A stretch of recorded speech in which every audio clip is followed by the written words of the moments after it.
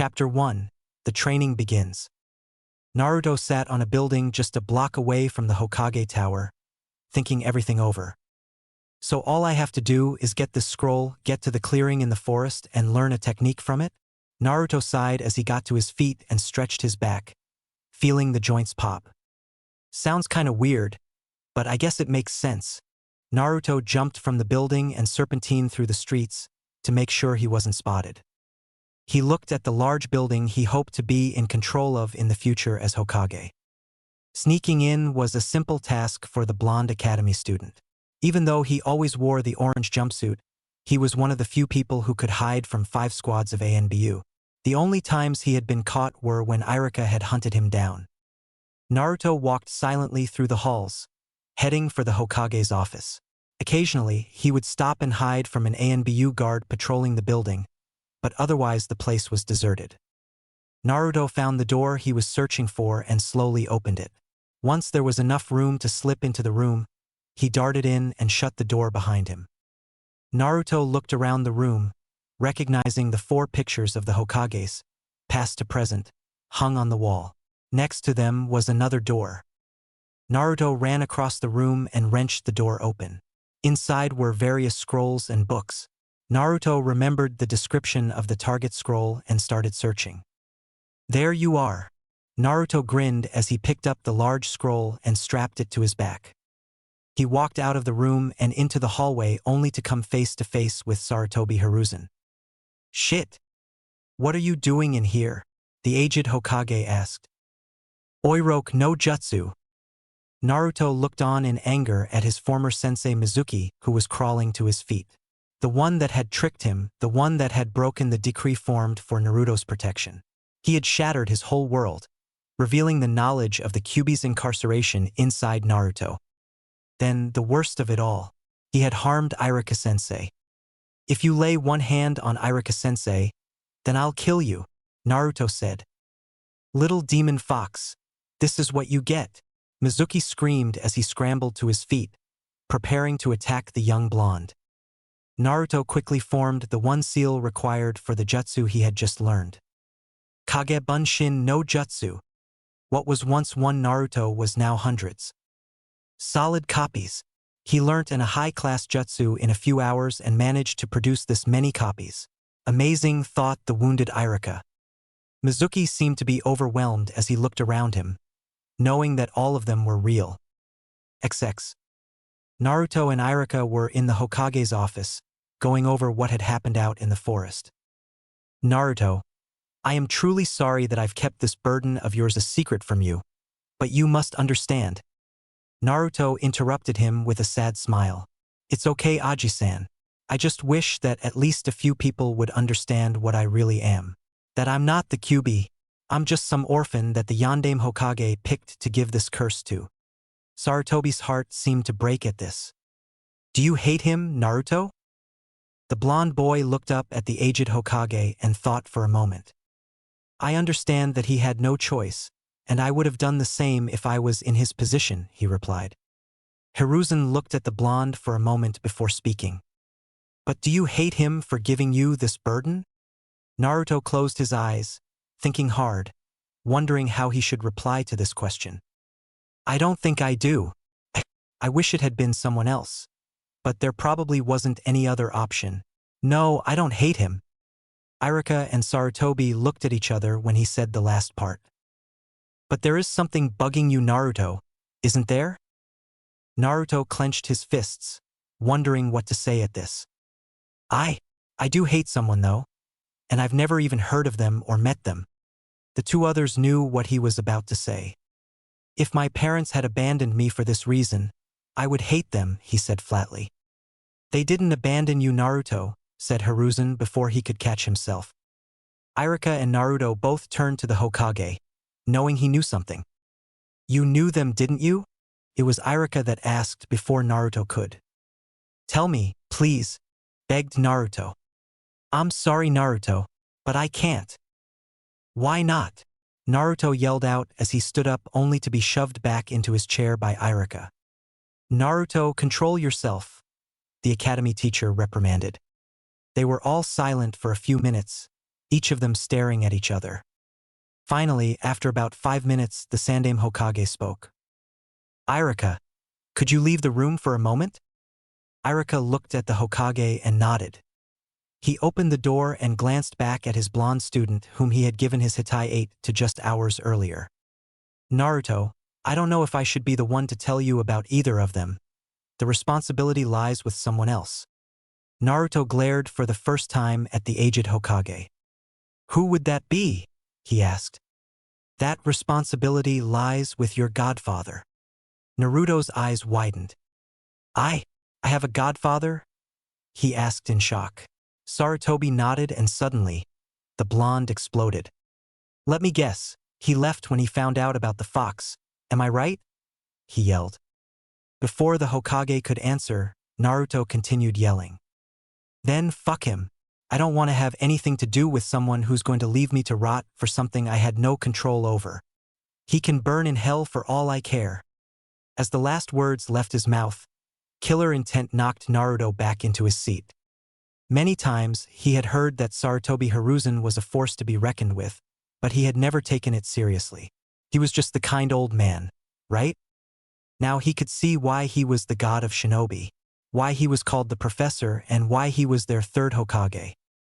"Naruto, he did not leave you because of your burden. He left you here because taking you with him would have been reckless and dangerous. He has a duty to this village and he has been performing it." Naruto couldn't form any words at the moment, too scared of the village leader in front of him. The Sandaime lowered the killer intent and looked upon the small orange jumpsuit wearing Genin.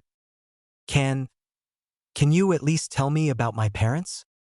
Sarutobi sighed. It couldn't hurt to tell him a little bit. "They were strong, especially your father. He was possibly one of the strongest shinobi in the land. The amount of jutsu he knew was astounding, and his knowledge of the battlefield was amazing. He had never really known his own parents, as they had died when he was younger, but he had the will of fire burning brightly within him. You seem to have inherited his own fierce determination." Naruto smiled at this, not a false smile but a true one. "Then there was your mother, who was one of the most beautiful kunoichi I had ever had the graces of meeting. She was a bit of tomboy and loved pranks, as did your father. She was the troublemaker of the two, however. When she found out about her pregnancy with you, I had never seen her so happy." Naruto had tears in his eyes. "So I was wanted. They didn't just toss me aside like some piece of garbage." "Aji-san, could you tell me who my father was?" he asked. The Hokage shook his head. "That responsibility lies with your godfa." Naruto interrupted him at this. "I want to find out from you. I've always looked at you as a grandfather, and you're the closest thing I have to a friend. Please." Sarutobi Hiruzen had made many difficult decisions in his past. Not killing Orochimaru, retaking his position as Hokage when the fourth had died, keeping the knowledge of Kyuubi from Naruto, and much more. This, however, was the toughest. "If I tell Naruto, I may have to make it public knowledge, and the villagers would be less than accepting. Then there's Danzo, who would want to make the boy into a weapon if he found out, although I suspect he already knows of Naruto's origins. Then there's Iwagakure. If they found out that Minato had a son, they may attempt to hunt him down. But we could protect him from that. If his lineage is revealed, he could move into the Namikaze estate, and we could reactivate all the protection seals. Jiraiya would probably come back to the village as well when he finds out that Naruto knows." The debate raged on in the mind of the Hokage as Naruto sat on the edge of his seat with bated breath. His name was Namikaze Minato, our Yondaime Hokage. Naruto's eyes widened at this. "Te the fourth?" he asked. Hiruzen nodded as he rose to his feet. "I didn't intend on you finding out for many years, if ever, but if the occasion ever arose, I thought that maybe you would like something of his," he said as he approached the picture of the blonde Hokage. He took the framed photograph down to reveal a paper seal on the wall behind it. He placed his hand on top of it and let his chakra flow into the kanji written on the paper. The spot glowed for a moment and released a plume of smoke. When the smoke cleared, Sarutobi Hiruzen held several scrolls. "These are notes on some of your father's jutsu, and a few of these are storage scrolls. In them are more scrolls containing different kinds of ninjutsu and taijutsu. He never was one to rely on genjutsu. Naruto was tearing up again when he noticed one more thing, draped over the Hokage's shoulder. "What's that, Aji-san?" Hiruzen smiled at this. This was the coat your father wore constantly. It was probably his favorite piece of clothing, especially after he became Hokage. Sarutobi set down the scrolls on his desk and took the coat that was draped over his shoulder and presented it to Naruto. "I don't think it fits, but if you like, we can always get it resized and—" "No," Naruto interrupted as he gazed at his father's coat. "I think I would rather not change this specific coat. Maybe I could just get one made for me, but I would rather not change anything on this one." The Hokage smiled. "If you would like, you could also have access to the money he left you. It wasn't as much as the wealth of the Hyuga or the Uchiha, but he did have a fair amount of wealth that he left you when he died." Naruto continued to stare at the coat in amazement. "I regret not living up to what my father probably expected of me," Naruto said suddenly. Sarutobi lifted an eyebrow at this. "From here on out, I promise to train myself so that I can surpass not only the Hokages, but my father." Sarutobi smiled at this. "Those scrolls will help you quite a bit, I would assume." Naruto nodded. "Can I tell anyone?" he asked suddenly. "I don't want to be known as the fatherless orphan any longer." Naruto looked up at the Hokage to see a stern look on his face. "Naruto, I'm not going to lie to you. Many people respected and even loved the Yondaime Hokage, and many see you as the reason for his death. If we were to tell them suddenly that you were his son all along, many wouldn't believe me, and they would disregard it. So I guess I'm not allowed to wear this jacket." Sarutobi smiled at Naruto. "You may wear the jacket, Naruto. Not many people will remember it very well, and only those that were close to Minato would notice, and I doubt very much that they would mind. For now, keep this knowledge to yourself, but later on, I will inform the village of your lineage. You just have to give me some time to prepare it, and I will need at least a few months. Perhaps by the time the Chunnin Exams start." Naruto nodded. "Can I at least tell Irika-sensei? He's helped me so much, and I want him to know." The Sandaime thought for a moment before answering. "Irika is a trustworthy person, so I don't see why not." Naruto suddenly hugged the aged Hokage. "Thank you, Aji-san. Thank you so much." The Sandaime nodded.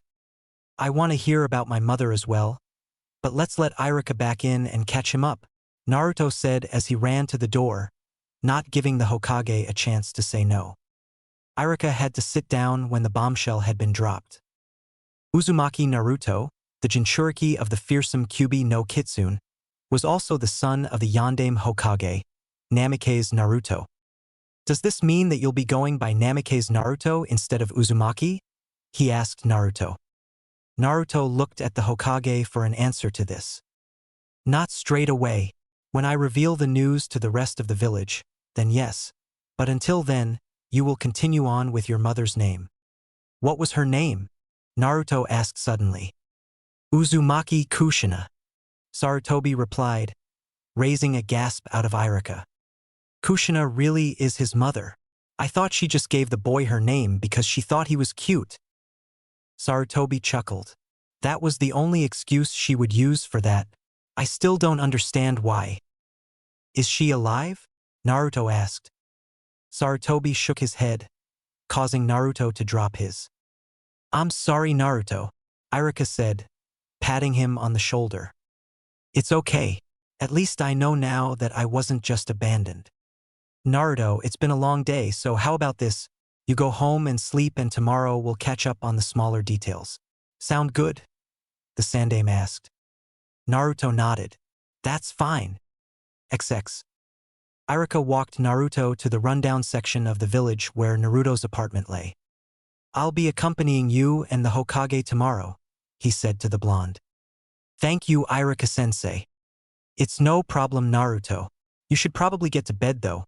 It's been a long day and you found out so much." Naruto nodded. "Yeah, it has." He could already feel the events of today taking its toll as he started up the stairs to his door. "Bye, Irika-sensei. Goodbye, Naruto. When Naruto made it into his small apartment, he immediately walked up to his rundown mattress and fell on top of it. Asleep. XX. Naruto woke up to what appeared to be a tapping noise. Not feeling like opening his eyes, he merely groaned and turned over so that his face was in the pillow. That's when the events of the day before caught up to him. I'm the QB container, and my father is the man that sealed it inside of me, who also happens to be my hero. He shot out of bed to see Irika standing in his doorway, tapping his foot on the ground. It's nearly noon, Naruto. Naruto paled. It is? So, yesterday really did happen. Irika simply nodded. Naruto sat back down on his bed. Wow, for a moment, I thought it was all a dream. Well, it wasn't. Now come on. The Hokage is waiting downstairs for you. Naruto nodded and was about to go get dressed when he realized he had fallen asleep in all of his clothes, including his sandals. They got to the bottom to find the Hokage smiling at them. Naruto, I remembered you saying that you wished to surpass your father, so I figured that maybe Irika and I could help you get started. Naruto didn't move, still taking everything in. How will we do that? He finally asked. Irika looked Naruto up and down. First off, we need to get you some new clothes. I know you like the color orange, but it's too bright. It makes you an easy target for enemies. Naruto pouted. Naruto, I know you like attention, but wearing an orange jumpsuit attracts negative attention, which isn't what you should be striving for, the Hokage lectured. Also, your kunai and shuriken are all dull and rusting, so we'll be getting you some more of those along with a few explosive tags, Irika said as he recalled all the times Naruto used his equipment in class. Books on basic chakra control are required as well, and books on the history of Konoha. But that stuff is boring, Naruto whined. Irika scowled at his one-time student. Naruto, these things are necessary for a ninja to know, especially for a ninja that wishes to become a Hokage. I doubt that my father had to do this, Naruto said, still pouting. Ah, but you're wrong, Naruto, he did have to do this stuff. It's required for a Hokage to know. Not only is the Hokage the ruler of the village, but he is a diplomat. He must know things that many do not. Naruto said nothing, but both Irika and Hiruzen knew that he would read the books now. Some books on proper etiquette would be a plus as well as grammar. Irika commented as he recalled more of Naruto's behavior in the academy. Naruto could only huff as the list went on and on. Okay, I'm coming out now, Naruto called out from the dressing rooms at the shinobi clothing store. Irika and Sarutobi turned to see the blonde genin walk out in his new outfit. They both grinned at how Naruto looked. He had black shinobi sandals on instead of his blue ones. He had the fingerless shinobi gloves on, with the metal plates engraved with the leaf symbol. The Hittite had the blue cloth removed and replaced with black. His pants were black and ended at his ankle. There were only 2 pockets at the front. His kunai holster was new as well, being black in color and strapped to his right thigh. He had an orange sash and a black long-sleeved shirt. But what caught their eyes was the jacket he was wearing. They had recreated the jacket Naruto's father had taken to wearing for Naruto. Instead of it being white or red, it was red with black flames at the bottom. Not bad, Naruto. Not bad at all, Irika said as he inspected Naruto. Why did you alter the colors for the jacket though? Sarutobi asked. I'm not good enough to wear my father's jacket, so I figured a change would be best for now. The Hokage nodded, smiling to himself. He wants to earn that right. He's a lot like his father. How do you feel, Naruto? Irika asked. Pretty good, actually. I'm just glad you guys let me keep a bit of orange on. Irika and Sarutobi sighed. There was just no getting rid of that color. I have a question though. How am I going to pay for all of this? Sarutobi just smiled at the boy. Think of this as a grandfather spoiling his grandson. I owe you a lot for what I kept from you. You seem so happy knowing the truth. But I don't think Naruto, please just take my gift, Sarutobi asked. Naruto stared at the Hokage for a moment before speaking. I guess I can do that. Thank you, Naruto. No, Aji-san. Thank you. They bought the outfit along with copies so that Naruto wouldn't have to constantly wash the same one over and over. They also bought a few training outfits for Naruto to use when he would train alone. They went on to a weapon store and bought new kunai and shuriken for the genin, which seemed to excite him. It was only a quick stop there before the shop Naruto had been dreading, the bookstore. They spent a lot of time there, hunting down the multitude of books that Naruto was going to have to start reading. Chakra control exercises and theories, proper dieting, proper etiquette, food preparation, books about different plants and their usage, histories of the shinobi world, including a few books about Konoha alone. Naruto saw a few scrolls that seemed to pique his interest on advanced chakra control exercises, although he was told that he would learn them with his new instructor. So when do I meet this new instructor? Naruto asked as they left the store and started walking to his house to drop off his stuff. 3 weeks from Monday, you'll be assigned to a genin squad and given a jonin instructor to help guide you and take you on missions. Naruto seemed torn for a moment. What's wrong, Naruto? Iruka asked when he noticed Naruto's conflicting thoughts. Well, what if this new guy just focuses on the others and leaves me in the dust? I mean, he would know about... At this, Naruto looked down at his stomach. Naruto, if that does happen, I want you to report it to me straight away. Is that understood? The Hokage ordered. Naruto nodded. I don't want to cause any trouble though. Naruto, the troubling thing is if they do discriminate against you and hinder your progress, said Iruka. I know it happened in the academy before I became your teacher, and I tried to help you out, but the damage was done. If your jonin instructor does that to you, then they shouldn't even be a jonin. Naruto nodded as he continued down the street. So I have 3 weeks to improve my skills before meeting my new team? That's right, Naruto. Plenty of time to catch up or even surpass most of the graduating class if last night says anything, Sarutobi exclaimed happily. What do you mean? Naruto asked in confusion. Naruto, the Kage Bunshin technique is a jonin-level ninjutsu. Not only that, but it's also a forbidden technique because it splits your chakra evenly. You managed to not only perfect the technique in a few hours, but you made hundreds of them perfectly. Add to the fact that you had been training yourself to get that technique down for at least 2 straight hours, you were pretty much unfazed by the amount of bunshin you had produced. You could easily surpass all of the Hokages. Not even I could do what you had done. Iruka and Naruto seemed surprised by this fact. Naruto, there is also a way you can train even faster with the technique that you learnt. This again surprised Iruka and Naruto. What is it? Iruka asked, suddenly curious. With the Kage Bunshin technique, anything the clone learns will be transferred to the user upon it being dispelled. Iruka raised both eyebrows at this. What's so special about that? Naruto asked, not really catching on. Naruto, if your Bunshin were to read a book, when you dispelled it, you would remember anything it had read. Naruto thought for a moment when it suddenly dawned on him. I could read the books without actually having to read them.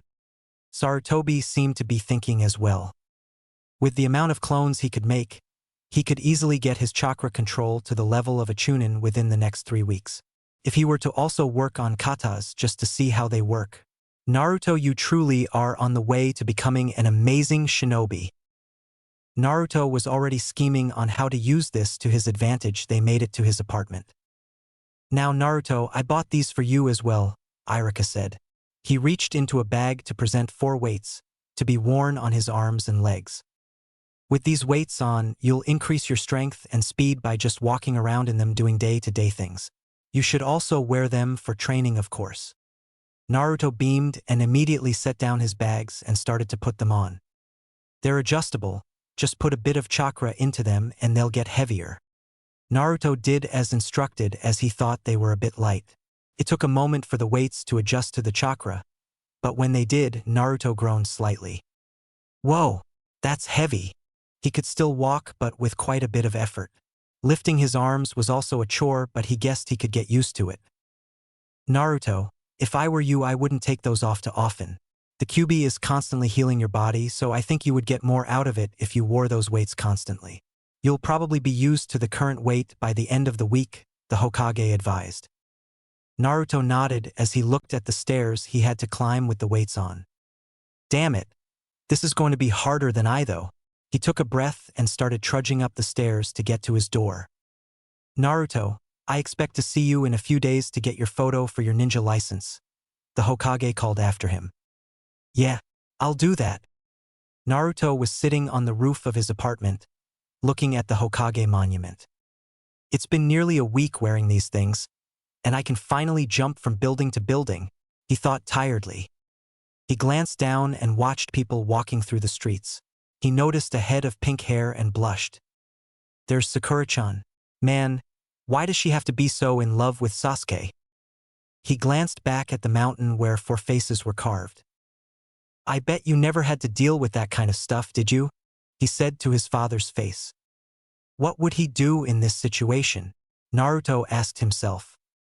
He would probably just recognize it as a lost cause. I mean, I like her and all, but she hits me too often and she's really bossy. Then she isn't really that great of a kunoichi either. Sure, she's smart, but what the hell? Plus, she isn't the nicest person around. Hell, Ino's kinder than Sakura.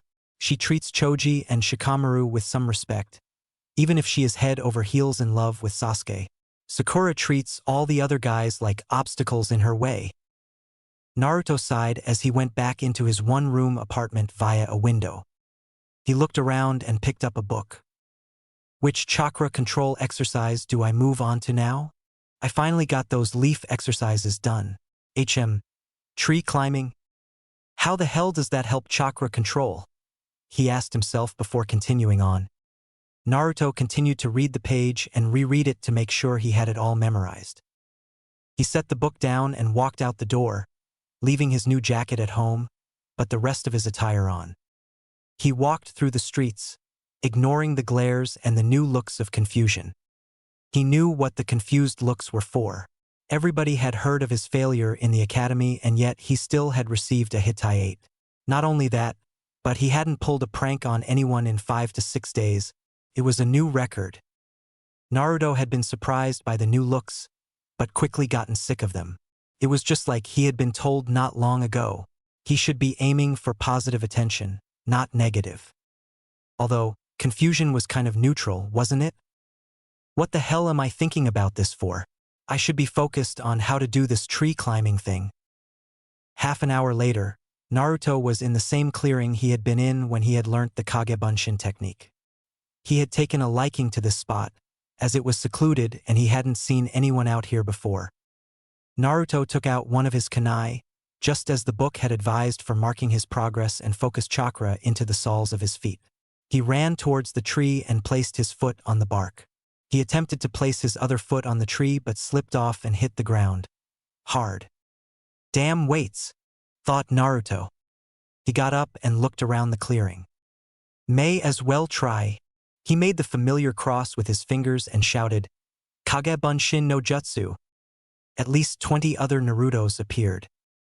You know what to do, he ordered. Hi! The Bunshin replied before picking a tree and starting their exercise. Naruto turned to face his own tree and glared at it. I will get this exercise done by dawn. Naruto charged up his feet with chakra and ran at the tree yet again. When he set his foot on the tree, the bark seemed to explode and throw Naruto away from it. I think I get it. Too much, you're pushed away. Too little, nothing happens. Naruto concentrated for a few minutes this time, trying to get the proper amount of chakra concentrated. He kept waiting as the clones around him had varying results, but he didn't pay them any attention. Now, he thought as his eyes snapped open. He ran at the tree, fast, needing to get up the tree. First 1 step, 2, 3. He was actually running up the tree. Then, he lost his concentration. He slashed at the tree, marking where he had gotten, and fell back down. Naruto landed on the ground and looked up. 10 feet, maybe 9. Naruto sighed. At least it's progress. What's that saying? The journey of 1,000 miles begins with a single step. Naruto sighed as he stood back up. Back to the grind, he muttered to himself. Naruto was having a pleasant dream, involving him standing on top of a tree, in the Hokage's robes, when he felt something poking his side. Stop that! he mumbled out as he turned onto his side. Guy-sensei, he seems to be alive. Naruto gritted his teeth. Why is someone so loud this early in the morning? Naruto opened his eyes only for him to shut them again and reopen them. Those are some serious eyebrows this guy has. Hello there, my youthful friend, said the boy looming over him. Naruto stood up quickly and looked the newcomer up and down. The boy was taller than Naruto, which wasn't that hard to be, and seemed to be wearing a green leotard. On his legs were orange leg warmers and on his arms were wrappings, covering his forearms up to his knuckles. My name is Rock Lee, and you are? Naruto continued to inspect Rock Lee. His eyebrows seemed to be very large, the largest he had ever seen. His hair was in a bowl-cut style, and his eyes seemed to be large and full of a word Naruto would come to fear, youth. My name is Uzumaki Naruto. I nearly said Namikaze. I need to stop practicing saying that in the mirror. It is a pleasure to meet you, Naruto-san. Naruto nodded when he noticed that there was someone behind Lee. Hello there, Naruto. My name is Mato Guy. Naruto was glad that he had been practicing hiding his emotions all his life, and for the book on proper etiquette otherwise, he would have been very rude. Holy shit, those eyebrows are fucking huge. What are these guys? The Wonder Twins. Mato Guy seemed to be wearing nearly the exact same outfit as Lee. There were only a few differences. Guy didn't have any wrappings on his arms and was also wearing a flak vest. His facial structure seemed to be stronger and his eyes weren't as wide, but were just as youthful. So why are you out here on such a youthful morning, Naruto-san? Lee inquired. Oh, I was out here training last night and I guess I just pushed myself too hard. What were you working on? Guy asked. Tree climbing exercise. I think I have it down. I probably would if I wasn't wearing these damn weights. Naruto mumbled the last part, but Guy and Lee both heard it clearly. You are wearing weights? They both asked. Naruto nodded. Yeah, it's pretty cool, but I've only been wearing them for about 6 days, but I'm starting to get used to them. May we see your weights, Naruto-san? Guy asked immediately. Sure, I guess. Naruto took off all 4 of his weights and handed them to Guy. They aren't too heavy, but he just started wearing them and they seem to be heavier than when I got Lee his first set of weights. They're adjustable, which is good. Not too bad. Have you had to readjust these recently? Guy asked. Twice. Once when I first got them, then just yesterday. I get used to them pretty quickly. Guy nodded. It's the QB. I had heard that Uzumaki Naruto had been gifted with a healing ability by having the QB inside of him. I guess it's true. He's getting used to the weights because his muscles are constantly healing and adjusting, meaning he's getting stronger every second. In a few months, he could be as fast as Lee. I have to say they're Naruto-kun, Guy said, taking no notice of Naruto's reaction to the added honorific. It's fantastic that I've met another youthful genin that is using weights, the only other one being Lee here. Really? Naruto exclaimed. That's awesome. How heavy are yours? He asked the green-clad genin. That is a good question, Naruto-kun, Lee said, also taking no notice of Naruto's reaction to the honorific. I've been wearing them for a year now, so they are quite heavy. Wow, I'll bet, Naruto said, his jaw feeling slightly lax. Guy smiled at the blonde. Tell you what, Naruto, how would you like to train with Lee and I? We could always use another training partner. What kind of taijutsu do you use? Naruto looked away from Guy for a moment before answering, feeling ashamed. I don't have any style. I was never taught one. Guy remembered hearing that Naruto wasn't the academy's favorite student, but not being taught even the academy-style taijutsu? Tell you what, Naruto, how about Lee and I teach you our style? It's called the Goken style. It relies on speed and strength and is one of the greatest styles a man could want. What do you say? Guy asked as he gave a thumbs up and a sparkling smile. Yeah, sure. That would be awesome. This will be great, Naruto-kun. I have not had a training partner in taijutsu, so this will be new for both of us. Lee exclaimed as he too gave Naruto a thumbs up. Yeah, this'll be fun. Naruto arrived at his apartment after learning when and where to meet Guy and Lee the next day. Unfortunately for him, he had gotten an eyeful of what seemed to be a horrible genjutsu that is activated by the two green-clad shinobi hugging. Naruto was sure to have nightmares of the two later that night. He quickly undressed and went to take a shower in the bathroom. He threw on his weights and a clean outfit and jumped out his window, forgetting that he had put his weights on. The result felt painful, and the ground underneath him had cracked slightly, but he was in too much pain to notice. Fucking weights. I'm not doing that again anytime soon. Fuck. Did I break any bones? Phew-uck. Naruto seemed to be cradling his legs for a few minutes as people looked on in confusion and anger at the loud genin. Finally, when the pain had dissipated, Naruto got back onto his feet and slowly walked to the Hokage tower where he had to have his photo taken and submitted along with his information. Too bad I didn't have time to do anything cool with face paint. That would have been cool, but probably not very shinobi-like. Meh, at least I look good in these clothes. Naruto sighed as he walked through the village, looked from building to building. It's a nice day, that's for sure. Then again, when isn't it a nice day in Konoha? We hardly ever get snow, and it rains once in a while. It'll be nice to get missions outside of the village, get some variety and all. Naruto grinned to himself. Gotta love Kage Bunshin, he said, drawing a few curious looks from shinobi he was passing by. My vocabulary is getting better. I guess reading isn't all that bad, especially when it's my clones that are doing it instead of me. He made it to the tower and entered it quickly, thankful that it wasn't too busy today as it had been on some days quite frequently. He made his way to the proper floor and opened another door.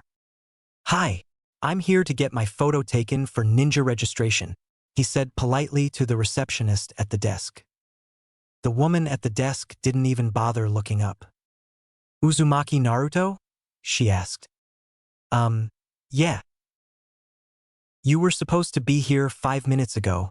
Go to the roof. That's where they're taking the photos. Okay, thanks. Whatever, the receptionist said. Wow, what a bitch, thought Naruto as he scowled at her before leaving the room and heading up further. He made it to the roof to see a middle-aged man wearing glasses waiting with a large camera. It's about time you made it, Uzumaki. I've been waiting here for hours. Liar, I'm 5 minutes late. Naruto shrugged and walked over to the spot marked with an X. I'm guessing I stand here? He asked. The man glared at Naruto before speaking. Don't get sarcastic with me, Gaki. Now hold still while I take the picture. Naruto rolled his eyes and waited. Another thing I should thank books for: patience. A few minutes later, Naruto grinned for the camera and told to go to the Hokage's office. Naruto yawned as he walked down and almost didn't notice when he bumped into someone. Sorry, Naruto apologized as he turned to face the person he had bumped into. Naruto. Shikamaru? Why are you wearing a Hittite? Scratch that. Why aren't you wearing your orange jumpsuit? Not that I'm complaining or anything. Naruto grinned at him. I passed the exams. Plus, I thought it was time for a change. Shikamaru grinned. Man, you look a lot like the Yondaime Hokage with those duds. Shikamaru noticed the gleam in Naruto's eyes when he mentioned this. Interesting. Really? I didn't notice. Anyways, I'm in a real hurry. I have to go down to Aji-san's office to fill out some crap. See you in a few weeks, Shikamaru. With that, Naruto turned around and walked away. He seems to be straining a bit more with walking. And he seems taller. Naruto continued on towards the Hokage's office and bumped into another person. This time it was a man. Sorry, sir. I wasn't paying attention to where I was going. It's all right. Naruto looked at the man and was slightly amused. What kind of guy wears a mask and has his Hittite so you can only see his right eye? The man seemed to be wearing standard Jonin attire, with his Hittite slanted over his left eye and a mask covering all but his right eye. His silver hair seemed to defy gravity and pull to the left. He seemed to be holding an orange book titled Ika Paradise. Aren't you Uzumaki Naruto? The man asked suddenly. I am. Who are you? He retorted. Hatake Kakashi, you seem to be dressed differently than usual. Naruto didn't find this surprising at all, as most people had seen him either performing a prank or running from Anbu all over the village. Felt like it was time for a change, Naruto said. Kakashi eyed him for a bit longer before shrugging. Sometimes, change is a great thing. With that said, he started to walk past Naruto. Don't I get one? Naruto asked. Get what? Kakashi asked as he started to read his book. An apology. You seem to have been reading a book and you bumped into me. Don't I get an apology? Kakashi looked at him before closing his eye, which resembled a U, meaning he was smiling. You already admitted to bumping into me and you apologized, meaning I don't have to, but if it will make you feel better, then I'm sorry for bumping into you. Naruto grinned at Kakashi before continuing on. Nice to finally meet you, Naruto, Kakashi whispered to himself before vanishing in a flurry of wind and leaves. Naruto finally made it to the Hokage's office and trudged in. The Sandaime Hokage smiled at Naruto while his two advisors, Koharu and Hamura, gave him blank looks. How has everything been, Naruto? The Sandaime asked as he set down the photo he had just received of said shinobi. It's awesome. I'm getting stronger already. I've been working on that tree climbing exercise and I think I'm ready to move on to the next step. The Hokage raised an eyebrow at this, as did his two advisors. Really? Would you care to show us? It wasn't Hiruzen that had asked, but Koharu. Sure. Naruto was taken aback that the old lady had taken an interest in him at all. He walked up to a wall and focused his chakra and began to climb the wall up to the ceiling and started walking across the ceiling as if it were the floor. How long have you been practicing this technique? Sarutobi asked the blonde genin. I started this one last night. Took me all night, but I got it down finally, especially after I used the Kage Bunshin to help learn it. Suddenly, Koharu and Hamura were whispering to each other, while the Hokage beamed with pride. That's quite an amazing feat, Naruto, especially for someone with your chakra capacity. Naruto chuckled and rubbed the back of his head nervously. Thanks, but it was really hard and I didn't take any breaks. Sarutobi nodded. He definitely inherited Minato's drive. He looked down at the photo and the papers that had all of Naruto's information. Well, Naruto, I think everything is ready, so all you have to do now is wait another 2 weeks, and then you'll attend the academy one last time for team assignments. Naruto beamed at this. That's great, Aji-san. I'll just...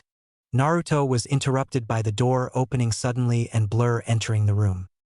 On guard, old man, came the voice of a small boy. Not this again, thought the aged Hokage. The Blur suddenly tripped over its own feet and fell to the ground. This is a trap, right?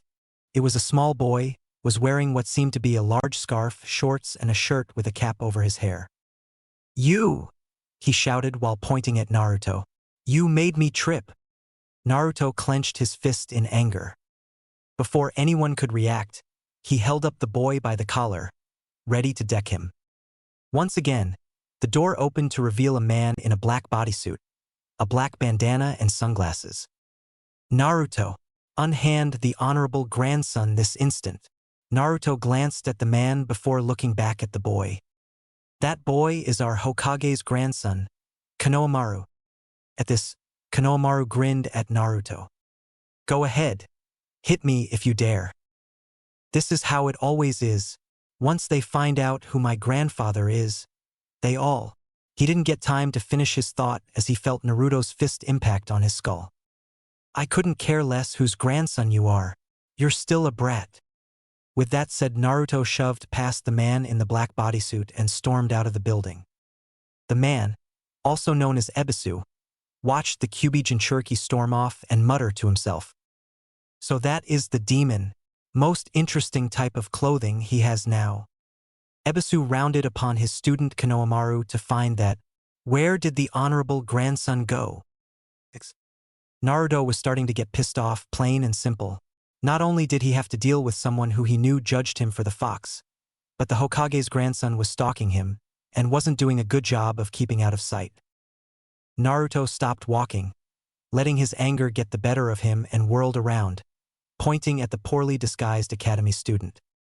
Listen, I don't know what you want and I really don't care. Just stop following me.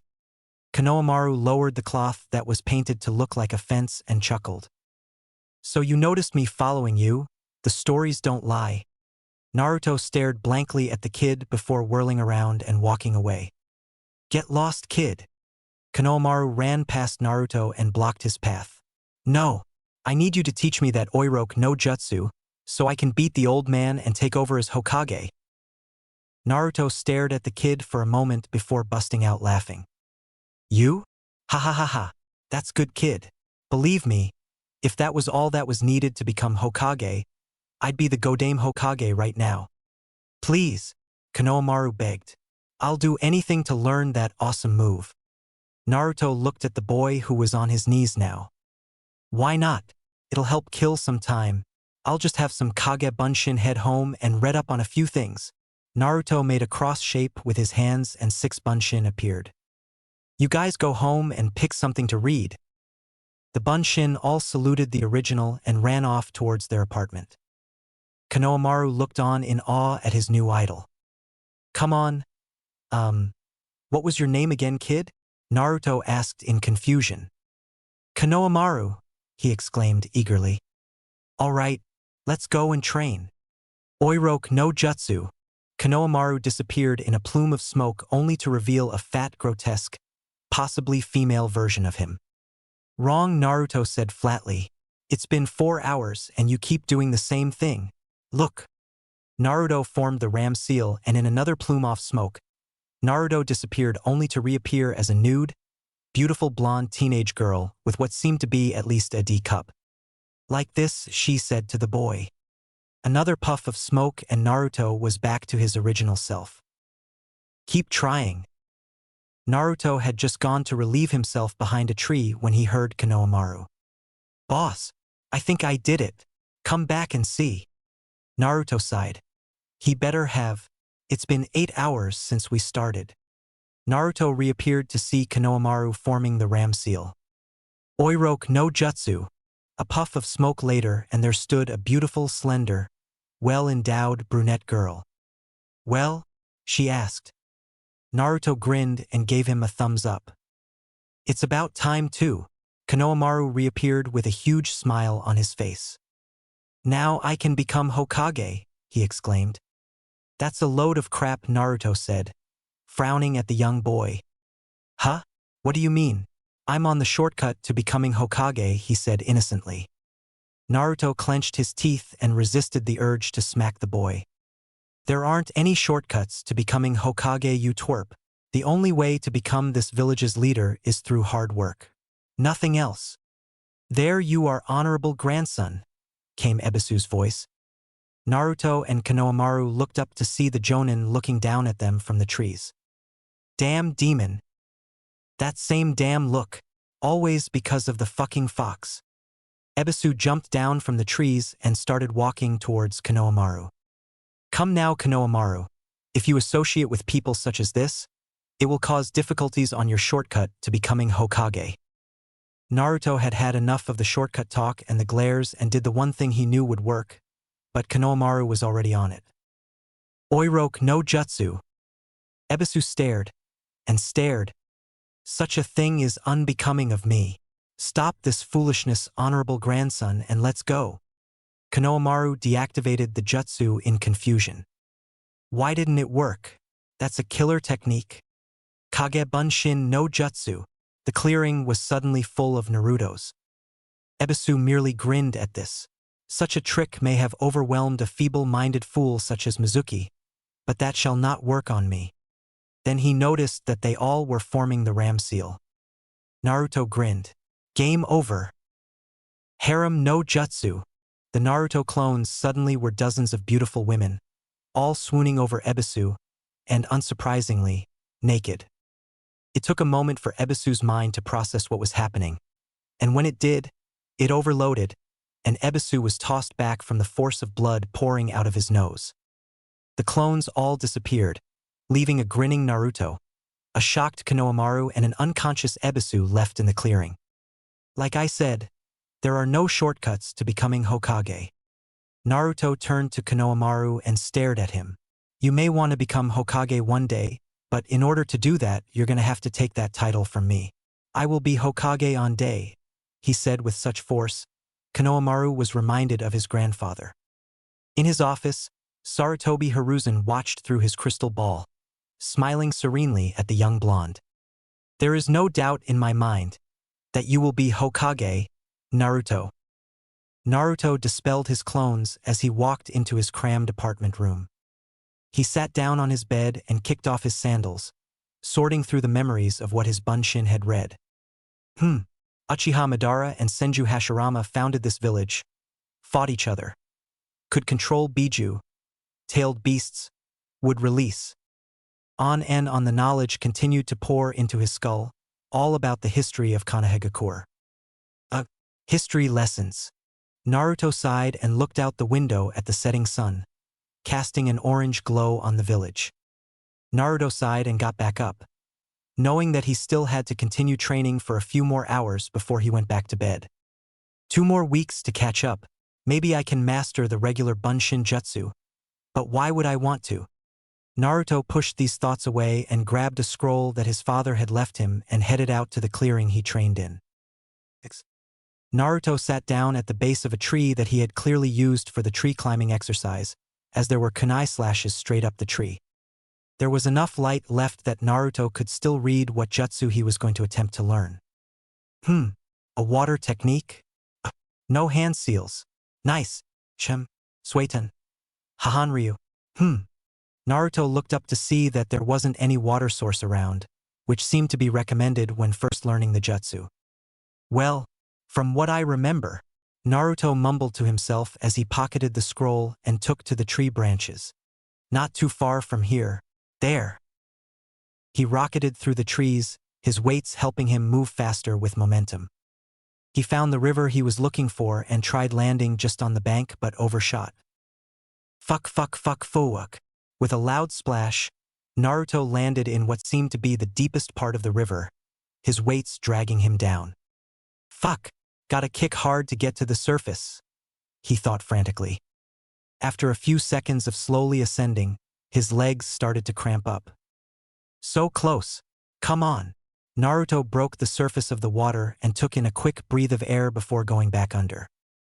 Okay, now to get to the riverbank. Come on, Naruto. You can't just drown here.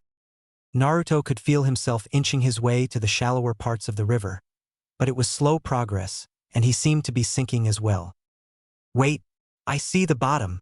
Naruto looked up to see that the surface wasn't too far. All I have to do is hold my breath a bit longer. He hit the bottom and immediately started to walk along the bottom. I could always take these weights off, but what would Lee and Guy say? He felt the pain in his lungs, signaling that he needed air, and soon, he kept up the hard work and continued to slowly walk along through the cool water. His lungs were screaming at him and he was starting to feel light-headed now. Just a bit further, he yelled at himself mentally. Finally, his head emerged from the water, cool air greeting his scalp. Naruto jumped up, far enough to get his entire head above the water to get another breath of air before going back under and continuing forward. 1 minute later, he was on the ground, wheezing, enjoying the air that he took for granted. I'm never doing that again, he wheezed out. He took his coat off along with his black shirt, leaving him clad only in his pants. He dug through the coat's pockets and pulled out the scroll the jutsu was written on. All right, let's get to work on this, shall we? Naruto woke up in his bed, wishing he hadn't agreed the day before to start training with the youthful duo. He pulled on his training clothes, which consisted of a plain black gi. He popped his neck and walked out of his apartment and walked down the stairs. On the street, Guy and Lee were already waiting for him. Ah, Naruto-kun, you are early. I take it that you are ready then, Guy asked him enthusiastically. Naruto could only nod, not feeling like talking this early in the morning. All right, a light jog around the village to warm us up. With that said, Guy and Lee took off at high speeds down the street, heading for the outer wall. Light jog. They're running at the speed of light. Naruto started to run after them, attempting to catch up with the two energetic shinobi. Naruto found out that a light jog for Guy and Lee was 20 laps around the entire village at speeds that seemed inhuman. Afterwards, it was to the training grounds for some sparring, or it would have been if Naruto had known any type of taijutsu. Alright Naruto, today we'll start on some of the basic forms for the Goken style of taijutsu. Just copy Lee's poses and I shall correct you when needed. It was then that Naruto first started to realize just how much he had missed out on in the academy. Both thanks to previous teachers that ignored him, to him constantly skipping out on school when he had Irika as a sensei. I'm such a loser, Naruto thought as he was corrected by Guy for the 100th time. For what must have been hours, Lee and Guy had Naruto go through the rigorous poses over and over until they felt that he was starting to get the hang of things. I'll say this much Naruto, in a way, it is a blessing that you weren't taught any form of taijutsu. Naruto looked at Guy as if he were insane. He probably is though, Naruto thought. If you had been taught any other type of taijutsu, you would be having a much tougher time as you would get katas from this style and the other style confused, which could end up costing you your life in a mission. However, this way you shall only remember the katas for this style, meaning you could perform it perfectly one day to an extent that could surpass Lee or even myself. I must say that I am slightly jealous of you. Lee could only nod in agreement. I never even thought of it like that. I guess I owe those jerks at the academy a thank you. After another hour reviewing the poses and katas he had learnt that day, Guy decided to call it quits for the day. Naruto, I want you to practice those whenever you can. Tomorrow we shall see if you have been practicing. For now, Lee and I must return to our shinobi duties and meet the rest of our squad. Until tomorrow, Guy and Lee both struck the same pose, complete with sparkling teeth and thumbs up. Naruto's sweat dropped, hoping to God that his new sensei wouldn't transform him into something like this. Naruto headed back into town to see that it was fairly close to noon. Guess I should head over to Ichiraka's. I haven't been there in a while, and I'm sure they've been wondering where I went to. Naruto continued to walk home, too tired to run or jump from roof to roof. Man, if I keep up that kind of training, I'll definitely surpass Sasuke's team. He made it to his apartment much slower than usual and had some difficulty climbing the stairs to his door.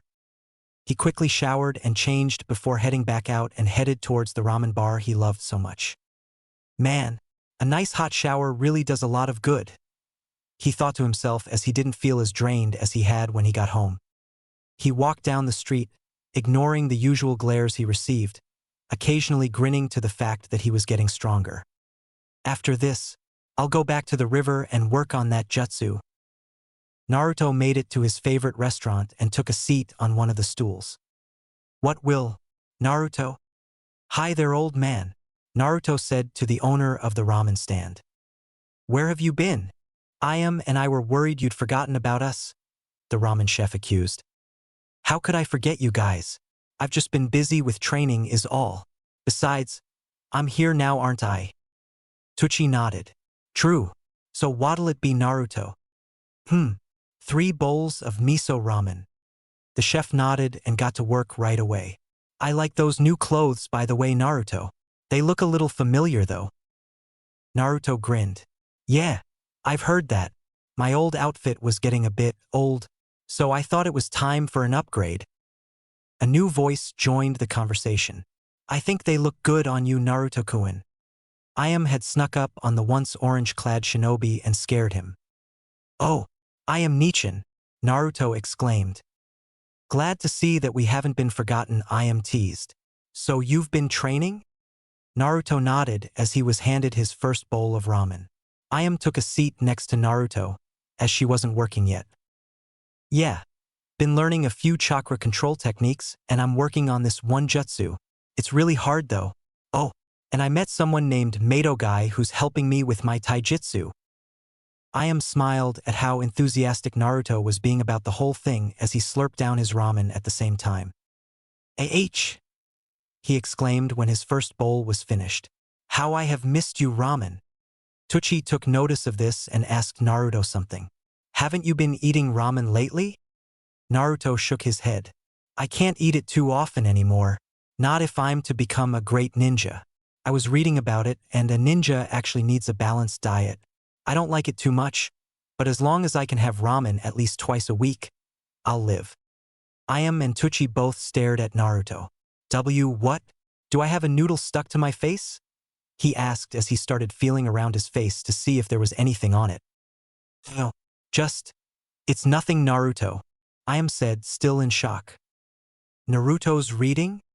But anyways, yeah, so I had to start cooking different kind of meals. It took me a few tries, but now I can make things that are at least edible.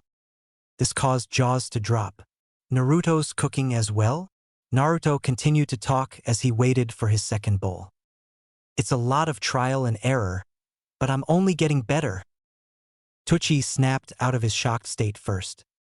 Congratulations, Naruto. You're finally becoming a true man. Ayam just nodded her head in agreement. Thanks. Does this mean I get this ramen for free? Naruto asked, hopeful of yes. No chance. If you're only eating here once in a while, you're going to be paying for all of your meals. Naruto hung his head at this. Man, free ramen is the best.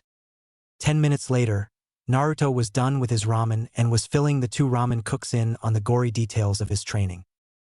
I've seen those two guys walking around here doing the weirdest things. Walking on their hands, to carrying boulders through the streets, Tucci commented, shaking his head.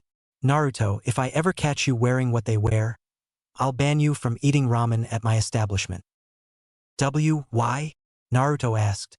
The fact is that Naruto had been given the same type of outfit that his taijutsu teachers wore by Guy, and he had been planning on trying it on that night. It's an abomination, Naruto. Never wear one, ever. Naruto could only agree to not wear it. It wasn't worth being banned from Ichiraku's. Finally, Naruto said his goodbyes and headed for the river he had been training at the night before. When he arrived, he created 50 Kage Bunshin and ordered half of them to continue the tree climbing exercise. I need to make sure that I have that mastered by the end of next week, he yelled to his Bunshin.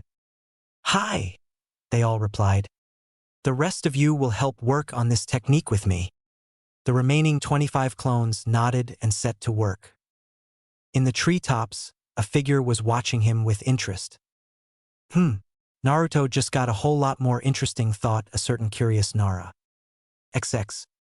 Naruto left his clones to continue working on the Suitun Jutsu and went to check on the tree climbing group. How's it going over here? He asked. One of his Bunshin that was resting got up and walked over to him. Great boss, we're just walking up and down the tree now, making sure we have the hang of it just like you asked. Naruto nodded his head in approval. Good. I'm going to go work on that taijutsu. The Bunshin nodded to the original and left to pick a tree and continue mastering walking up it. Naruto left them and walked a little further into the forest. Man, this is awesome. In his head, he could already imagine himself impressing Sakura, putting Sasuke to shame, and being handed the Hokage's hat. He quickly got into the beginning pose that he had been taught and slowly moved through the few katas he had been shown. I can't let Gai-sensei or Lee down. He had earned their respect just by wearing the weights, and now he wanted to keep that respect by mastering the taijutsu they were teaching him. Over and over, he went through the katas, not wasting any time or energy. Occasionally, he would notice that something felt off and he would try to readjust himself. A few times, he caught himself trying to speed through them and making more mistakes. No, I need to get them perfected first. Just like my father's scrolls say, you must master the basics to master the technique. He continued on into the night until he felt it was time to check up on his clones. He had received a few memories from clones that had accidentally been hit, but not enough to figure out how far they had made it. He checked up on the tree climbing group first. 18 of the original 25 remained. All right, guys. I want you all to dispel right now. Without another word, they all exploded into smoke, their memories and experience assaulting Naruto's mind. Not too bad, he thought to himself. He glanced back at one of the trees and then continued on to the other group. How's it going over here? He asked the closest Bunshin when he arrived. Well, we did use the jutsu a few times, but it's too weak right now. Naruto nodded. Okay then, I think that's enough for tonight then. The remaining 15 nodded and disappeared. Naruto felt the memories flow into his head, seeing what was working and what wasn't. Naruto held out his hand and concentrated on the chakra in his hand. Converting it to what the scroll had said felt like a rushing current. A small amount of water shot out of the river and into his hand, swirling around in a small vortex, reminding Naruto of a whirlpool, although it was only the size of a small coin. Better than nothing, he thought to himself as he cut the chakra flow, allowing the water to fall into his hand. He shook his hand dry and started back towards the village. XX. 2 weeks had come and gone. Naruto could already feel the effects of all the training he had been going through starting to pay off. It was the day of team assignments and Guy and Lee had agreed that Naruto should take the day off. He was already making wonderful progress to the point that he could actually spar with Lee now. Naruto lost, of course, as Lee had much more experience with the style and was a lot stronger than Naruto. Guy had commented, though, that if he kept up at this rate, he would be on even ground with Lee in a few months' time. Naruto beamed at this but said nothing, having been taught by Guy in a few other subjects as well. Naruto had to increase his weights every 4 days, as his muscles would get used to them quickly, and Guy had quickly explained the reason being his healing factor. One good thing about being a Jinchuriki, Naruto had thought gloomily. He had finally figured out what he was technically called in the shinobi world, and he hated the term straight away. Human sacrifice? That's all I am.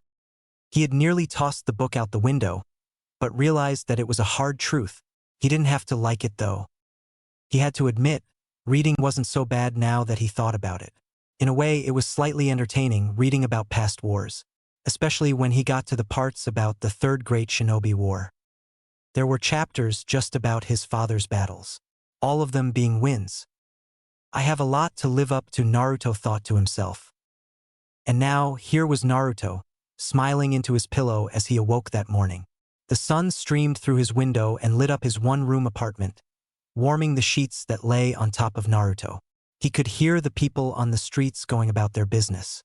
The noon air was like perfume and… Wait a minute! Naruto sniffed the air, his enhanced senses kicking in. Shit! He yelled as he threw the covers off of him. I'm late. I'm so late. Shit. Naruto scrambled around his apartment. The one day I sleep in past 5 and I wake up at noon. Naruto jumped into the shower in the bathroom and grimaced when he realized that there was only cold water. Fix that later, he thought to himself. Once he was cleaned, he jumped out and threw on his boxers, his weights, and then the rest of his clothes that he'd taken to wearing now. He looked at himself in the mirror and noticed that his face was a bit leaner. Wow, that training's starting to pay off. Naruto looked himself up and down, getting used to his new look. May as well measure myself again, he thought. Back in the academy, Naruto would always measure his height to see if he was getting any taller. His height was a sensitive subject for him and he hated being so short. He walked to the wall and placed his back to it, standing straight up. He took a kunai out of his holster and pressed it against his scalp. He then pressed it into the wall until he was sure that it was in there properly. He stepped away and looked. No way, I'm an inch taller. Naruto was jumping for joy at this point. He grabbed his kunai out of his wall and placed it back in the holster and left his apartment at high speed for the academy. Where the hell are they? Sakura screeched. Sasuke didn't say anything as he merely glared at the pink-haired girl. Naruto's late, and so is our new sensei. Sakura was pacing around the front of the classroom, vaguely reminding Sasuke of Irika when he was irritated. Sakura kept glancing at the door and her crush, torn between adoration and irritation.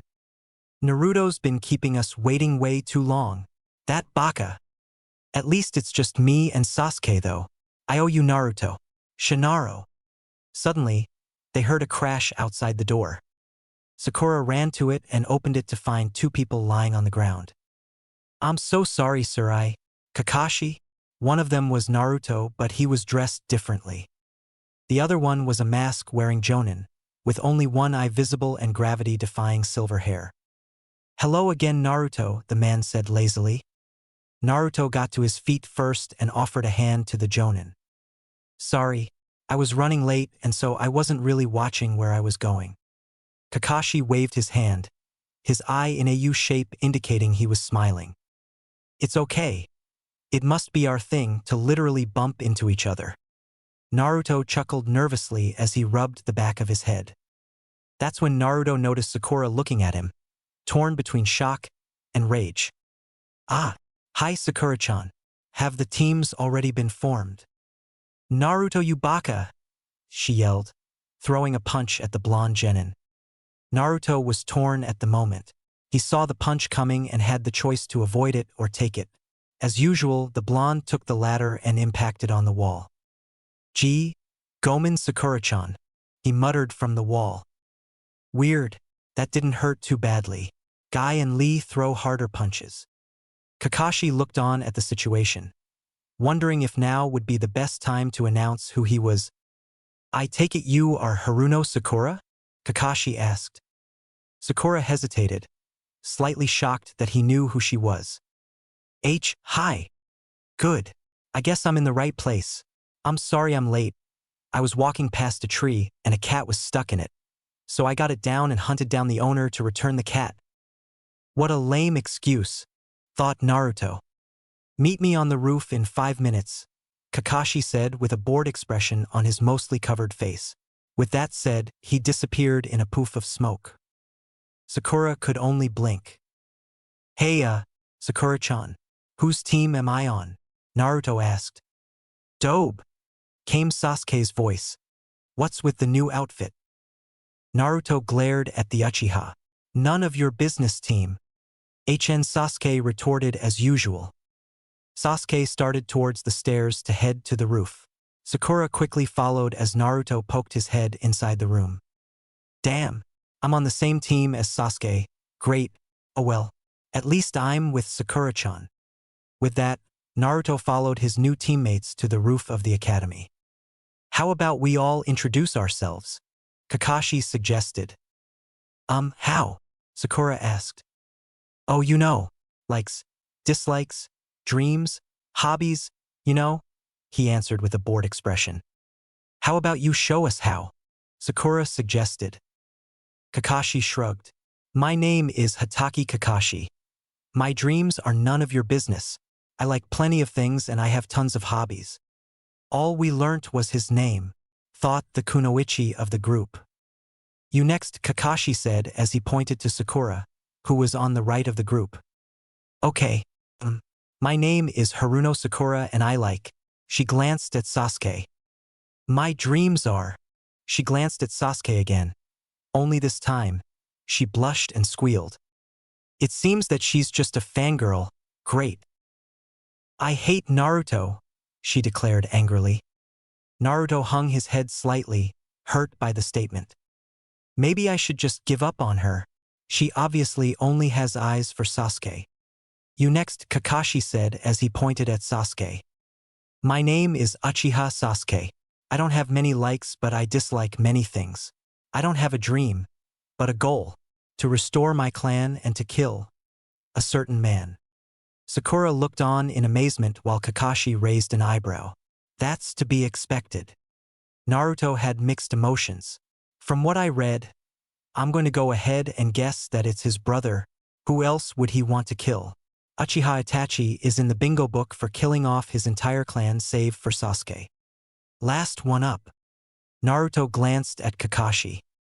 My name is Uzumaki Naruto. My likes are pranks and training as well as the few friends that I've made in the past few weeks. My dislikes are people who judge someone for something out of their control. My dreams are to become Hokage and to surpass my father. That shouldn't be too much information, Naruto thought to himself. Sasuke, Sakura, and Kakashi all looked surprised at the last part. Father, Sasuke asked himself. I thought he was a nameless orphan. He's lying about that last part, one bet, thought Sakura. I guess he really does know about Sensei being his father. Well, I think that's all for now. Take these as tomorrow we'll be doing an exercise to see if you all have what it takes to be genin. said Kakashi as he handed them each a piece of paper with the rules he was about to explain. Exercise? Sakura asked. Kakashi nodded. A test, to see if you can have what it takes to be genin. But we already took a test, Naruto retorted. That was to weed out the weaklings. You all have the potential, but let's see if you have enough. Tomorrow we'll meet at the training grounds listed on that paper. 7 in the morning.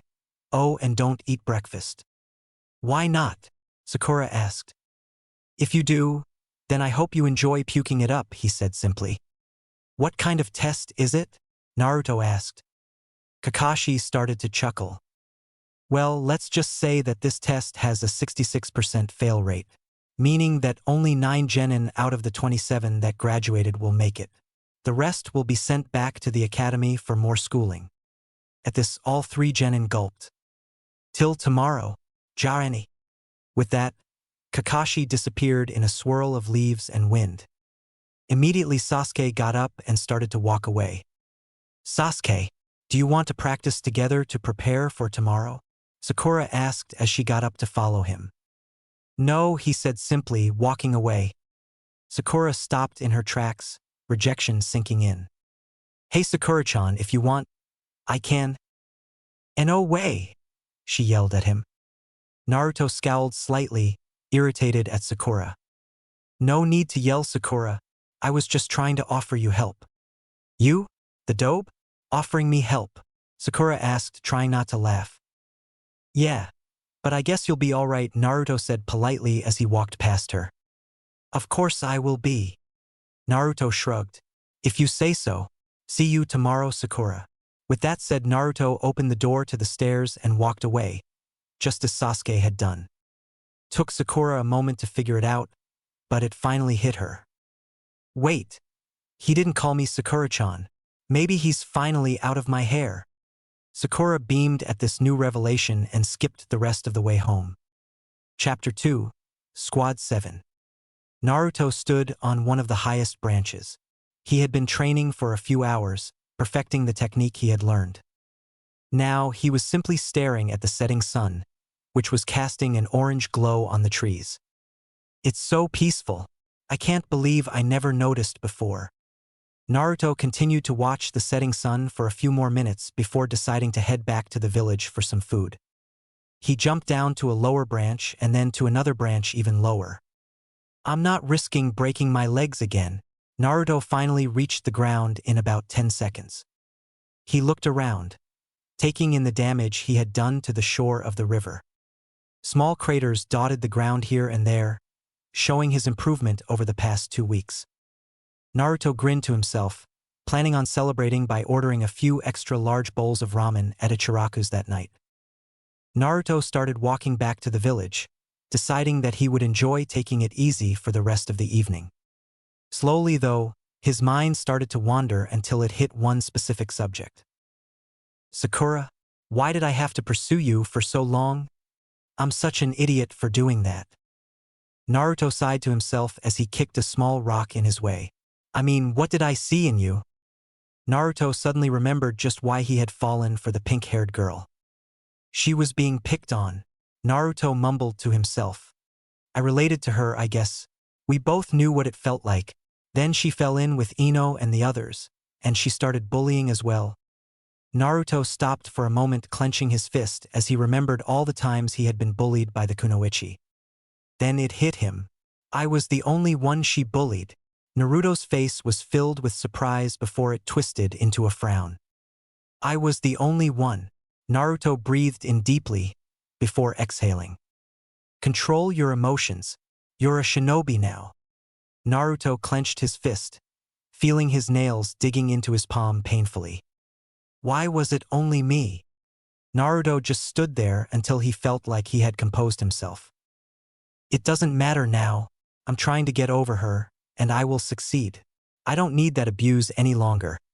It's time to stand up for myself. Naruto shook his head, trying to change what he was thinking about when he remembered his newest sensei.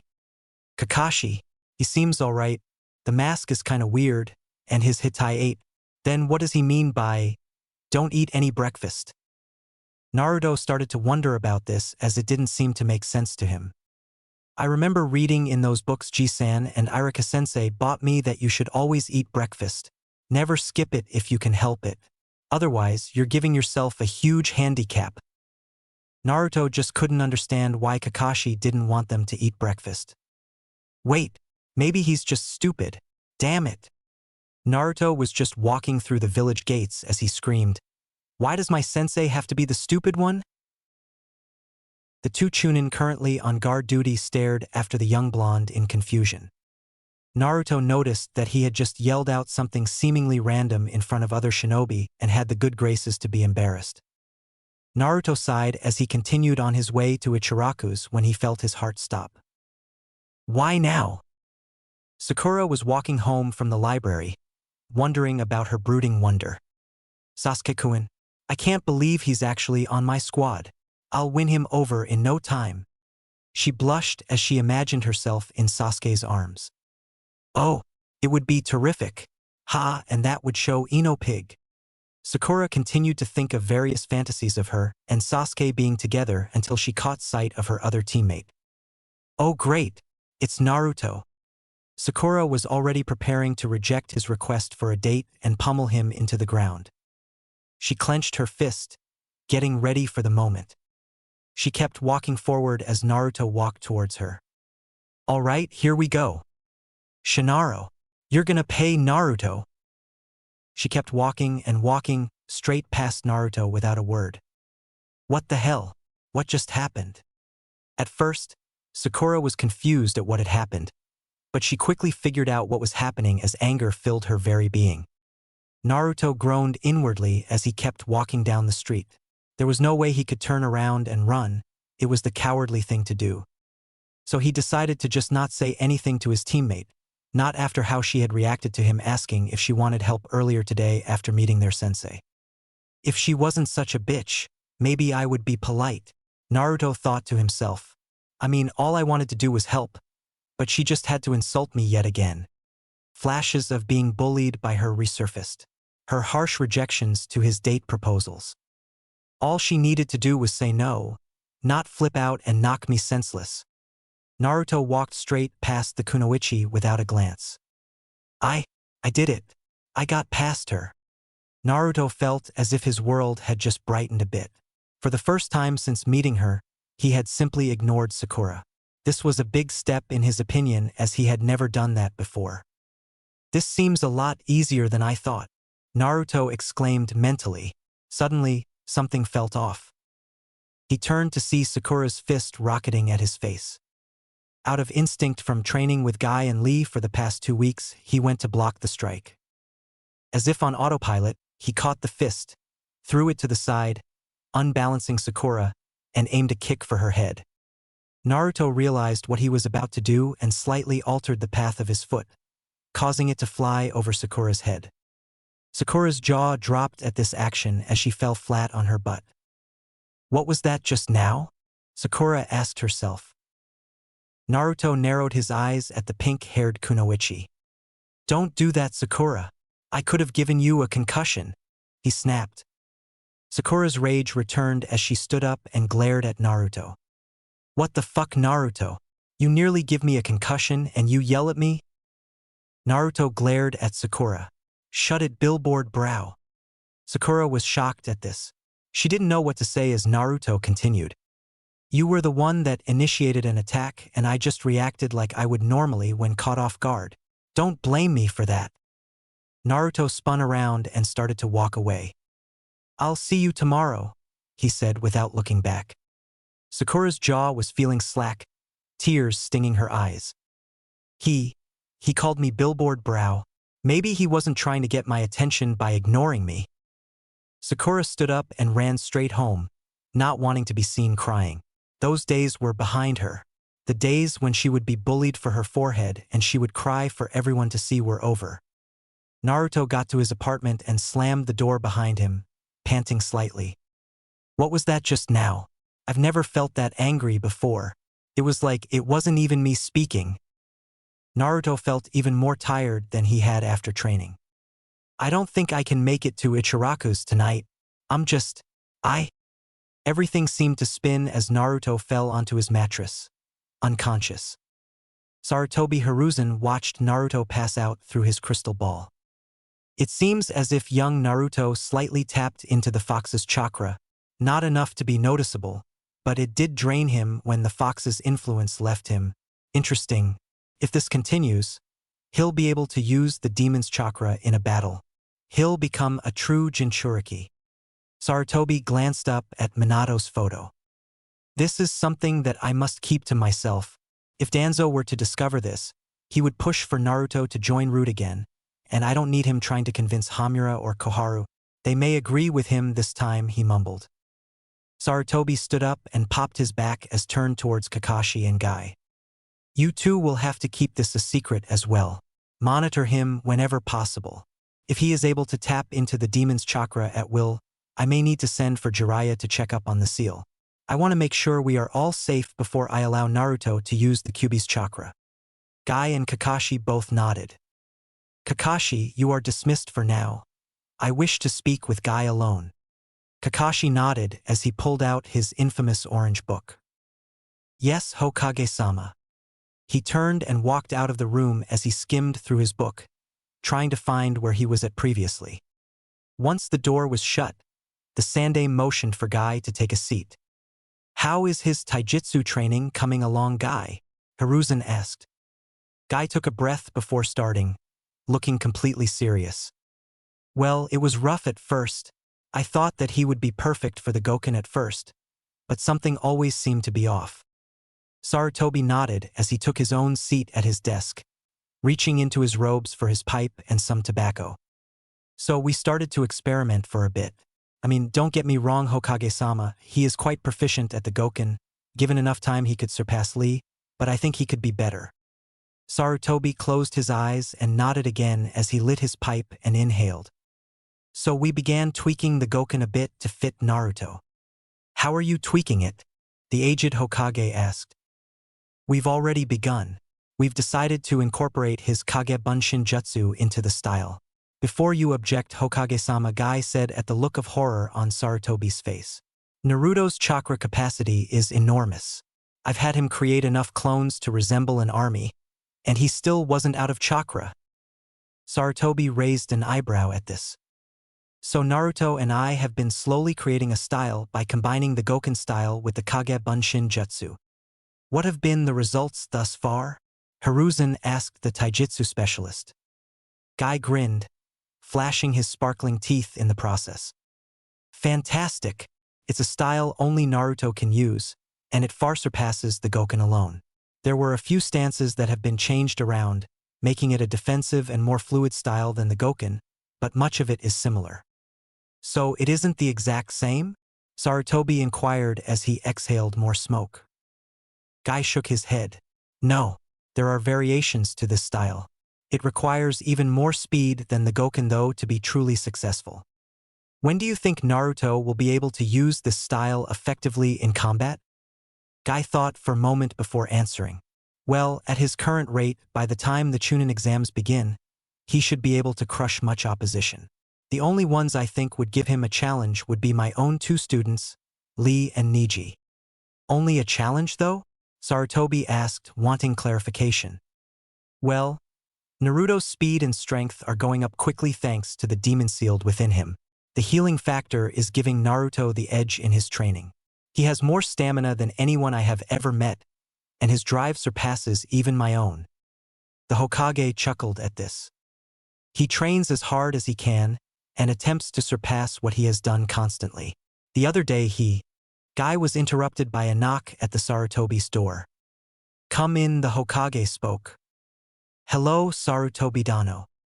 Danzo, the Hokage nearly growled. Ah, Mato Guy, it has been a while. Guy simply nodded, not trusting the old war hawk. He turned to the Hokage. I shall give you the rest of my report later, Hokage-sama. Sarutobi nodded to the Jonin as he stood up and left the room. What is it, Danzo? Naruto woke up the next morning, feeling slightly sore, but otherwise okay. He looked out the window to find that the sun hadn't even risen yet. He yawned as he sat up on his bed and looked around before noticing that something was off. He looked down at himself and found that he hadn't changed out of his clothes the night before or even taken his weights off. Better get a shower and change before breakfast, Naruto mumbled just before he yawned. He stretched out, feeling his joints pop slightly, before rising to his feet, noticing that his sandals were still on as well. What happened to me last night? He asked himself.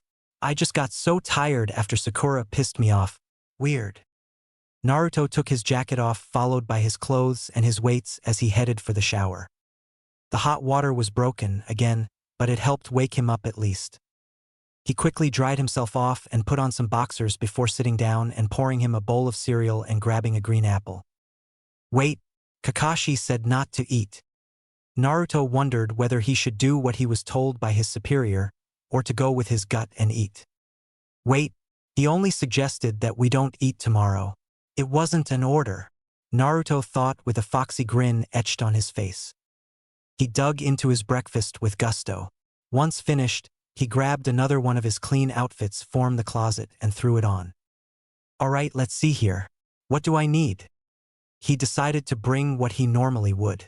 Kunai, shuriken, wire, a few scrolls with a couple things sealed inside. He then strapped on his weights and looked out his window again. The sun was finally starting to rise, signaling that morning was approaching quickly. Better get there early. Naruto ran out of his apartment and took to the building. Man, my weights are feeling light again. I guess I'll increase the weight when I get to the training grounds. Naruto felt the cool morning air whipping his face as he increased his speed when he reached the trees. Finally, he reached the training grounds that his team had been told to meet at. When Naruto landed on the ground, it slightly buckled under his weight. Whoa! I gotta be careful about doing that.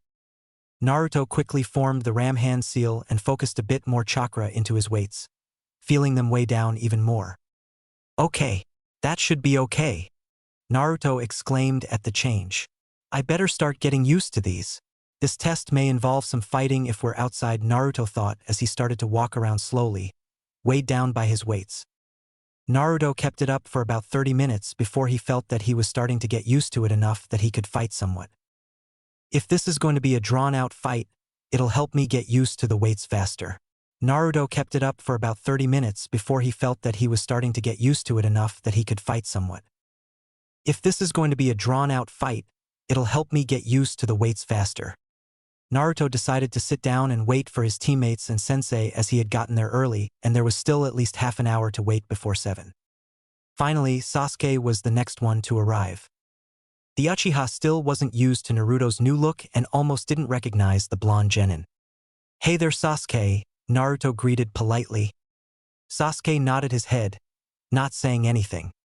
He's different, not as loud or obnoxious. I wonder what happened in the past few weeks. Sasuke didn't mind though, far from it. He preferred this new persona of Naruto's. One less problem for him, although he was sure that the dobe hadn't gotten much better since the academy. After all, what could change within 2 weeks? Sasuke stood a slight distance from his blonde teammate with his hands in his pockets, waiting for the last 2 members of Squad 7 to arrive. Not much later, Sakura skipped onto the field, but halted when she saw Naruto, his words still fresh in her mind. She focused her attention on her crush, deciding that it didn't matter what Naruto thought anyway. Hi, Sasuke-kun, Sakura squealed as she ran up to the brooding boy. Sasuke ignored the kunoichi, already irritated by her presence. Isn't today a great day? I mean, this is the first day of our team. Sasuke nearly shivered. The dobe and the banshee, Kami must hate me or something. Then Sasuke noticed that something was off. He glanced at the other male genin in wonder. Why didn't he greet Sakura like normal? He isn't even looking at her. Did I miss something? He glanced at the pink-haired kunoichi, making her blush in the process before returning his gaze to Naruto. It's none of my business, I guess. Sasuke closed his eyes and began going over different battle tactics in his mind. This must be a test to find out what we are capable of in the field. Why else would we be meeting at a training ground? Sakura noticed that Sasuke had glanced at not only her, but Naruto as well. Great, Sasuke must have been comparing me to the dobe. How could he compare us? I'm so much better than that baka, inner Sakura exclaimed. Sakura sighed as she sat down on the grass next to Sasuke. At least Sasuke is here to keep my mind off of things.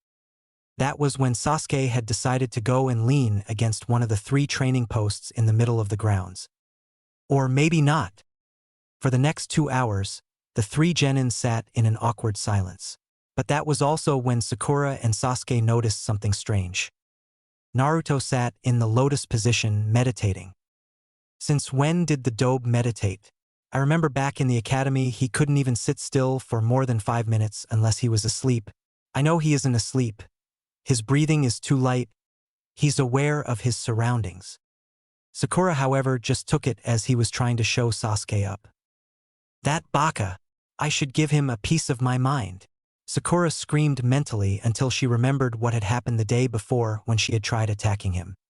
On second thought, Naruto was aware of what Sasuke and Sakura were up to at the moment, standing there staring at him. One was confused while the other was angry. Finally, Naruto sensed him. It's about damn time, Naruto yelled as he opened his eyes. Sasuke noticed Kakashi's presence at the same time as Naruto and was slightly surprised that the dobe had gotten it just as fast as he had. Sakura, however, was slightly confused. What the hell are you talking about, you baka? She screamed at him as she stood up, starting towards him until she heard Kakashi speak. Sorry for my being late, but there was this old lady that needed help getting her cat out of a tree, and someone accidentally aimed a katon jutsu at the tree. So I had to take the cat to a vet, their sensei explained. Sasuke glared at the silver-haired jonin for his lame excuse. You liar, Naruto declared angrily. Sakura nodded in agreement.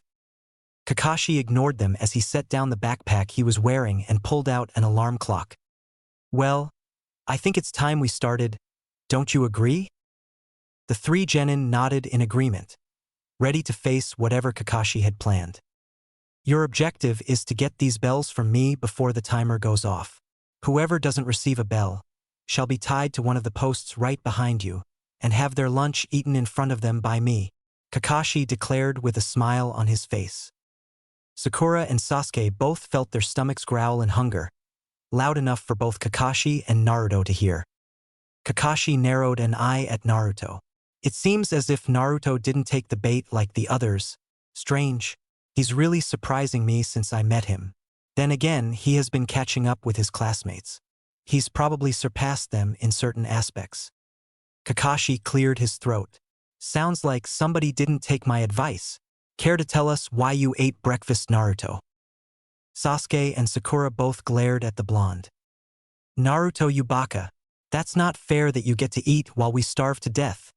Sakura yelled, ready to pound Naruto into the ground. Naruto aimed a glare at the pink-haired kunoichi, making her stop in her tracks. This didn't go unnoticed by Kakashi and Sasuke. Kakashi already knew what had happened the day before and wasn't surprised at this. Sasuke was, however, and felt his jaw slacken slightly as his eyebrows shot up. What the hell is up with Naruto? I've never seen him glare at anybody like that before, much less Sakura. Something must have happened between them, something big. He wouldn't act like this otherwise. I mean, he's always taking her abuse. What the hell did she do to piss him off? Well, Kakashi-sensei, I remember reading in several books that skipping breakfast is ill-advised. It can handicap you for the rest of the day as you won't have too much energy and you never know what might happen as a shinobi. I didn't think you were actually trying to do that, though. I thought you were just an idiot. Naruto, Sakura yelled. Don't call him that. He's your superior. Show him some respect. Kakashi simply chuckled. You're honest. I like that in a person, Naruto. Naruto beamed at this. He had hardly ever received any type of praise, and this was one of the few times. I like this Kakashi guy. He's really nice. Well, Naruto, you're right. Not eating a breakfast can handicap you in a mission. However, you won't always be able to eat on a mission. Thankfully, we have soldier pills for those types of missions. You could have eaten breakfast as I only suggested that you shouldn't. It wasn't an actual order. Sasuke and Sakura sighed, knowing that Kakashi was right. Anyways, get the rules straightened out. You three will have to try and get these bells from me, he said as he held out 2 silver bells. Attack to kill. No holding back at all. But Sensei, Sakura said, there are 3 of us and only 2 bells. Kakashi nodded. Meaning one of you will lose no matter what. The 3 genin shivered. It doesn't seem that bad, Naruto said. Oh, I forgot to mention that whoever doesn't receive a bell shall be sent back to the academy for further instruction. At this, the 3 genin glanced at each other. Never mind then, Naruto thought to himself. This should be easy, Sasuke thought to himself. Sakura seemed uneasy at this. She had already seen a bit of what Naruto was capable of, even though it seemed impossible. Then Sasuke was the rookie of the year. I may have to go back, she thought gloomily. You will have until noon, so about 90 minutes.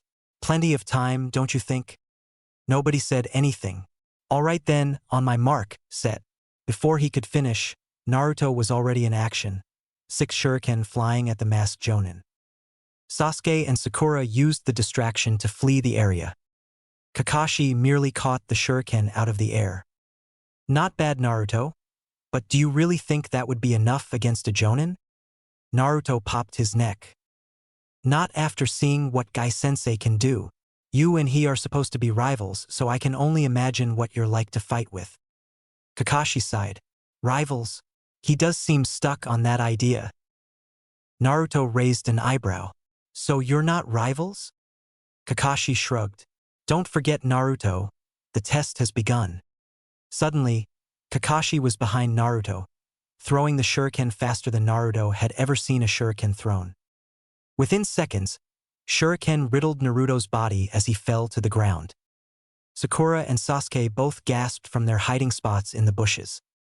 He killed him. This jonin isn't fucking around, Sasuke thought as a chill ran through his body. Sakura couldn't comprehend what she had just seen. Their sensei had just murdered their teammate. She felt her eyes tearing up when Naruto's limp body exploded into a cloud of smoke. A bunshin? Thought the 2 genin. It was solid though. What technique was that? Sasuke asked himself. Suddenly Naruto flew out of the trees at Kakashi faster than usual. Kakashi jumped out of the way as Naruto impacted on the spot where Kakashi had just been a split second before, creating a small crater covered in dust blown up from the impact. Kakashi narrowed his eyes. He's increased his weights quite a bit. He must be training himself into the ground to make that kind of progress. Naruto jumped up after his sensei through the smoke, using it as a cover. Kakashi had been expecting this and had heard his student come after him. Kakashi's fist made contact with Naruto's stomach, knocking the wind out of the blonde. He hits just as hard as Guy, he thought to himself. Kakashi then grabbed Naruto's collar with his other hand and spun him around and throwing him at a tree. Naruto twisted in the air and used the tree as a springboard to launch himself back at Kakashi, who was now visible as the smoke had cleared. Kakashi was starting to descend towards the ground when he saw Naruto hurtling at him yet again. Kakashi pulled out a few kunai and threw them at Naruto, expecting him to use a kawarimi. Naruto quickly made the one-hand seal for the Kage Bunshin. Without a word, a clone appeared next to him and grabbed his sleeve, tossing him just under the kunai towards the spot that Kakashi was going to land. Impressive usage of Kage Bunshin, Kakashi thought with mild surprise. Naruto landed first, thanks to his Bunshin throwing him, and pulled out a kunai, ready to throw it up at his sensei only to find that he wasn't there. You know, a voice said behind Naruto, that was a clever idea, using your shadow clone to do that. Naruto felt a kunai on his throat. It's a shame that I know that jutsu and felt like trying out your idea. Naruto smiled to himself. Gotcha. Naruto exploded into smoke. Another Bunshin, Kakashi exclaimed. That's right, Naruto said as he stood in the ready stance of the Goken style. Great, Guy just had to teach him this style. His form seems fantastic for only a beginner. Naruto smirked. It's not what you think. Kakashi raised an eyebrow. The Goken style, correct? Not quite, Naruto said as he disappeared. Kakashi knew this move already. Naruto was going to attack from behind. The Jonin spun around to find not one, but two Narutos. This is different. Kakashi intercepted their punches before quickly kneeing one and elbowing the other.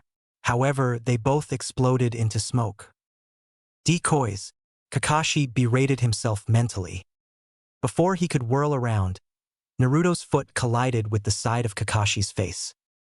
Unprepared for the blow, Kakashi flew across the training grounds and crashed just short of the river. Sakura and Sasuke stared, jaws open at the fight before them. They had never seen Naruto fight like this ever. He seemed to have improved quickly within the past 2 weeks. Kakashi picked himself up and looked at the blonde genin. His improvement is astounding. He really could achieve his dream of surpassing his father. I mean, if 2 weeks did this, imagine if he kept up at this rate for 5 years. Kakashi rubbed the left side of his face where he had been hit. That's one hell of a kick he's got there, and I don't know if that was him holding back or not. Interesting style you have there, Kakashi said as he brushed the dirt off of his clothes. Naruto grinned. It's unique to me only. Gai-sensei is helping me develop it. Kakashi raised an eyebrow at the new information. Unique, huh? I'll have to agree to that. Incorporating Kage Bunshin with that style is a risky maneuver, but Naruto may have the chakra reserves for it. Here I thought I could get a few chapters of my book read. My miscalculation, Kakashi mumbled to himself.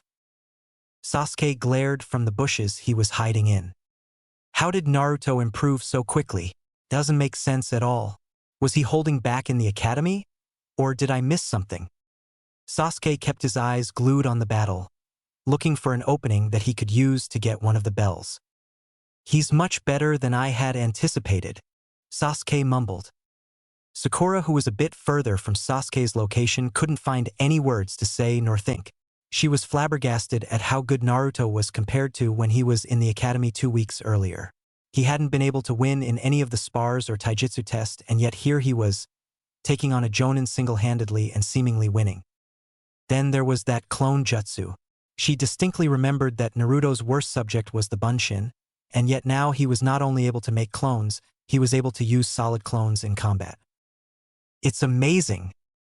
You know, Naruto, I never expected the dead last of the graduating year to be this good. What the hell is that supposed to mean? Naruto yelled as he jabbed a finger at Kakashi. It means you're much better than I had anticipated. I may have to stop holding back as much. Naruto gulped. He was holding back? I don't think I'll be able to get through this match without lowering my weights. Which I promised Gai-sensei I wouldn't do it all for a few months, until the Chunnin Exams. Kakashi quickly disappeared, leaving Naruto slightly baffled. Where the hell did he go? Kakashi's voice sounded behind. This is one of Konoha's most sacred and dangerous techniques. Naruto paled when he realized that Kakashi was behind him, ready to unveil this jutsu. Kakashi was crouched behind Naruto, forming the tiger seal with his hands. Senin Goroshi, he declared as he preformed the technique.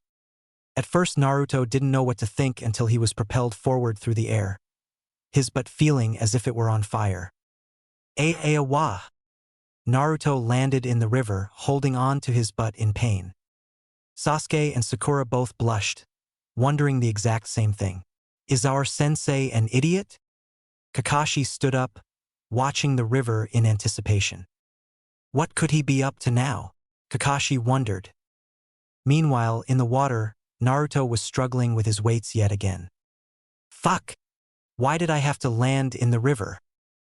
Naruto formed the ram seal, focusing some chakra into his limbs, just as he had been doing for most of the fight to increase his speed with the weights on. He started swimming up to the surface, trying to come up with a new battle plan. I don't want to reveal my new jutsu yet, but I may have to. Naruto broke through the surface of the water to find that Kakashi wasn't around. What the hell? Maybe he located one of the others. He didn't say whether he would look for us as well. Naruto got out of the river and looked around for any sign of their sensei. Sasuke cursed his luck as he heard Sakura scream in the distance. I shouldn't have thrown those damn shuriken when Naruto disappeared. He was on guard the whole damn time. Sasuke sighed as he sensed his teacher. I'm not like the others, he declared. Well, Sasuke, I wouldn't be bragging until you've gotten a bell, Kakashi said as he was reading an orange book while leaning on the tree behind Sasuke. Sasuke whirled around, unleashing a barrage of shuriken at the Jonin, who quickly evaded the projectiles by jumping out of the way. Sasuke followed up with some taijutsu, surprising the Jonin with the ferocity of the attacks. I can't even read my book with him either. In fact, this kid may be better than Naruto. Sasuke kicked at Kakashi, which was blocked with one hand. Sasuke then went to punch him, but that hand was caught. Sasuke then used his other foot to attack Kakashi, but was yet again blocked, this time by Kakashi's forearm. Sasuke smirked as he used his last remaining hand to reach for a bell quickly. His finger had brushed against it when he felt himself being thrown back by the silver-haired Jonin. Sasuke landed and glared at his teacher. I was so close. Kakashi was surprised at the Uchiha strategy. He was close, too close. Kakashi looked at his forearm, checking to see if Sasuke's kick could have done any damage, but found there was nothing wrong. He doesn't hit as hard, but maybe that's because Naruto was wearing weights. Kakashi stowed his book in his equipment pouch. Lesson 1, Taijutsu. Sasuke narrowed his eyes at the teacher. Let's skip that lesson then, he said as he started forming hand seals. Kakashi's eye widened when he recognized the seals. A fire release jutsu? He's just a genin. He shouldn't be able to use that. Sasuke smirked as he inhaled. Katan, Gokakyu no Jutsu. Sasuke breathed out, creating a large fireball that seemingly incinerated their new sensei. Sasuke halted the technique a few seconds later to find nothing remaining. Where is he? Behind? Above? Wait! Suddenly, Kakashi's hand broke through the ground beneath Sasuke and grabbed his ankle. Doton. Shinju Zanshu no Jutsu. Before Sasuke could react, his entire body, save for his head, was buried in the ground. Lesson 3 would be ninjutsu, Kakashi said as he crouched over the head of Sasuke with a smile on his covered face. Sasuke could only glare at the man. Kakashi walked away, leaving the genin alone, or so he thought. Sasuke, Naruto's voice whispered. And Naruto? Sasuke asked as he attempted to look behind him with no success. Yeah, let me help you get out of here. Sasuke said nothing as Naruto walked around Sasuke's head, so that he could see that it was actually him.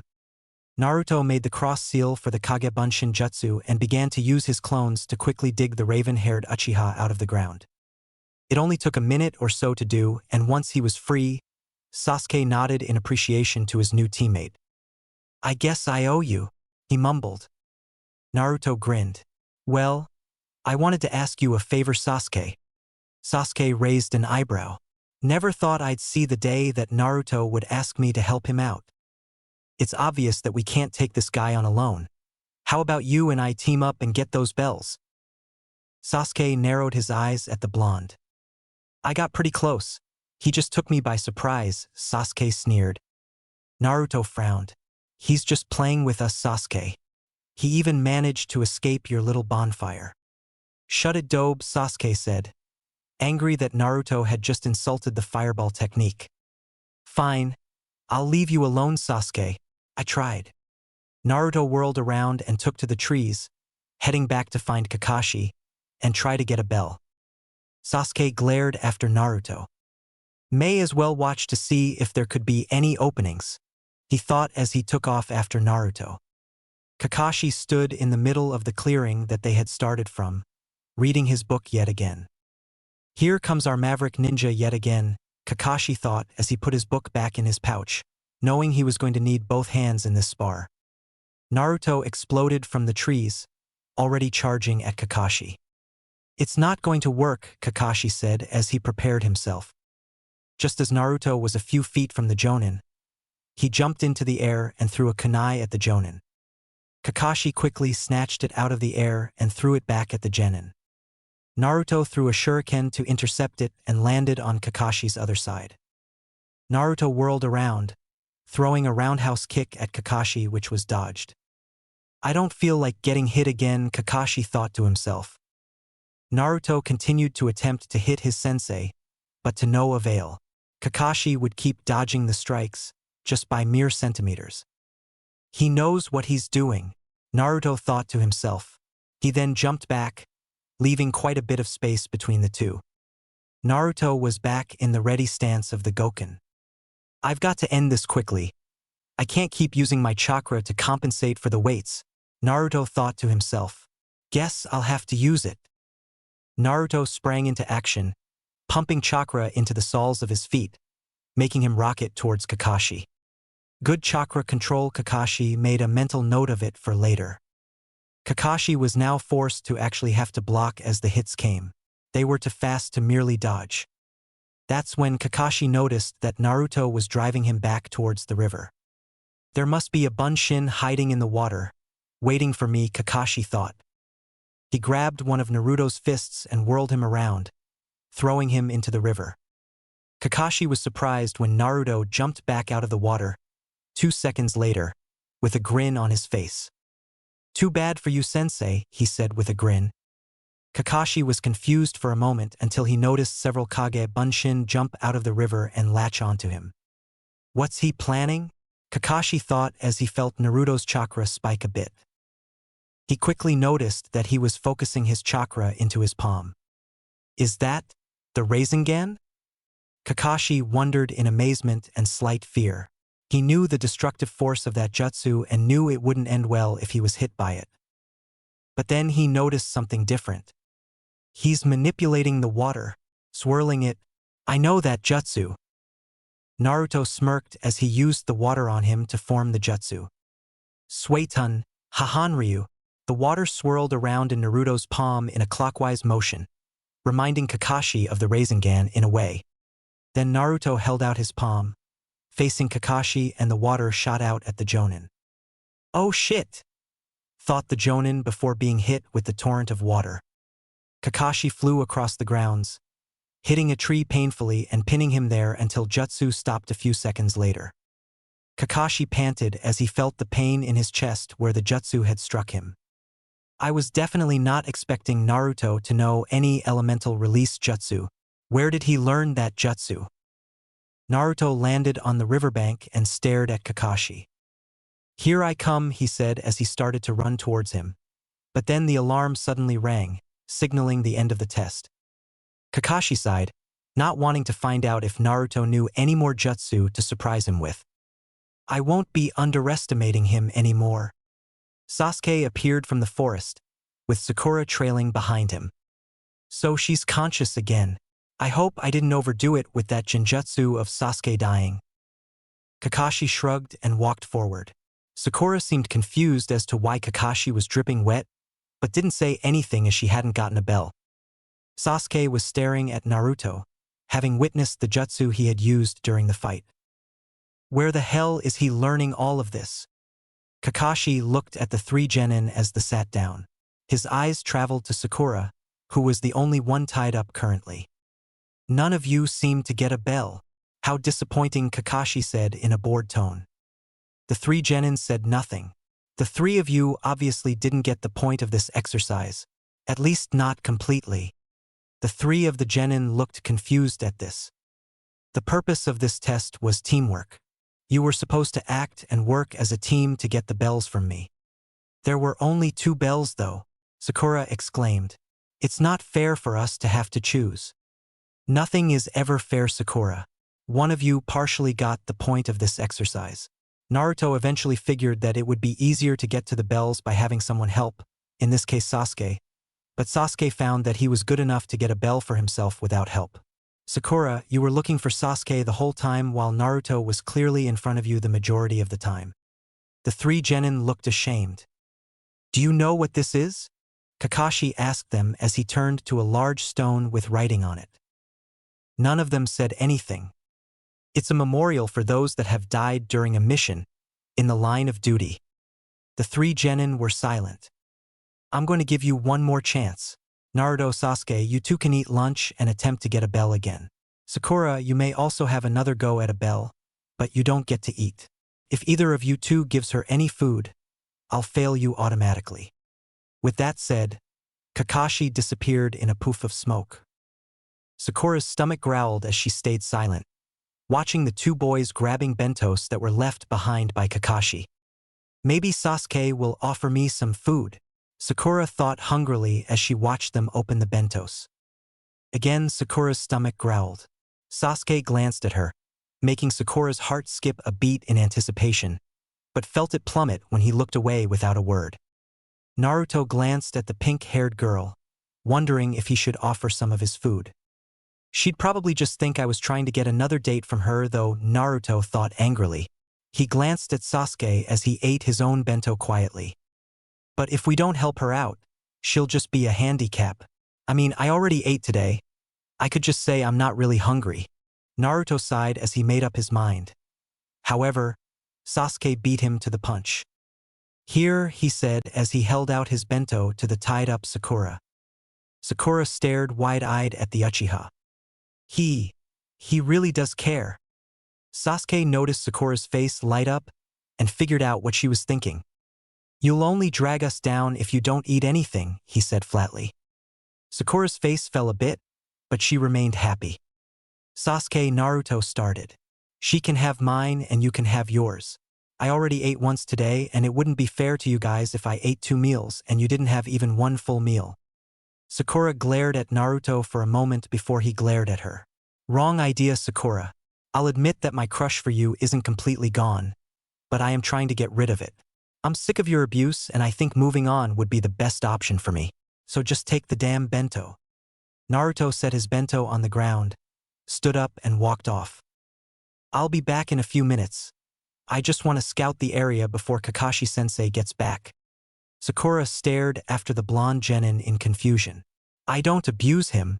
Suddenly, an explosion appeared in front of them and threw Naruto back, landing next to his other teammates. Kakashi flew out of the smoke, anger in his one visible eye. You!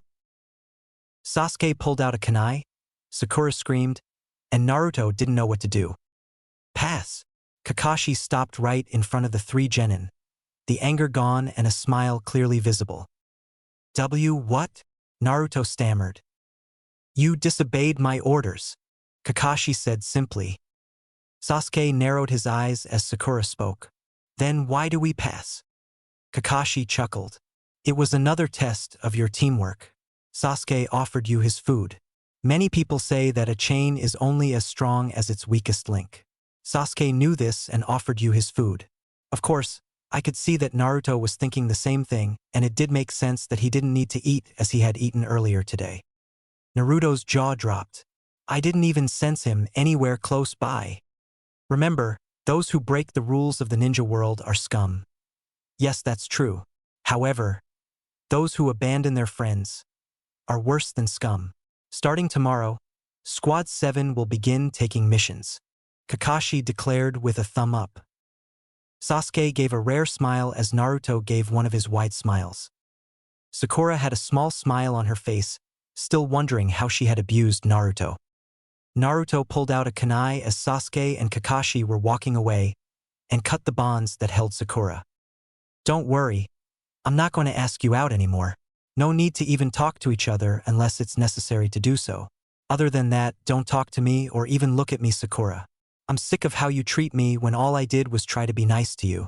In a way, you're lucky I'm even being polite. Now if you'll excuse me, the dobe needs to go have some ramen. With that said, Naruto walked off in the opposite direction of Sasuke and Kakashi. Sakura could only stare after the blonde, getting angry at him for accusing her of abusing him. I have never abused that dobe in any way. Shinaro, we should kick his ass. Sakura nodded to herself until she realized just what she had thought. Wait a second. And then it sunk in just exactly how she had been abusing him. Oh my God, Sakura muttered to herself. She remembered all the times she had just hit him, even when he was just trying to be nice to her. I really did abuse him. Naruto jumped through the trees wanting to get back to his training. Man, Sasuke still is better than me. I need to increase my training. He at least touched a bell, nearly grabbed the damn thing. I'll have to ask Guy about training more often with my taijutsu.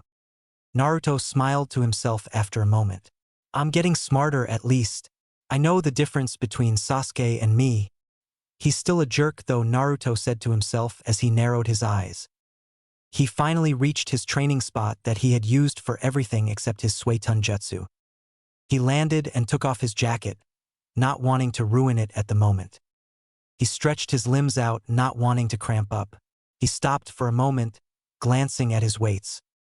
I want to get stronger faster. I may not be used to this weight yet, but I may as well raise it just a bit more. Naruto formed the ram seal and focused a small amount of chakra into his weights, feeling them weigh down just a bit more. Naruto grinned as he released the seal and tried moving. It's more difficult, but I bet I'll get stronger a lot faster now.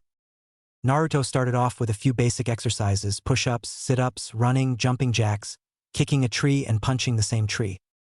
He then moved on to the katas for his unique unnamed style. He started slowly, making sure he had them all right, knowing that he had screwed a few of the stances up earlier in his fight with Kakashi. He quickly picked up the speed, straining his muscles a bit more. He grunted as he twisted around, throwing a punch. Okay, this is pretty heavy. He kept it up for a few hours, not knowing that he was being watched. Wow, who knew Naruto would improve this much? Thought a certain lazy shadow user. Next to him was a certain Akamichi, wondering just what Naruto was doing. Sarutobi Hiruzen grinned as he watched the two genin spying on Naruto. It seems Shikamaru is trying to figure out the enigma that is Naruto. He looked up from his crystal ball at the gathered jonin who were all waiting for the chronically late Kakashi Hatake. At the moment he was 3 hours late, a new record. A knock at the door caused the Hokage and the two other jonin sigh. Come in, Kakashi, the Sandaime called. The door opened to reveal the one-eyed jonin, orange book in hand. Sorry I'm so late, guys. I crossed a black cat on my way here and had to take the long way. Kurinai and Asuma both sighed at the lame excuse, having heard that specific one many times. Yes, well, now that you are here, Kakashi, let us hear what the results are, the aged Hokage asked, already knowing the answer, but procedure came first. Ah yes, Kakashi said as he snapped his book shut, taking on a serious manner. Squad 7, consisting of Uchiha Sasuke, Haruno Sakura, and Uzumaki Naruto. The two jonin both knew the answer as it had been every year. Pass. Asuma chalked and nearly swallowed his entire cigarette while Kurinai widened her eyes. The Hokage chuckled. Good, that is very good news. Well, that is all I truly need at the moment. However, I will need a detailed report done by tomorrow morning before you start any missions. Kakashi only nodded his head in acknowledgement. The three of you are dismissed. Kakashi quickly disappeared in a leaf shunshin, leaving Asuma and Kurinai walking out of the door. Squad 7 seems to have a lot of untapped potential, Sarutobi Hiruzen thought as he leaned back in his chair, lighting his pipe full of tobacco. Sakura walked slowly through the city, wondering just what she was supposed to do about the situation with Naruto. I guess I got what I've wanted for a while. He stopped chasing after me. She sighed as she wandered the streets to a familiar location that she hadn't been to for a while. She looked up at the Yamanaka flower shop, hardly believing that she was here of all places. She sucked it up and walked through the front door, hearing the bell ring as she did. Welcome to the Yamanaka flower. Forehead. Ino called out, caught off guard by the appearance of the pink-haired girl. What do you want, Forehead? The blonde asked her rival. Sakura said nothing as she glanced at her friend before looking back down. Ino raised an eyebrow at this. That's weird. Hey Forehead, you alright? What happened? Sakura glanced once more at her rival before speaking. I have a question, Ino. Ino raised an eyebrow again, noticing the lack of insult from Sakura. Something is really bothering her. Ino sighed as she folded her arms and leaned against the counter, staring at the pinkette. Go ahead. Sakura looked up at Ino and took a breath. Do you think I abuse Naruto? Ino was taken aback by the question. Wow. I wasn't expecting that, Ino exclaimed. I don't know Sakura. In a way I guess you could say that you do, but Naruto's doesn't really seem to give you any other choice from what you've told us. Sakura shook her head. Would you do the same thing as I have? Ino again had not been expecting Sakura to ask her this. Well, I don't think I would have. I sometimes wonder why he chooses you over me, Ino joked. Then again, you and I are different people and we do things differently. What brought this on though? Sakura sighed, trying not to cry in front of her one-time friend. Naruto got really angry at me and told me that he was sick of the abuse I give him. Ino's eyebrows skyrocketed. He said that? I don't know Sakura. He worships the ground you walk on. Naruto's changed though came a voice from the front of the store. Sakura turned around to see Shikamaru and Choji had just walked into the store. Really? How so? Ino asked. Shikamaru shrugged. It's pretty weird, but lately Naruto's been training pretty hard. Not just in jutsu, but apparently he's been working on his skills socially and morally. It's impressive. Choji nodded as he munched on his chips. He's really improving. I bet he could beat the four of us. Ino scoffed. The dead last from the academy? I really doubt that. He was horrible in all the subjects and he failed 3 times. He only got through this one with remedial work. Shikamaru shrugged. Think whatever you want, but I'm sure as his teammate, Sakura has noticed a huge difference. I'm pretty happy that he ditched the jumpsuit as well. Ino's jaw dropped. He ditched that thing? What's he wearing now? She asked as her fashion sense kicked in. Shikamaru sighed.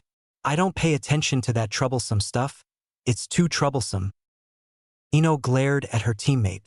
Everything is too troublesome for you. Shikamaru said nothing as he turned to Sakura.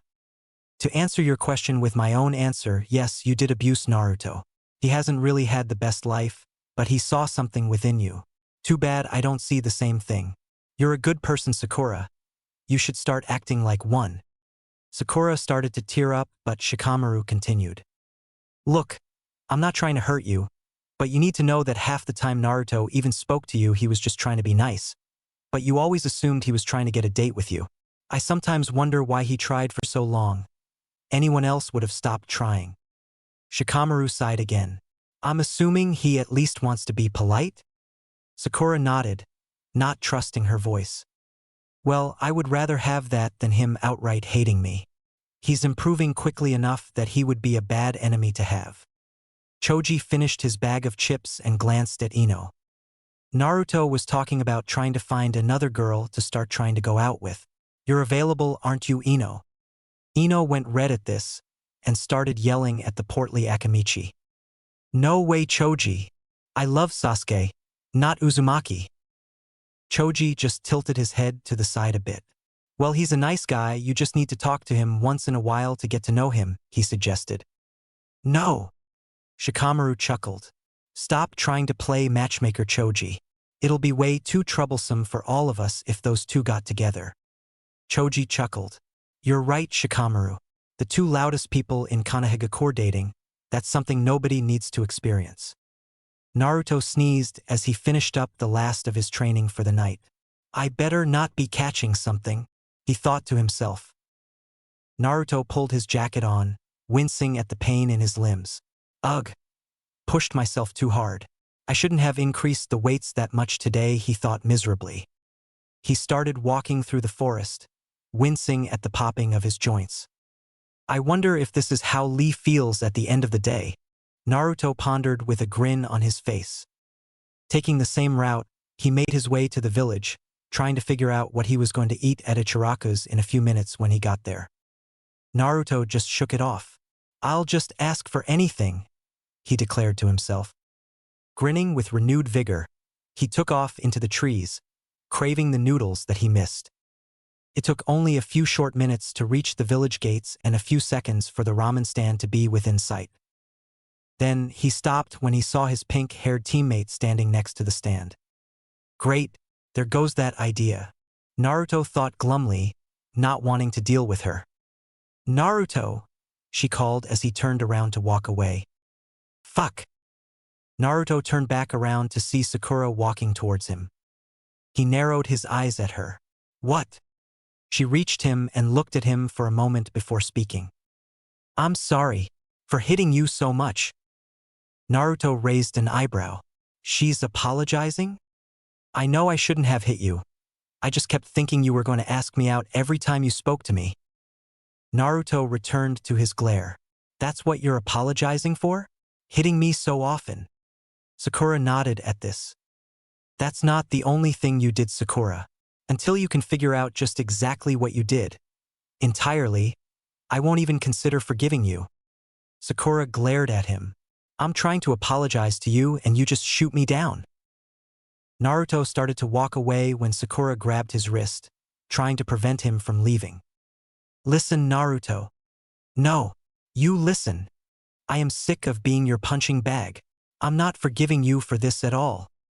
Naruto wrenched his arm from her grip and started walking away. I'll see you tomorrow at the training grounds. Naruto took off to the roofs of the village, the anger burning him inside. Sarutobi watched Naruto through his crystal ball, a frown on his face. Do you think he'll be able to learn how to control it? He asked the one-eyed Jonin next to him. Maybe. It's hard to say, Hokage-sama. I'm sure it may be hard at first, but he is his father's son. I'm certain he'll find a way to do it. Chapter 3. C. Ranked. Naruto was walking home from the Hokage mansion, covered in scratches courtesy of a cat by the name of Tora. Fucking cat. Wouldn't scratch Sakura when she held it, but the second I get close it attacks me. The cat would of course attack Sasuke and Kakashi, but only if they were holding the cat. The beast seemed to have an uncanny hatred for Naruto that Sakura had seemed to comment on continuously. Over the month that Squad 7 had been together, things between Sakura and Naruto were rocky at best. There were times when Sakura would seem to have forgotten the fights that they had gotten in and would say something, well, not necessarily polite but neutral towards Naruto. Other times, however, she seemed to have an undying hatred for said blonde. Thankfully for both Naruto and Sakura, she didn't yell at him often, and when she did, Naruto would just glare at her and point out her large forehead to shut her up. Sasuke had at one point approached Naruto after a mission and asked why Naruto was being so hostile towards Sakura lately. Flashback.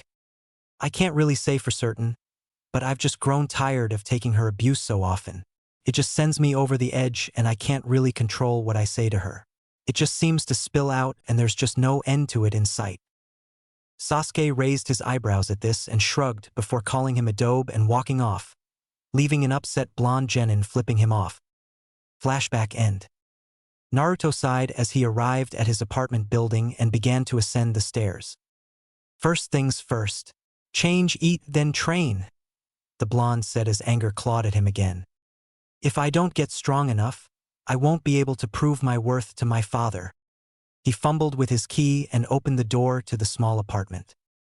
He threw his coat on the bed and changed into his training gi. He then grabbed a cup and filled it with water. Raising it to his mouth, he paused and stared at the water inside the cup. Smiling to himself, he used his chakra to pull the water into his palm and activate his Suetun. Hahanryu. Naruto let the jutsu dissipate, drenching his hand in the cool water. He refilled his cup and drank the water in one go. Wiping his mouth, he grabbed his kunai holster and adjusted his hitai-8. Glancing at his weights, he altered the weight, decreasing it until they felt non-existent. Guy told me to train once in a while without them to get used to the speed. May as well do it now.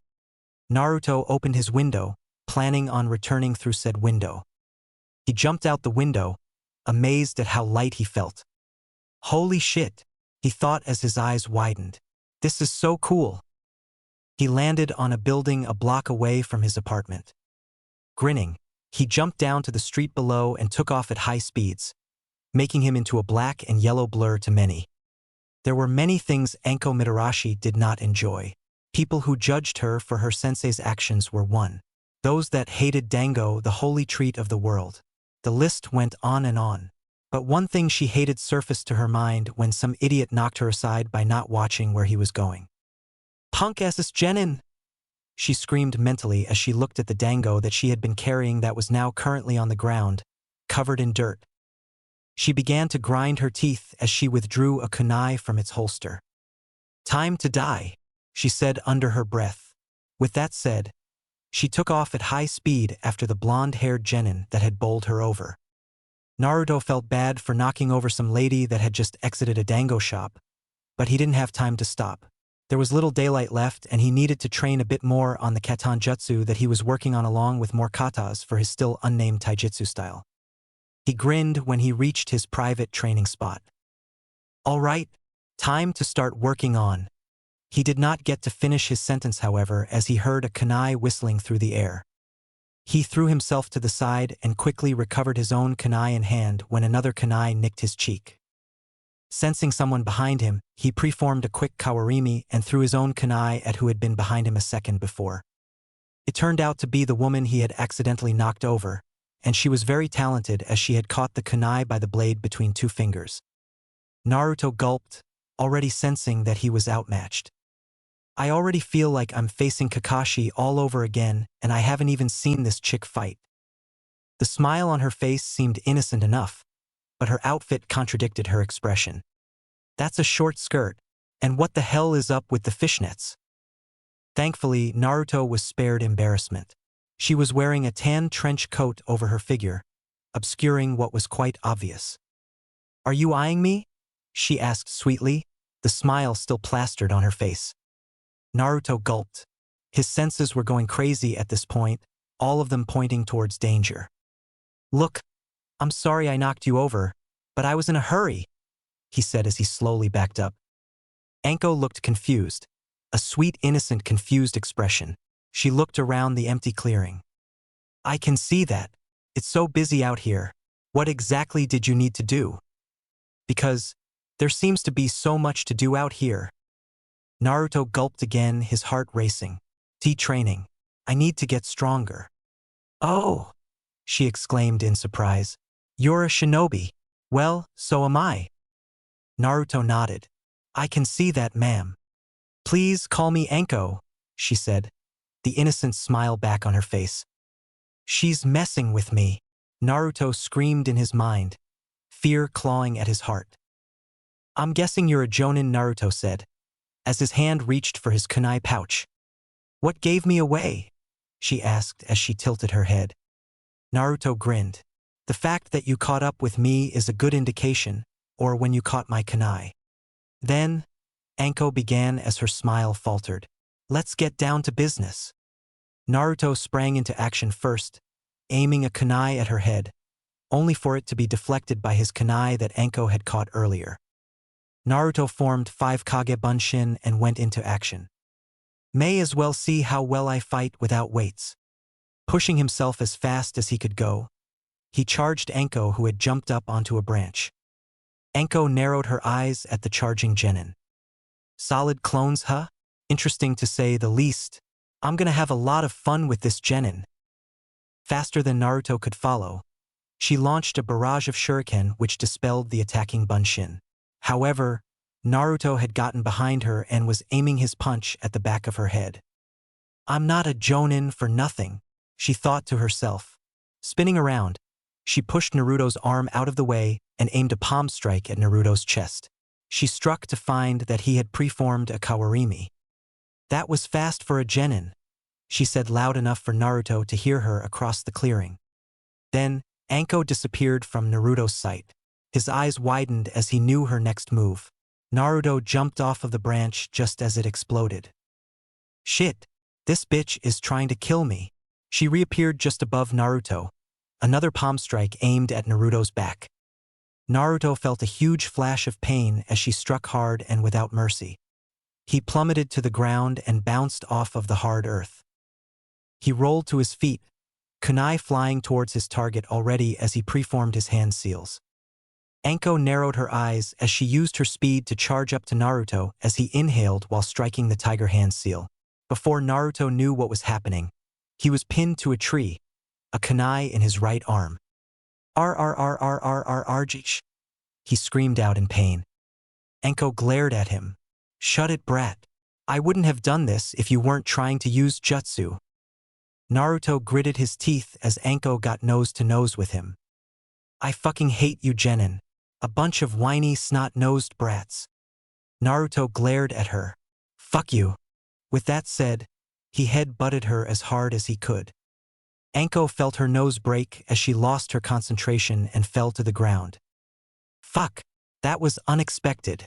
She leaped back up, a second after she hit the ground to find that she was surrounded by more Kage Bunshin. Anko wiped the blood pouring from her nose onto her sleeve.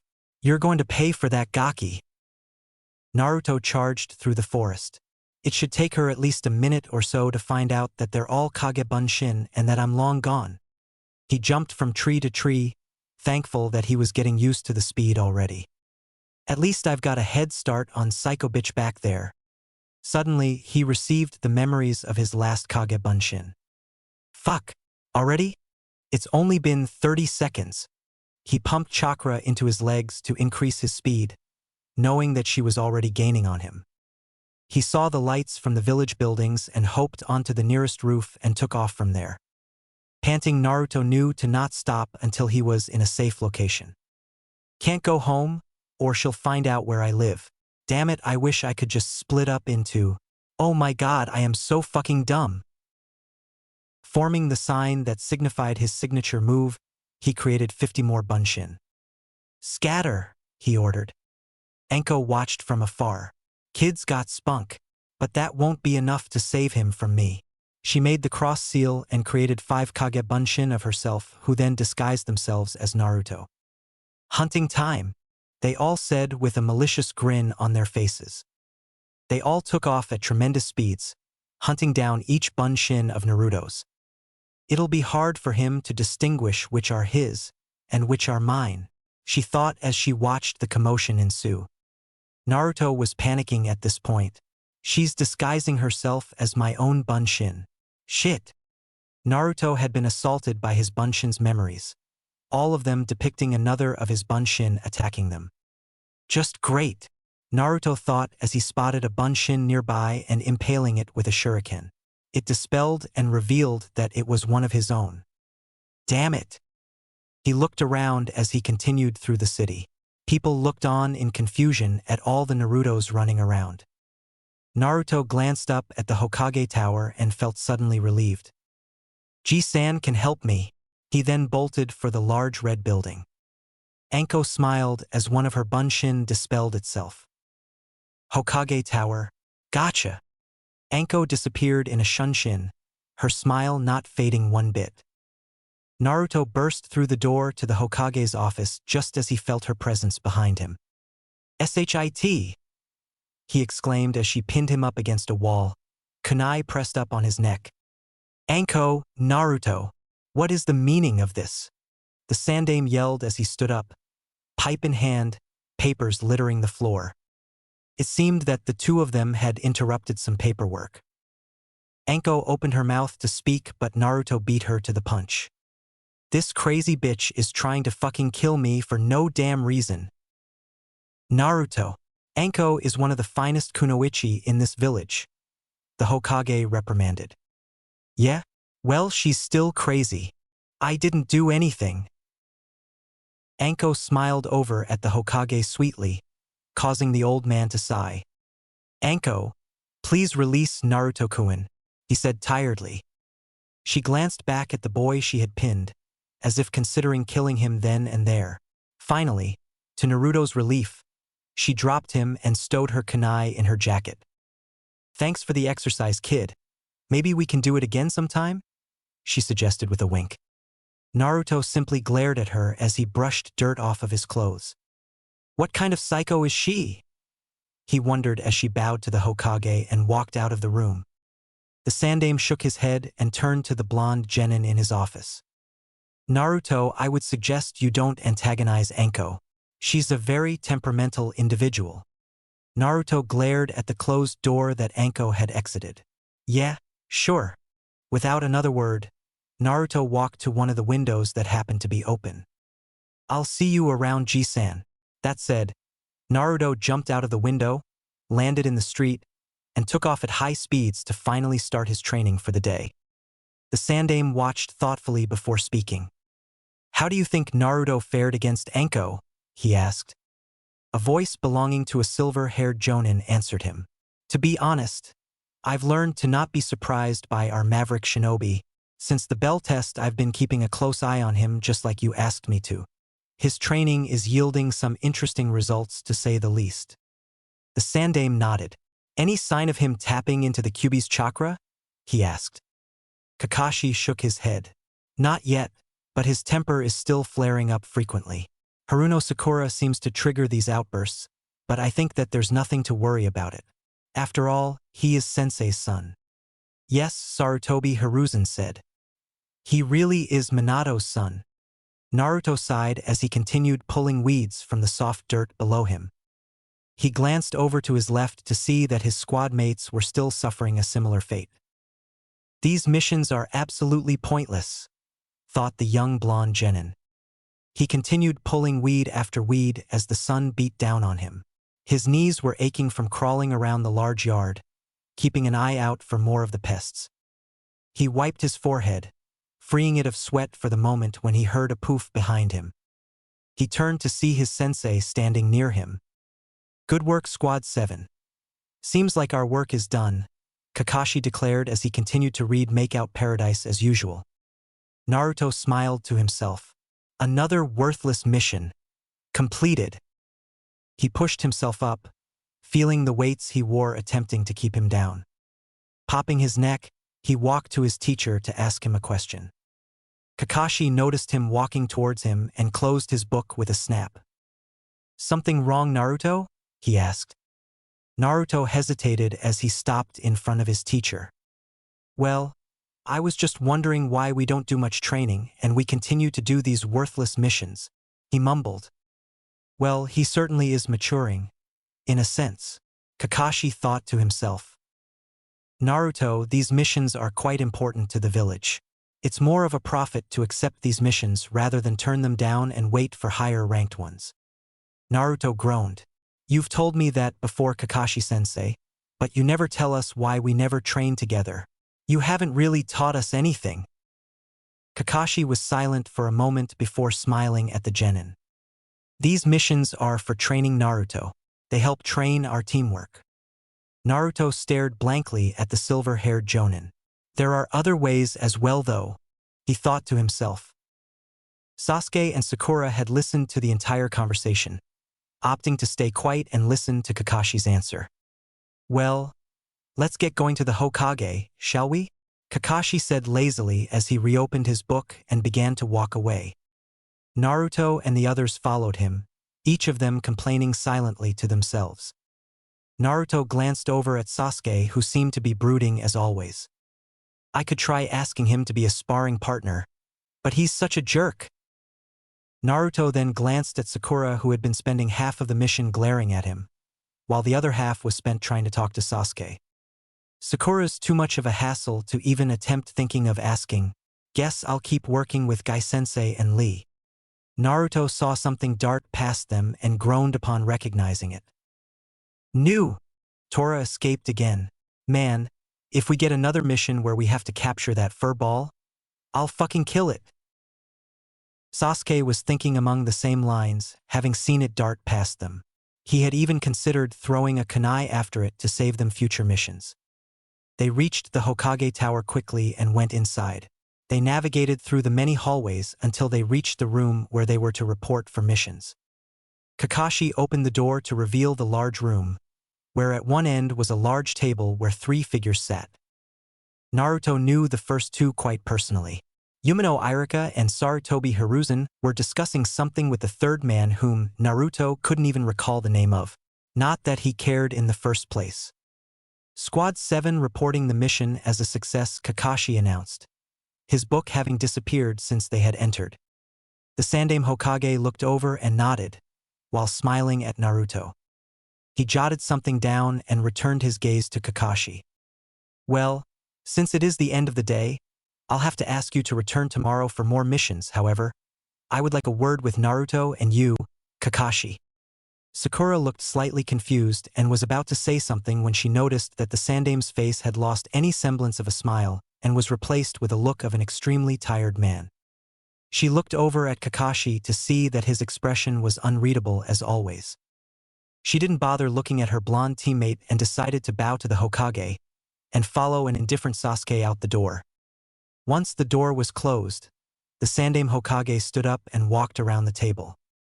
Kakashi led Naruto towards the Hokage and met in the middle of the room.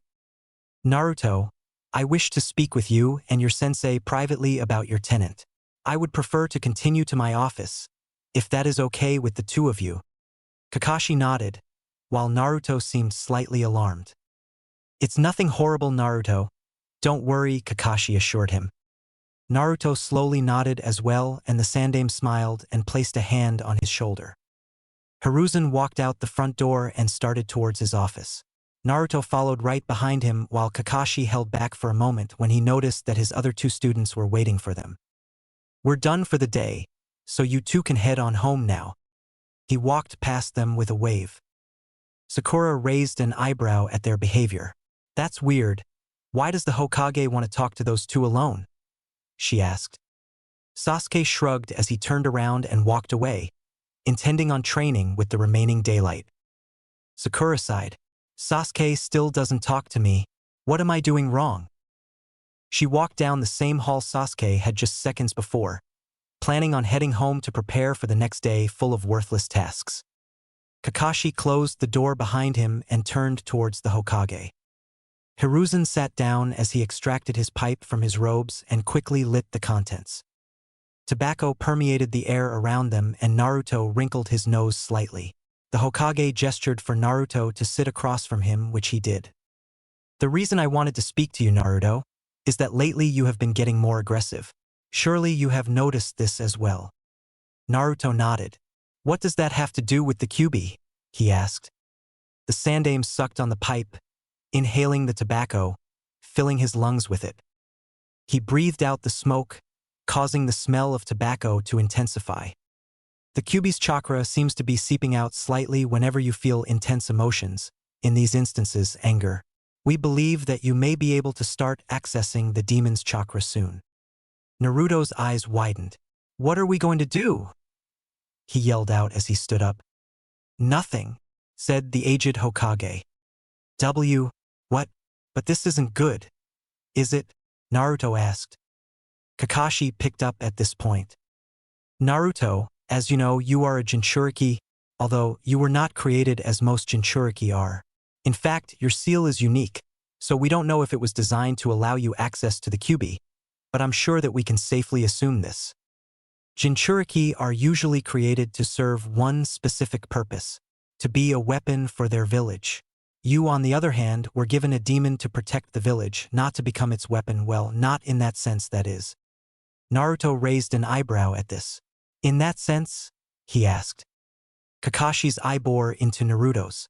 Ninjas are usually seen as weapons for their respective nations. That is what we are, and it is a difficult truth. Naruto was about to reply when the Sandaime Hokage spoke up. Now is not the time for philosophies. I felt that you should know what is happening to you, Naruto, to better prepare you for the coming day. That is why I have told you. Naruto sat in silence as the Hokage and his Jonin instructor watched him carefully. So, I'll be able to use the Kyuubi's chakra? I'm not sure what that means though. Naruto spoke up after several minutes of silence. What's the benefit of being able to use his chakra when I can just use mine? The Sandaime inhaled more of the smoke from his pipe before answering. Demonic chakra is much more potent than our own Naruto. It was said that the Kyuubi no Kitsune could cause landslides and tsunamis by merely waving its tails. That is the type of power you will be accessing. However, I doubt you'll be able to get that amount of power. Realization dawned on Naruto. But I will be stronger? He asked for confirmation. The Sandaime nodded. There have been Jinchuriki before, and it is said that everything from speed to power, even jutsu, are amplified thanks to the power of the Biju contained within. What about the risks involved?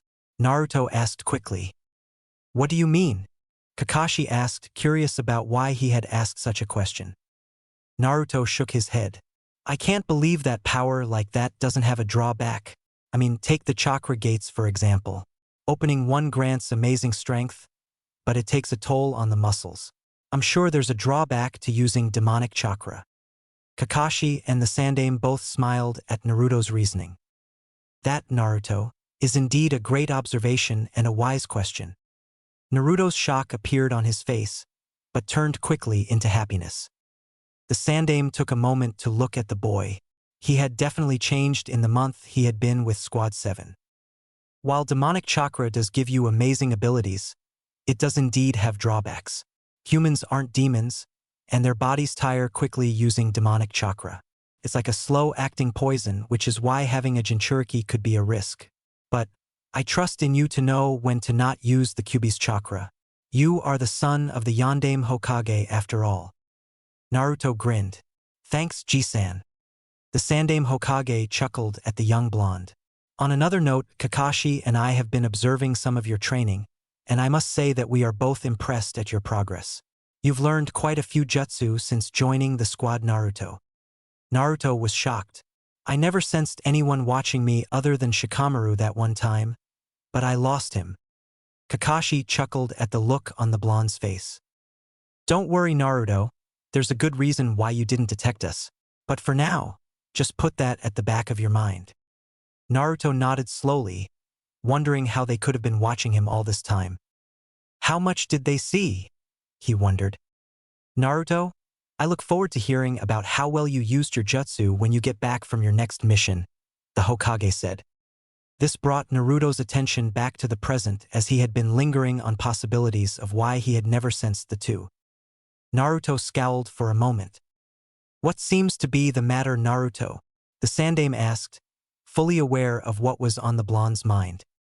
How the hell am I supposed to use jutsu on the missions we've been going on? Tracking down a cat? Weeding a garden? Delivering dog food and groceries? Naruto grumbled as he squinted in anger at the Hokage. Kakashi chuckled at this as Naruto rounded on his sensei, eyes blazing with childish anger. Kakashi waved his hand.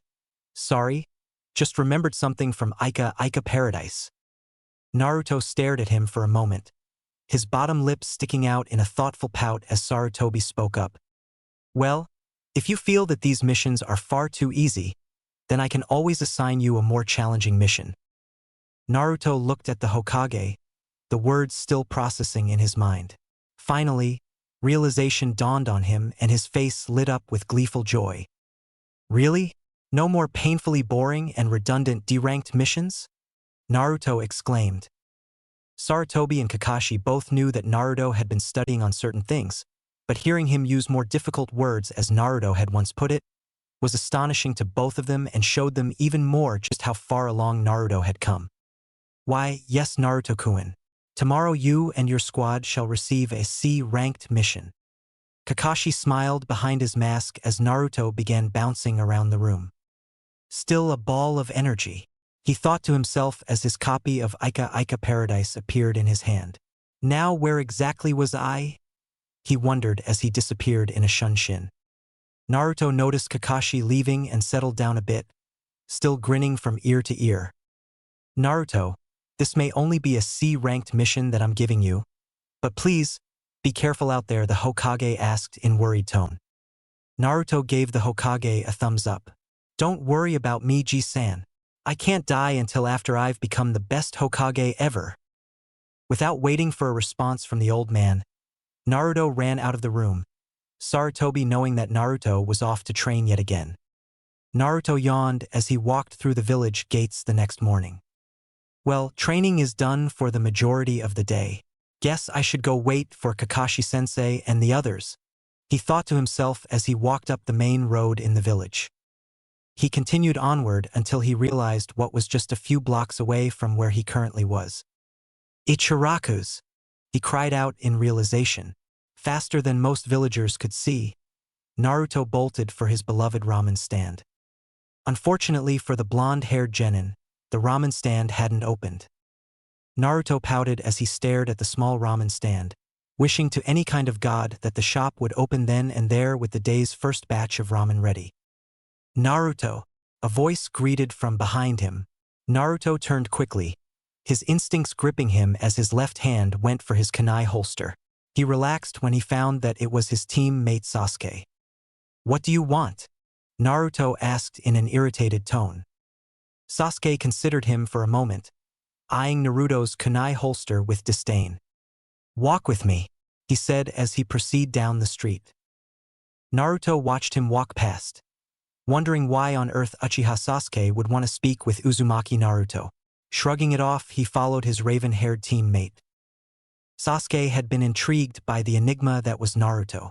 Sure, back in the academy, Uzumaki Naruto was nothing more than a class clown that couldn't even perform a basic henge without it turning into a prank. Hell, he had failed the final exam at least 3 times from what Sasuke had heard. Then, he had seen him on the bell test. Naruto had changed from a bumbling idiot to a half-decent shinobi. Sure, he hadn't gotten as close to the bells as Sasuke had, but Naruto had some tricks up his sleeve that had caught a jonin off guard. He had preformed an interesting Suetun jutsu that Sasuke had heard of from Itachi when he was a child. It wasn't a legendary S-rank jutsu, but the fact that Naruto had preformed it so easily was surprising. He must have learned it quite recently, as well as Naruto wasn't one to keep a secret. Sasuke remembered how whenever Naruto had learnt something in the academy, he would flaunt it as much as possible. So, knowing that Naruto was a decent enough teammate, Sasuke had come to a decision. Sasuke needed to get stronger, and Naruto was obviously getting stronger quickly. "Naruto, I have a question for you," Sasuke spoke as he kept ahead of Naruto. Naruto grunted, letting Sasuke know that he was listening. "I noticed that you've gotten better, and I was thinking that maybe we could train together, see each other's training styles." Naruto stopped walking, knowing exactly what Sasuke was after. He remembered reading a book about the clan Sasuke was from, and it didn't exactly put them in a positive light. "He just wants to copy any jutsu I show him and my taijutsu style. Fucking Uchiha." The book that Naruto had read had gone into specific detail about the Uchiha clan's Sharingan Jujutsu and how it would copy jutsu of any type. "Sasuke, fuck you. I know about your Sharingan eye, and I don't feel like having my techniques stolen and possibly used against me. So, I say, go fuck yourself, you bastard." Before Sasuke could inform him of his lack of Sharingan, Naruto had already taken to the buildings. "That is the last fucking time I try to actually be nice to that dope," Sasuke thought as he glared after the blonde. "I just wanted to make sure that at least one of my teammates wouldn't hold me back. And there is no way in hell I'm asking Sakura humph." Sticking his hands in his pockets, he continued on his aimless path to kill time before he had to go to Squad 7's meeting place. Sakura yawned as she woke up that morning, her thoughts all on Sasuke. That is, until she looked out her window to see Naruto standing on the roof talking to someone who seemed to be out of sight at the moment. "Fucking stalker Naruto," she screamed mentally. She grabbed her kunai holster off of her chair and withdrew one of the throwing knives. Opening her window, she could hear Naruto's voice, as well as the voice of another male who seemed unbelievably loud. "And let the flames of youth brighten your day, Naruto Keion," the voice yelled. Before Sakura could locate the voice's origin, she heard the sounds of a Shunshin jutsu being preformed. Her attention refocused on Naruto, who had just caught sight of Sakura. "What do you want, Naruto?"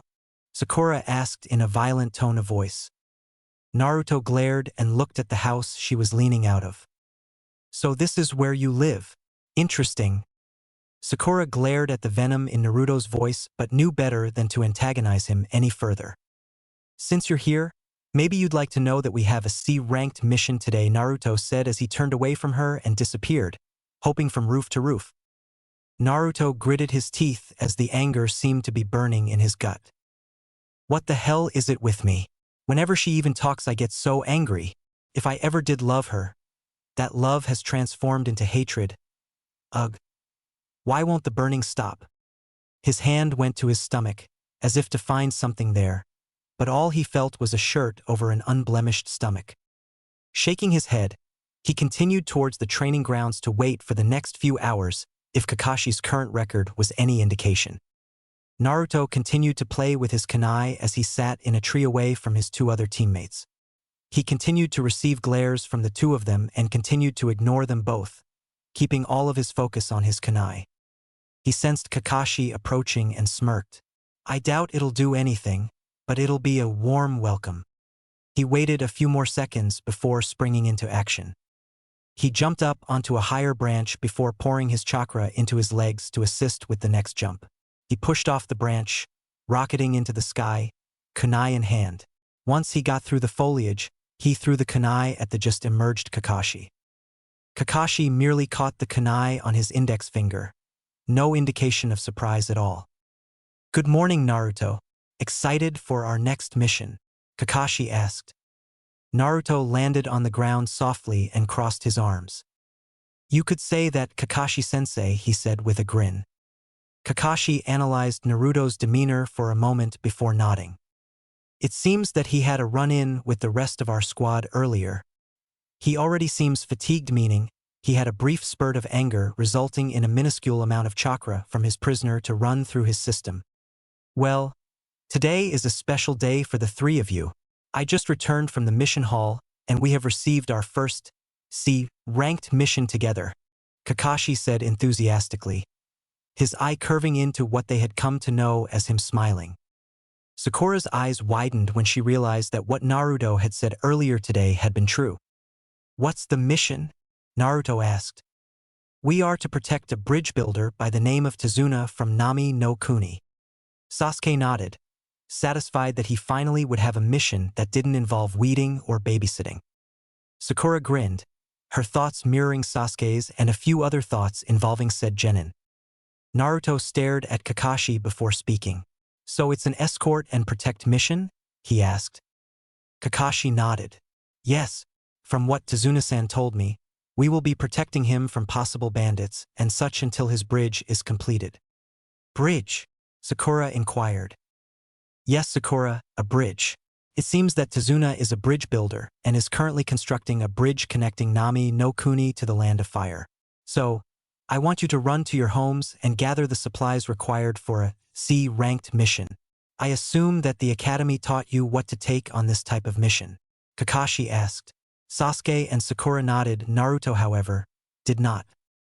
Noticing this, Kakashi made a note to talk to Naruto to see what else he may be lacking from the academy. "Excellent. I will meet you at the Eastern Gate in 1 hour." Sasuke and Sakura turned to leave, but Naruto walked straight up to Kakashi. "There is no pride lost in asking for crucial information. There is no pride lost in asking for crucial information," Naruto recited in his head over and over. "I'm guessing you slept through that particular class, right?" Kakashi asked. Naruto shook his head. "I think I may have skipped that day, actually," he said as he suppressed a glare. Kakashi shrugged.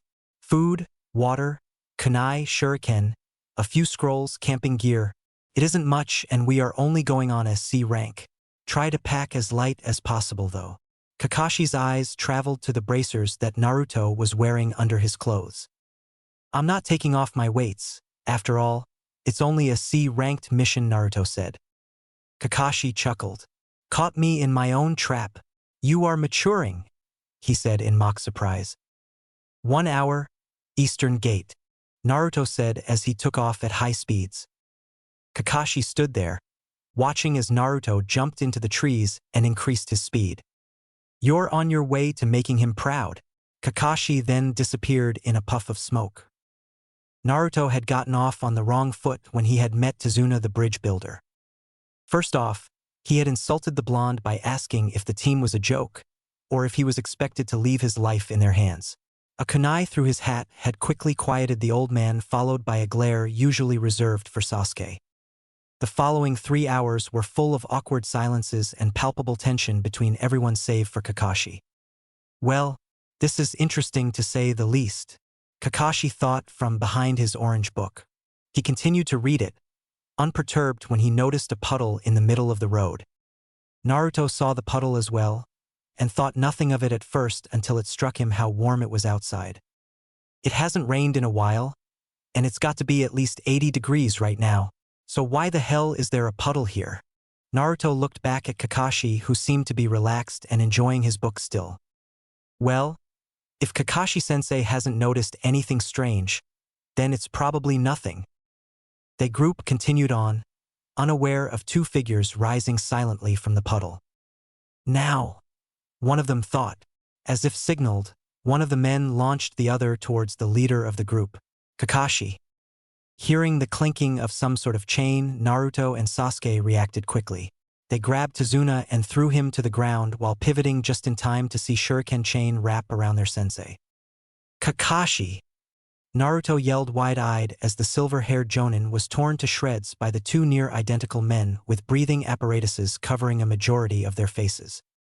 One down, one of them muttered. Fuck! Naruto breathed as he withdrew a kunai. Sasuke, take care of the old man. I've got this. Before Sasuke could argue, Naruto had taken off towards the two men. Time to see if I can actually fight enemy shinobi, Naruto thought to himself. He threw a kunai at the one to his left and jumped into the air only to be impaled by a flurry of shuriken from the man on the right. Naruto disappeared in a plume of smoke, revealing that he had preformed a kawarimi. The two men rocketed towards Sasuke, who was currently guarding a scared Sakura and Tazuna. Oh no you don't, Naruto's voice rang out. One moment, the path towards their kill was clear. The next moment, Naruto had just planted his foot in one's face while his hand had found its way around the other's throat. Meizu, the one whose throat was being handled by Naruto, widened his eye in surprise before being thrown to the ground. Gozu recovered and tried to jump back only to find that he was still chained to his brother. Fucking brat! He thought as he released the chain and positioned his poisoned claw to tear through the blonde genin. He didn't get the chance, however, as everything suddenly went dark for him and he was met with blissful unconsciousness. Naruto glared at Kakashi, who had just taken his first chance at a real fight. Well, at least he didn't die, Naruto exhaled, glad that he hadn't lost his first real teacher other than Iruka, who treated him properly. Good job, Sasuke, Naruto, although next time I wouldn't just charge in like that, just in case they're stronger than you realize. Naruto nodded, knowing not to disregard Kakashi's advice. We thought you died, Tazuna yelled as he stood up shakily. Why did you have us believe you were killed by those two? Kakashi glanced at Tazuna before disappearing and knocking out the remaining brother, who was still under Naruto's grip. Naruto released him when he saw what Kakashi had done. First off, I wanted to see how my team would react in the event of my death. Secondly, I wanted to find out who they were targeting. Were they targeting one of us ninja or someone else? At this, Kakashi glared at Tazuna. It was quite clear who their target was, Tazuna-san, and I recall this being a C-ranked mission which did not involve enemy shinobi. Tazuna gulped and Naruto narrowed his eyes. You withheld information, didn't you? He asked the old man. Tazuna sighed. Yes, I did lie when I requested this mission. Why? Sakura asked. Because the cost of a higher-ranked mission would have been too much for our village. We're a poor nation and this bridge would help our economy immensely. Kakashi glared down at the old man. You may as well explain what is going on then. Tazuna nodded. Yes, well, you see, a very powerful man wants me dead. It's because I'm building the bridge. It will damage the hold he has over us all. Who is this man? Sasuke asked as he glanced at the two down shinobi. His name is Gato. Kakashi's visible eye widened, as did Sasuke's. Gato, the billionaire that specializes in importing. Tazuna nodded. The same. He came to Nami no Kuni under the guise of an innocent businessman, looking to help us all. But when he got a hold on us, he sucked us dry of all of our resources. He controls what goes in and out of Nami no Kuni, as it's a small island, surrounded by nothing by the sea. Kakashi nodded, understanding what was going on. So, this Gato feels threatened by you and the bridge because it will basically mean that he has no hold over any of you? Sasuke asked. Tazuna nodded. Kakashi sighed at this point. If you had told us the entire story, this would be classified as a ranked mission. I should go back to Konoha and report this. Tazuna whimpered slightly at this. Kakashi-sensei, Naruto said loudly. What is it, Naruto? Kakashi asked, turning towards his student, knowing full well what he was about to suggest. I say we continue with this mission. Sure, he withheld information that could have gotten us killed, but we did eventually find out all of the facts, and I believe that our squad is capable of handling this mission. Sasuke nodded as he walked over to Naruto. I agree, he said simply, his hands in his pockets. Kakashi chuckled. What about you, Sakura? Do you believe as these two do that you're all ready for this type of mission? He looked at the pink-haired genin who seemed to be fighting an inner battle. Finally, she answered in a slightly shaky voice. Why yes, I believe that we can protect Tazuna on this mission. Kakashi nodded. Well, I guess it's 3 against 1. Tazuna-san, you're in luck. Thank you so much, Tazuna said, as he felt his eyes well up slightly. Kakashi waved his hand dismissively. Don't mention it. We should get on our way. Kakashi quickly tied the 2 demon brothers using ninja wire and sent a signal for ANBU to pick them up. Well, with that handled, let's continue, no? Naruto grinned and took the lead, seemingly back to his old carefree self. However, Kakashi could tell that he was thinking the same thing that he was. Those 2 shinobi were the first wave. The next attack will carry a more experienced and more powerful ninja. They continued on for a few more hours until the air seemed to moisten. Kakashi smiled at this, knowing that they were close to where they would stop walking and continue on in a boat. Naruto had never seen the sea before, and even though there was a lot of mist, he was excited. He tried not to show the others, trying to be a proper shinobi, but it wasn't really his style. Wow, so this is the ocean? He asked in awe. Tazuna chuckled at this. This is nothing. If it weren't for the mist, you'd be able to see Nami no Kuni from here no problem. Now, when we get to Nami no Kuni, you need to go to one of the beaches that don't have a problem with mist. The sea is vast and stretches farther than you can imagine. Naruto had heard of the sea before in stories and such, but he didn't really give it much thought. Well, I'll believe it when I see it.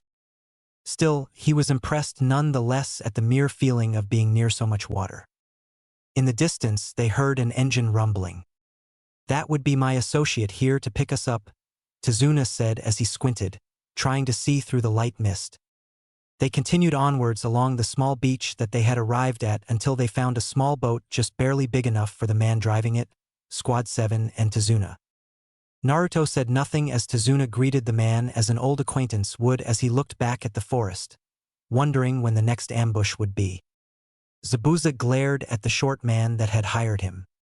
The fool! If he continues his attempts to intimidate me, I may just kill him and be on my way. Gato was currently berating him for sending the demon brothers after the bridge builder. Apparently, Meizu and Gozu had failed to kill the old man and had been apprehended. So, the bridge builder hired shinobi for protection. Zabuza thought to himself as he grasped his large sword he had received when he had become one of the Kiri no Shinobigatana Nananin Shu. With speed and strength that had claimed countless lives, he swung the sword so that the tip was a hair's breadth away from Gato's forehead. Quit your complaining. I, Momochi Zabuza, Kirigakure no Kijin, shall deal with these shinobi that Tazuna has hired. Zabuza smirked at Gato, who looked ready to soil himself. Gee, good. That's what I like to hear, he said as he stepped back. The 2 samurai behind him had their hands on their katanas, however, they looked unsure and intimidated thanks to Zabuza. See to it that he is killed, Gato ordered as he attempted to regain his composure. With that said, he turned heel and stalked out of the room, his guards following him quickly. Zabuza got to his feet and popped his neck as he shouldered his blade. Let's see what these shinobi have to offer. Naruto grumbled to himself as his stomach seemed to growl at him. Wish Ichiraku's had been open when I dropped by. It would have been nice to have some ramen before this mission started. I haven't eaten since I woke up before training. His stomach rumbled again, causing him to grit his teeth in annoyance. He looked back at the other 4 to see that Sakura was speaking to Tazuna about his country, while Sasuke seemed to be brooding, which was nothing new. Kakashi, however, something seemed off with him. Sure, his book was out, but Kakashi's eyes weren't even on it. In fact, they seemed to be darting here and there, as if searching for something. His posture wasn't relaxed as it normally was, it was tense, as if expecting someone to attack at a moment's notice. Naruto slowed down a bit until he was side by side with his sensei. I'm guessing you figured it out as well? Kakashi asked in a low voice, without looking at his blonde student. That those two weren't the last? I figured that if this guy really wants Tazuna dead, then he'd have more goons coming after him. Plus, if he's rich enough, he could probably afford some strong shinobi. Kakashi nodded. Good reasoning. Sasuke seems to have assumed the same. Naruto glanced at Sasuke. He's brooding. He's always fucking brooding. How can Kakashi tell any difference in Sasuke? Naruto continued to stare at his teammate's back until he noticed something. Sasuke didn't have his hands in his pockets. His right hand was actually hovering right above his kunai holster, ready to pluck one out without hesitation. Oh, guess that's a difference. Good idea though, Naruto admitted to himself. So what do we do if we are attacked? Naruto asked quietly. Guard Tazuna. It's very likely that the next shinobi will be a jonin like myself. You three wouldn't stand a chance against a jonin shinobi. Naruto grunted. I beg to differ. For now, just keep your senses keen. Naruto nodded at this advice and sped up a bit to get back at the head of the group. A few more hours passed of them just walking when Naruto sensed movement in the bushes to his left. Reacting quicker than even he expected, he let loose a flurry of shuriken and waited with bated breath. Did I get them? Sakura had jumped back in fright and was fumbling to withdraw a kunai while Sasuke had two kunai, one in each hand while Kakashi had simply stopped walking. What the hell was that for you, brat? Tazuna yelled as he pointed at Naruto. You nearly gave me a heart attack.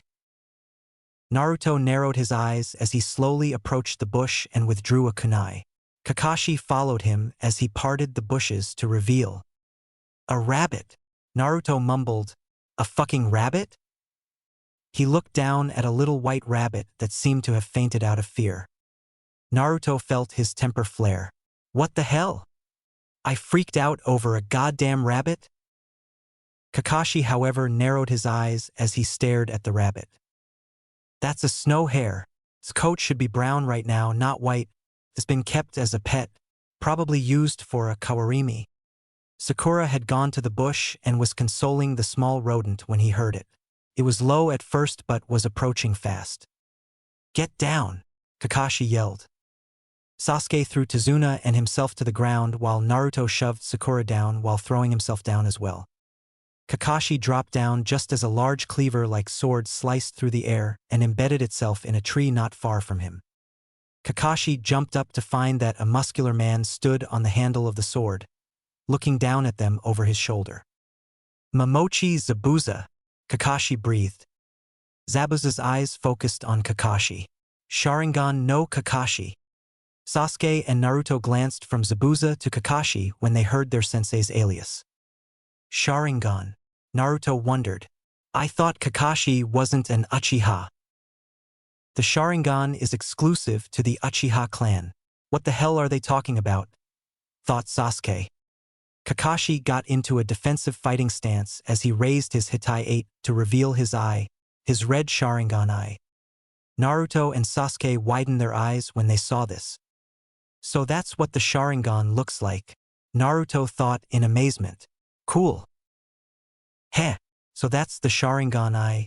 Truly is an honor to face it in combat. But couldn't you just hand over the old man? You see, I've been sent to kill him, and it would be a shame to kill a shinobi such as yourself. Kakashi answered by withdrawing a kunai. Laughing, Zabuza shook his head. I knew that wouldn't work, but it was worth a try. Zabuza and his sword disappeared in a display of superior speed. Kakashi turned quickly to look at the ocean to his left where Zabuza was stood. Damn it, he's got a fair amount of chakra built up. Zabuza grinned as he went through the hand seals for his personal favorite jutsu. Kirigakure no jutsu, Zabuza grinned as the mist already hanging in the air seemed to thicken. Kakashi tightened his grip on his kunai. Protect Tazuna, Kakashi ordered his 3 genin. Naruto had already taken up position in front of Tazuna, a kunai in one hand, his other hand flexing constantly in anticipation. Sasuke and Sakura quickly joined the blonde when the order was given, both of them with kunai in hand. Suddenly, Zabuza's voice floated towards them through the mist. There are 8 targets: liver, lungs, spine, clavicle vein, neck vein, brain, kidneys, heart. Which should I go after first? Kakashi brought his hands together in the sign of the ram as killer intent flooded the area. Sasuke and Naruto were hit hardest, their hands shaking. This is the end, Sasuke thought. I can't handle this. It's too much. This is the true power of a jonin. I just want to end it all to be rid of this feeling. Naruto wasn't faring much better. How can they be doing this? I want to die just to get out of here. This is what a true shinobi can do. Amazing. Sasuke, Naruto, don't worry, Kakashi said. No matter what, I'll protect you even if it kills me. I won't ever let my comrades die. Naruto and Sasuke both visibly relaxed at the soothing words of their sensei when they realized what was happening. Too late, Zabuza whispered from behind them. Naruto jumped and twisted in the air to see Kakashi shoving Tazuna aside while blocking a strike from Zabuza's sword merely with a kunai. Then quickly spinning it around, he lodged the kunai into Zabuza's ribs. Sakura had grabbed Tazuna and retreated to a safer distance while Sasuke was not too far from Naruto, having reacted in the same manner. Naruto watched as his sensei fought with the Rouge Jonin. Kakashi's eyes widened, however, when instead of blood, water leaked from the wound. A Mizu Bunshin, Kakashi exclaimed as Zabuza exploded into water. The next thing they all knew, Zabuza was swinging his sword through Kakashi. No! Sakura yelled in surprise. However, Kakashi exploded into water as well, causing Zabuza to widen his eyes. He copied it in this mist, he realized. It's over, Kakashi said as he held a kunai to Zabuza's neck. Impressive that you not only saw through my technique in this mist, but copied it and used it against me as well. However, Zabuza, once again, exploded into water as Kakashi's eyes widened. I'm not that easy to fool either, Zabuza said from behind the Sharingan wielder. Zabuza was in mid-swing with his sword when Kakashi reacted. Ducking under the blade, Kakashi kicked at Zabuza's stomach, aiming to incapacitate him. Zabuza's sword was embedded in the ground and he used it as leverage to dodge the kick by twisting around. He raised his leg and kicked at Kakashi, making contact and watching as the Jonin sailed through the air towards the water. Smirking to himself, Zabuza jerked his sword out of the ground and made chase. He was halted, however, when he saw that Kakashi had lain Makibishi on the ground. Naruto gritted his teeth as he and the others watched Zabuza disappear in a flash of speed while Kakashi landed in the water. I have a bad feeling about this, Naruto thought to himself. Kakashi quickly emerged from the water, frowning. Something's wrong. The water, it's heavy. Behind him, Zabuza appeared, flying through hand seals. You fool, he declared in a victorious tone. Kakashi's eyes widened as he realized the situation he was suddenly in as water seemed to surround him and bind him. Suiro no Jutsu, Zabuza grinned as he held the Kakashi in the water prison. The 3 of you, grab Tazuna and run.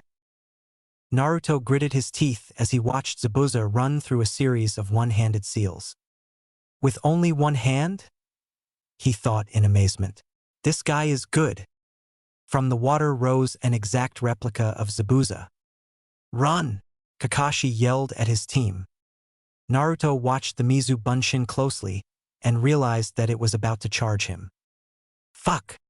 Displaying speed that the original Zabuza had displayed, the Bunshin was on Naruto faster than he could react and was attempting to block the blows that were being rained down upon Naruto with surprising results.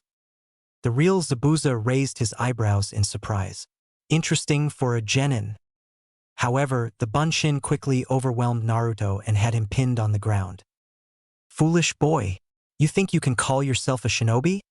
By the time I was your age, I had already dyed my hands in blood. Naruto gritted his teeth. Great. He's starting a monologue. Naruto glanced at Sasuke as Zabuza continued on his speech about how he had killed his graduating class. He mouthed something and Sasuke nodded as he withdrew a kunai. Teamwork, Sasuke acknowledged. Sasuke threw the blade at the Mizu Bunshin, which was quickly caught.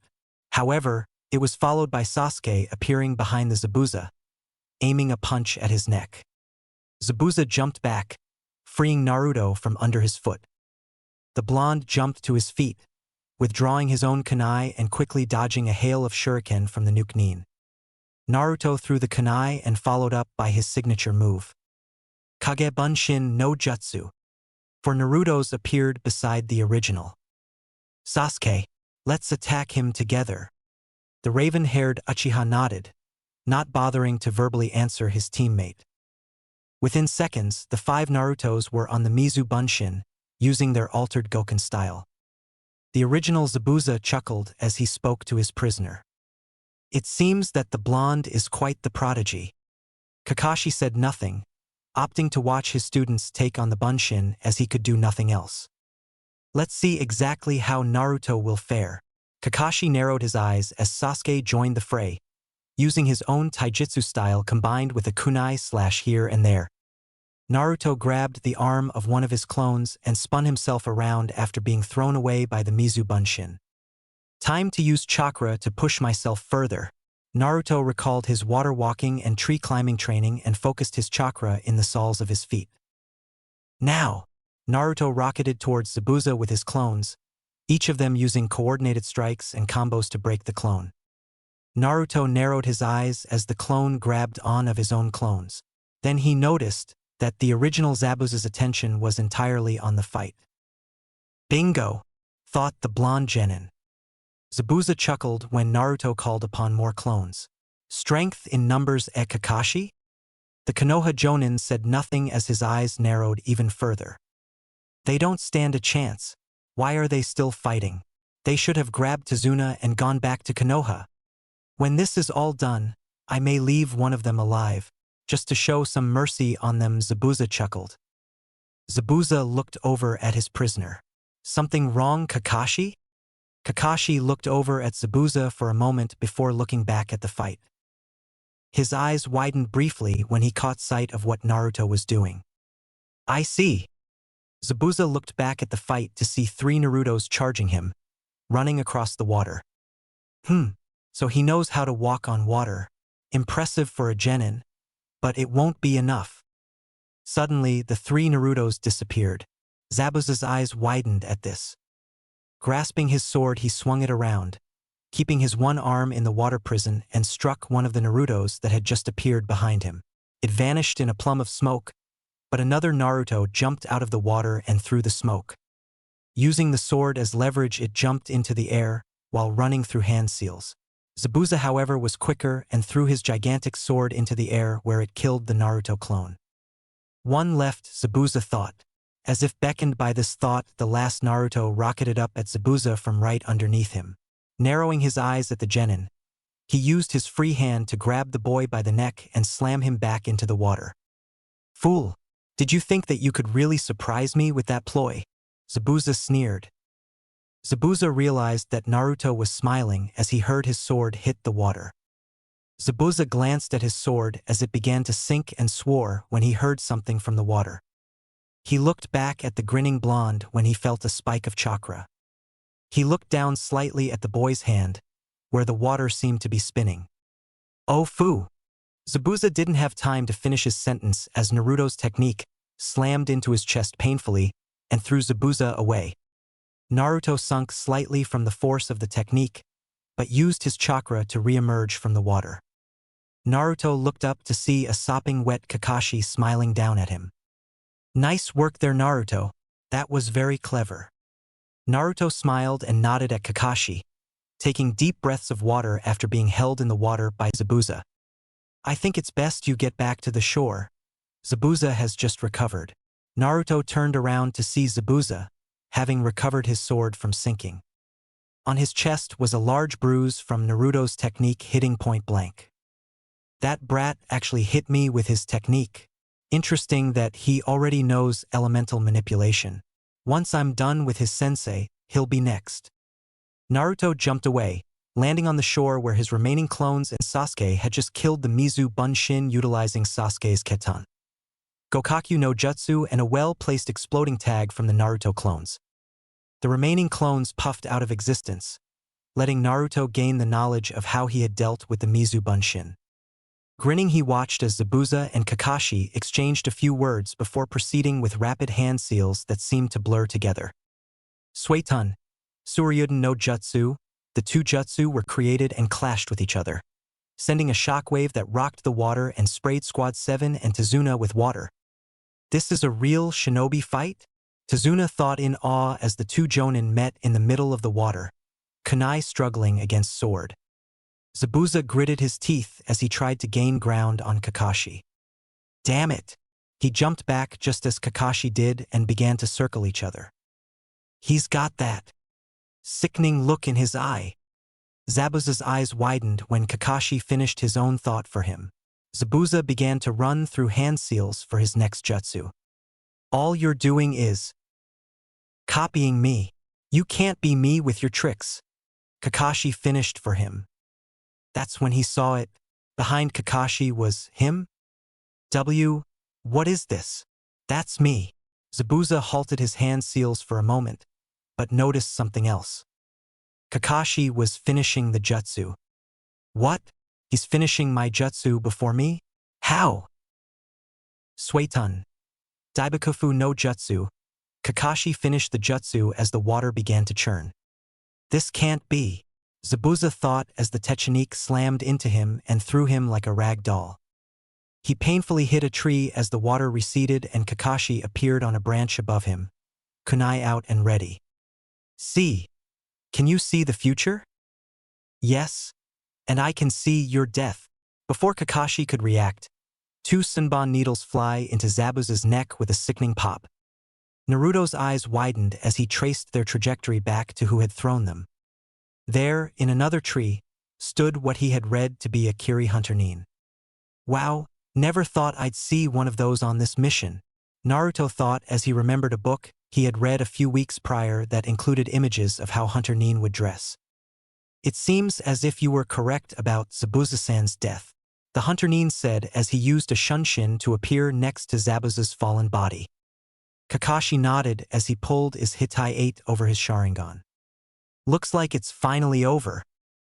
I thank you for handling him until now. I will, however, be taking it from here. You have my thanks. Kakashi nodded at the boy. He's young, yet strong. The boy hoisted Zabuza over his shoulder and made a sign for Shunshin. Kakashi sighed once the boy disappeared and walked towards the group. Well, that was fun, wasn't it? Naruto chuckled at the silver-haired jonin while Sasuke grinned and Sakura sighed. Tazuna could only shake his head at the shinobi. Well, at least they are as strong as they say, he thought to himself. Well, let's continue, Kakashi said as he stood still. Naruto noticed that something was wrong with the jonin. Are you okay, Kakashi-sensei? As soon as Naruto asked this question, Kakashi fell forward on his face before mumbling. I think I may have overdone it. Naruto shook his head. I'll carry him from here. Tazuna could only sweat drop at this. Well, at least home isn't too far from here, thought the old man. Chapter 4. A lesson in chakra and hatred. No fucking way, Naruto yelled as he stared at his recovering sensei. It had been a full day of Kakashi being unconscious, and when he had woken up, his body was temporarily out of commission. I would do it if I could, Naruto, but I can't. Plus, you do know how to do it already, so you have the ability to show them. Naruto glared at Kakashi for a moment before countering. Even if I did agree, Sasuke and Sakura aren't the type to learn from what I've been dubbed as a dobe. Kakashi chuckled weakly. Once you show them what they need to learn, they will realize just how important it is. Naruto rolled his eyes. The problem is to get them to stop hating me long enough to show them and explain it. If I order them to listen to you for a few simple minutes, I'm sure you'll be able to do it. Naruto huffed as he crossed his arms. By the way, there's something that's been bugging me since yesterday. Kakashi raised an eyebrow at this. What would that be? The Hunter-nin that took Zabuza's body. Something isn't clicking there. So, he figured it out as well? Surprising as he wasn't taught about Hunter-nins in the academy as they're exclusive to Kiri. What do you mean Naruto? Kakashi asked, wanting to hear Naruto's conclusion for himself. Well, I remember reading a book about Kirigakure's Hunter-nins and what they do. Maybe the book was outdated and all, but I read that they destroy the body where it was found or killed. All they are supposed to take is the head, and it's not like it's hard to decapitate someone. I think that the Hunter-nin could have been a fake. Naruto stared at Kakashi, awaiting a reply, who was also waiting for Naruto to continue. A few minutes of silence from the both of them until Naruto finally broke the awkward silence. Well, what do you think? He asked nervously as he shuffled his feet slightly. You're right. Zabuza is most likely alive, Kakashi said simply. I'm surprised, Naruto. The fact that you came up with that on your own is speaking volumes about how much you matured since I bumped into you that day at the Hokage mansion. Naruto blushed at this. It was only luck that I had read that book not too long ago. Kakashi smiled at this. Still, it's good that you're educating yourself. If I had not been able to reach that conclusion already, you could have just saved us. Naruto continued to shuffle his feet, not out of nervousness, but embarrassment. Well, the thing is that the senbon needles hit pressure points, and I regret that I didn't check for a pulse. I was already feeling the effects of the Sharingan hit me and it clouded my judgment. It was stupid on my end not to check. Naruto's eyes widened. After having watched Kakashi whoop Zabuza's ass, Naruto's opinion of his sensei had skyrocketed. And now, here he was, admitting fault to his mistake. Wow, I want to be a shinobi like Kakashi-sensei one day. That is why you need to prepare your team mates, Naruto. Sasuke and Sakura need to be better prepared for the coming battle. Naruto sighed as he scratched the back of his head. Fine, whatever. You're going to have to convince them to somehow listen to me though, Naruto said in a defeated tone. Sakura sat in the kitchen and smiled at Tsunami, the daughter of Tazuna. When Squad 7 had arrived on her doorstep with her father, she had immediately adopted a motherly quality and began fussing over them all. When she had heard about how they had protected him from the demon brothers and Zabuza, she had begun fussing even more. She had immediately set up a room for Kakashi to rest in on his own, so that he could recover quickly and then set her eyes on the three genin. She had fussed over Sakura first, probably because she was a female. While she was distracted, Naruto and Sasuke had slipped out for a few hours. Naruto had been the first to return, saying that he wanted to scout the area. Sasuke walked in not long after, not even bothering to give an excuse to any of them. Now, here was Tsunami, cooking a meal for lunch while Sasuke had disappeared and Naruto was upstairs talking to their finally conscious sensei. So, is this your first time being out of your village, Sakura? Tsunami asked as she continued cooking. Sakura nodded. Yeah, I mean, this far from the village at least. I've gone to a town not far from Konoha with my parents a few times as a child, but I didn't do anything. Tsunami smiled. So what is Konoha like? Sakura thought for a moment, having never been asked about her village. It's big. Everybody is so nice there. And the boys are cute. For the most part, that is. Tsunami looked over her shoulder at the girl. For the most part? She inquired. Well, Sasuke is drop-dead gorgeous, and not a lot of guys in our village can compare, but the ugliest our village has to offer would be Naruto. Tsunami raised an eyebrow at this. You think so? Sakura nodded vigorously. Definitely. I would never date that in a million years. Before Tsunami could answer, a new voice interrupted. Don't worry, Sakura. You're definitely not my type to begin with, so you're safe. Sakura wheeled around to see Naruto entering the kitchen.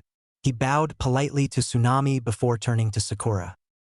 Kakashi-sensei wants to talk to you and Sasuke. Naruto glanced around the kitchen. Do you know where he went? Sakura shook her head. No, I don't. Naruto shrugged. I'll go find him, but he wants to talk to you two together, so stay here until I bring him back. With that said, Naruto left the kitchen and a moment later, they heard the door open and the close. Tsunami saw that Sakura was glaring into the hallway where she had last seen Naruto. I don't know what you mean, Sakura. If I were his age, I would definitely try going for him. Sakura turned and looked at Tsunami in shock. You're kidding, she exclaimed while Tsunami simply shook her head. He seems nice. And you have to admit he's cute with his blonde hair and blue eyes. Tsunami looked at Sakura as she began going through a list of why Naruto wasn't even close to cute. And one time, he painted the Hokage monument. Not to mention the horrible jumpsuit he used to wear. I'm waiting for its return, honestly. Sakura, why do you hate Naruto so much? Tsunami suddenly asked. Sakura looked confused at the question. Well, it's just that he seems so polite, and you just seem to hate him with every ounce of your being. Sakura was silent for a moment before answering her. I don't hate him, it's just that I can't really stand being near him. He used to pester me all the time for a date, and no matter how many times I yelled at him to knock it off, he would keep it up. Tsunami listened as the girl continued. Back then, I didn't really enjoy it, but it gave me a confidence boost in a way. Then, recently it stopped, and he just started acting cold towards me. I don't know what happened, but something changed and now he treats me like garbage. At this point, Sakura had brought her knees to her chest. I hit him a few times, and I tried apologizing to him, but he just rejected it. Tsunami could see that the girl was hurting, but she couldn't really sympathize. After all, there are always two sides to a story, Tsunami thought to herself. She set down the knife she had been using to cut some celery and walked to the table and sat down next to the pink-haired kunoichi. She snaked an arm around her and patted her shoulder. Well, if you're wondering if he hates you, I don't think he does. Whatever happened between you two will pass. I don't know all of the details and he may have a different view on the subject entirely, but he does seem like a decent human being. I'm sure that given time, he will come to forgive you. Sakura sniffed. Do you think so? She asked hopefully as she looked at Tsunami. The mother nodded with a small smile gracing her face. Just give it time. You two may work things out. Sakura sniffed again. Well, we were never really friends. I hardly ever talked to him. And when I did, I usually was berating him for being in my way or for pulling some stupid prank. Tsunami shrugged. We all do stupid things when we're young, we all figure that out at some point. For now, just be nice to him. It may take some time, but in the end, it will be worth it. Before Sakura could reply, the sound of the door opening was heard and Sakura realized that there were tears on her cheeks. Quickly wiping them and her eyes, she stood up, ready to talk with Kakashi-sensei. Sasuke and Naruto appeared in the kitchen, neither looking happy. Naruto walked past Sasuke and sat on the table while Sakura and Sasuke gave him a questioning look. Aren't you coming along? Sasuke asked. Naruto shook his head. He asked for the two of you specifically. Sasuke shrugged as he walked up the stairs while Sakura followed wordlessly. Tsunami sighed as she watched the pink-haired genin ascend the stairs silently. She turned to find that Naruto was currently cutting the celery she had left unattended. You don't have to do that, Tsunami exclaimed as she rushed towards the blonde. Don't worry, Tsunami-san. We are your guests and I feel that I should at least help you out with these types of things. Tsunami came up behind the boy to find that he was already finished cutting the celery. What exactly are you making? He asked her. Stew, she mumbled. What type of stew? Zabuza lay in a bed, his body unresponsive to his mental commands. God damn it, he yelled mentally. At that moment, his protege, Haku, walked through the door. Upon seeing the look on Zabuza's face, he smiled sweetly down at his father figure. I'm sorry, Zabuza-sama, but I had to make sure that it seemed as if you were dead. Well, next time, don't be so brutal, Zabuza whispered. Haku sighed. The damage from that boy's water technique did more damage than I had anticipated and gave you a minor case of whiplash which worsened the aftereffects of the near-death state that I placed you in. If I had known, I wouldn't have aimed for your neck. Zabuza could only blink. Don't worry, Zabuza-sama. This should only last 2 weeks. 2 weeks of utter hell, thought the former Kiri shinobi. Sasuke and Sakura stared at Naruto as he led them to a clearing he had discovered the day they had arrived. I originally planned on training on my own here. However, circumstances have changed. He stopped and whirled around to face his two teammates. Well, seeing as how Kakashi-sensei is out of commission, I'll be taking over until he's back on his feet. Sasuke snorted at this as Naruto focused a glare at him. Something to say, team? Sasuke glared back before answering. I don't know why Kakashi is having a dobe like you teach us. What are you supposed to teach us? How to appropriately pull a stupid prank on someone. Naruto glared at the Uchiha for a moment before chuckling. Do you really think that Kakashi-sensei would have me teach you how to prank someone? Are you that stupid? Naruto asked, a grin etched on his face. Sasuke huffed. Well, I doubt you know anything that Sakura and I don't already know besides that water jutsu you used against during our bell test. Naruto shook his head. I'm going to ignore that for now, team. No, today, Kakashi wants me to train you on chakra control. Sakura and Sasuke both raised eyebrows at this. This time, it was Sakura who spoke. Chakra control? You had the worst chakra control back in the academy, Naruto. What can you teach us? Naruto ran his hand through his hair. Well, to put it simply, Kakashi wants me to show you how to climb trees. Sakura and Sasuke stared at Naruto. They said nothing as they continued to stare at the blonde. See? Climbing trees. Are you joking? Sakura yelled as she let her temper get a hold of her. Would you calm down? This is a different type of tree climbing. You aren't allowed to use your hands at all, Naruto said as he pulled out a kunai and began tossing it up in the air. What do you mean? Sasuke asked, not getting what he meant. Let me demonstrate, Naruto said as grabbed his kunai and put it in its holster. Naruto walked towards a tree, his expression blank. I can't wait to see their expressions, he thought to himself excitedly. He reached the tree and casually placed his left foot on the trunk, then the right foot. He slowly ascended the tree, using his chakra to climb vertically with his hands in his pockets. He reached a branch and walked along the bottom, and tilted his head up, so that he was looking down at an awed Sakura and an intrigued Sasuke. Priceless, Naruto thought to himself. All you do is simply focus chakra into the soles of your feet and walk up the tree, although I would recommend running up the tree to start off. You will be marking your progress with your kunai. Normally I should provide the kunai from what Kakashi-sensei told me, but I think you two are old enough to use your own kunai. Sasuke and Sakura glared at Naruto for the sarcasm. Naruto cut the flow of chakra and plummeted to the earth. Sakura's eyes widened. However, Naruto flipped so that he landed on the ground below.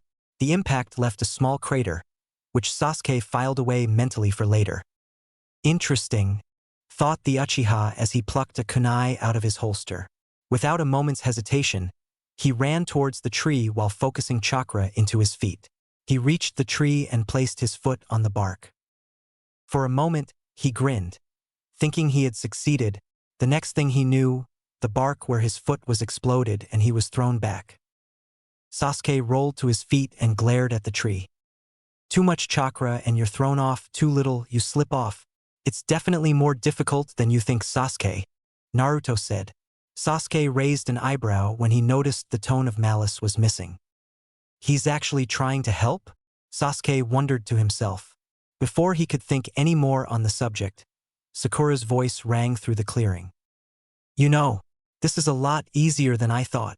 Far above the ground was a grinning Sakura who sat on one of the higher branches, swinging her legs playfully.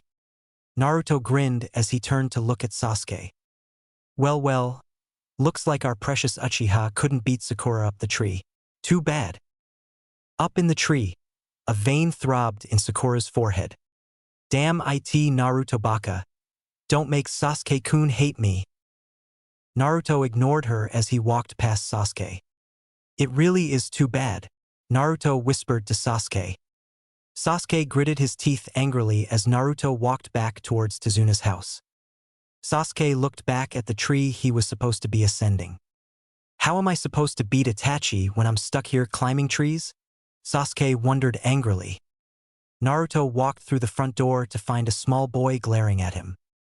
Naruto gave him a small wave which only strengthened the boy's glare. Naruto felt mild irritation at this and was about to speak up when Tazuna walked in the room. "Ah, I see you've finally met my grandson Inari," he boomed. Naruto simply nodded, continuing to stare at the boy who would not stop glaring at him. Naruto walked past him and towards the kitchen where the stew he had assisted Tsunami with sat bubbling mildly. He walked up the stairs to find Tsunami exiting Kakashi's room. "Oh, Naruto-san," she exclaimed when she noticed him. "I thought you were out training with your teammates." Naruto shook his head. "Kakashi-sensei asked me to show them a training exercise. I just need to ask him a question before I go and start my own training." Tsunami nodded, wondering what kind of training a shinobi went through. "Well, I wish you the best of luck," she said with a motherly smile. Naruto smiled back, his thoughts drifting slightly to what it would be like to have Tsunami as a mother. He shook his head as she brushed past him. Composing himself, Naruto opened the door to Kakashi's room to find him trying to sit up. "Shouldn't you be resting?" he asked the Jonin. Kakashi grunted. "Yes, but I just wanted to assess the damage to my body." Naruto raised an eyebrow. "And what are the results?" Kakashi groaned before giving up and flopping back down on his futon. "I should be back to 100% in about 6 or 7 days." Naruto sighed. "So, Sakura already scaled the tree." Kakashi raised an eyebrow at this. "Well, that's unsurprising." What? You knew she'd scale that tree on her first try?" he asked incredulously. Kakashi shook his head weakly. "Not on her first try, but I knew she'd be able to get up the tree before Sasuke. Sakura seems to have precise chakra control due to her lack of reserves. Sasuke has larger chakra reserves and therefore, a more difficult time at chakra control. Sasuke will have an easier time with this exercise than you for the same reason. Compared to you, his chakra reserves are minuscule." Naruto was silent and stared at Kakashi before speaking bluntly. "Sounds like some weird penis measuring game to me." Kakashi's sweat dropped. "Blunt, but he does have a point," Kakashi thought as his mind wandered to Ika Paradise. "So what should we have Sakura do?" Naruto asked his sensei. "Oh, I guess put her on guard duty with Tazuna for now, while Sasuke continues to struggle with his training," Kakashi answered in a sweetly happy voice. "You may not be any crazy bitch, but you still have your own way of being sadistic," Naruto said with narrowed eyes. Kakashi chuckled. "That's right, you encountered Anko." Naruto's eyes widened. "How did you know about that?" "Oh, I saw the whole thing unfold, Naruto," Kakashi said in a matter-of-fact tone. "Whatever," Naruto sighed. Sasuke wiped sweat from his brow as he looked up at the tree riddled with slash marks. He had made it halfway up the accursed tree and was starting to feel a little lightheaded. The light of day was beginning to fade rapidly, meaning he would have to return soon for dinner having skipped lunch. Hearing movement behind him, he saw Naruto emerge from the foliage. "Any progress, team?" the blonde genin asked. "Where did Sakura go?" Sasuke asked. "Protect Tazuna. She completed the training already, so Kakashi-sensei figured it would be a waste of her time to stay here." Sasuke clenched his fist at this. "How the hell does this exercise benefit me?" he asked angrily. Naruto raised an eyebrow at this. Well, I thought you would know." Sasuke glared at this. Grinning at the raven-haired Uchiha, Naruto began explaining. "Well, if you master this exercise, you'll waste less chakra on your ninjutsu and therefore be able to use more jutsu. Also, you can use this technique to increase your speed in the midst of battle." Sasuke raised both eyebrows at this. "I didn't think it would help that much, HM." Sasuke looked back at the tree, determined to get to the top more than ever now. "My advice, find your comfort zone," Naruto said suddenly. Sasuke glanced at Naruto before looking back at the tree. Naruto looked at Sasuke before elaborating. "For instance, if you don't put enough chakra into it, you feel slightly off balance, while if you put too much chakra, it kind of burns in a way. You just need to find what feels. Right?" Sasuke closed his eyes as he concentrated on his chakra, trying what Naruto had just suggested. He slowly added to his chakra output until he felt that comfort zone, as Naruto had put it. Opening his eyes, he bolted for the tree and straight up. He kept climbing and climbing, approaching his last mark on the tree. Before he knew it, he had passed it and was continuing to ascend until 12 more feet up. He felt himself slipping. Slashing at the tree with his kunai, he marked his new record before flipping backwards and landing painfully on the ground. "Nice, Sasuke. Better than I did when I found out about that little trick," Naruto said as he looked up at the new mark. Sasuke sat down on the ground, panting again as fatigue hit him. "How long did it take you?" he asked between breaths. Naruto looked at Sasuke before chuckling. "On my first day, I definitely wasn't this far along. I can tell you that much." Sasuke looked up at the sky, where the first stars were beginning to appear. "Well, we should probably be heading back to Tazuna's. Tsunami made some stew for lunch and we're having some for dinner as well. And let me tell you, it tastes fucking great." Naruto held out his hand, offering to help Sasuke up. The Uchiha considered the hand for a second before taking it and being hoisted off the ground. "By the way, Naruto, I don't have the Sharingan," Sasuke said, recalling the outburst from Naruto back in Konoha the other day. Naruto blinked before chuckling and rubbing the back of his head. "So, you were really just looking for someone to train with?" he asked, feeling like an idiot. Sasuke simply nodded. "But it's clear that you and I wouldn't be able to stand each other for very long." Naruto laughed at this. "Wow, Sasuke, you have a sense of humor. I can't wait to tell all of Konoha when we get back. I may even paint that on the Hokage monument." Sasuke shot Naruto a dirty look which only added fuel to the fire.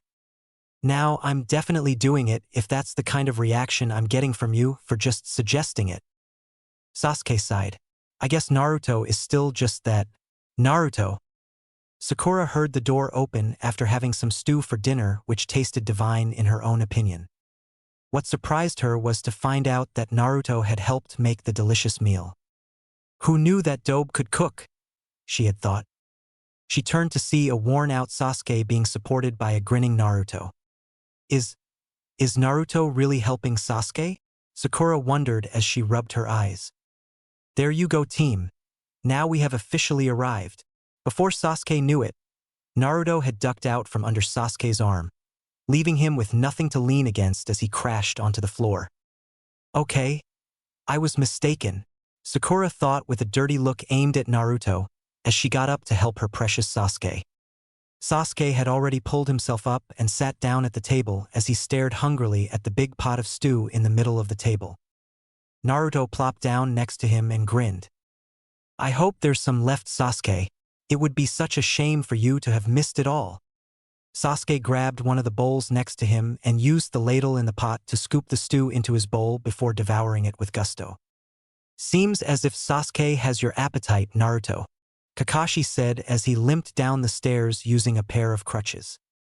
"Kakashi-sensei, it looks like you've decided to join us at last," Naruto exclaimed in mock surprise. Chuckling, Kakashi sat down on Naruto's other side and looked at the stew as well. "I have been upstairs resting all day, and no one seems to have remembered to bring their sensei some of this delicious stew," he said in a hurt tone. "Oh, can it, Kakashi-sensei? I saw Tsunami-san bring you some stew earlier when I brought Sakura back for lunch," Naruto pointed out with a grin. Kakashi struck a thoughtful pose before admitting defeat. "You've got me there, Naruto." Grinning, Naruto stood up. "Well, I'll be back in a few hours," he announced. "Where the hell do you think you're going?"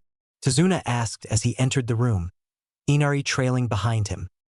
Shedding his red and black coat, Naruto grinned a fox-like grin. "Well, Sakura and Sasuke have been training all day, while I've been helping your daughter cook and helping you build a bridge all day. It's time I got to it as well." Without another word, Naruto slid past Tazuna and bolted for the door. "Be careful out there," Tsunami called from another room when she heard what he was planning. The door closed, leaving silence in Naruto's wake.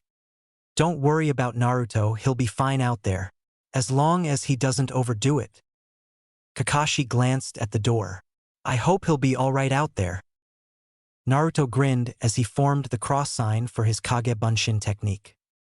The clearing that Sasuke and Sakura had been training in previously was suddenly full of grinning blondes garbed in black.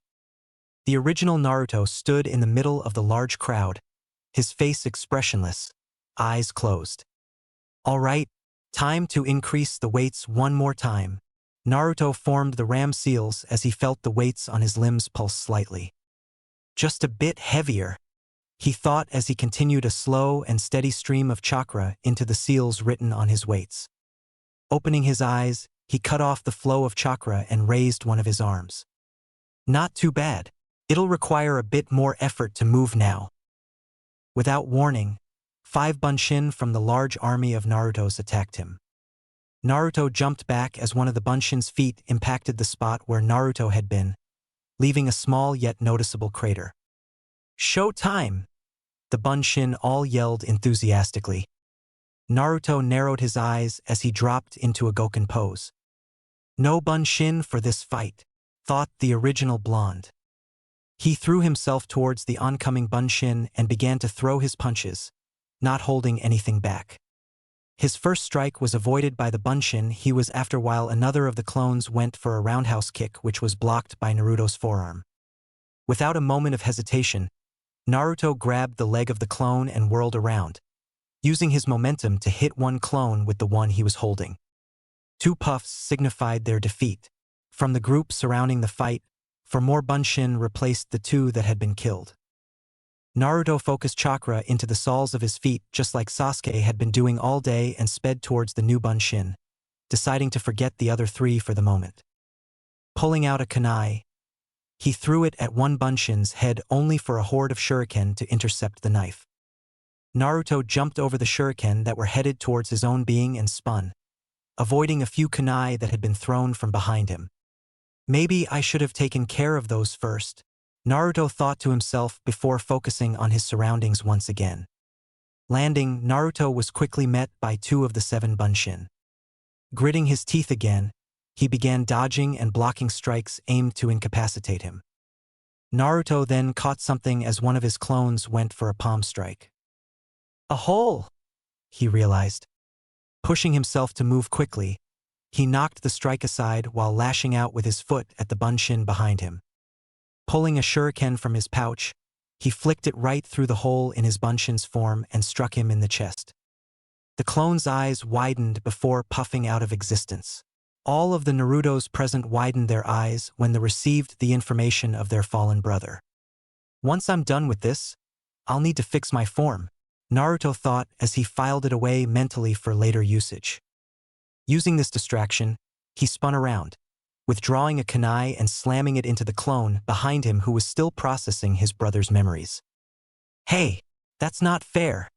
One clone yelled as the newest clone died. Grinning, Naruto threw the kunai at one of the other clones that was charging him. We're shinobi. We don't play fair.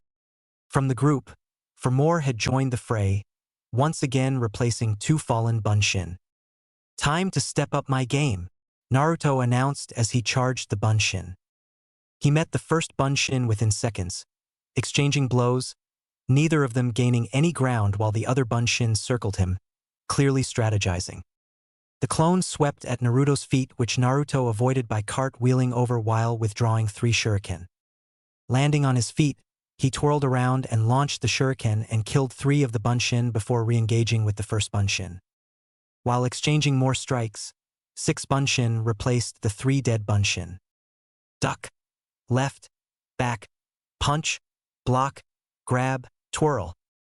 Naruto was on autopilot, thinking only his moves as he continued the struggle to gain ground on his counterpart. Pumping just a bit more chakra into his feet, he gained the upper hand, using a palm strike to snap the clone's head back, breaking its neck before it vanished in smoke. Without waiting for the smoke to clear, Naruto charged after the surrounding Bunshin. Jumping forward and twisting in through the air, he withdrew a kunai from a Bunshin's holster and used it to kill a Bunshin just ahead of him. Throwing his hand out, he pushed off of the ground to barely avoid a torrent of water. Pulling out the big guns are we? He thought to himself as he began hand seals. Suddenly, a shuriken pierced his skull. Naruto's eyes widened before he transformed into a log. "Fuck, a kawarimi!" exclaimed the owner of the shuriken. The original Naruto appeared behind the small group of Narutos that had been fighting against him. Eyes blazing with intensity, Naruto ran through the hand seals for one of his new fire-style jutsu. Katan, Gokakyu no Jutsu. The clones widened their eyes as they whirled around to face their opponent, but it was too late. The enormous fireball engulfed the clones, incinerating them and even impacting on the awaiting clones before they could even react. The army of Narutos had finally decided to all react at the same time. Being charged by his remaining clones, Naruto readied himself. "Oh boy, kinda wish I hadn't increased the weights now." Springing into action, Naruto engaged 4 of his bunshin all at once.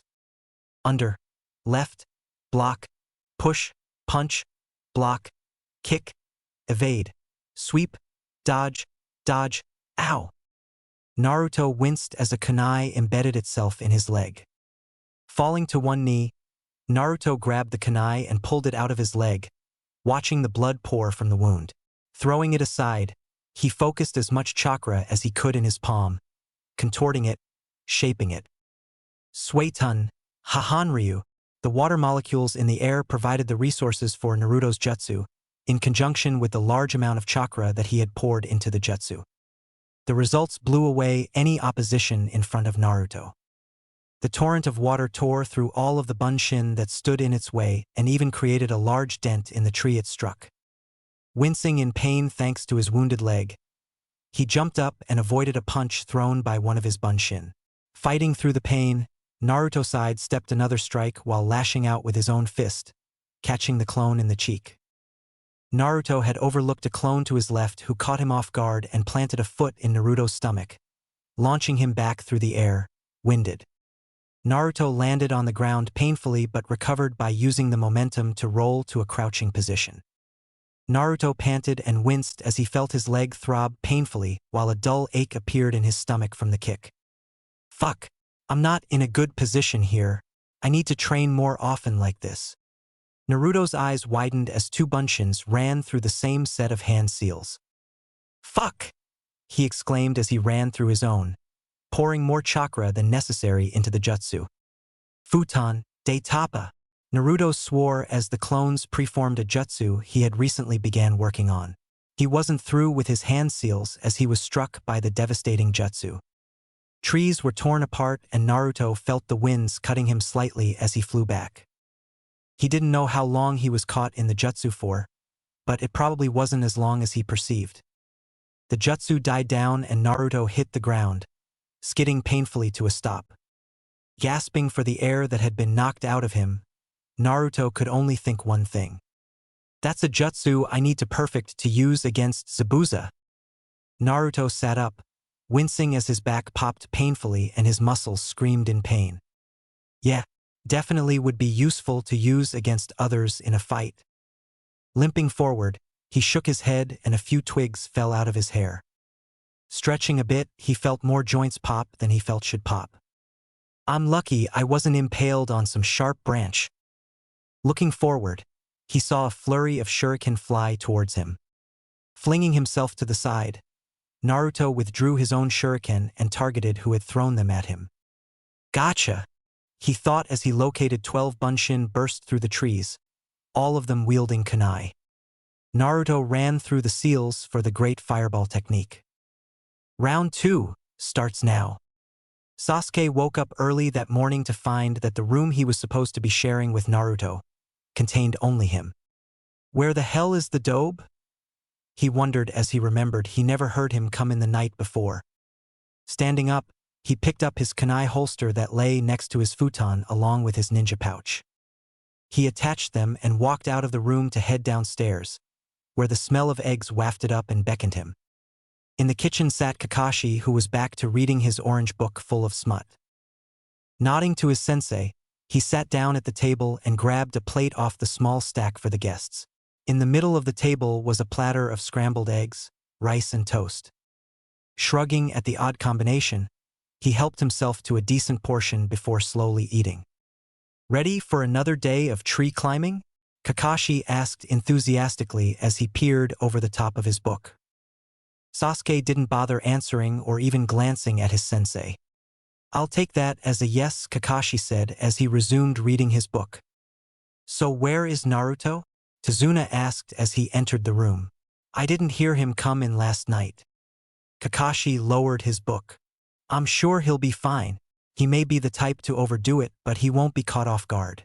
If he were in trouble, I'm sure he would send one of his clones to inform us.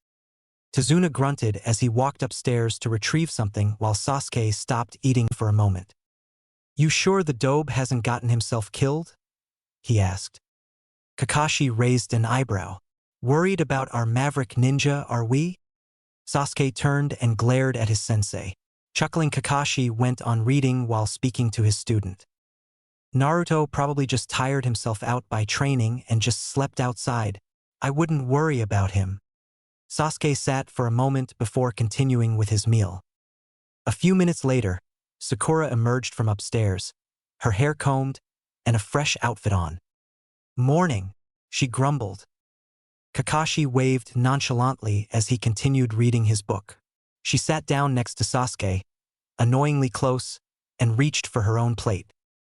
She only took a small amount, a look of sadness in her eyes as she did so. Sasuke raised an eye at this, which Sakura caught out of the corner of her eye. She leaned over and whispered to him. I'm guessing you haven't gone into town. Sasuke shook his head. Sakura sighed. It's horrible. It's a dump. Gato really did a number on this place. People are on the streets, looking for work, starving. It's tragic. I just wish we could help them all. We are though, Sasuke whispered back. By protecting Tazuna and helping him complete the bridge, we are helping this country. Sakura smiled softly. True. She then noticed just how close she was to Sasuke, the love of her life. Blushing, she mentally started cheering. Ha! Take that, Ino pig. Shinaro. She'll never be able to get this close to Sasuke-kun. The noise of the front door banging open scared Sakura as she jumped up out of her seat while Sasuke withdrew a kunai, expecting an assassin to have come for Tazuna. Ah, here's our third member, Kakashi said as he turned a page. Sasuke relaxed when Kakashi said this, knowing that Kakashi wasn't easily fooled. He had definitely proven that a few days prior. However, Sasuke received a shock when a bloody and beaten Naruto staggered in the kitchen. He noticed that he was limping slightly and he was holding his right arm. His eye was swollen as if he'd been hit there repeatedly and dried blood littered his outfit. What the hell happened to you, Naruto? Sakura exclaimed when she saw the blonde. Oh, nothing. Do I smell eggs? He asked weakly as he sat down at the table next to Kakashi, who laid a plate in front of his student. The plate was already loaded with at least 2 portions of eggs, rice, and toast. Thanks, was all Naruto said before devouring his meal in the blink of an eye. How was training? Kakashi asked as he read a particularly explicit scene, causing him to blush slightly and suppress a giggle. Sasuke and Sakura's eyes widened when they heard him ask about training. As soon as Naruto swallowed, he looked over at Kakashi. I've definitely got a lot of work to do. Found a ton of holes in my taijutsu that I need to fix. And evading some jutsu would help. I need to work on my hand seal speed to get through jutsu faster, as well as building up chakra. Kakashi nodded as he turned the page again, while Sasuke listened intently to Naruto's assessment of the various things that needed to be improved. Chakra control can always be better, and distinguishing between different chakra signatures. Kakashi stopped reading at this while Naruto continued on with his list. He can sense chakra signatures at his age? Naruto, Kakashi interrupted. Naruto stopped speaking and looked at Kakashi in confusion. You can sense chakra signatures? Naruto nodded. Yeah, I mean, when they're close enough I can sense who it is and all. But when I'm against a bunch of people, their chakra just seems to blend together and become indistinguishable. Kakashi rubbed his chin as he thought. So, Naruto has sensory abilities. I could try and get an ANBU to try teaching him a bit more when we get back to Konoha, But I think for now, Naruto should focus on his combat skills. He's already developing well without assistance. I may as well see how he does with developing that. Well, it seems you have a special skill, Naruto. Having sensory-type abilities makes you one of few shinobi. Naruto's expression turned from tired to joyous at this news. Although you definitely need refining on it. Most sensory-type shinobi can sense other chakra signatures from a distance, and some of the more talented can sense whether they're human or not. Naruto listened attentively, not wanting to miss any information on what he may be able to do at one point. For now, keep up the training as you see fit. If I see that those sensory abilities are not improving much, I can get one of my associates from ANBU to help you out. Naruto gave Kakashi a wide grin. Thanks a ton, sensei. Sasuke glared at the blonde at this revelation. Every day, something else is revealed about this dobe. He's better than I've given him credit for. Sakura was in slight disbelief at the moment. Naruto is a unique type of shinobi? Sensory? What the hell is going on?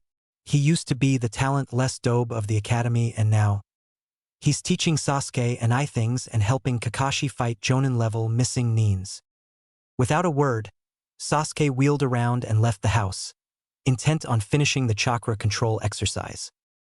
Sakura remained where she was, listening to Naruto and Kakashi talk to each other. What else do you think you need to work on? Kakashi asked. Well, stealth I'm alright on currently. I've been able to avoid ANBU and mobs since I was a small child. Kakashi glanced at Sakura quickly before returning his gaze to Naruto. Mobs? Sakura wondered. More ninjutsu never hurt anybody, Naruto added. Kakashi chuckled at that. It doesn't matter how many jutsu you have at your disposal. A man with 1,000 jutsu can be killed with a well-aimed kunai, Kakashi said wisely. Naruto shrugged as he laid his head on the table. Yeah, but having a few more jutsu doesn't hurt my chances. Kakashi said nothing. After all, he was the man that had copied over 1,000 jutsu. He really wasn't one to talk. Wait, you got like this from training? Sakura asked incredulously. Naruto nodded. Yeah, just got into a no-holds fight with about 200 Kage Bunshin. Not only did Sakura's eyes widen, but Kakashi stared at Naruto, one visible eye slightly widened in surprise.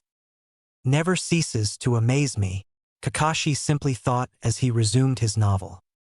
Sasuke dropped from the tree, kunai in hand. This is getting redundant, Sasuke thought to himself as he looked at the tall tree in front of him. He decided on using a new tree and to track that specific day's progress. Gritting his teeth, he focused chakra into the soles of his feet until he felt comfortable. Without another thought, he ran for the tree and rocketed up the towering monument of nature. He reached where his last mark was when he felt himself starting to slip yet again. Damn it! He growled as he pushed himself a few feet further from his last mark. Feeling gravity begin to pull him back towards the ground, he used the kunai to slash the bark. He landed cat-like on the ground and looked back up at the newest slash in the bark. At least I'm making progress, Sasuke thought with a slight grin before continuing on. Naruto was sound asleep and already looking better than he had earlier that day. Sakura sighed as she closed his bedroom door and went back downstairs.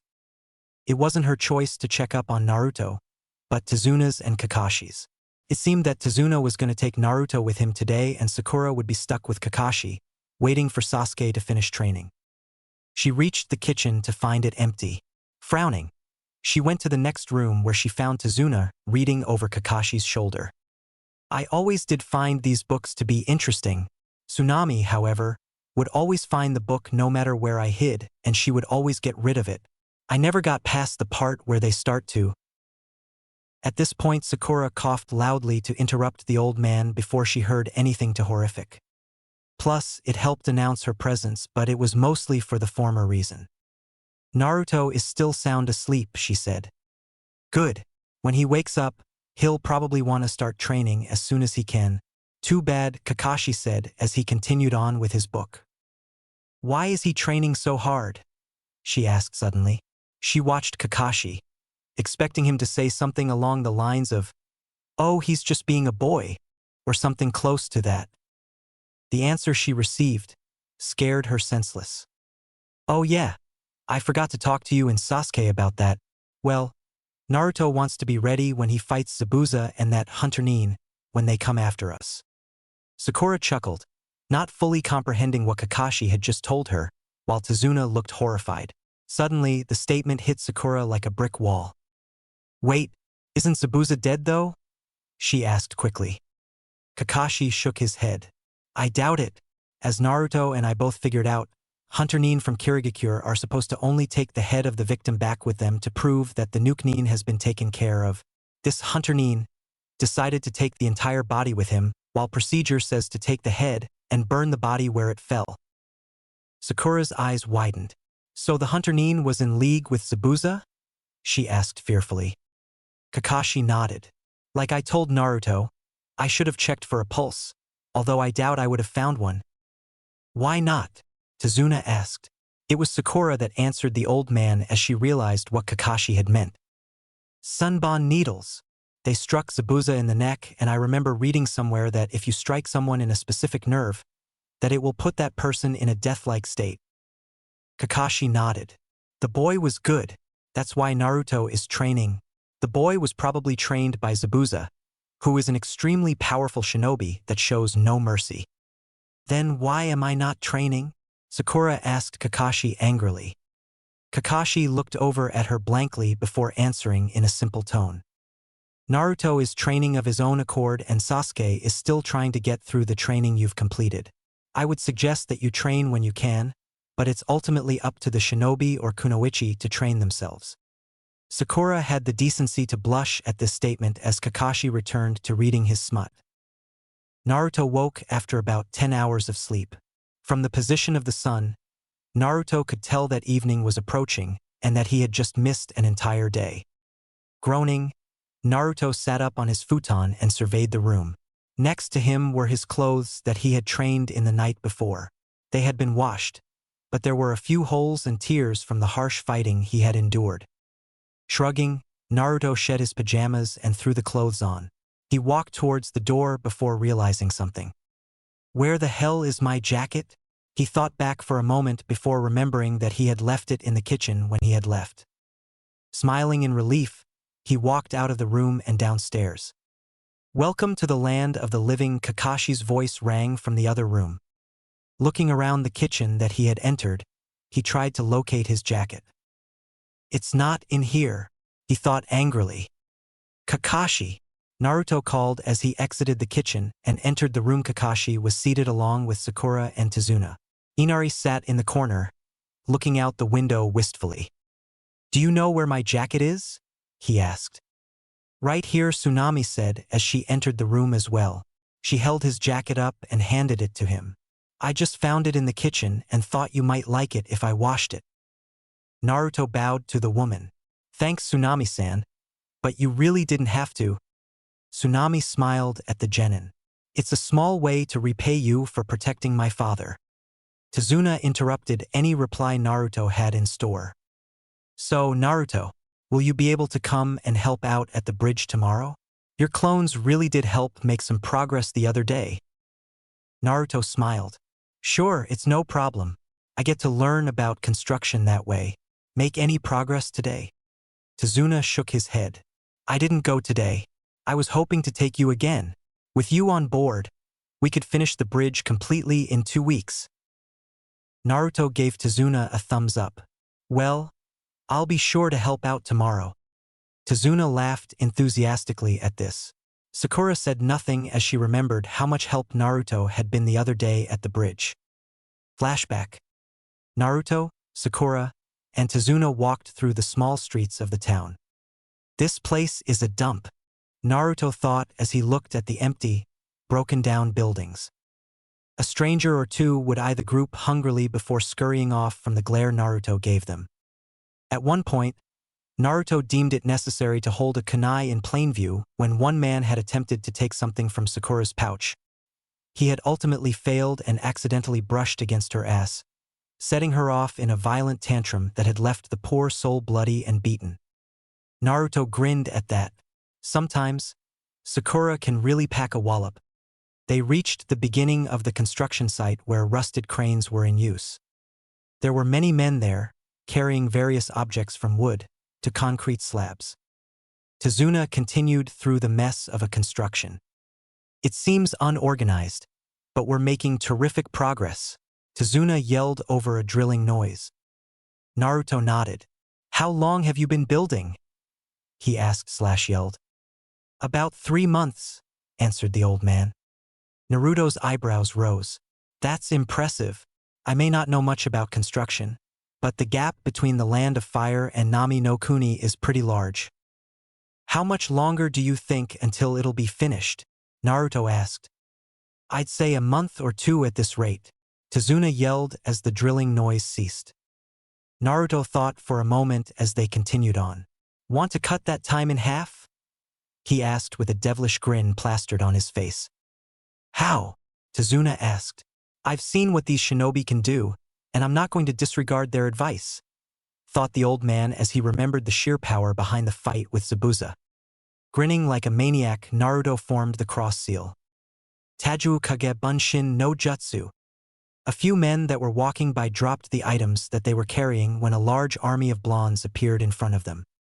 Manual labor is my specialty, Naruto exclaimed loudly as the bunshin cheered around them. Tazuna's eyes were popping out of his head and his jaw had dropped. It took him a few minutes to recover and a Naruto shaking him gently. Tazuna-san, are you all right? Naruto asked worriedly. What? Oh, yes. I definitely could use you and your… Just call them clones, Naruto said. Tazuna nodded as he glanced at the many Narutos. This boy is a miracle, thought the middle-aged man. Flashback ends. So where's Sasuke team? Naruto asked cheekily. Tazuna suppressed a chuckle while Tsunami glared slightly at the blonde. Oh, he's still out there training, I believe, Kakashi said as he flipped through his book.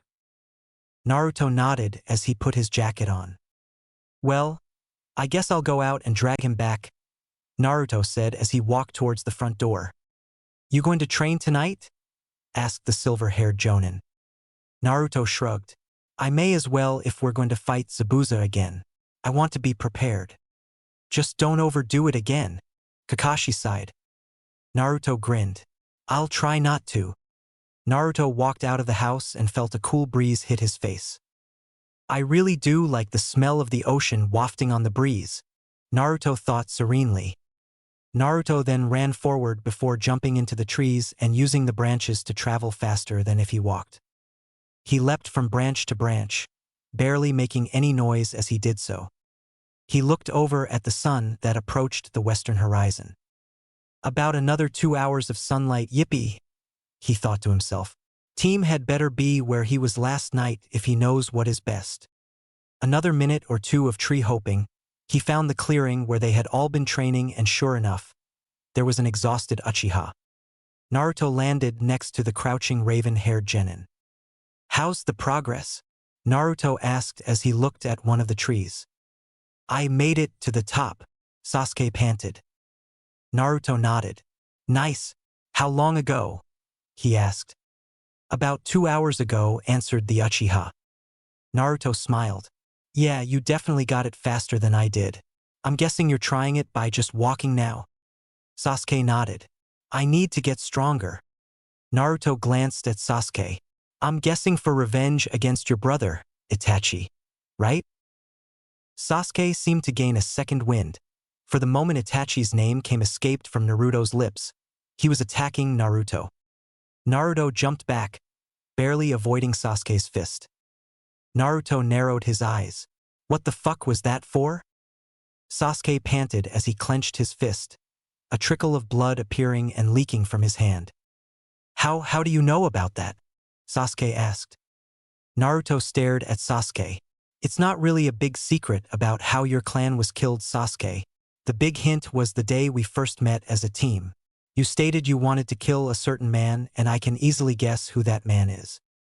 Sasuke gritted his teeth. I need to get stronger. Sasuke looked Naruto straight in the eye, fire behind his eyes. Naruto grinned. Determination is one of the best tools a shinobi can have. That's what a friend of mine once told me. Sasuke looked up at Naruto. I was told that hatred was a shinobi's greatest way of becoming strong. Naruto raised an eyebrow at that. Who the hell told you that? He asked curiously. Sasuke's mind seemed to drift off, thinking of the past, the moment he had heard those words. Sasuke? Naruto snapped his fingers in front of the Uchiha's face, bringing him back to reality. Him? He said simply. Naruto raised an eyebrow at this. You mean your brother? Sasuke nodded. Naruto stayed silent at this answer. Why did he tell you that? He told me in order to become strong enough to face him, to kill him, that I would need hatred. Naruto shook his head. That doesn't really sound true to me. Sasuke looked up at Naruto. The blonde was the first person he had told this, and he didn't know what had urged him to inform Naruto of what his brother had said, but he felt compelled. Yet, here he was, countering Itachi's advice that he had given him. How would you know? Sasuke said heatedly. Naruto sat down and patted the ground in front of him. Sasuke hesitated, but sat down nonetheless. Think about all of the greatest shinobi from the Hidden Leaf. The 4 Hokages, for example. All of them were peace-loving individuals. I've never heard of any of them using hatred to gain power, and they were some of the most powerful shinobi of all time. Sasuke raised his eyebrows in surprise. He does have a point. Naruto continued on. Plus, who's to say Itachi used hatred to get to his level? He may be strong, but is he as strong as the Sannin or the Yondaime? Sasuke pondered on Naruto's words for a bit before Naruto stood up. I'm going back to Tazuna's, and you should come too. One last thing though, if Itachi killed your whole clan, do you really think he wants you to become strong enough to kill him of something? He probably told you that whole hatred crap to hinder you. Just saying. Sasuke's eye widened. That's possible. Why would he want me to kill him? He's evil enough to do that. Gritting his teeth at how gullible he had been, he stood up just as Naruto began walking away. Looking at the blonde, he continued wondering. Naruto has been getting stronger, at an amazing rate.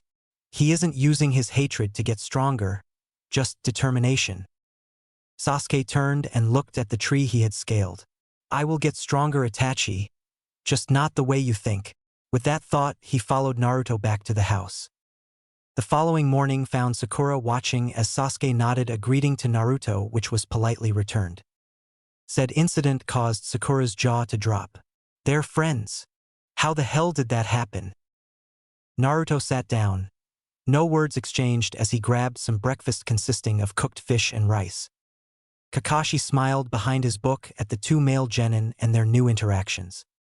It seems as if the teamwork of Squad 7 may improve, he thought to himself with a chuckle. The genin ignored Kakashi's chuckle as they had become accustomed to his perverted reading, which entailed chuckling and giggling at seemingly random moments. Finishing his meal, Naruto stood up. Where are you going? Kakashi asked as he looked over at the blonde genin. Just some light training. You 3 can come with if you want, he suggested with a hopeful smile. Kakashi shook his head. I'll be all right. I'm still recovering, and if I know Guy, you've probably picked up some of his habits that don't involve his dress code. Naruto pouted. What's so bad about how the dress? Kakashi actually set his book on the table and glared at Naruto. I'm not going to go into extreme detail here, but no student of mine shall ever wear those monstrosities. Naruto sighed. Fine. Sasuke, Sakura? Either of you 2 want to go for some light training? Sasuke shrugged as he stood up, his meal finished. May as well. Sakura hesitated for a moment before leaping to her feet. Same here. Naruto grinned. All right. Hope you 2 can keep up then. Sasuke grinned. After all, light training was always easy, right? Chapter 5. Demons. Sasuke stumbled through the front door of Tazuna's house. His breath was ragged and his clothes were dirty and drenched in sweat and blood. Sakura was in the front room when Sasuke stumbled in and was the first to notice him. Sasuke-kun! She exclaimed in horror. She rushed forward to try and help him as he slowly staggered forward, but Sasuke pushed her aside. Biting her lip, she tried to reach out to help him only to be shoved back by Sasuke without a word. He limped into the kitchen to find Kakashi talking to Tazuna. The Jonin glanced over at Sasuke and nodded. Tazuna stared at the Uchiha for a moment before reacting fully. What the hell happened to you? Was it Zabuza and his kid? Sasuke shook his head.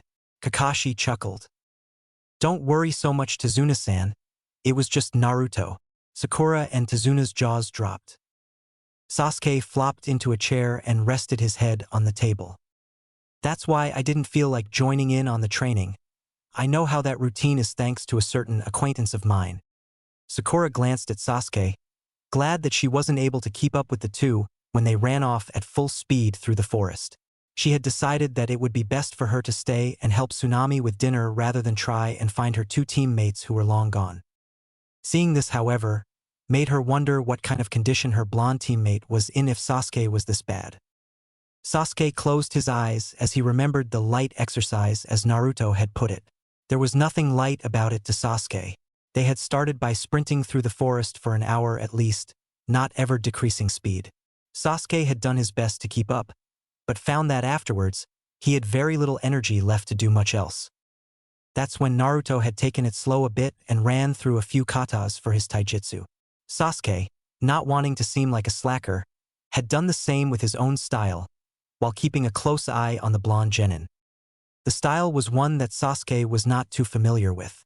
He was sure that he had seen a few clan members use a few of the stances and forms that Naruto was performing, but not the entire style Naruto was using. Then Naruto suggested some sparring. This is where everything took a wrong turn for Sasuke. Flashback. Sasuke smirked when Naruto asked him for a spar. The dobe is dumber than I remembered. Fine by me. Just be sure not to be too upset when I beat you. Naruto said nothing as he struck a strange pose. His legs seemed locked and his left arm was folded behind his back while his right arm was held in front of him, palm up. Sasuke raised an eyebrow at this. I've never seen that stance, but what's the purpose of it? There are openings everywhere, and it doesn't look like he'll be able to use anything to surprise me with. Sasuke bolted forward, intending on bringing Naruto to his knees, when the blonde seemed to vanish from sight. The next thing Sasuke knew was pain flashing through his skull as Naruto appeared next to him, bringing his elbow down on Sasuke's head. Sasuke recovered quickly as he swept at Naruto's feet to try and unbalance him.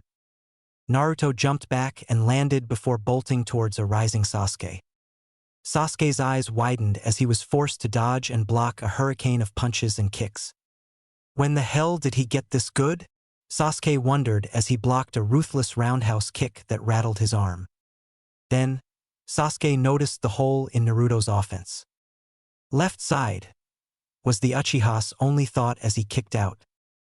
He caught Naruto in the ribs and flung him aside. He didn't fly far and was back on Sasuke again. Sasuke gritted his teeth. Looks like I need to stop playing around. The dobe is much better than I thought. Pushing himself, Sasuke began to fight back. Naruto's eyes widened before grinning. He's definitely not Lee, but he's fucking good for a team. Naruto lashed out with another roundhouse kick only to have Sasuke dodge under it. Fuck, thought Naruto. Sasuke's fist connected with Naruto's stomach, lifting him off the ground slightly. Did Naruto get heavier since the academy? Sasuke wondered as he flung Naruto back. Wincing, Naruto rubbed his throbbing stomach. Nice move there, team. Sasuke glared at him. Like I thought, you're not much of a shinobi. Still just a loser. Naruto clenched his fist. A shinobi must control his emotions, Naruto recited. Breathing in, Naruto felt Sasuke's chakra fluctuate. Naruto's eyes widened as Sasuke went through the seals for a familiar jutsu. Naruto sloppily did the same seals, pumping chakra as he did so. Sasuke's eyes widened at Naruto's actions. Both breathed in at the same time before simultaneously releasing the flames of their jutsu. Katan, Gokakyu no Jutsu. The two fireballs met in the middle, battling for dominance before they both contorted and exploded. Fire was everywhere as both genin were flung back and slammed against trees. The explosion died down and both genin stared at each other. When the hell did he learn that ninjutsu? Sasuke thought angrily. Naruto panted slightly. I put a lot of chakra into that technique and it still wasn't enough. Naruto had felt the amount of chakra Sasuke had used and compared to Naruto's it wasn't that much. Sasuke stood up and glared at the Uzumaki. What the hell is going on? The dobe is improving so much. He's even catching up to me. Without another thought, Sasuke focused chakra into his feet and ran at full speed towards his teammate, intending on ending the fight. Naruto quickly noticed and ran through his options. Do what Lee would do, Naruto thought with a grin. Sasuke's eyes widened when Naruto vanished from view again. Where the hell is?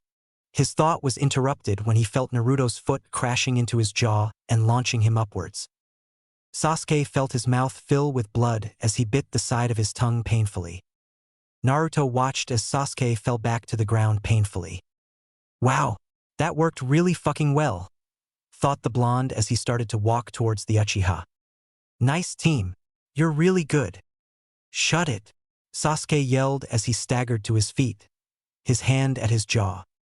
Naruto stopped where he was and stared at his raven-haired teammate. What the hell? I was just saying that you're really good and you gave me a run for my money, Naruto yelled back. Glaring, Sasuke turned around and walked back to Tazuna's. Flashback end. Sasuke gritted his teeth before wincing from the effects of Naruto's kick. I need to get stronger, strong enough to beat Naruto, strong enough to kill Itachi. Naruto's words seemed to float to him from the other day at this thought. I was a fool to think Itachi wanted me to kill him. Everyone values their lives.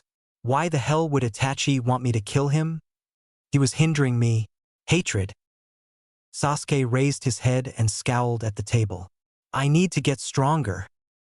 Without a word, he slowly rose to his feet. Where are you going?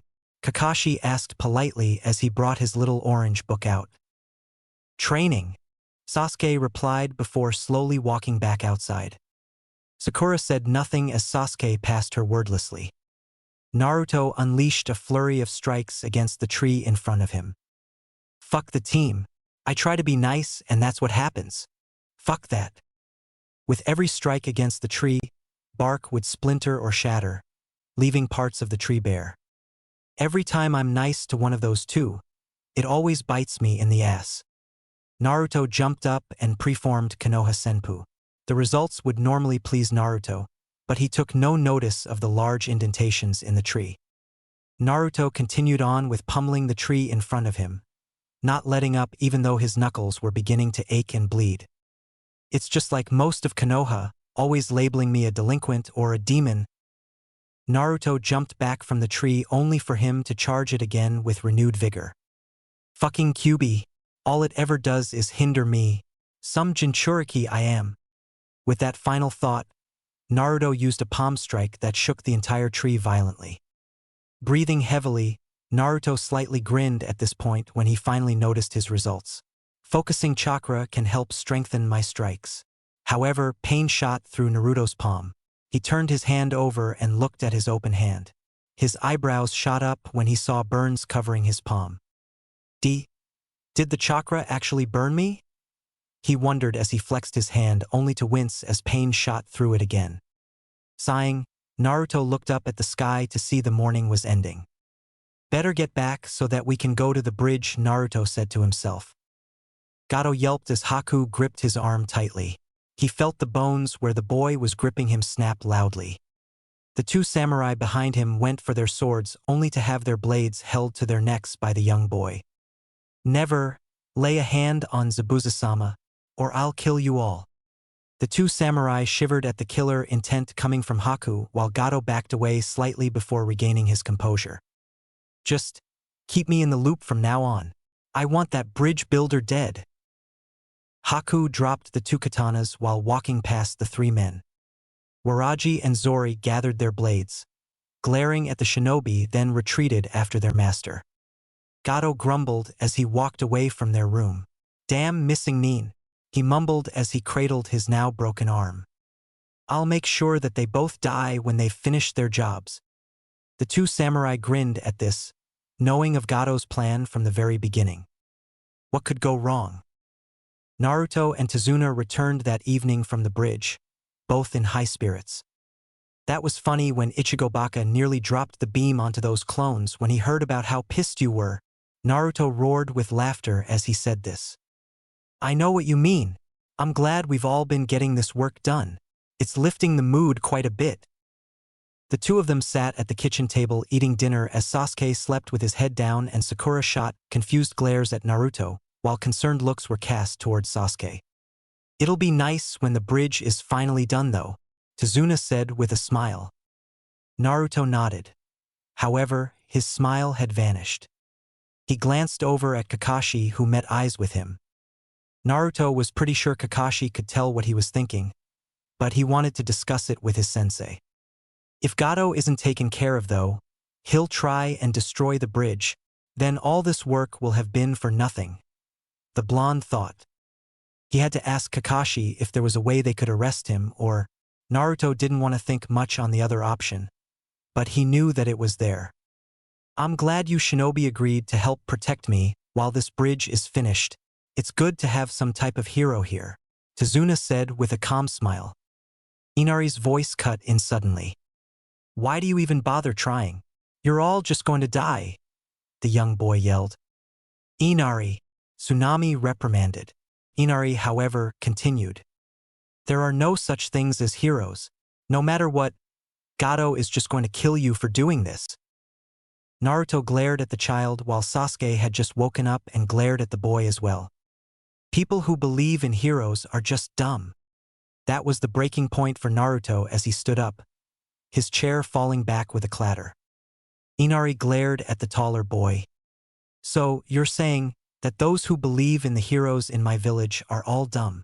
That our heroes aren't just that? They're just a bunch of idiots? Naruto's voice was beginning to rise. Pretty much. Heroes don't exist. Just more idiots, Inari yelled. Naruto clenched his fists and his teeth, trying to gain composure and failing epically. Shut the fuck up, you crybaby. You don't know anything. Kaiza was an idiot to have believed in you at all, Naruto said as a slight amount of killer intent leaked from him. Inari's eyes widened at this, not ever having been so forcefully insulted or even threatened. Then mention of his surrogate father, however, was too much for the boy. The boy's eyes began to well up as he ran upstairs. Naruto, that was uncalled for, Sakura yelled as she stood up as well. Who the hell is Kaiza? She wondered. Sasuke said nothing as he glanced at the pink-haired girl and the blonde-haired boy. The same goes for you, Sakura, Naruto said as he walked out of the kitchen and then the house. Kakashi sighed.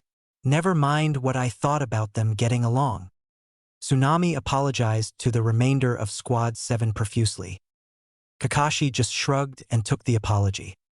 That's when Tazuna decided to tell them why Inari felt this way.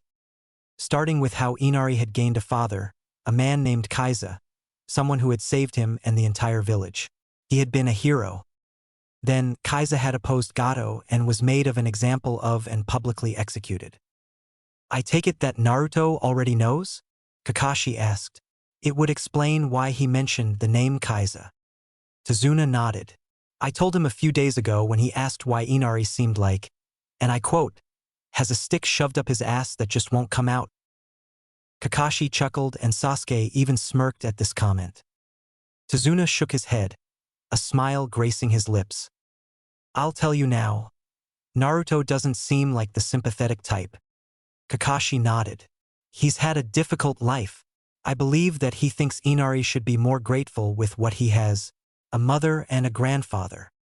Kakashi hesitated before continuing. Naruto has been alone his entire life, just cast aside by the village.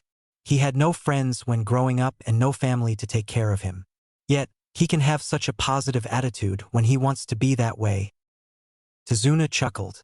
I wouldn't have guessed that with how the runt acts. Kakashi shrugged as he stood up. I'll go apologize to Inari for Naruto. I'm sure he feels bad. A bit. Kakashi limped on his crutches past Sasuke, who was deep in thought. Why would Konoha do that? He wondered as he thought of his blonde teammate. Strange. Naruto was back in the forest, holding nothing back as he trained harder than before.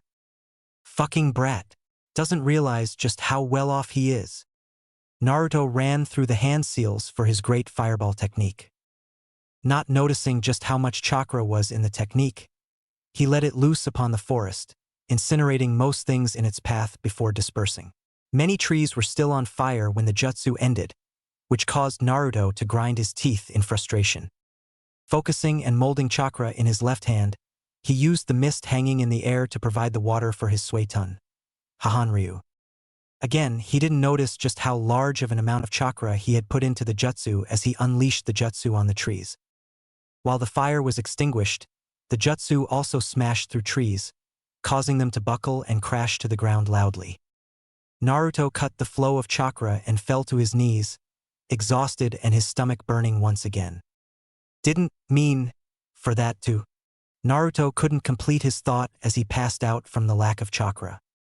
Haku smiled as he picked herbs in a small clearing as birds twittered happily. A few brave fowls actually landed near the serene boy and tilted their small heads side to side curiously. Haku chuckled as he stood up and continued forward to find a few more necessary things to speed up Zabuza's recovery when he saw a charred and splintered tree on the ground. Raising an eyebrow, he knelt down next to it and inspected it. Ninjutsu, not more than 12 hours ago. He looked up and raised an eyebrow when he saw the boy that had struck Zabuza with that water jutsu that had complicated his recovery, just lying on the ground unaware of the world around him. He passed out from chakra exhaustion, it looks like, concluded Haku as he glanced at the fallen trees. Haku approached slowly, gazing at the unconscious blonde and reached forward slowly. Naruto's eyes snapped open when he felt a hand on his shoulder, gently shaking him awake. Hey, you'll catch a cold if you stay out here much longer. Naruto shook his head as he sat up and stared at the pretty girl that had just shaken him awake. Hi, Naruto said as he yawned slightly. Haku gave Naruto a perplexed look and shook it off as he smiled at the boy. What are you doing out here? Haku asked Naruto. Naruto looked around the clearing and moaned. Training. I'm sure you noticed by the hit I ate that I'm a shinobi. Haku blinked and asked cheekily, Are you a strong shinobi? Naruto was taken aback by the question. A few months ago, he would have declared that he was the best there was and that nobody could stand in his way, but now he was different, more mature. Are you kidding? I'm going to be the best shinobi in my village. I'm going to become the Hokage, Naruto said as he pumped his fist into the air. Haku giggled at this. Well, I suppose a strong shinobi such as you wouldn't mind helping a civilian such as myself pick some medical herbs, would you? Naruto grinned. No problem. Sasuke woke up early, and still Kakashi was downstairs before him, slowly doing push-ups on one finger. 93, 94. Good morning, Sasuke. 95. Sasuke grunted as he walked past the Jonin and out the door for some training. Looks like Naruto got under his skin a bit, Kakashi thought at 98. So why are you picking these things again? Naruto asked as he examined one of the plants that they had been picking for over an hour. Haku stared off for a moment as he thought of when he was rescued by Zabuza. Do you have anyone precious to you? Haku asked suddenly. Naruto blinked. Say again. Do you have a precious person? Haku repeated. Someone you would do anything for? No matter what the consequences are. Naruto thought for a moment, pondering the meaning of the question, not realizing how much of an impact it would have on him for the remainder of his life. As he thought about it, faces began to materialize in Naruto's mind. Ji-san, Irika-sensei, Ichiraka-jiji, Ayam-chan, Kakashi-sensei, even the team. Naruto smiled as he nodded. Yeah, I do. I would do anything for them no matter the cost. He declared with such power and vigor that Haku was slightly taken aback. Haku smiled as his hair covered his eyes. Then, You really shall become strong, he said quietly as he stood up. Naruto looked confused. Do you have enough herbs, ma'am? Haku's smile turned slightly mischievous. Yes, I do. Thank you, Naruto-kun. I must go now. Haku turned and walked away before stopping for a moment. Oh, and I'm a boy. With that said, Haku continued walking away, leaving a shocked Naruto in his wake. No fucking way. That chick is a dude. He's girlier than Sakura. Sasuke walked past the boy, glancing back at him before looking back at a gaping Naruto. What's wrong with the dobe? 1 week later. Kakashi smiled as he sat at the breakfast table that morning. I take it Naruto is still out training? He asked Sasuke. The raven-haired Uchiha nodded. Well, we better head off now and he can catch up when he's done then, the Jonin said with a smile. Tazuna grumbled again, having grown a bit closer to Naruto with their joking and working together. The blonde had been a huge help with the construction of the bridge, and it was nearly completed. Another 4 or 5 days with Naruto's help, and they would be completely finished with everything. Gado's hold over us will finally be broken, Tazuna thought happily as they walked out of his house and towards the village. Inari watched his grandfather walk towards work with his group of bodyguards. The young boy had finally apologized to Naruto after hearing what Kakashi had told him. Not having any friends or parents there to help the genin grow up had hit a nerve with Inari. He had felt so bad that whenever he saw Naruto, he would try and do something to assist the blonde, although it annoyed Naruto at times and would end up with Naruto walking away rudely. However, Naruto had smiled when Inari had started declaring Naruto as his brother, his Nisan. When his grandfather was gone from view, he went upstairs to wash his hands so that he could assist his mother with the cooking for that night. He didn't see the two figures head towards his house from the forest. Zabuza and Haku sat in a small rowboat beneath the large bridge. Humph, not bad, Zabuza said as he admired the structure. Haku simply nodded as he put the Hunter-nin mask on to cover his face. Now then, Haku, let us begin. With that said, he dropped a communicator into the ocean below, not intending on listening to Gado bitch at him any longer. Zabuza ran through a few hand seals. Kirigakure no jutsu. The mist came in quickly, surrounding the small boat as well as the workers on the bridge. Zabuza chuckled. It's time for round 2, Hatake Kakashi. Naruto sat in the clearing meditating. Kakashi had suggested it to him to help sharpen his sensory abilities. He could vaguely sense Kakashi and the others leaving Tazuna's house and head towards the bridge. I'll meet up with them when I'm finished here, thought the blonde as he tried to focus a bit more on distinguishing between each chakra signature. With no luck, he continued meditating, even after their chakra disappeared as they moved too far for him to sense. At least if I concentrate, I can sense far enough to not be surprised. Then, something caught his interest. Who are these two? He wondered as he felt 2 more chakra signatures appear. He paid them only a slight bit attention until he felt that they weren't a threat. From there, he tried clearing his mind, but something seemed to be gnawing at him, something he had overlooked. Then it struck him.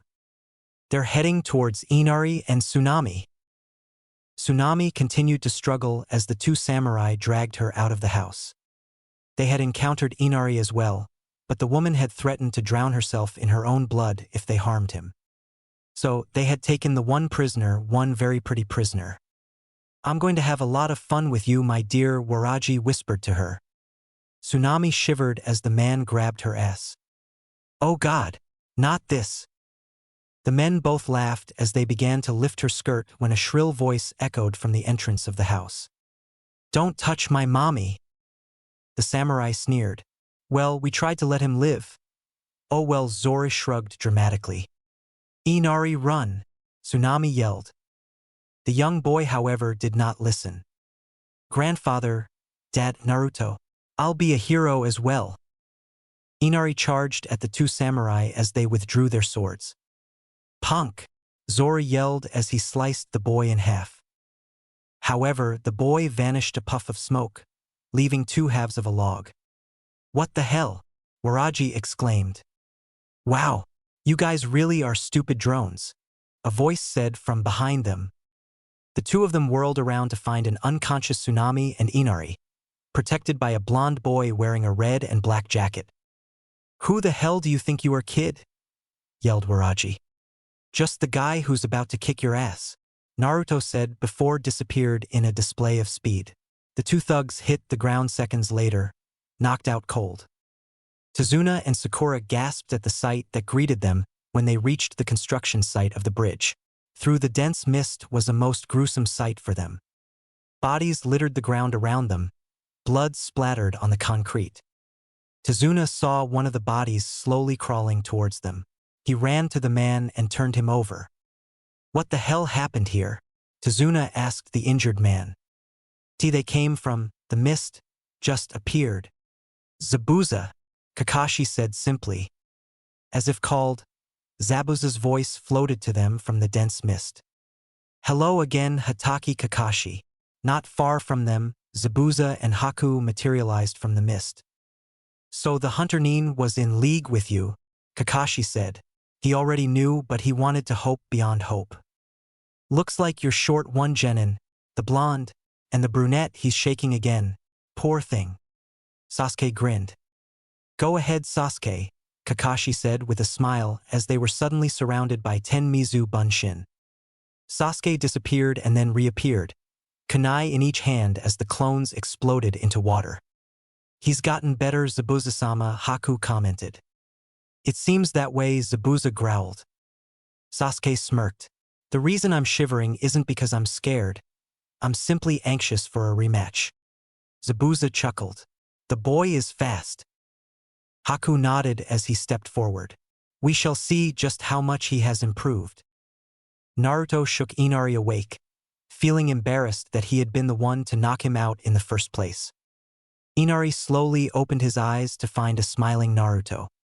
And Naruto? Mumbled Inari. Grinning, the blonde nodded. Yeah, I guess I got here just in time. Those two are taken care of, he said as he gestured behind him. Standing there were two other Narutos with the two samurai bound and gagged. They both were unconscious and riddled with various bruises. I broke their arms just in case, but their legs are intact so that you can get someone to walk them to a jail cell or something like that. Inari nodded. I'm going to wake your mom up then. I have to head to the bridge to help the others out.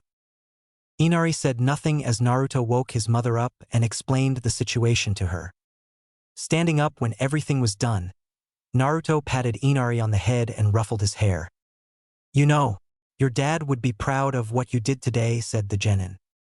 Inari gazed up at Naruto in awe. He would.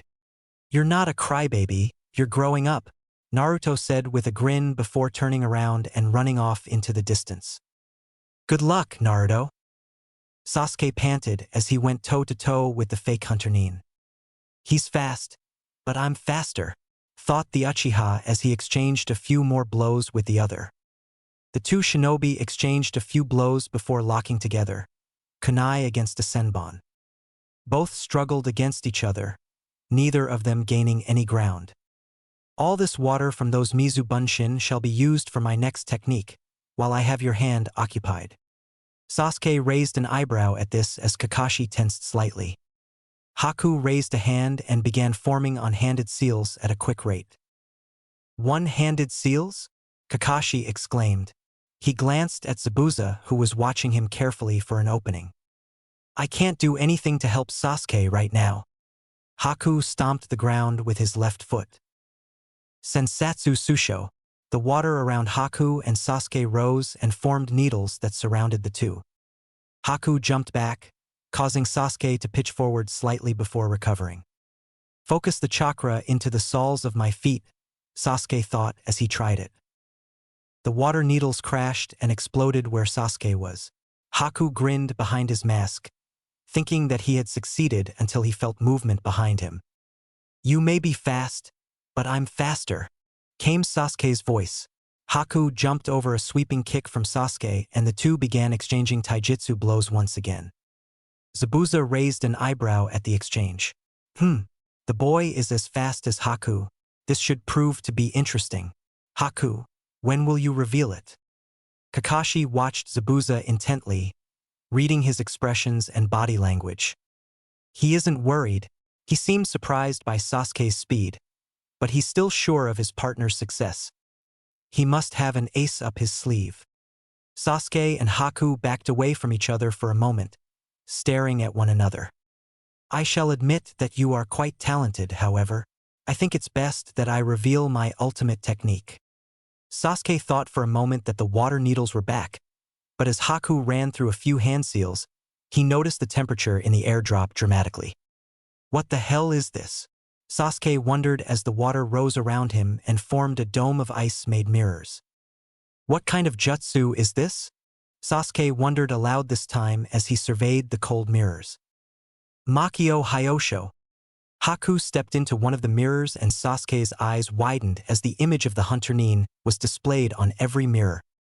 This is my Kekkei Genkai, unique only to myself. This is why I am Zabuza's tool. Haku said softly. Now, prepare yourself, he said forcefully as ready to fuse senbon needles. Before he knew it, Sasuke felt senbon needles pierce him from every direction.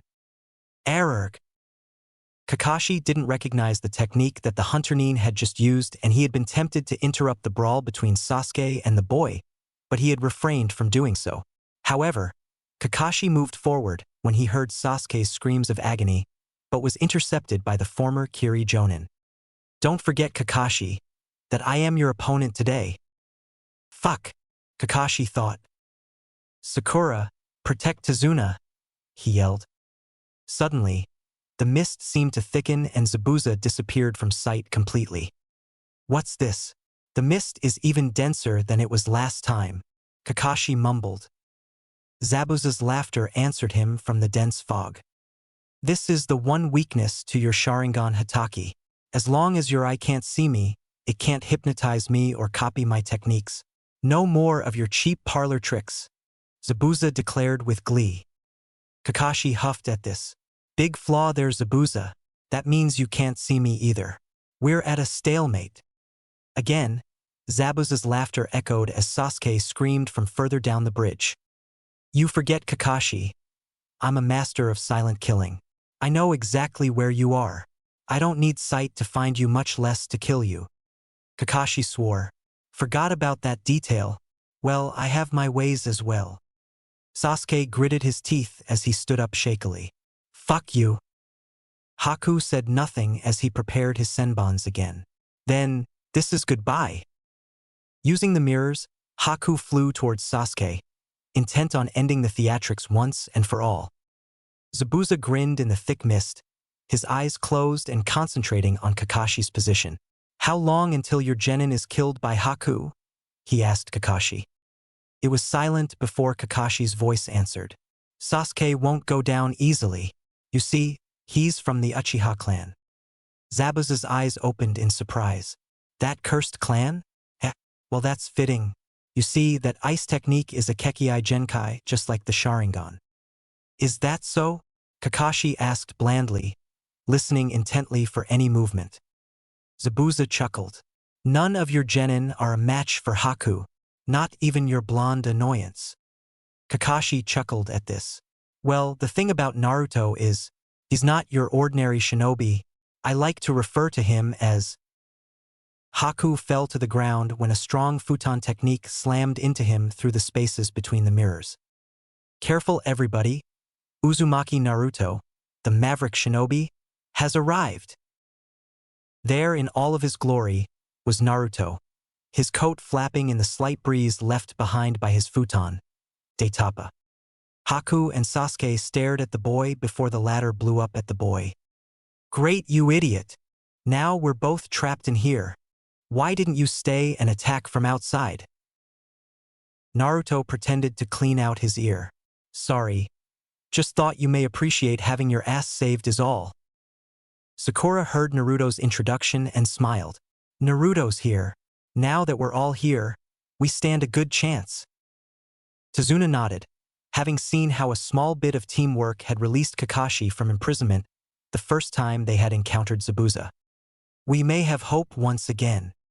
Sasuke rose unsteadily to his feet. Do you have a plan at the very least? Naruto glared at the Hunter-nin as he stood up. His chakra seems familiar. Naruto shook his head. Sorry, but no. Wait. Let's try melting the mirrors. Sasuke actually gaped at Naruto. Why the hell didn't I think of that? Haku stepped backwards, becoming one with his ice mirror again, his image reappearing all around the two Konoha genin. That won't work. Fire cannot even scratch this technique. Sasuke and Naruto, however, were both finishing the seals required. Katan, Gokakyu no Jutsu. The two large fireballs hit two ends of the dome, yet nothing seemed to happen. Haku readied his senbon once again, a new target having joined the fray. I do not enjoy killing, but it may be necessary. Sakura screamed as a slash from Zabuza that was aimed for her was countered by Kakashi. On the downside, Kakashi had to resort to using his own body as a shield and was rewarded with a large gash in his chest. Thankfully for the Kopinin, it wasn't life-threatening and would be a slight hindrance. Zabuza grinned as he felt flecks of blood hit his face as he cut through Kakashi's chest. That was too close. Wasn't it Hatake? Zabuza thought to himself. Once again, he vanished back into the mist. It's nearly time for me to end this all, Kakashi thought to himself as he winced from the pain. He then glanced over in the direction he knew Sasuke and now Naruto were in. Be careful, you two. Naruto had been doing pretty well in dodging and deflecting the hail of senbon that was being sent his way. Occasionally, he would take advantage of the fog around them and use his one water jutsu to send a torrent of water at his opponent. Knowing how to make this fog would really help with this jutsu. It's so much easier to do with all this water in the air, he thought excitedly. He looked over at Sasuke to notice that he was starting to get the hang out it, but he was still getting hit quite a bit by the senbon. Looks like the Hunter-nin is focusing more on me rather than on Sasuke, Naruto thought as he glanced at the mirrors once more. Yet again, the reflections of the boy all prepared more senbon before striking. Naruto deflected and dodged most of them. However, a pained yell from Sasuke distracted him and 6 senbon struck him. 2 in his left leg, 1 in his left arm, 3 in his right thigh. Naruto winced and knelt down on the ground. He tried standing back up but felt a large amount of resistance. Fuck! He struck some pressure points. Can move, but these weights are keeping me down. He looked over at Sasuke and saw the boy glaring at the mirrors. His breathing labored. Naruto gritted his teeth and stood up. I can do this! I can do this! The next wave of senbon was impossible for the blonde to dodge completely, and he earned a few more of the needles in his back and legs. The senbon had done more damage than Naruto had originally assumed, and the weights weren't helping. Sasuke had dodged most of them, a few senbon striking him, barely missing more pressure points.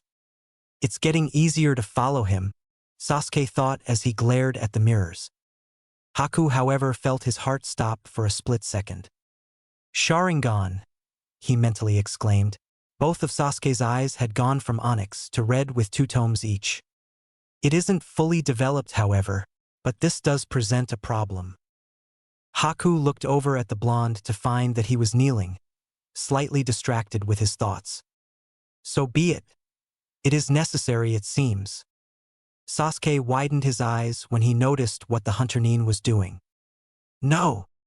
Naruto was fumbling with his weights, trying to get one of them off. Sorry, Guy-sensei, but I have to. That's when he sensed movement. He looked up to find Sasuke standing in front of him. Naruto's eye widened when he realized what had just happened. No, no, no, no, no! Sasuke shuddered as he fell backwards, his body looking like a pincushion at this point. Why? Naruto asked. Sasuke chuckled weakly. I didn't. My body moved on its own. Naruto was in shock. Sasuke coughed. I thought that. Kill him, Itachi. Sasuke grimaced in pain for a moment. Just don't die. Dobe. With that, Sasuke's eyes closed and his body went completely limp. Naruto stared, not able to comprehend what had just happened. Haku sighed. Is this your first time losing a comrade? Naruto did not answer. It is a difficult thing to have happen, but we are shinobi, this will happen often. We must kill, or be killed. Anything Haku was going to say was cut off by Naruto. Shut up, you bastard, Naruto growled. Haku felt something in the air shift. The temperature seemed to increase, yet his jutsu was still sustained. What is this? He wondered. You killed him. You fucking killed him. Naruto's voice grew darker, and it sent shivers up Haku's spine. I'll fucking kill you. Naruto roared as red chakra surrounded Naruto slowly. Haku felt his heart stop when he saw Naruto's eyes. No longer were they innocent blue, but a fierce crimson, pupils contracted into slits. The small whisker marks on Naruto's cheeks seemed to darken. His nails lengthened to claws. Haku watched as the wind picked up and swirled, just as the red chakra swirled around Naruto. Then, above the blonde boy, the chakra took form. Staring at Haku, a malevolent grin adorning its face was the head of a fox, made of the red chakra. Kakashi sensed it first. Naruto, is the seal breaking? Zabuza was the next to sense it. What the hell is that? This feeling of dread. Is it Kakashi? Kakashi focused, sensing Naruto and the seal. No, it slipped, I think, so Naruto is using it now. Let's just hope it doesn't consume him. Kakashi slipped a scroll out of his pocket and slid a thumb into wound on his chest. Zabuza, you and I are both very busy men, so what do you say to ending this all once and for all? Zabuza chuckled. End it all? What do you have in mind, Kakashi? Kakashi opened the scroll while sliding his blood-soaked thumb along the length of it before it rolled shut. Kakashi ran through a few hand seals before slamming the ground. Kuchios, Doton, Suga no Jutsu. Kakashi looked up as the ground around him rumbled slightly. All right, Zabuza, this is it. As soon as it came, the fox disappeared and the swirling red chakra disappeared back into Naruto. The genin, however, still retained his new features. Haku then noticed that the senbon that had been in Naruto's body and limbs were littering the floor around him. He pushed them out with his chakra. What is this, boy? Haku grabbed a few more senbon and charged Naruto using the mirrors. Haku threw them, aiming at a few vital spots on the boy. What happened next caused Haku's senses to go crazy, warning him to run. Naruto simply roared an unearthly roar. Haku felt the power and chakra behind it as it repelled the needles. I need to get to the next mirror, Haku thought worriedly. The next thing he realized was Naruto's hand gripping his arm. Fast! Naruto drew back a fist as Haku prepared himself for the worst.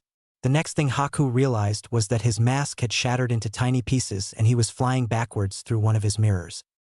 The jutsu around Naruto collapsed, having disrupted it by breaking one of the mirrors. Haku hit the ground and rolled painfully. Gritting his teeth, he felt blood pouring down his face where shards of the mask had lodged themselves. He slowly rose up to see Naruto charging him. Another punch at the ready. I'm sorry, Zabuza-sama. There was a loud crack and Haku winced, yet there was no pain. He looked down to find that Naruto had punched the concrete in front of Haku. Naruto withdrew his hand from the large clean hole he had just created. You, he said with his hair covering his eyes. You're the one from the forest. Haku. Haku nodded. Why did you hesitate to kill me? I just killed your teammate. Naruto gritted his teeth before punching the boy with all his might. Haku hit the ground hard. That punch, it was strong, but it wasn't what it was before, Haku thought. You have the same eyes as I do, Naruto whispered angrily. You're like me. Haku looked up at the blonde, wondering what he meant. Naruto, please, you have defeated me, utterly. I have failed, Zabuza-sama. I have killed your friend. Just, please, kill me. Naruto's eyes widened at this request. Kill you? Why the hell do you want me to kill you? Naruto screamed. I am no longer a useful tool to Zabuza-sama, Haku answered simply. Naruto gritted his teeth. Why the hell are you so loyal to that eyebrow-less freak? Haku smiled sadly. Because he is the only one that accepted me. These words struck Naruto hard. He accepted him. Just like how Irika-sensei accepted me. Haku smiled sadly. Where I come from, Kekei Genkai are not welcome. The people of Mizu no Kuni hates them, looks upon them as if we were but demons. They hunted down those with bloodline abilities, killing them off. My mother was a survivor of this. She took refuge in a little village full of snow where she met my father. My parents were a happy family, and I was part of that family. My father and mother loved each other so much. As they both loved me very much, we lived in that snowy little village as a happy family. However, it did not last. When I was very young, it was discovered that my mother had a Kekei Genkai, and when my father found out about it, he killed her, and then he tried to kill me. Haku's smile was replaced by a sad, haunted look. Naruto's eyes widened.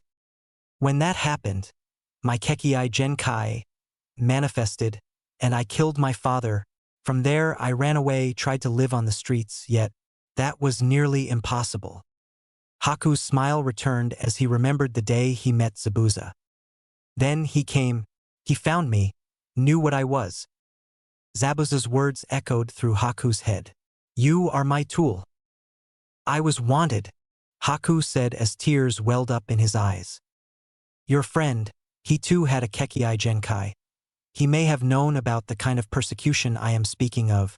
Haku slowly stood up. Naruto shook his head at this. He doesn't. In my village, Konoha, bloodlines are welcomed, revered nearly. I, however, know exactly how you feel, Naruto said as he rubbed his stomach. Haku smiled solemnly. If only I had been born there. I may not have a Kekei Genkai, but I contain a Biju within my body. Haku's eyes widened at this. A Jinchuriki? Naruto nodded. I'm hated there, unwanted. Many places won't accept my business.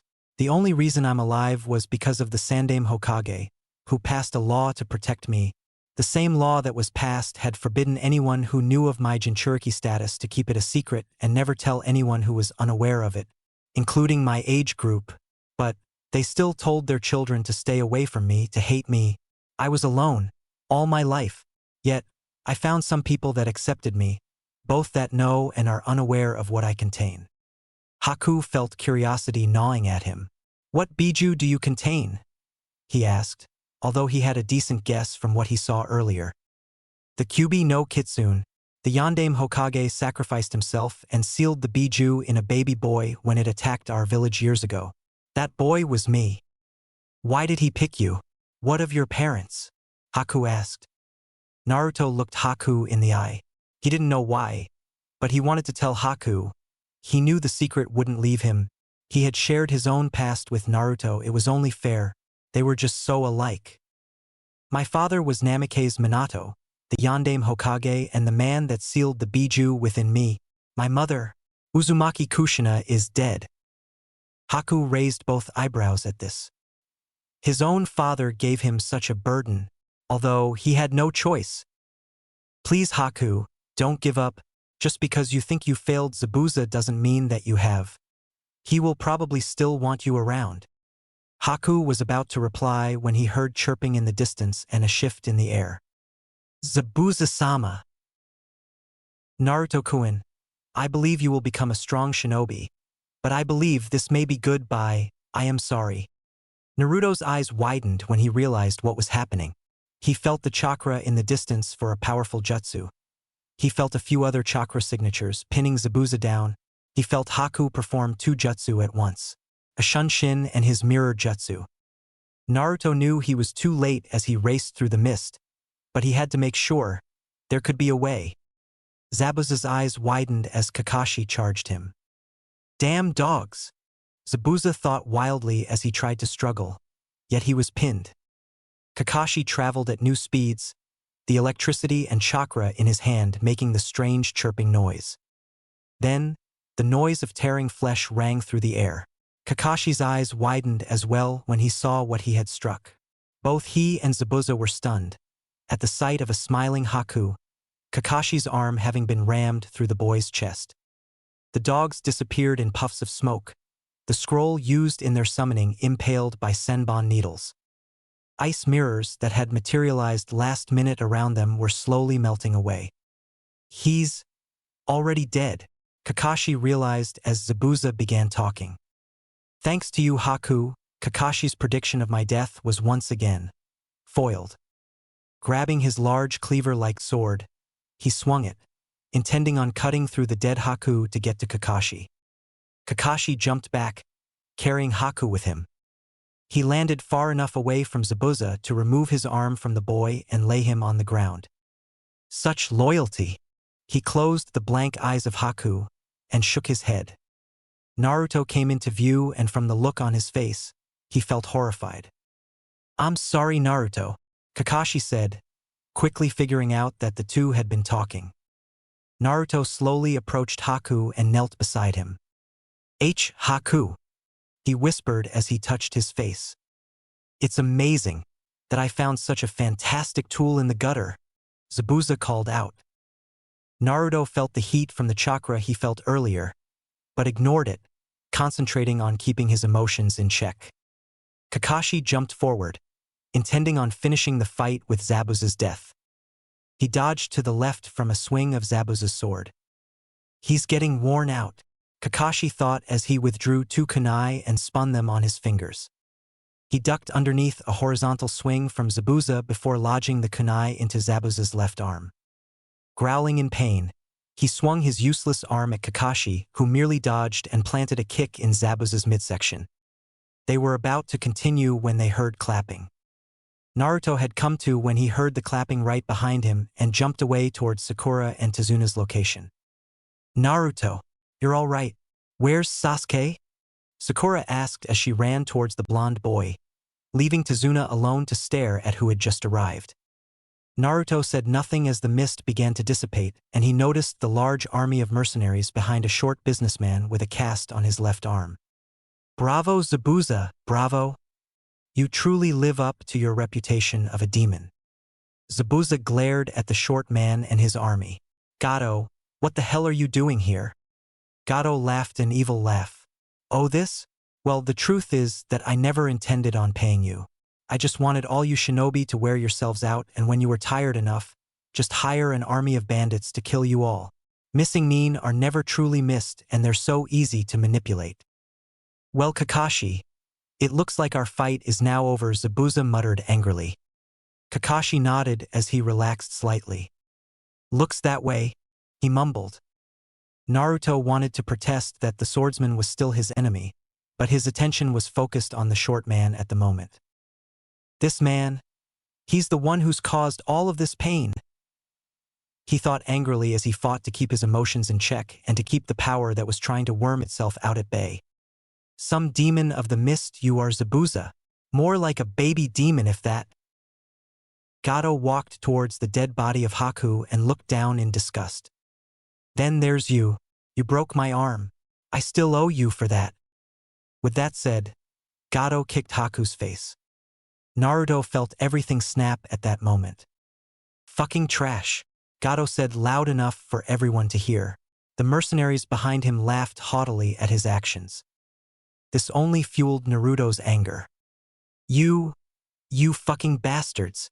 Naruto roared as the chakra seemed to explode out of him. Sakura was right next to him and was thrown back through the air and hit the concrete hard, knocking her unconscious. His already damaged jacket was torn off of him, and the remains were caught by the winds and carried away. Naruto felt the red chakra surround him, encasing him in a cloak of sorts. Kakashi felt fear grip his heart as he watched the red chakra surround his genin, taking the shape of a fox, a single tail behind the blonde shinobi. Naruto crouched on all fours as Zabuza felt the same feeling of dread come over him as it had not that long ago. This boy, what the fuck is he? He wondered, eyes wide and fearful. Naruto felt the chakra burning him, giving him strength. He felt another presence within him, stirring, trying to push more of the burning energy into him. No, this is all I need to kill these bastards. Naruto thought to himself, not realizing just what he had thought, what he was planning on doing. The short man, Gato, felt killer intent wash over him as he felt his bladder empty as well. This isn't human, thought the man. Naruto growled slightly as he watched the man retreat behind the mercenaries. Kill them all, yelled a frightened Gato. From the crowd, an arrow flew at Naruto. His eyes flashing malevolently, Naruto felt the chakra urge him forward, practically whispering him what to do to get rid of the projectile. Naruto let out a yell, an unearthly yell that shattered the arrow as it soared towards him. Tazuna slowly backed away from the blonde. Is this more ninjutsu? He wondered fearfully. Kakashi and Zabuza appeared behind Tazuna. It's best to stay out of Naruto's way. I'm not sure if he's still in control, Kakashi said quickly, ready to intercept Naruto if he were to charge them. Tazuna nodded as Zabuza stared at the boy in front of them. Naruto roared again as he slammed his hands into the concrete beneath him. The bridge began to shake slightly before two large arms of red chakra appeared in front of the army of mercenaries. The arms tore through most of their ranks with one swipe, tossing the bodies into the ocean below while the more unfortunate were torn apart. Arms were severed from their bodies. Some torsos were ripped in half. Gato sat at the back of the remainder of his forces, feeling his bowels evacuate. The various thugs and bandits that were still alive and on the bridge decided then and there to make a break for it, not wanting to meet their ends courtesy of a blonde powerhouse. Gato, however, couldn't move. His eyes had locked with the blonde's, and what he saw kept him rooted. Beady black eyes met furious crimson eyes. Demon, he thought as he tried to urge his body to move. However, not matter how much he tried, his body wouldn't respond. The two chakra arms receded back to Naruto as he stood up straight and began walking towards the man. You said that Zabuza wasn't a demon. Well, it sounded as if you were sorely disappointed with that, so let me make it up to you. With the power of one of the strongest demons. Naruto spoke, not truly aware of just what he was saying. What do you mean? Gato finally spoke as his body began to shake. Fear was clawing at the businessman's heart. Every alarm in his body screaming death was approaching. And yet, Gato still couldn't move. Naruto kept his eyes locked as he walked up to the small man and looked down at him. Ever heard of Kyuubi? The boy asked. Gato nodded. Naruto's eyes flashed dangerously. Good. Naruto withdrew a kunai. You can thank him for your end. Naruto drove the knife between Gato's eyes in a flash. The man couldn't even make a noise as his body went limp, eyes still widened in fear. Naruto felt the power begin to fade away before he realized what he had just done. He stared at the body of the dead man in horror, realizing just what he had done. I killed him. Naruto dropped to his knees. I killed him. He kept staring at his first kill. His stomach lurched before he threw up on the dead man. I actually killed him. Yes, you did, came Kakashi's voice. Naruto couldn't react. He was in too much shock at the brutality he had shown. You actually killed a few of them, Naruto. Naruto felt his eyes tear up. Why did I do it? He cried out. Kakashi sighed as he knelt beside his student. We are shinobi, tools. We have to kill, it's our purpose. Naruto felt the tears running down his face. Naruto, I know it's hard, and there isn't much I can say to make it better, but you did the right thing. Naruto felt shame washing over him as he continued to look at the dead body. He would be ashamed, Naruto whispered to himself. Kakashi sighed. He wouldn't, Naruto. Your father killed quite a few shinobi in his time. Naruto looked up at Kakashi. I knew your father as he is the one who taught me. Naruto nodded numbly. Look, it's difficult your first few times, but it will get easier. All I can say is, don't let it bother you too much, but never forget them. Naruto nodded again. I used it, he finally said. I felt the Kyuubi giving me all that power. He tried giving me more, but I could feel what it was doing even though I could barely realize it. Am I becoming more like him? Naruto looked up at Kakashi fearfully. Kakashi shook his head. No, Naruto, you're not a demon. You feel remorse for your actions, even when it was Gato that you killed. He did deserve what he got, and I doubt I would feel anything from killing Gato other than satisfaction. If anyone was a demon, it would be Gato for what he did to this country. Kakashi watched the blonde consider his words before speaking again. Come on, Naruto, we need to get you Sakura and Sasuke back to Tazuna's. You three need to rest. Naruto's eyes widened at Sasuke's name, but before he could tell Kakashi what had happened, he felt his fatigue catch up with him and he fell into blissful unconsciousness. Naruto felt like crap, to put it simply. His entire body ached, as if he had been beaten repeatedly with a large wooden mallet. Then, everything hit him, the memories. Sasuke, Haku, Gato. Naruto opened his eyes and sat up. He was back in Tazuna's house, put in the bedroom he and Sasuke had shared over the past 2 weeks. Naruto felt his stomach twist uncomfortably at the thought of his deceased comrade. Morning, Naruto. Naruto looked over and saw Kakashi sitting in the corner of the room, reading Ika Paradise. I'm sorry, Kakashi-sensei. I tried. I really did, but… Kakashi interrupted the downtrodden genin. Sorry for what? He asked confusedly. Naruto swallowed, trying to keep his emotions in check. For Sasuke. Kakashi blinked. Sasuke? What happened? Naruto gritted his teeth. He's going to make me say it? He should know by now. For Haku killing him, he yelled out. Kakashi stared at Naruto before closing his book with a sigh. Naruto, Sasuke is alive. It took Naruto a moment to fully understand what Kakashi had told Naruto. Wait, he is. Kakashi nodded. It seemed as if your friend Haku couldn't bear killing him, so he just has a certain few points with Senbon needles to put Sasuke in a death-like state, just like with Zabuza. Naruto gaped at his sensei. He's alive. Yes, he's still alive. Naruto grinned triumphantly. Kakashi chuckled. Yes, he is. That is not why I am here, though.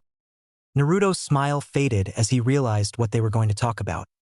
Naruto, I need to ask you, when you accessed Kyuubi's chakra, were you in control? Naruto inhaled slowly as he remembered the fuzzy memories. Yeah, I was.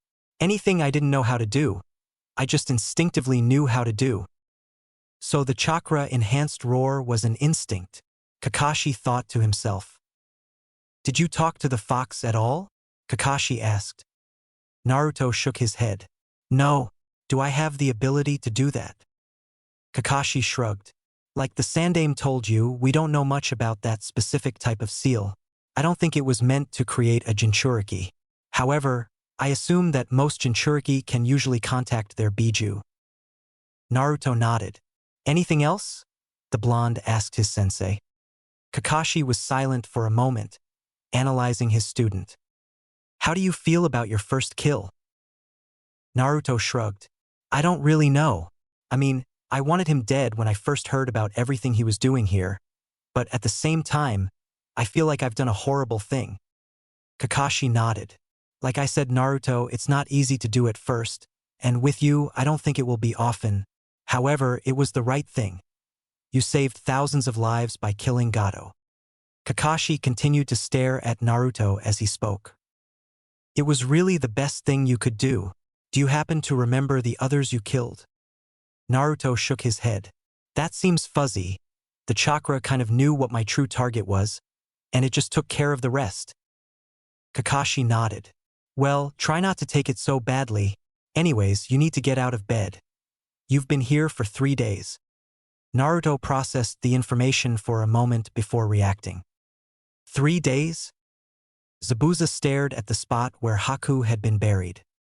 I'm sorry, Haku. You were like a son to me. Zabuza sighed as he remembered when he had first met the boy, how he had trained him the moment he had laid eyes on the young orphan. He had taught him everything, used him, and now he felt horrible over everything that had happened to the boy. One day, I would like to see you up there in heaven. However, I don't think I would be allowed in there. You may be able to, though, one day. Humph! What do you want, Hatake? Zabuza asked angrily. Kakashi walked towards the grave and offered a quick silent prayer. Nothing other than to pay my respects. Zabuza said nothing as he stared at the mound of earth containing his protege. Haku befriended that Jinchuriki, Naruto. He always did relate to other outcasts. Kakashi chuckled.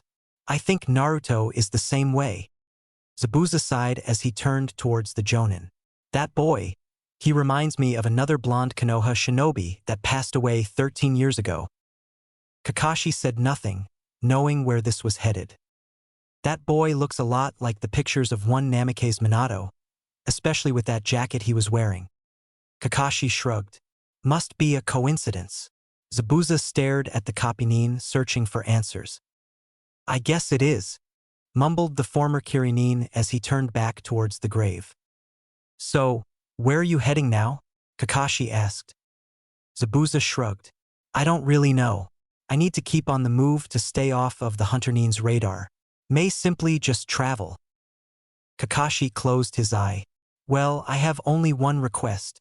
Do not tell anyone of Naruto or what he contains. Zabuza nodded. I don't think Haku would have appreciated it if I did. I'll keep that information to myself. Thank you, Kakashi said as he turned around. Zabuza said nothing as Kakashi walked away. Haku. Zabuza gripped the hilt of his giant blade. Closing his watering eyes, he swung the sword and impaled the ground with it, marking the grave. Goodbye, Haku. Naruto grinned when he came downstairs and found Sasuke and Sakura sitting at the table together. Sakura looked happy to see Naruto awake and well, which slightly unnerved the blonde. Naruto, thank God you're okay. Sasuke and I were wondering if you would ever wake up. That's why. Sasuke was worried, so she was well, wait, Sasuke? Naruto glanced at Sasuke, who smiled slightly before nodding. Good to see that you're all right, team, Naruto exclaimed happily. Humph, Sasuke said, although a small grin adorned his usually grumpy face. Tazuna wasn't in at the moment, nor was Inari, but Tsunami hugged Naruto the moment she came into the kitchen. Naruto, thank you so much. We heard that you were the one that killed Gato. Naruto felt a chill run up his spine at these words, but he ignored it. Thank you so much, Naruto-kun. You saved our country, she said as she gave him a strong, yet motherly hug. Blushing, Naruto scratched the back of his head. It wasn't just me. Sasuke and Sakura were there, and so was Kakashi-sensei. Tsunami smiled at the blonde as she sat him down at the table and ran around the kitchen, gathering up food for the boy. Well, none of them were passed out for 3 days straight. I think you deserve to get some food in your system. Naruto grinned. Wonder if I ask nicely enough if she'd make me some ramen? Tazuna nodded as he watched Zabuza walk into the forest of Nami no Kuni. You sure it's okay to just let him go? The old man asked Kakashi. The silver-haired Jonin shrugged. I don't really know. But we are no longer enemies and he has just suffered a loss. Let's leave him be. Tazuna nodded. I have to say, these past few days have been strange. Learning of Jinchuriki and Biju. Kakashi nodded. Like I said, don't tell anyone of this. The only reason I told you was because you were there when it happened and Zabuza inquired about if Naruto was indeed a Jinchuriki. It's an S-class secret back in Konohamaru, so if you do breach it and it gets out, there is a slight chance that you will be killed for it. Tazuna gulped. Isn't that a bit extensive? Kakashi nodded. A bit. However, it would be the Foundation that would send its forces after you. They are outside of the Hokage's reach and are under a different authority. I would be careful with that information. Tazuna nodded. So Naruto is the pariah in his own village, because their leader sealed a demon in him at birth to save them all. Some people have all the luck while others have none. He thought sadly. He looked out at the bridge that was getting a few last-minute touches. The damage from Naruto is fixed now at least, and the bridge is pretty much finished. Now all I need is a name for it. Naruto had enjoyed the last few days in Nami no Kuni. He had gone back to the charred clearing for some more training and found that he had actually gotten a bit stronger. He had upped his weights once more and was focusing on mastering his futon, Daitapa, his water jutsu, and his two fire jutsu. Sasuke had occasionally watched Naruto training, but Naruto had stopped as he had found out about Sasuke's Sharingan. Sakura was at least being decent towards the blonde genin now, but was still hounding Sasuke constantly, and whenever she could, she would throw and occasionally glare at Naruto when he interrupted her. Finally, Squad 7 was leaving Nami no Kuni. As they said their final goodbyes to Tazuna and his family, the people of the country had come to say their farewells. "Thank you. We love you. Come back soon. You're all heroes." Naruto grinned at a sobbing Inari. "Why, you don't have to leave, you know," Inari said through tears. Naruto patted the boy on the head. "Sorry, Inari, but I've got to head home. Life as a shinobi and all." Inari sniffed as he hugged Naruto. "Come back soon then," he cried. Naruto hugged back. "I'll try." Naruto shook Tazuna's hand and was kissed on the forehead by Tsunami. Sasuke received the same gestures while Sakura received a hug instead of a kiss from Tsunami. Kakashi had nonchalantly waved at the family before pulling out his usual book and began walking forward. As the Konoha shinobi walked along the bridge, people began wondering, what are we going to call the bridge? Kakashi is so cool. Let's name it after him. A few people suggested, while a few girls suggested on naming it after Sasuke. A few people even suggested on naming it Haku, after the one pure soul that had died there. Tazuna, however, had something different in mind. Naruto, the Great Naruto Bridge. Inari grinned at the name while Tsunami raised an eyebrow at this. Father, are you sure about that? She liked the name, but she knew that Tazuna had taken a particular liking to the boy for his spunk and fun attitude. He changed Inari, he killed Gato, and he freed this country. It's fitting. Naruto is determined on becoming Hokage, and I'm sure that he will do just that. He changed us all, and he will change his own village. I'm sure of it. Yes, Tsunami, I'm sure. Chapter 6. The Crossing of Paths. Naruto yawned as they walked along the main street of Konohamaru. It had taken half the time to get back to Konoha without having to walk beside Tazuna. He glanced over at his two other teammates to find that they looked just as haggard as he felt. "Well then, you guys, I think I can handle the mission report," Kakashi said as he glanced up at the sky. "What say we just call it a day?" he asked as he looked down at his three genin. Naruto grinned. "Sounds like a plan to me."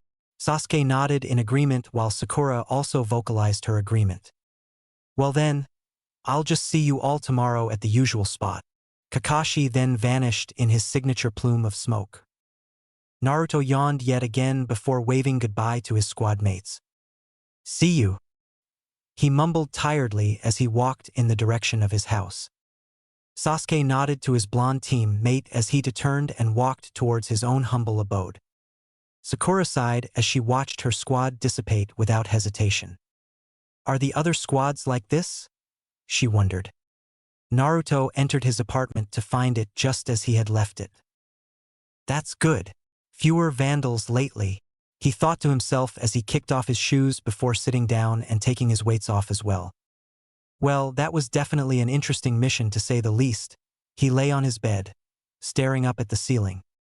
He closed his eyes, waiting for sleep to take him when it happened again. Gato's face flashed before his eyes, as if someone had plastered his picture on the inside of his eyelids. The horrified expression that Gato wore on his face as Naruto had executed him. Naruto sat up quickly, his eyes snapping open in the process. It had been like this since he had killed him, haunting him whenever he closed his eyes or let his thoughts wander. Damn it, why can't he just leave me alone? He muttered to himself. He looked out his window to see the nearing the horizon. I may as well get some air, I guess. Leaving his weights behind, he put his sandals on before racing across the rooftops, intent on getting to the Hokage monument before sunset. It didn't take him long with the weights back in his apartment. He wandered from head to head, considering which one to sit on today. In the end, he chose the nine-dame Hokage. He sat down in the lotus position as he watched the village go about its end-of-day business. He spotted a few people he vaguely knew heading home from missions or shopping, but of course none of them spotted the blonde shinobi watching them all. He sighed as the sun finally began its descent and the shadows began to grow. Then, he sensed someone nearby, close, someone he didn't know. Naruto rocketed into the air, withdrawing kunai from his holster and with aim he had not possessed before, went for the kill. However, whomever he had been aiming at had disappeared the moment Naruto had sprung into action. Naruto made the cross seal for his Kage Bunshin when the wind picked up and pushed him down to the ground. Naruto gritted his teeth as he landed and his knees buckled slightly. What the hell? Who the fuck is this guy? Naruto spun around, another kunai in his hand when it seemed to be knocked out of his hand. This guy's so fast I can't even see him, Naruto thought to himself. Naruto ran through a set of hand seals when the wind seemed to punch him in the gut. Naruto was carried backwards by the force of the futon jutsu that had just been used and fell onto his back. Then a cane hit the ground next to his head. So, you are Uzumaki Naruto. I thought you would be better.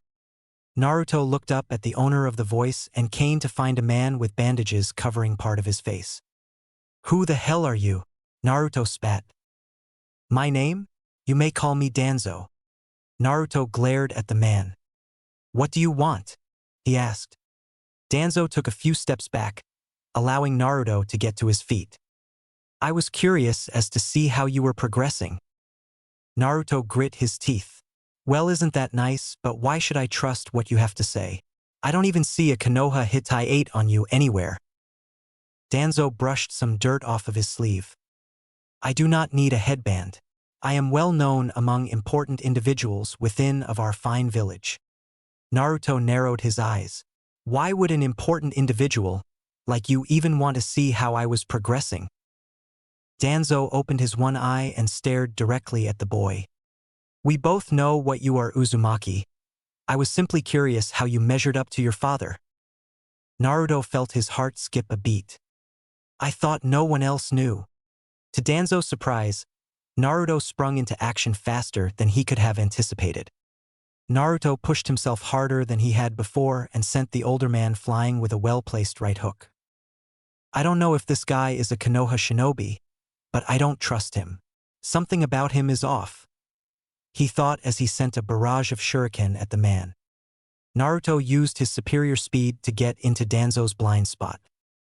Naruto launched himself at Danzo, using his unique taijutsu with the aid of two other clones. The first clone went for a leg sweep, which Danzo knocked away with his cane, using strength and agility that unnerved Naruto. The second clone tore through the first clone and aimed for Danzo's solar plexus. However, Danzo sped through hand seals faster than Naruto could trace, and the next thing the clone and the original Naruto knew, wind was blowing them backwards. The clone dissipated upon the activation of the jutsu, while Naruto was hurled off the side of the Hokage monument. Naruto grunted as he made the cross sign again. Clones appeared around Naruto. The original used the various clones as either stepping stones or for the clones to hurl him closer to the enemy. This is bad. I don't know how to fight in midair, Naruto thought as he was tossed by one more clone before landing on the ground before Danzo.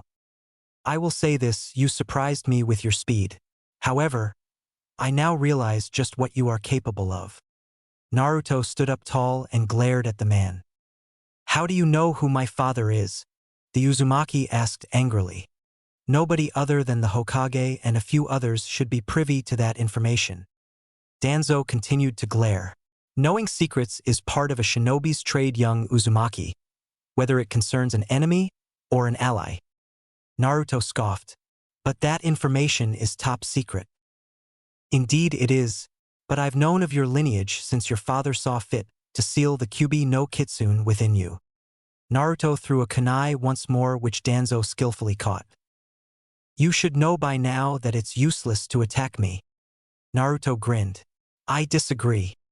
Suddenly, the kunai in Danzo's hand exploded.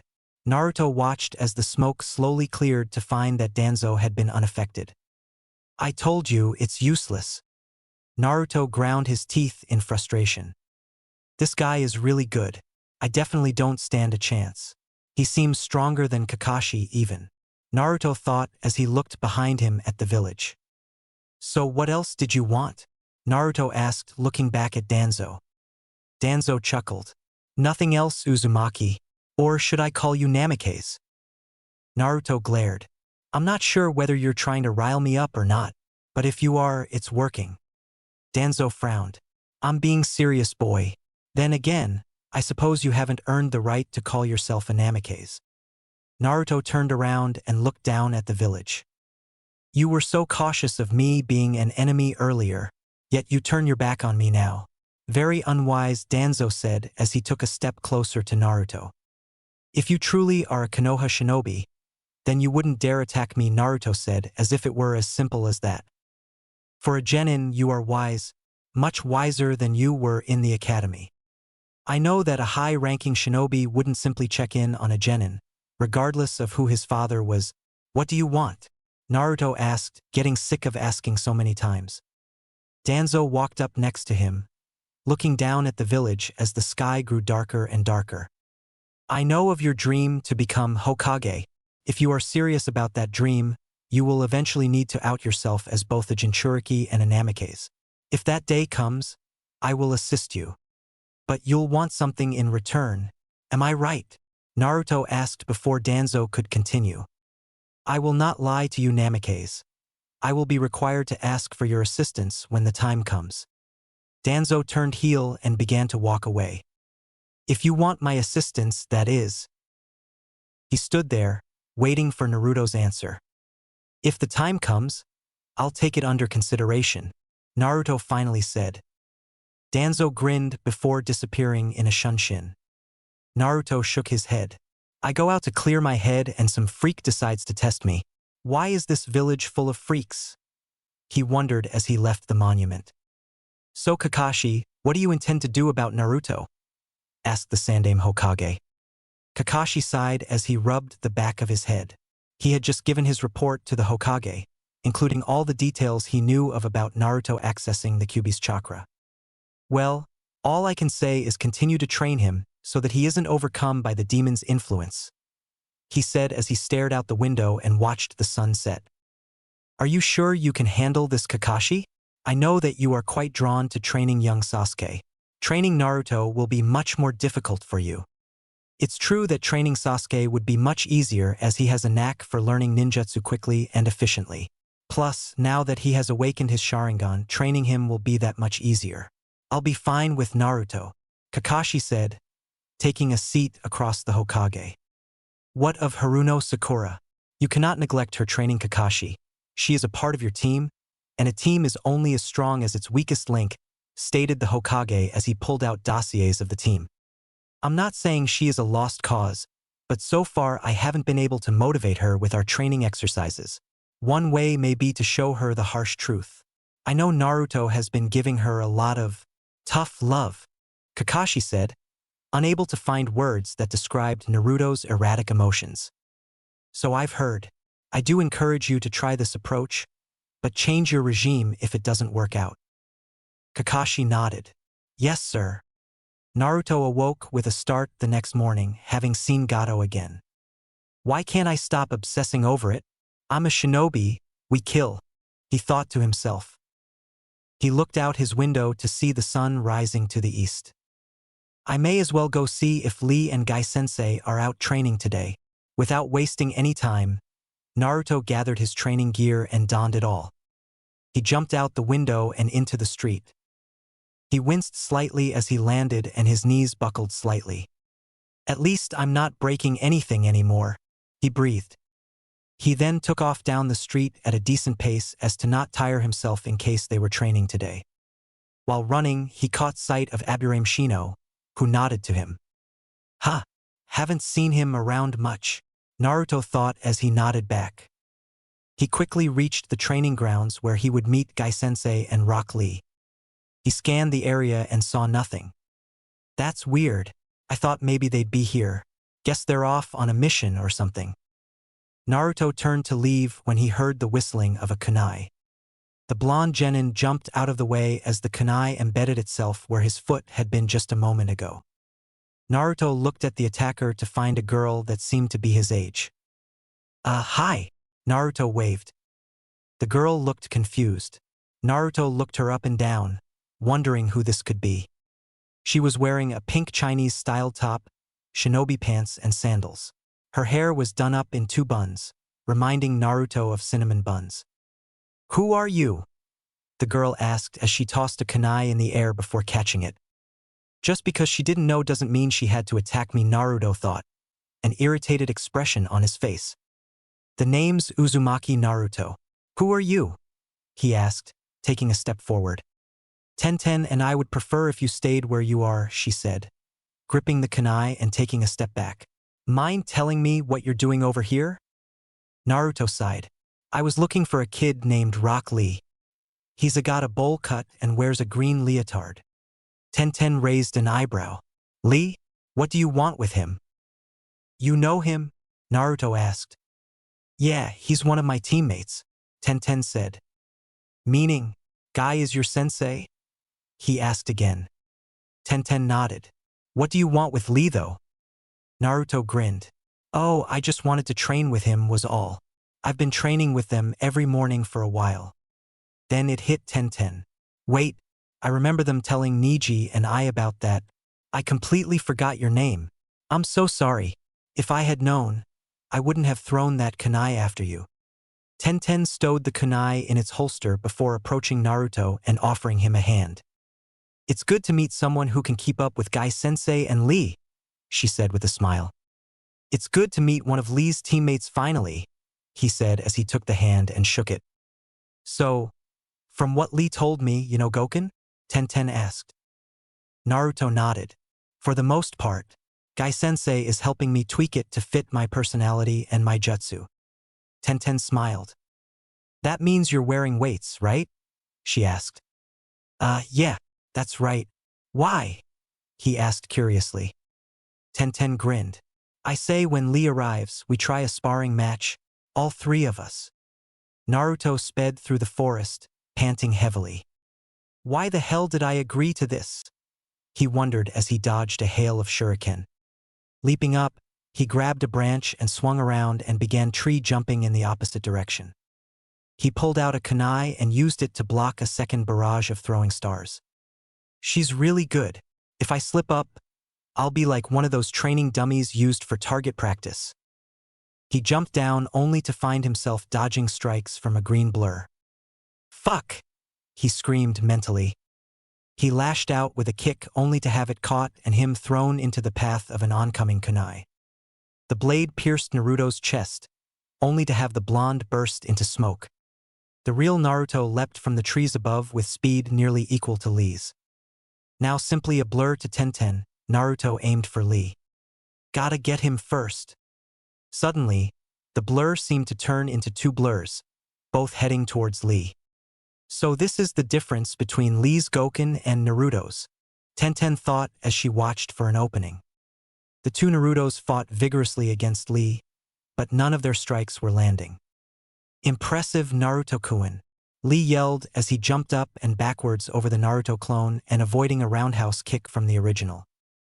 "You have gotten faster without your weights on. However, you are not the only one who has been training," Lee announced. Then, Naruto's jaw dropped when Lee seemed to disappear. "Move!" his mind screamed. Naruto took a step back, lessening the blow that quickly followed. Naruto was flung backwards and slammed into a tree. Before he had time to recover, he had to dive to the left as Tenten used this as an opportunity. Naruto winced as one kunai nicked his shoulder. "Just a scratch," Naruto thought as he jumped out of the way off a powerful kick from Lee which shattered the ground it connected with. "Guess I'll have to use everything I've got," Naruto said as he pushed himself to keep up with Lee's speed. The 2 shinobi clashed, landing only small blows. Lee, however, had an advantage with his superior speed, and was therefore able to land more blows than Naruto could. Lee smirked. "I shall win this match with Naruto-kun." He then began to drive Naruto back, using a variety of different moves he had learned recently to throw an opponent off their game. Naruto was able to just keep from being outclassed and continued to either avoid or block the major strikes. Then, Lee saw an opening. Lee lashed out with an open palm strike to Naruto's knee, causing him to fall to the ground and cry out in pain.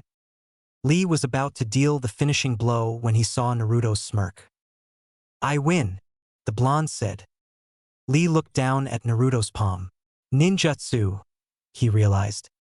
Lee was lifted off of his feet by the power of Naruto's Suiton, Hahanryu jutsu that he had come to depend on lately. Smirking, Naruto stood up. "You nearly had me, but if we keep this up, I will lose Lee."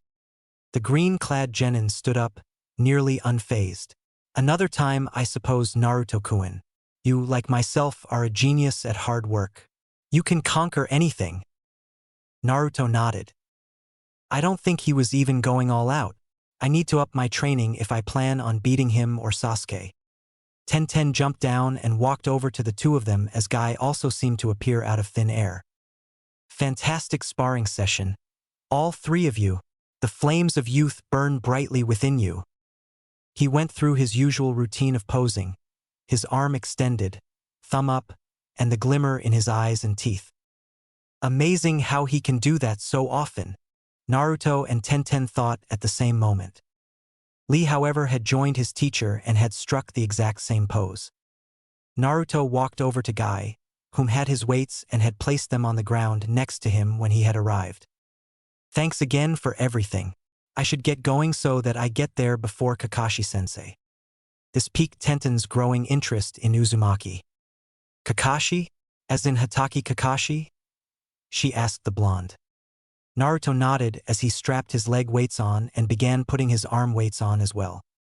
"Yeah, the thing that bugs me about him is how late he always is," he said as he finished with his weights. He did a slight hop to test how they felt. "Seems fine to me." Tenten looked over at Guy, then at Naruto. "Interesting. So Guy-sensei is teaching a student of his rival Kakashi," she thought as she began fiddling with a shuriken in her pocket. Naruto stretched before glancing around. "So do you guys have anything going on tomorrow morning? Or are we all up for another training regime?" Guy glanced at his two students. "I apologize, Naruto, but our time with you shall be less frequently for the next few months. The Chunnin Exams are coming up, and we must prepare for them as a squad, as I am sure Kakashi will do for his own." Naruto laughed. "Okay, but I doubt that Kakashi will actually train us, and if he does, I doubt he'll have his nose out of that orange book." Guy sighed at this. It is most unyouthful of Kakashi to read that when he should be advising his students. Alas, he will not listen to me. Anyways, we must be off, Naruto-kun. Hopefully you two shall be entered into the competition. Naruto nodded and turned. "Hopefully," he said with a wave. "It was nice meeting you, Tenten. We should spar again sometime." Tenten simply grinned. Kakashi looked over his three students. As usual with these sessions, Naruto seemed tired already, indicating that he had been training with Guy and his student. "Well then, even though we did a good job with our ranked mission, we will be doing a few more D-ranked missions today as well as a training session." Sasuke and Naruto, who had both been staring off, snapped to attention when Kakashi had said, "Training session." "Why the sudden change in regime?" Naruto asked. "After seeing all of your strengths and weaknesses in the last mission, I've come up with a regime that I think will do wonders for you careers as shinobi," Kakashi said as he flipped to a page in his ever-present Ika Paradise. "Bull. It's about the exams, I bet," thought Naruto with a sneer. "So what will we be doing first?" Sakura asked. Kakashi smiled. Naruto and Sasuke had been keeping up a good pace for the past 2 hours of training.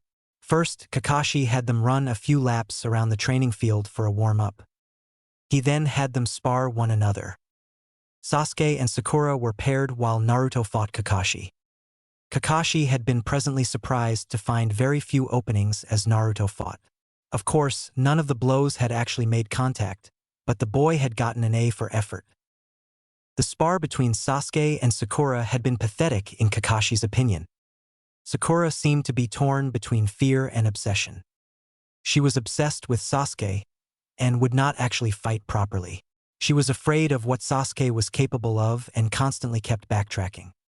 Sasuke, of course, didn't deem Sakura much of a sparring partner when this started up, which didn't seem to help his mood. Next time, maybe Sakura should either spar me or Naruto, Kakashi thought to himself tiredly. Then basic exercise came around. Push-ups, sit-ups, squat thrust, the whole shebang. Then it was back to jogging. Then came water walking. It was the next step in chakra control for Sasuke and Sakura. Naruto had already learnt it but had insisted that he do it as well, stating that he needed to practice it. By that time, Sakura was completely worn out. Now, they were practicing kunai throwing. Their targets were various kage bunshin provided by Naruto and Kakashi, disguised as many things and moving at different speeds. Sakura had gotten sloppy with her fatigue, while Naruto seemed to be having some trouble courtesy of both his earlier spar and how much effort he had to put into the training thanks to his weights. Finally, Kakashi called for them to stop. "Well, I think that covers training for today," he said as Sakura and Naruto sighed in relief. "Now it's time for a mission," Kakashi said in a sickeningly sweet voice. "So what's today's mission?" Naruto asked gloomily. "Well, it seems that we have some type of thief wandering the city at night. Normally, we'd let the police division handle this, but they haven't come up with too much. The Hokage has this classed as a C-ranked mission." The genin all nodded in acknowledgement. "So we're to pick this guy up?" Naruto asked. Kakashi shook his head.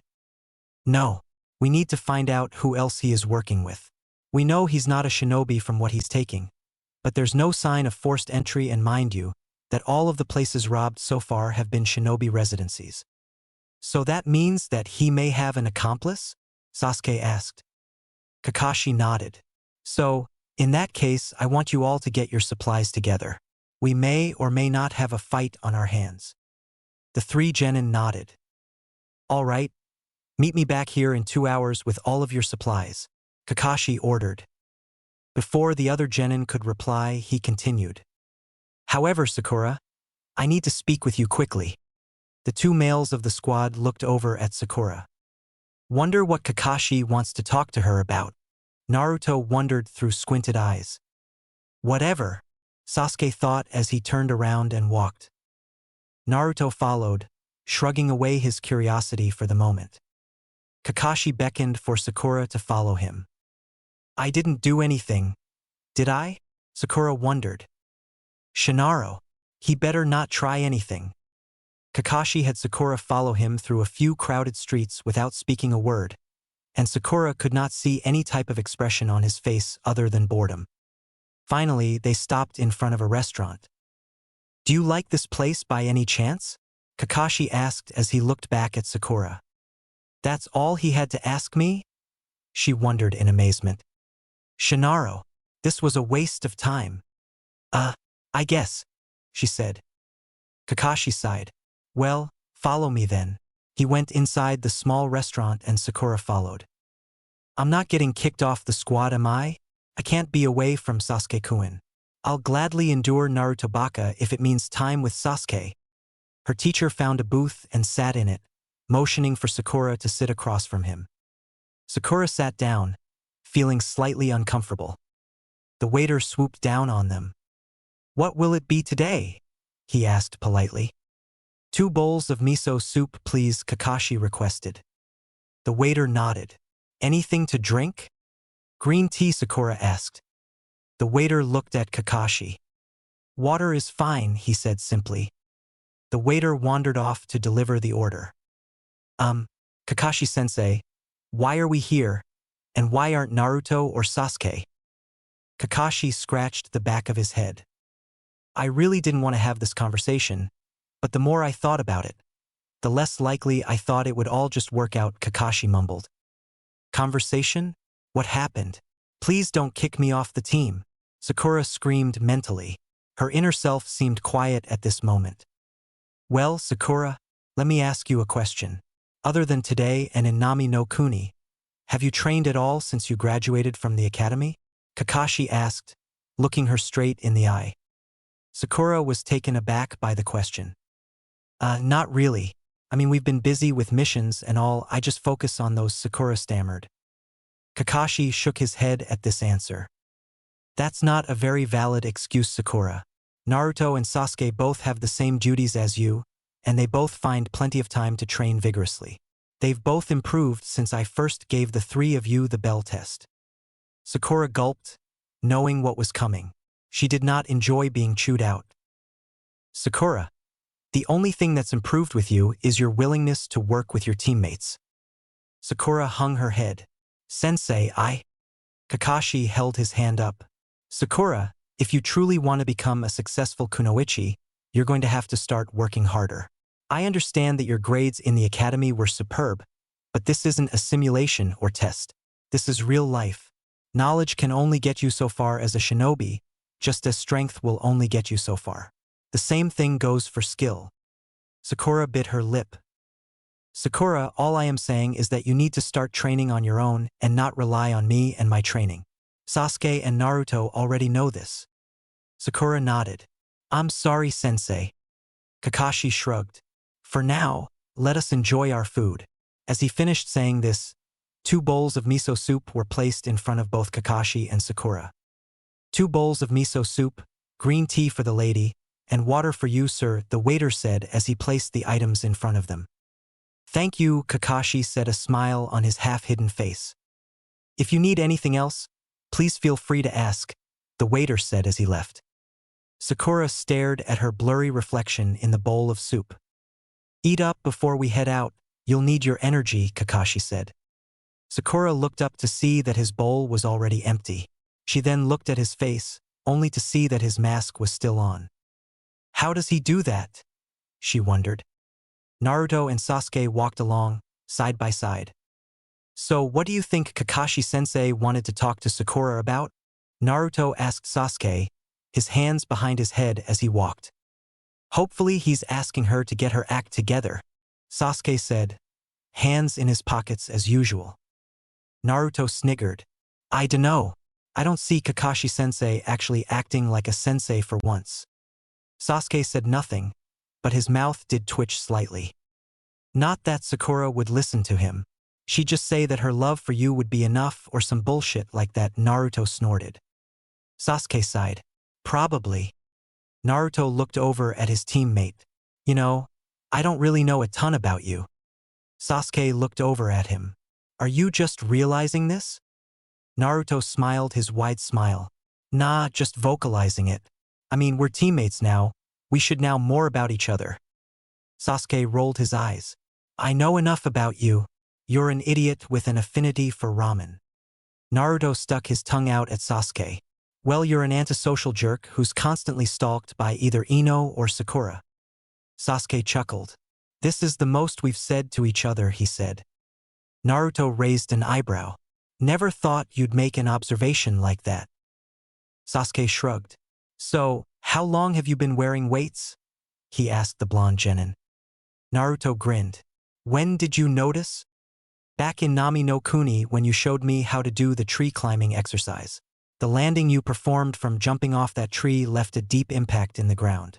Again, I noticed an extreme weight change from the academy when you and I sparred again on that mission. Naruto was surprised. Wow, even before your eyes got even more retarded you could perceive all of that. Nice. Sasuke glared at Naruto for the retarded eyes comment. Naruto continued to grin, knowing that he had gotten the reaction he had aimed for. Look, I'm going to go grab my things and meet up with you later, Naruto said as he waved before jumping up onto a building and taking across the rooftops. Sasuke continued to walk at his own leisurely pace. Sakura left the restaurant in deep thought. This is the second time he's brought that up, but he went into more detail this time. Sakura sighed, feeling a weight in her stomach. He's right, Sasuke and Naruto have been getting stronger, but I haven't really progressed at all. Her inner persona had nothing to say at this time. She rounded a corner when she heard her name being called. Forehead. Earth to forehead, Ino said next to her. Huh? Oh, Ino, Sakura said quietly. Ino looked at her one-time friend in confusion.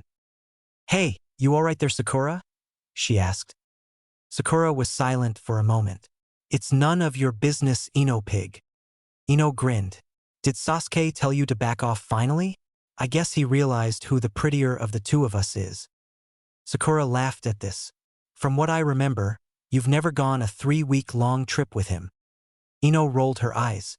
Oh, please, forehead. I know it was a mission, otherwise you would have hunted me down to smother it in my face. Besides, Naruto was there as well. Couldn't have been that great, could it? Sakura frowned when Naruto was mentioned. That bad, eh? Ino commented snidely. That's not it, Ino, Sakura said as she remembered what Naruto had to do on the mission. She wasn't conscious for it, but Kakashi had informed her and Sasuke of what had happened. She didn't really remember how she had ended up knocked out, but she did remember how Naruto had acted when he had come to. She heard him groaning in his sleep, the nightmares that were plaguing him. She had heard him wake up in the middle of the night with a start and not going back to sleep. She had even spied on him and Kakashi talking about how he was coping with it. It wasn't well. Something happened on the mission, Sakura said solemnly. Ino raised an eyebrow. What happened? One of us had to kill someone, she whispered. Ino stared at Sakura. It couldn't be that hard. I mean, we're shinobi, we're trained to kill. So Sasuke finally did it. He's the first out of the 9 graduates to do that, Ino said, assuming that her precious Sasuke-kun had done it. Sakura shook her head. No, it wasn't Sasuke. It was Naruto. Ino's jaw dropped. Who was it? Some weak old man. Sakura gritted her teeth. He killed more than once, Ino. What's the big deal? We're shinobi. We're supposed to kill, right? Ino asked as they both halted and stood in the deserted street, only a few people walking by. That's what I thought, Ino, but I guess it gets to you more than it ought to. He's suffering, Sakura said. Are you actually worried about Naruto? Ino asked. A little, but I'm more worried about when I have to finally do it. Ino raised an eyebrow. I heard Naruto talking to Kakashi-sensei about the aftermath of it all. Apparently he's been having nightmares of the people he had killed. He told him that he couldn't stop thinking about the blood on his hands and that they were people just like him, Sakura said shakily. Don't you think he's being a bit overdramatic about this? I mean, it's Naruto after all, Ino said. Sakura nodded. That's what I thought too. But then Kakashi told him that that's normal, that taking a life isn't something that will ever come easily. Apparently Kakashi had a rough time after his first kill. Ino looked down for a second. I don't know. Maybe it's just not a big deal to me because I haven't been exposed to it yet. Just seems a little silly to me. Sakura sighed. Maybe you're right, Ino pig. Ino grinned. Of course I'm right, forehead. Ino watched as Sakura strode away, heading home for a mission that Squad 7 had just received. So Uzumaki was the first one to take a life. That was a surprise. I would have thought for sure that it would have been Sasuke-kun. Ino looked to the sky. I wonder if we're all changing, Naruto included. Suddenly she had an image of the orange-clad idiot that would constantly pull pranks in class. I doubt that. Kakashi watched as the front door opened. Hello, Naruto, he greeted from behind his book. Ah! Naruto screamed as he jumped backwards in surprise. Kakashi-sensei, what the hell are you doing in my apartment? Yelled Naruto. Kakashi snapped his book closed. For one, I'm here to tell you to leave your weights here for this mission. Naruto glanced down at his legs, then back up to Kakashi. Why? I thought this was only a C-ranked mission, Naruto said, before walking into his apartment and closing the door behind him. It is, but I'd rather you keep them off in case we need to chase after somebody, Kakashi said from the couch. Naruto shrugged. Could I just reduce the weight in them so that I can keep up with you and Sasuke? Kakashi stood up. If you can keep up, then that's fine, but don't keep them too heavy. Naruto nodded. Don't worry, after the last mission, I tinkered around with these weights so that I can easily take them off in the middle of a fight. Kakashi seemed intrigued. What happened during the last mission with your weights? He asked. Well, when Sasuke and I were fighting Haku, the weights kept slowing me down along with the pressure points Haku kept hitting. I figured that if I could get the weights off, I could move around a lot better and avoid more strikes. but it took too long to undo the weight straps, so Sasuke nearly paid the price for it. Kakashi nodded, signaling for him to go on. So, when we got back yesterday, I took off my weights and tried to figure out some sort of quick-release latch I could make. I take it you figured one out then? Kakashi asked. Naruto nodded. I had to get some help from Gai-sensei, but we got something to work. Kakashi rubbed his chin. Mind showing me? Naruto shook his head. That's fine. Naruto formed the ram seal. Just want to decrease the weight so that I don't dent the floor or something. Naruto sighed as he felt his weights lighten significantly. Then Naruto put his arms to his sides. He took a deep breath before moving as fast as he could.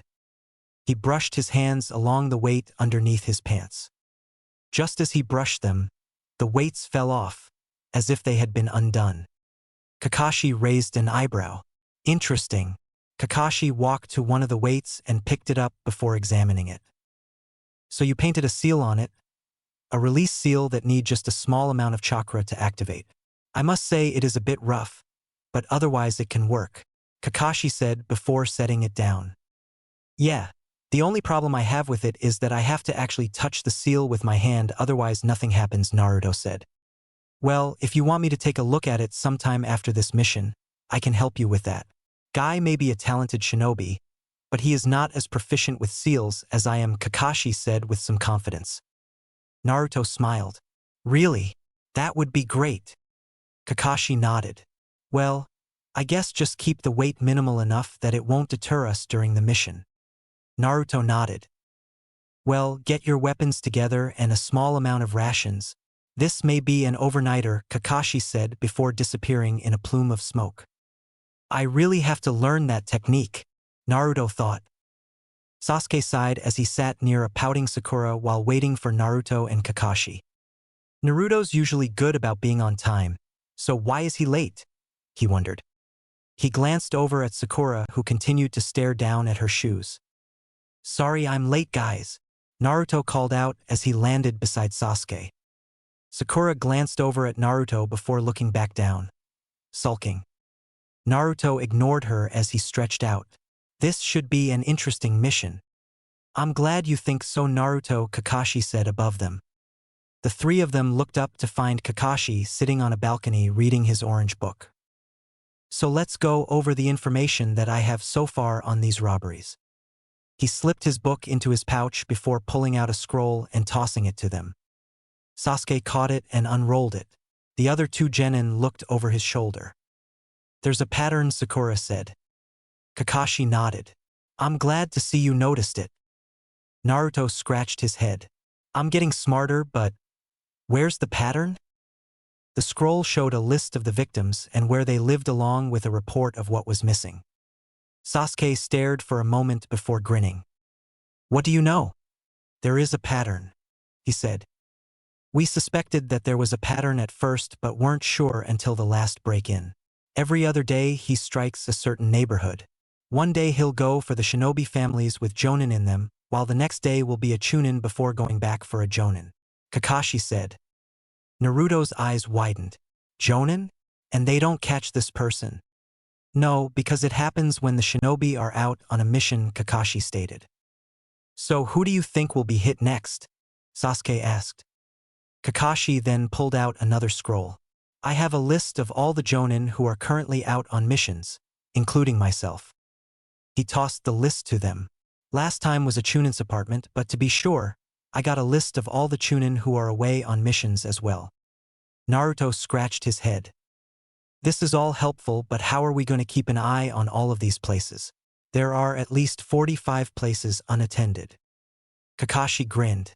That's why the Hokage and I thought this mission was right up your alley, Naruto. Naruto blinked before it hit him. Kagebunshin, of course. Naruto sighed as he walked along a road under a henge of an old man. I hate this, Naruto thought to himself as he tried sensing for any other chakra signatures. Nothing out of the ordinary, he thought as he walked past Ichiraku's. Naruto's stomach rumbled slightly. If only, he sighed. Naruto, anything where you are. Kakashi's voice came over the communicator in his ear. Not yet, he whispered. Same here, Sakura said before Sasuke repeated the same thing. Keep looking. Kakashi out, the communicator was then silent. Naruto turned a corner and nearly ran into Irika.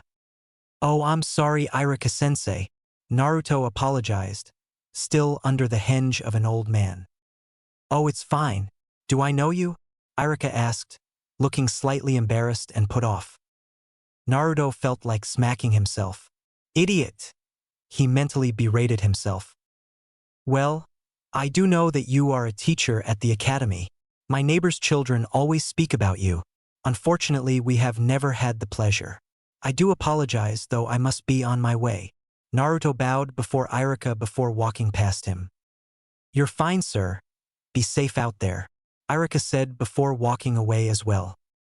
Naruto kept walking on, feeling totally embarrassed. I can't believe I nearly ran into him. I would have broken the henge and been exposed, especially if the person we're looking for saw me. I nearly botched the entire mission. I should have sensed him earlier. Naruto looked around and saw Irika walking along. Naruto closed his eyes, trying to sense Irika's chakra. I can't sense anything. This could be it. He tapped his communicator. I may have something. Sakura, could you check to see if Irika is at his apartment? I know you're close by. What is it, Naruto? Kakashi's voice came through. I'll let you know when I'm entirely sure. Sakura, please check on that for me, Naruto said. He tapped the earpiece again, switching it off before dropping the henge and leaping on top of a building. Naruto, it's Sakura. Irika is just getting home. Drunk, I think. She giggled slightly. Are you sure it's him? Naruto asked. Positive, was her reply. Kakashi, I need you to back me up. I'll send a clone to replace your position, he said as he made the cross sign and a clone poofed to existence behind him. Copy that, Kakashi replied. The Naruto clone set off towards the neighborhood Kakashi was patrolling. The original Naruto continued trailing the Irika he had spotted. Who the hell is this guy? I can't sense him at all. Naruto then sensed Kakashi coming towards him. Kakashi walked up to Naruto as they watched the fake Irika. Kakashi quickly raised his Hitai-8, revealing his Sharingan. Weird. It's not a henge. Are you sure it's an imposter? Kakashi asked. Naruto nodded. There was something off about him. Plus, I can't sense his chakra at all. Not even a blip on my radar. Even with civilians, I can sense them. Kakashi narrowed his eyes. Tapping his earpiece, he spoke quietly. Sasuke, Sakura, come straight to Naruto's position. There was no reply. Kakashi, I couldn't hear that on my communicator, said Naruto. Kakashi's eyes narrowed. You didn't sense any fluctuation in any chakra source nearby, did you? Naruto shook his head. Kakashi sighed. Stay on top of him, but don't do anything until I get back. Where are you going? Naruto asked. To check on something and to get Sakura and Sasuke, he replied. Naruto nodded as Kakashi seemed to vanish. Naruto looked down at the fake Irika who had stopped and began to look around. Naruto grit his teeth. Why the hell can't I sense this bastard?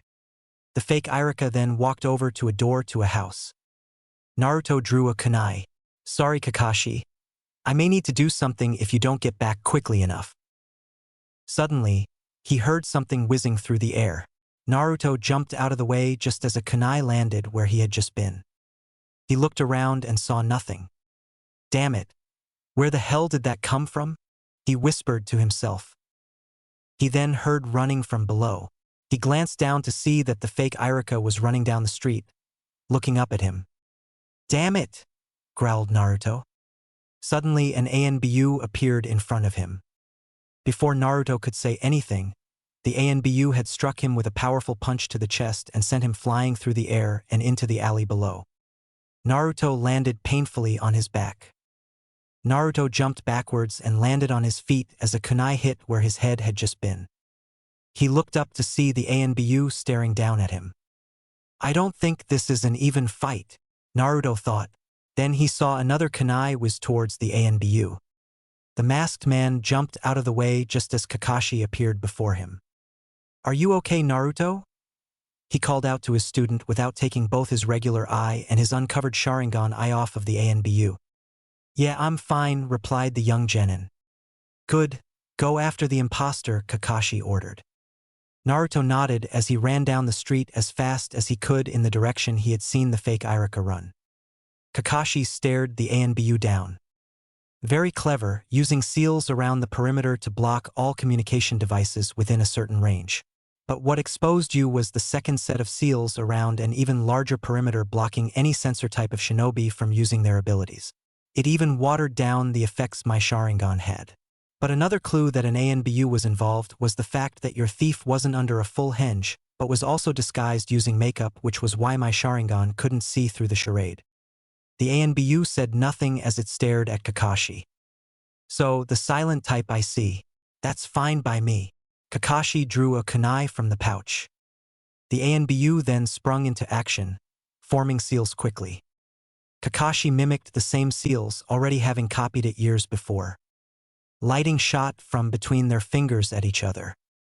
Not many lighting elements in Konoha, meaning you aren't from around here. The ANBU chuckled.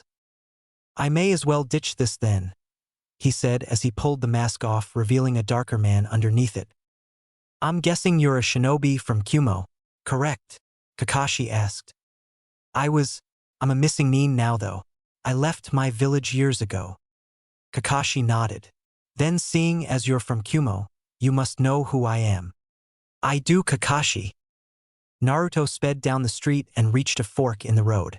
Without hesitation he produced a clone, taking the left while the other took the right. Naruto grit his teeth as he sped down the street, avoiding a few people here and there. A fucking ANBU? This is more like another ranked mission, he thought angrily. Why do we always get the bad intel? Naruto growled to himself as he rocketed forward. Then, something caught his attention in his peripheral vision. He skidded to a halt and backtracked to see the fake Irika running down a side street. Not on my watch, asshole, thought the blonde genin. Naruto jumped up onto the building tops and began to chase down his target. He quickly gained on the man and before he knew it, he was ahead. He jumped down into the alley below. Who the hell are you? Naruto yelled. The fake Irika glared as he withdrew a few kunai and threw them at Naruto. The genin jumped out of the way as they flew past him. I don't think this guy is a civilian. He was dead on target right there, he thought to himself. He landed as he created two clones with him. Suddenly his communicator crackled to life. Naruto, Kakashi, do you copy? Came Sasuke's voice. The two Naruto clones ran towards the imposter. I'm in the market district and need backup. Sasuke, you get over here now, he said as he grabbed a kunai and threw it into the air. It exploded above the buildings. I see you, Sasuke said. Naruto then joined the fray with his clones. Kakashi dodged another lightning attack before going through the same seals and using it on him. Kakashi flipped over a swipe from the opposing shinobi's blade. He ran through a few more seals before he had to stop and jump out of the way from a bunshin that attacked him. Just a few more minutes, Kakashi thought to himself. The missing nin halted his attack for a moment and looked across the village to see an explosion. They found him, meaning they're calling for backup, the shinobi thought with narrowed eyes.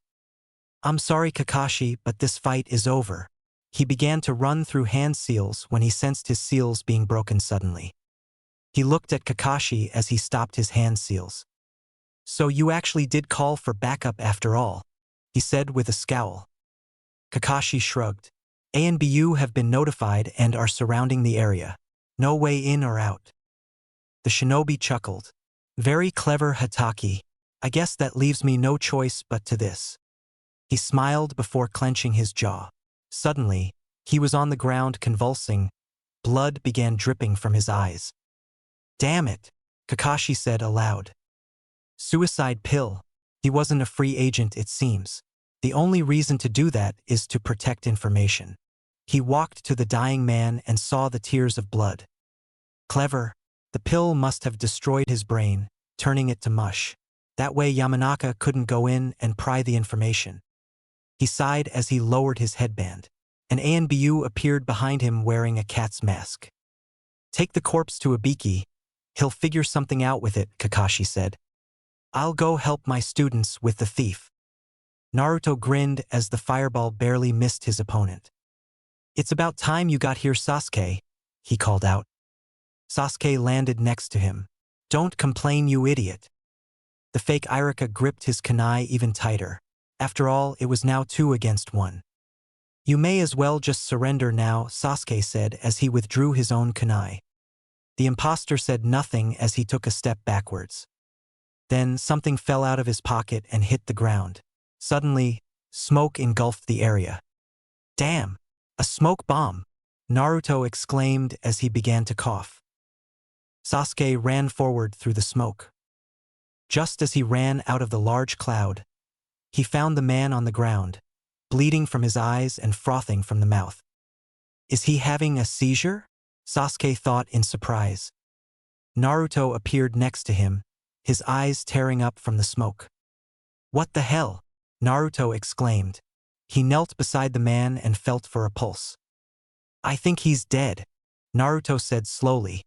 "Did you do this?" he asked Sasuke. The Uchiha shook his head. "I just found him like this." "Where's Sakura?" came Kakashi's voice. They turned around to see him walking through the disappearing smoke. "Right here," came her voice as she ran up to them all. They were all silent for a moment. "Kakashi-sensei, do you know what happened to him?" Naruto asked suddenly. "Suicide pill. It's a last resort for shinobi who are caught by the enemy to protect information," he sighed as he scratched the back of his head. "So does this mean the mission was a failure?" Sasuke asked. Kakashi nodded. "But this mission turned out to be at least a B rank, so the Hokage may be more lenient with us. I wonder though, why do we always get the faulty information?" Naruto and the others shrugged. Naruto woke up a few weeks later, ready for another day of training. "Stupid D-ranked missions. Why can't we do more C ranks?" he thought to himself as he ate a bowl of ramen. He smiled as he finished the broth. "Couldn't help but cheat on my diet," he sighed. He stood up and stood underneath the door from and marked his height. He frowned. "It's only been a week, but shouldn't I have grown a bit more?" He walked away and took his shower before getting dressed and leaving. He walked along seeing the various types of villagers going about their business. A few of them nodded towards him or even said hello, but a majority of them simply glared at him. Well, one good thing about D-ranked missions is getting the villagers' opinions of me to change one by one. He smiled slightly as he remembered helping out at the Inuzuka kennel and having Hana call him moderately attractive without the orange suit. He arrived to find Sasuke and Sakura already waiting for him and Kakashi. He nodded to Sakura and Sasuke. Sasuke nodded back as usual while Sakura looked away. They waited in silence for only a few minutes when Kakashi suddenly poofed before them. Naruto raised an eyebrow at his quick appearance. "Didn't feel like keeping us waiting, sensei?" He smiled at his teacher. Kakashi chuckled. "Well, today I figured we'd take the day off from missions and training and celebrate." Squad 7 all looked confused. "Celebrate what?" they asked in unison. Kakashi held up 3 slips of paper. "Well, you've all been doing so well that I figured that I'd enter you into the Chunnin selection exam." This grabbed their attention. "The Chunnin Exams? Are you sure?" Naruto exclaimed happily. Kakashi nodded. "So let's all go to a restaurant, my treat." Ino Yamanaka sighed as Choji drooled over the barbecue pork that was currently cooking in front of them. Asuma smiled to the 3 of them. "I hope the 3 of you all do your very best in the exams tomorrow." Shikamaru yawned and nodded. "Sure, sure." Ino glared over at Shikamaru. "Shika, stop being so unmotivated about everything. We need to pass these exams." "Why? So Sasuke will finally notice you?" he asked. Ino glared at the lazy genin. "Maybe." "Well, why don't you just go say hi to him? He just walked in," Choji said as he snatched on of the sticks of pork and devoured it. Ino whirled around to see Sasuke walk in with a blonde kid wearing a red coat with black flames adorning the bottom of it. Sakura was right behind them looking slightly depressed, followed by a taller man wearing standard jonin garbs and a face mask. Only one of his eyes was visible and his shock of silver hair stuck up at a strange angle. Sasuke! Ino cried out as she jumped out of her booth and tackled Sasuke with a hug. The blonde next to him laughed slightly and continued forward without another word. Ino looked over at Sakura, who was currently staring daggers at her rival. "Oh, hey there, forehead. I can't believe I didn't see you there. I mean, who could miss that giant forehead?" Ino chuckled. "Try not to break Sasuke's back, Ino pig." Sakura seethed. Kakashi slid past the small feud, slightly chuckling as well. Ino continued to hold onto the raven-haired Sasuke, who was looking for a way out of the situation. "So where's Naruto?" Ino asked as she looked around. Sasuke saw his chance and slipped through Ino's grasp before walking away, mumbling under his breath. Ino didn't seem to mind too much. "He's sitting over there with Kakashi-sensei," Sakura said as she glared at Ino. "Really? Where? I don't see that orange get-up of his." Ino looked around for it. Sakura said nothing and decided to walk towards her team. Unfortunately, Ino followed. "So are you going to be in the Chunnin exam as well? Or is your team not good enough after all? The only good member is Sasuke." Sakura walked up to Kakashi, who was currently speaking with Asuma. "Of course we'd love to sit with you guys," she heard him say. "Shit. SHIT, her inner self exclaimed. Soon they were all cramped together in the booth. Ino sat next to Sakura but across from the blonde kid. "Hi there, I'm Ino Yamanaka," she introduced herself. Sasuke chuckled, as did Shikamaru and even Choji. Sakura just looked at her strangely while the blonde kid began to laugh. What's so funny?" asked Ino as she looked around them all. "I already know you," the blonde boy said. "You do?" she asked, surprised. The blonde nodded as he went back to talking to Sasuke, who was sitting beside him. Ino leaned over to Sakura. "Who is that?" she whispered. "Naruto," Sakura said with distaste. Everything seemed to freeze for a moment. "Naruto?" she exclaimed. Naruto looked up at her. "What is it?" She stared at him in disbelief. Naruto shifted uncomfortably. "What happened to you?" she asked. Naruto felt confused. "What, is there something on my face?" He felt around his face awkwardly. "No way, this is that annoying brat from the academy. He seems quiet and composed. He even looks slightly attractive. Plus, he's talking to Sasuke-kun. What the hell?" Naruto shrugged and went back to talking to Sasuke as Ino stared at him. A few seconds later, she laughed. Again, Naruto raised an eyebrow at her behavior. "To think that the dobe is getting his act together," Ino laughed. "You were even the first to kill out of the rookie 9. Sasuke glanced over at Naruto, whose eyes were currently hidden by his bangs. Shikamaru glanced over at Naruto at this. Sakura didn't react at all. Choji had halted his eating and stared at Ino, completely dumbfounded. Kakashi shook his head while Asuma was coughing, accidentally inhaling too much from his cigarette. Ino slapped a hand to her mouth. "Oops, need to think before thinking," she thought, recalling what her father would often say to her. "I'm so sorry, Naruto, I didn't mean to bring that up, I just—" Naruto interrupted her though. "It's fine, Ino-san. If you'd all excuse me, I don't feel very well." He stood up and ran out of the restaurant. Ino felt horrible. "Oh my god, I'm such an idiot." Naruto threw up in the alleyway, Gato's face floating to the front of his mind again. "Damn it, why can't I get over this?" He wiped his mouth, the taste still lingering. He wiped the sweat from his face that had appeared. He looked around the alley he was in. "I'd better go home and change. Plenty of time to train." He walked out of the alley to find Kakashi waiting for him. "You didn't have to leave as well, Kakashi-sensei," Naruto scowled. "I just wanted to let you know that if you do want to compete in the exams, be at this address tomorrow at 9, he said as he handed him the piece of paper that Naruto must have dropped in the restaurant. "Oh, thanks," he said as he took the paper and placed it in his pocket. "I'll let Yamanaka know that you aren't mad, just not feeling well." Naruto shrugged. I don't care about her mentioning Gato, but let her know that I'll get her back for the dobe remark. He turned around and walked towards his apartment. Ino said nothing as everyone remaining continued to talk. Sakura was busy talking to Shikamaru about a few missions they'd had recently while Choji slept on the bench upright after consuming as much food as was allowed. Asuma pat her on the back. I'm sure he's okay, he told the Yamanaka. She said nothing until she noticed Kakashi enter. Is he mad? She asked. Kakashi looked over at her. About the killing comment? No, but I'd watch my back if I were you, he said. I thought you said he wasn't bothered by my comment, Ino said, feeling irritated at Kakashi.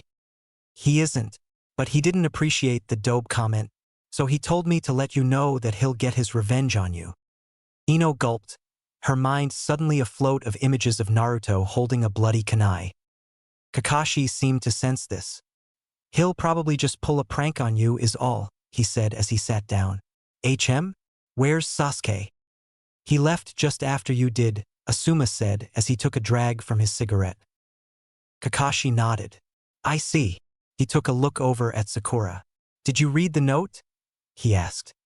She nodded. I'll be there tomorrow, she said. Good. Well, I'm going to get going, he said as he poofed out of existence. Ino raised an eyebrow at this. Couldn't he just get up and walk away? Suma laughed. Ino and Sakura walked down the road that afternoon. So that's Naruto's new look, eh? Not too shabby. Beats that orange jumpsuit, chuckled Ino. Sakura shuddered. That was a pretty bad outfit. Remember the goggles? Ino laughed. Those weren't too bad. So that's your team? Not too bad. But mine's better, even without Sasuke. Sakura grinned. I doubt that, Ino pig. Ino sighed. So Sasuke and Naruto are friends, I take it? Sakura nodded. Yeah, it's really weird. Didn't think that Sasuke would even give Naruto the time of day. They're total opposites, Ino said as she imagined the two side by side. Sasuke's so much cooler and cuter. And stronger, Sakura added. Ino nodded. Naruto couldn't beat him on Sasuke's worst day. Hey, shut up, came a little boy's voice. The two female genin noticed two boys and a girl all wearing goggles glaring at them. Naruto-nin is the best, yelled the boy with a large scarf around him. You kids know Naruto? Sakura asked. He's our boss, Konohamaru proclaimed. I'm Konohamaru, this Moegi and that's Udon. Ino chuckled. So you don't know who Sasuke Uchiha is then? Because compared to Sasuke-kun, Naruto is second-rate. Sakura nodded profusely next to her rival. As if two ugly girls would know anything about cool. Suddenly, an evil aura surrounded Ino and Sakura. Say that again, Sakura growled. Udon and Moegi slowly backed away, but Konohamaru held his ground. You two are fat and ugly old hags. Naruto was walking home after practicing his newest jutsu for most of the day when he heard Sakura's and Ino's voice cry out at the same time. Get back here, you little brat. Naruto saw the dust trail in the distance of a few people running at high speeds. This can't be good, he thought to himself as he went after them as well. Konohamaru rounded a corner and looked back to see them gaining on him when he ran into something solid and fell to the ground in pain. Konohamaru groaned painfully as he heard someone saying something about watching where he was going. Then, he was lifted off his feet by someone holding the front of his shirt. He opened his eyes to see a boy in a black outfit and hood with some kind of war paint on his face. I should teach you a lesson, the boy said.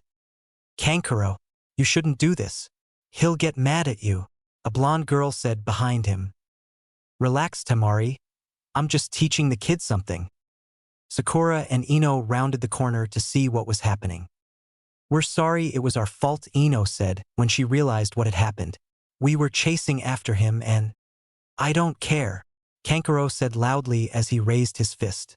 Kid needs to be taught manners. Konohamaru closed his eyes when he heard the air whoosh around him before someone was carrying him. He opened his eyes to see Naruto setting him on the ground. Nizan, he exclaimed. Great, more brats, Kankuro exclaimed, a boot mark on his face.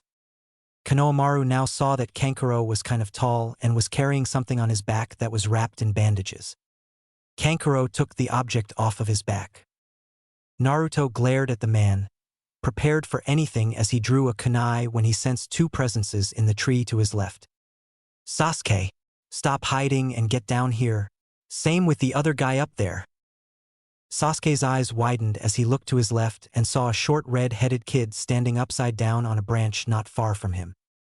I didn't even notice him get here, Sasuke thought worriedly. He then jumped out of the tree and landed next to Naruto. The red head disappeared in a sand shunshin and reappeared next to Kankuro. Very impressive, the red head said in a monotone voice. Naruto narrowed his eyes. That goes for the three of you hiding as well. One of the trees further off rustled as three strange shinobi appeared as well. Naruto and Sasuke noticed that their headbands had a music note on it. Sound? Never heard of them, thought Naruto with a scowl. Mind telling us who you are and why you're here? Sasuke asked, a scowl on his face as well. My name is Gaara, the redhead said first, his eyes plastered to Naruto. Kankuro here is my brother and I'm Temari, said the blonde girl. The three Chunnin said nothing but continued to stare at Naruto as well. Mind telling us why foreign shinobi are in our country? Sakura asked, stepping forward. Temari snickered. The Chunnin Exams, of course. Naruto and Sasuke both looked curious at this. So all of you are participating as well then? Ino asked. Gaara made no indication that he was listening, but his teammate Temari nodded. Naruto stared at Gaara. Why the hell is he looking at me like that? He wondered. Suddenly, a slight pain in his stomach made him wince. What the hell was that? He wondered. Gaara noticed this for a moment and seemed to tilt back, but other than that made no other indication that anything had happened. What is this feeling of dread? Gaara wondered. Naruto clenched a fist. Well, next time you grab any citizen on Konohagakure like that again, and I'll make sure you're properly handled. Naruto glared at Kankuro at this point. Especially if you handle the Hokage's grandson like that again, he spat out. Temari, Kankuro, Ino, and Sakura all gasped. We could have been in serious trouble just now, they all thought. The three Chunnin said nothing, but Sasuke did notice that they seemed unusually tense. Is something wrong? He asked as he withdrew a kunai. Nothing, the one whose face was hidden in bandages said. Naruto glared over at them. Is there a reason why you were watching all of us? Measuring up the competition, and I've got to say, I'm not worried, the other male said. The female chuckled at this. Then continue to underestimate us. It will give us the advantage, Sasuke growled. Naruto turned around and began to walk off. Just to be polite, my name is Naruto Uzumaki. Sasuke and Konohamaru followed Naruto as Sakura and Ino slowly backtracked before turning around as well. Let's go, Gaara said as he turned around and walked away, not even glancing at the sound ninja. Temari and Kankuro both followed, eyeing the three other shinobi as they passed them. Keep an eye on the boy without a personality and Uchiha as planned, but also that Naruto kid, the bandaged shinobi said. Kakashi arrived at the Hokage Tower with the rest of the Jonin to find he was only a half-hour late. It seems that they have all assembled, Kurinai said. So begin the Chunnin Exams, spoke the Hokage. Chapter 7. The exams begin. Sakura woke with a start. The dog across the street was barking like mad and had interrupted her dream of her and Sasuke. Sunlight streamed through her curtains, illuminating her room. Guess I should be getting up anyways, she thought to herself. She slowly hauled herself out of bed. Nothing like a delicate lady that she fancied herself to be. But she hated the mornings and couldn't give a damn. Stifling a yawn, she began her morning routine when it suddenly hit her. The Chunnin Exams were today. Her stomach churned at the thought of it. Am I ready for this? I've heard the exams can be dangerous. Suddenly, as if in response to this train of thought, she imagined what Naruto would say. We've been in plenty of danger. I doubt the exams could be worse than Zabuza. Sakura sighed. Naruto, imaginary Naruto that is, was right. Zabuza was one of the legendary 7 swordsmen of the mist, and these were simply the Chunnin Exams. If they could survive that, she was sure they could breeze through this. Still, it feels like this could turn into something else, she muttered as she glanced at the rising sun out her window. Sasuke had woken long before the sun had begun to rise. He had decided to forego his morning routine and simply meditate. The thought of the Chunnin Exams had brought back memories of Itachi. He had gone through these same exams when he was much younger than Sasuke was now. These exams will show me if I'm on my way. If Itachi could do it when he was 10, then I should be able to breeze through it. Sasuke looked towards the sun, activating his Sharingan. I need to be able to use these eyes as if it were second nature. He deactivated them before reactivating them. I will kill you, Sasuke muttered.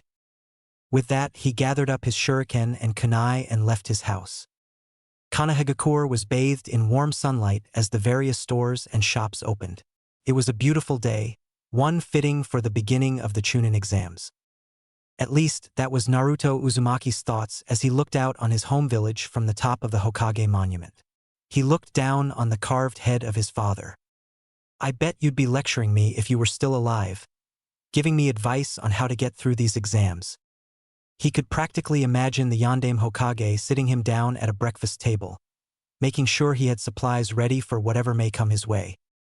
That's probably what's happening to the others, he said softly, thinking of the other rookies.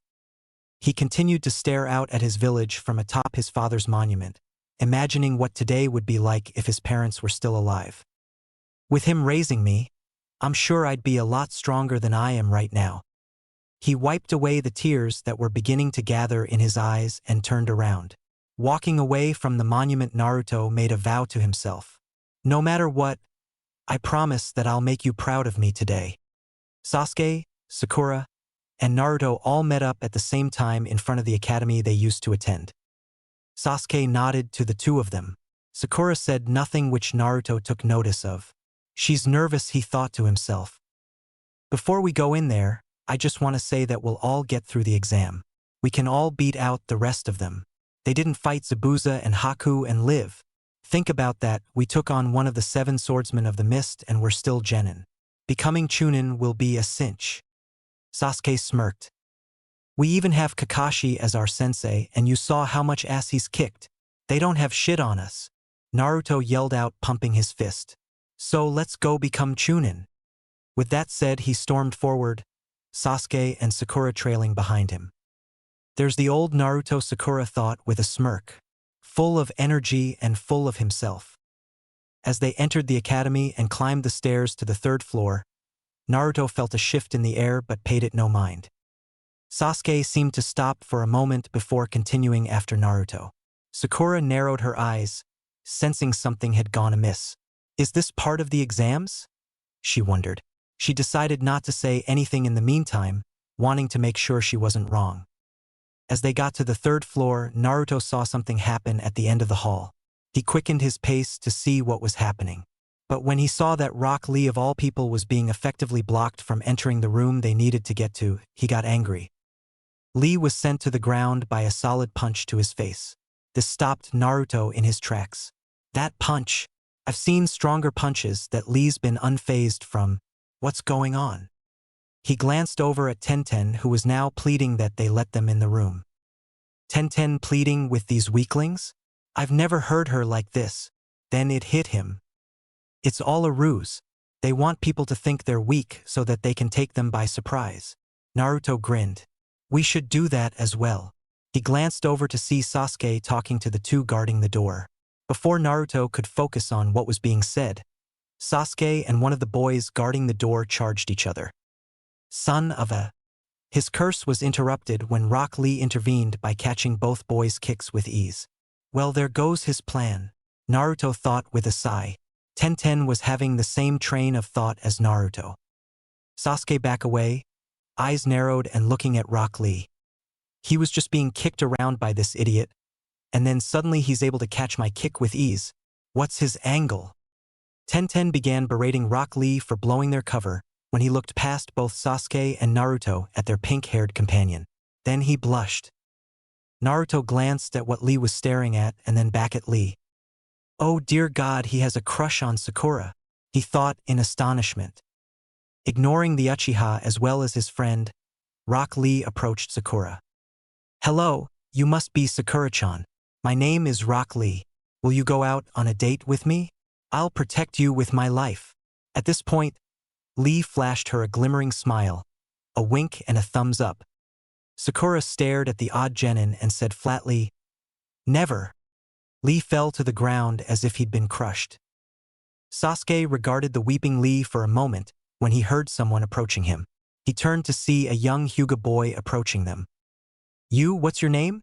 He asked Sasuke in a demanding tone. You should provide your own name before requesting someone else's, Sasuke said, narrowing his eyes. The Hyuga gave him a disapproving look when Tenten decided to answer for him. His name is Niji Hyuga, and my name is Tenten. She blushed slightly at addressing Sasuke. Continuing to stare down the Hyuga, Sasuke replied with his own name. Naruto said nothing, but gave Tenten a slight nod. She glanced at him but did not react otherwise. So this is their teammate. He's an asshole, Naruto thought to himself, slowly regarding Niji. As if he could sense Naruto's eyes on him, he turned to look at him. Is there a problem? He asked the blonde. Naruto took a moment before answering. Nothing of significance, he said smirking. Niji narrowed his eyes. You must be Naruto Uzumaki. As far as I'm concerned, you're just another failure. Naruto grit his teeth. The ball's on this guy. Niji turned and walked away. Come Tenten, Lee. Sakura chose that moment to grab Sasuke and Naruto by the wrists and drag them away. Naruto glanced at the door they were supposed to go through and saw that they were on the second floor. Genjutsu, I guess, explains that weird feeling from earlier. Gaara slowly surveyed the room. Not yet, he thought to himself. Ever since he had met the blonde, the Ichibi sealed within him had been unsettled, and that intrigued the young redhead. He felt his sister shift behind him. Gaara, what's the matter? Temari asked. Gaara continued to stare at the large room full of other genin. Many had decided to keep their distance away from the Sand siblings. He is not here. Naruto Uzumaki. He interests me, Gaara said. Temari remembered the blonde boy from the day before, and her little brother had been acting strange ever since. He didn't seem like much, she thought to herself. But perhaps Gaara had sensed something else about the boy. Nothing ever interested him. The doors opened and Gaara saw Team 7 walk through the doors. It's him, he thought. Suddenly he felt the Ichibi stir about. What about this Uzumaki boy causes you to act like this? He wondered. As Team 7 walked in the door, Naruto was immediately aware of an anomaly amongst the genin in the room. He traced his eyes among the crowd until he locked eyes with the red-headed sand genin from the day before. I sensed something in him other than his own chakra, something darker. It's familiar. He narrowed his eyes at the odd boy. He was interested to find out more about Gaara, but the boy didn't seem like he'd be very talkative. Breaking away from staring at the boy, he glanced at Sasuke. You okay? He asked the raven-haired Uchiha. Sasuke nodded. However, he looked very unhappy. Naruto wasn't surprised. Before they had entered the room, Rock Lee had decided to challenge Sasuke to test his abilities against and had been winning against the Uchiha Sharingan until Naruto and Gai-sensei had decided to intervene. Lee had been about to unleash the Lotus technique, and as Naruto had interrupted the jutsu as Lee had kicked Sasuke into the air. Gai-sensei had also appeared from hiding and lectured the young boy about attempting to use the technique. Sasuke and Sakura hadn't met Gai before, and were therefore taken by surprise by how strange the man had been. Now they had arrived to the room they were supposed to be only to be greeted with hostility and another odd genin who had taken a strange interest in Naruto. As they skirted along the edge, a voice rang out loudly that made Sakura groan. Sasuke Kyuun. Suddenly Ino Yamanaka was on Sasuke's back. Get off of him, Ino pig, Sakura yelled, shaking her fist at the blonde girl. Naruto chuckled as he noticed Sasuke's pained expression at being harassed by the Yamanaka. Ino pulled a face at Sakura.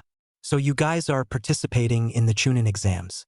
I honestly didn't think you'd show up, but I guess you do need to support Sasuke. Naruto and Sakura both frowned at this. She's still annoying, Naruto thought to himself. Ino noticed Naruto's frown. What? Was it something I said? She asked nervously, remembering Kakashi's warning from the day before about Naruto getting back at her. Naruto hesitated before saying anything. Where are your teammates? You must be here to support them. Before Ino could answer, Shikamaru and Choji came into view. God, Ino, you're so loud. Choji said nothing as he was too busy eating potato chips. For your information, Uzumaki, I'm here not to support these idiots, but to become a Chunnin myself. Naruto feigned surprise. I see. Well, I just wanted to make sure. I mean, after all, you did assume that Sakura and I were just support, so I figured that's why you were here. An honest mistake. Whoa, was that really Naruto just talking now? Came the voice of one Kiba Inuzuka. Naruto turned to find the Inuzuka sporting a jacket. His hood pulled up and the small dog Akamaru resting atop his head. He had not changed since they had all left the academy. Kiba, so your team is here as well? Naruto asked. As if to answer, Shino and Hinata both appeared behind Kiba. Yep, we're here to climb up the ranks, Kiba said enthusiastically. You have changed quite a bit, Naruto-san, Shino said stoically. Naruto chuckled, rubbing the back of his head. Well, I figured with all the dangerous missions we were going to start taking, I needed to crack down on myself. Shino nodded approvingly. Well, it seems that you have made quite a bit of progress. I myself am very impressed. Naruto grinned. Thanks. That means a lot coming from someone of the Aburame clan. Your manners have also improved, Shino observed. Naruto shrugged.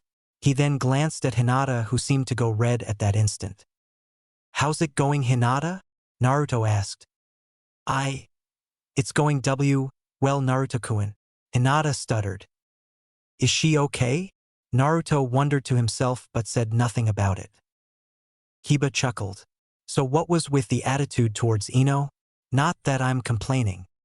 Naruto glanced at the Yamanaka. Just clarifying some things is all. With that said, he turned back to Team 8. So you guys think you're ready for the Chunnin Exams? Kiba grinned. You have no idea the missions we've been on. At this, he began to go in thorough detail of all the C and B ranked missions they'd been on.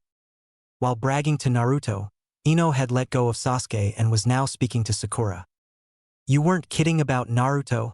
He's a completely different person. More mature, he isn't just flying off the handle. I have to admit, even though I'm kinda mad about his treating me earlier, I'm more impressed than pissed. Sakura nodded. You should see him fight now. He's almost as good as Sasuke. Ino glanced at the Uchiha. So those two, are they friends now? They're not glaring at each other like they used to. Sakura shrugged. I think they are friends, as weird as that is, the genius and dope of the academy hanging out together. Ino grinned. Well, no wonder he got cooler. It's because he's been hanging around Sasuke. Sakura shook her head. It's not that. He's changed since before they became friends. They hated each other until recently. There's something else going on with Naruto. Ino looked at the blonde who was listening silently to Kiba go on about some intense life or death mission. We should really look into this, Sakura. I say we make a temporary truce on the fight for Sasuke-kun and find out what happened to Uzumaki to cause this change. Sakura nodded. However, before they could go any further, a voice interrupted all of their conversations. Hey, you kids, you should really keep it down.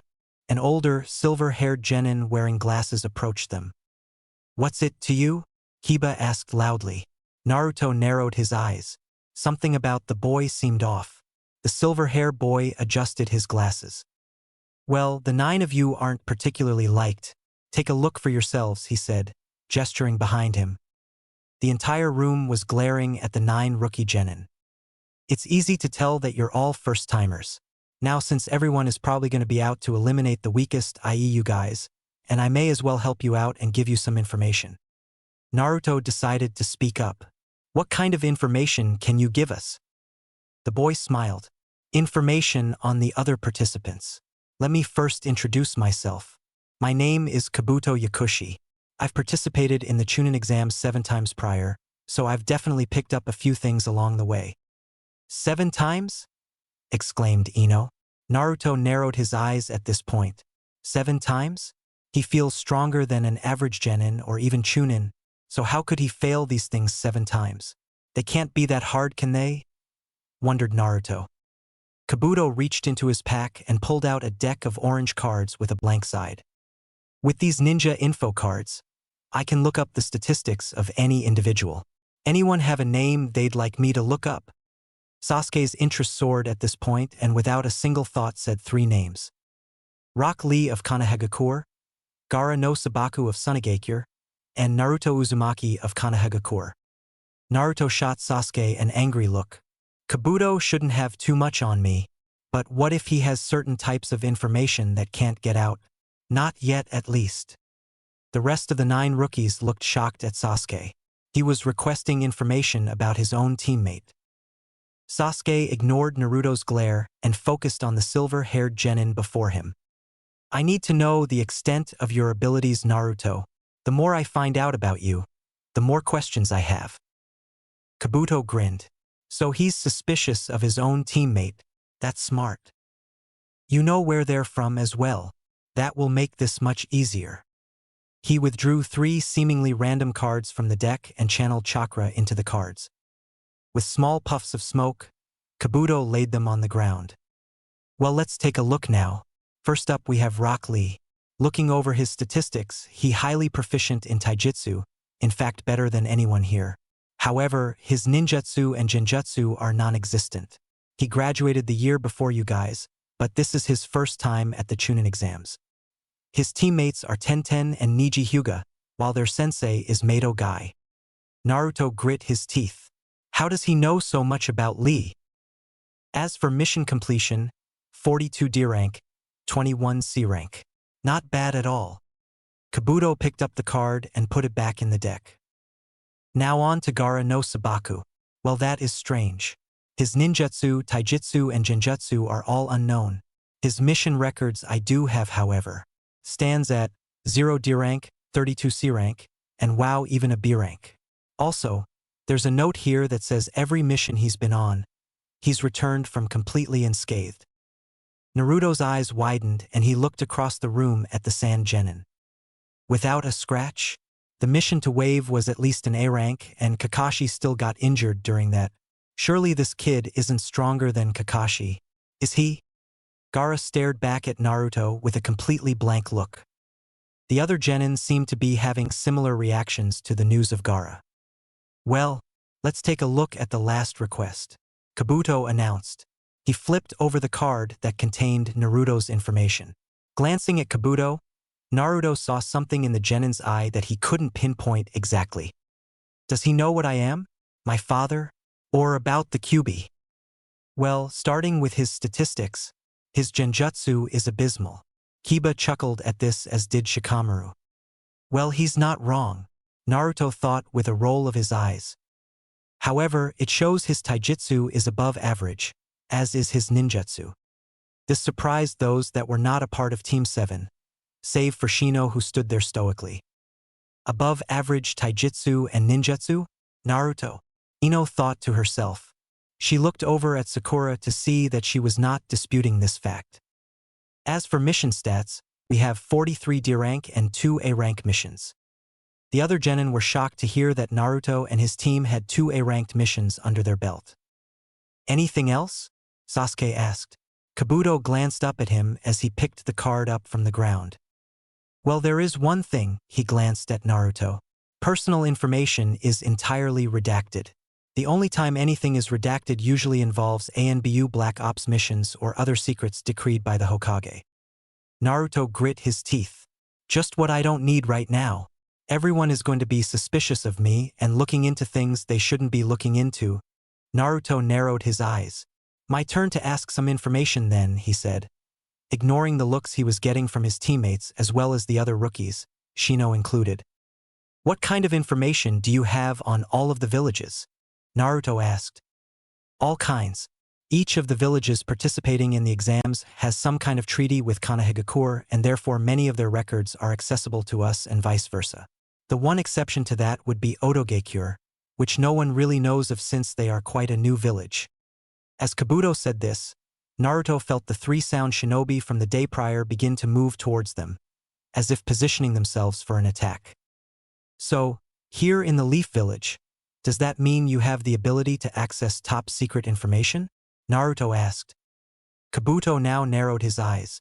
I shouldn't have gone as far as I did. He's getting suspicious.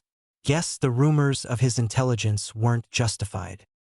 Well, my father happens to be chief medical officer here in Konoha, so I do have access to all types of information.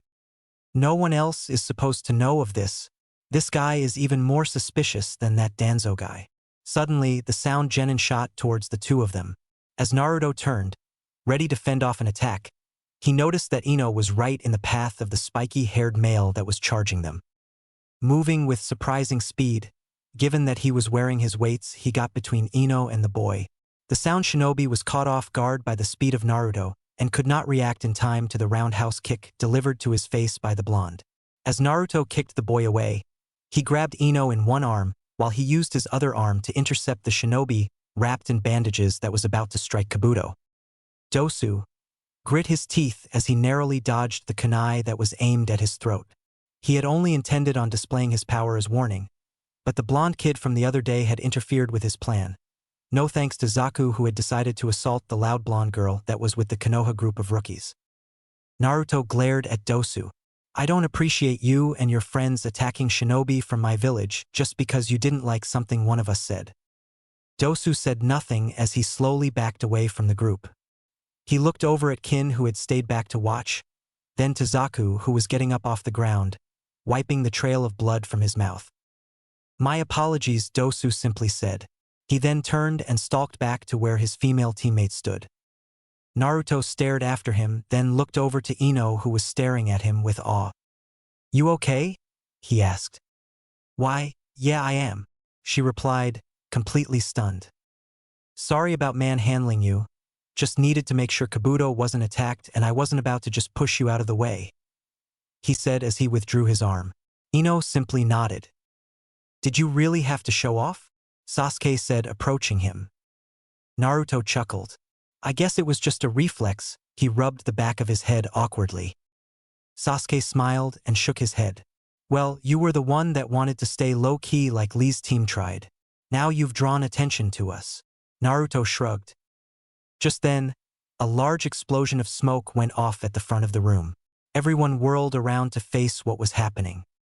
Everyone quiet down, a large man with a scarred face yelled. He wore a large black trench coat and wore his hitai like a bandana, covering his hair completely. Behind him stood 24 other men, all from Konoha. You three and you! The man barked at the sound ninja and Naruto. Any more fighting and you will be instantly disqualified. Understand? Naruto nodded, while Dosu gave an apology fitting for a brown nose. The large man grunted. Now then, time to introduce myself. I am Ibiki Marino, the proctor of the first exam of the Chunnin Exams. Now please enter this room and sit where you see your name. He motioned to a door behind him. Naruto and the rest of the rookies were the last to enter the room, and Naruto found himself in a large classroom. He searched for his name and found it on a row in the middle of the room. He sat down just as Hinata sat down beside him. Oh wow. Guess I get to sit next to someone I know, he said with a smile. Hinata simply blushed. Ino sat down near the back of the class and was able to see Hinata sit beside the man that had recently held her extremely close. She felt her face warm as she thought of what had happened. I cannot believe I'm feeling this way about Naruto Uzumaki. It's just I've never had a boy hold me. Ever. We were so close. She shook her head. Can't think like that. Especially right now. I've got to stay focused on the exams. However, her mind continued to replay what had happened. She didn't even realize what was happening at first, but Naruto had just suddenly appeared in front of her out of nowhere. And then the next thing she had known, she was being held in one of Naruto's arms. Then there was his voice. It wasn't something she was used to from the blonde. He had been completely serious. No joy in his voice. He seemed ready to kill if need be. But that did not frighten her. It had excited her. She shook her head again. Damn it, Uzumaki. I'm supposed to be focusing on the exams. Why did you have to act like Prince Charming and grab me that way? Damn. Now I'm comparing him to Prince Charming. What the hell? The Yamanaka ground her teeth in frustration. Ibiki made his way to the front of the class. As I said, my name is Ibiki Marino. Now before we begin, let me go over a few rules. If you have questions, keep them to yourself. What we say here is law. From there, the large man went over the rules of the first exam. The exam would be a written test. Sakura and Sasuke quickly glanced at Naruto but gave it no thought beyond that. Starting with 10 points for every wrong answer, a point would be deducted. Also, if anyone was caught cheating, they had 3 shots before being kicked out. Shikamaru grinned quickly, as did Tenten, Dosu, Temari, Kankuro, and a few others from other villages. If one teammate was disqualified, the entire team was disqualified. This caused a stir amongst the entire room. However, there were no outbursts. The test had 10 questions on it. However, the 10th question would not be revealed until 45 minutes had passed. They had those 45 minutes to answer the other 9 questions. The tests were passed amongst them, and the shinobi that had accompanied Ibiki sat in chairs along the walls of the room. "You may begin," Ibiki announced. Naruto flipped over the page and began to read the first question when he quickly paled. "This question. It's so complex. Shit, I can't answer that. Let's look at the next one. Oh god, the next one maybe? Fuck, maybe this one. No. I can't answer any of these, what the fuck?" Sakura frowned as she looked at her test. "I can definitely answer all of these, no problem, but that's because I've studied these things in my extra time during the academy. These aren't something most people could answer." She glanced again at Naruto and then Sasuke. Sasuke is a genius, so there's no worries there. Naruto, however, he has definitely improved, but there's no way he would have had the time to look up all of this information in the past. She glanced around the room at the various proctors watching them. "I can understand that we can't cheat, but why give us more than one chance to cheat? In the academy, getting caught cheating even once would automatically give us a failing grade, yet here it's as if they want us to cheat but not get caught. That's it. They want us to cheat." Her eyes widened at the revelation and looked over at Sasuke, and then to Naruto. "I just hope they both realize it before it's too late." With that said, Sakura began to fill out her test with surprising speed. 10 minutes into the exam, a kunai had flown past Naruto's head and struck the desk behind him and nailed a boy's test to the table. "That's 3 strikes, one of the proctors said with a grin. "That's bullshit. That was the first time," he yelled. Suddenly the boy was thrown back in his chair and the proctor had him pinned there. "I caught you red-handed 3 times. You and your team are out of here." This happened several more times. Some tried to fight it, and others just walked away. "There's a lot of cheating," Naruto thought to himself. "That is weird that they give us so many times to cheat before we get thrown out."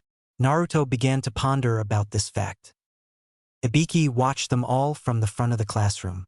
A lot of them have figured it out, he thought with a grin. Finally, 45 minutes had passed, and it was time for the final question to be revealed. Naruto grinned. "Figured it out.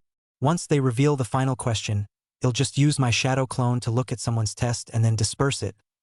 It's only cheating once technically," he thought with a grin. Ibiki surveyed the room. "Now before I provide you with the final question, it's time to lay down some new rules." At this point, there was an outcry from many people in the room about rules suddenly changing and it not being fair. Naruto honestly wasn't paying attention to them. He was trying to figure out who to copy when he caught sight of Sakura. "She's probably got all the answers right," he thought with a grin. He looked back at Ibiki to realize that he was explaining something important. "Last chance to leave, because if you get this question wrong, you'll be banned from the Chunnin Exams forever." That hit Naruto full force. "What?" There were similar cries from the genin in the room. Temari stood up at this point. "But there are people who have failed previous Chunnin Exams who are still here today." Ibiki grinned sadistically. "Well, I wasn't their proctor. My exams, my rules." A few people quit at this point, a few others seemed unsure, but Naruto didn't care about that at this point. "Screw you and your rules," he yelled. Ibiki glared at the blonde. "We're shinobi. We go on missions that could mean life or death for us. Who cares if you say we can't become Chunnin ever if we fail this?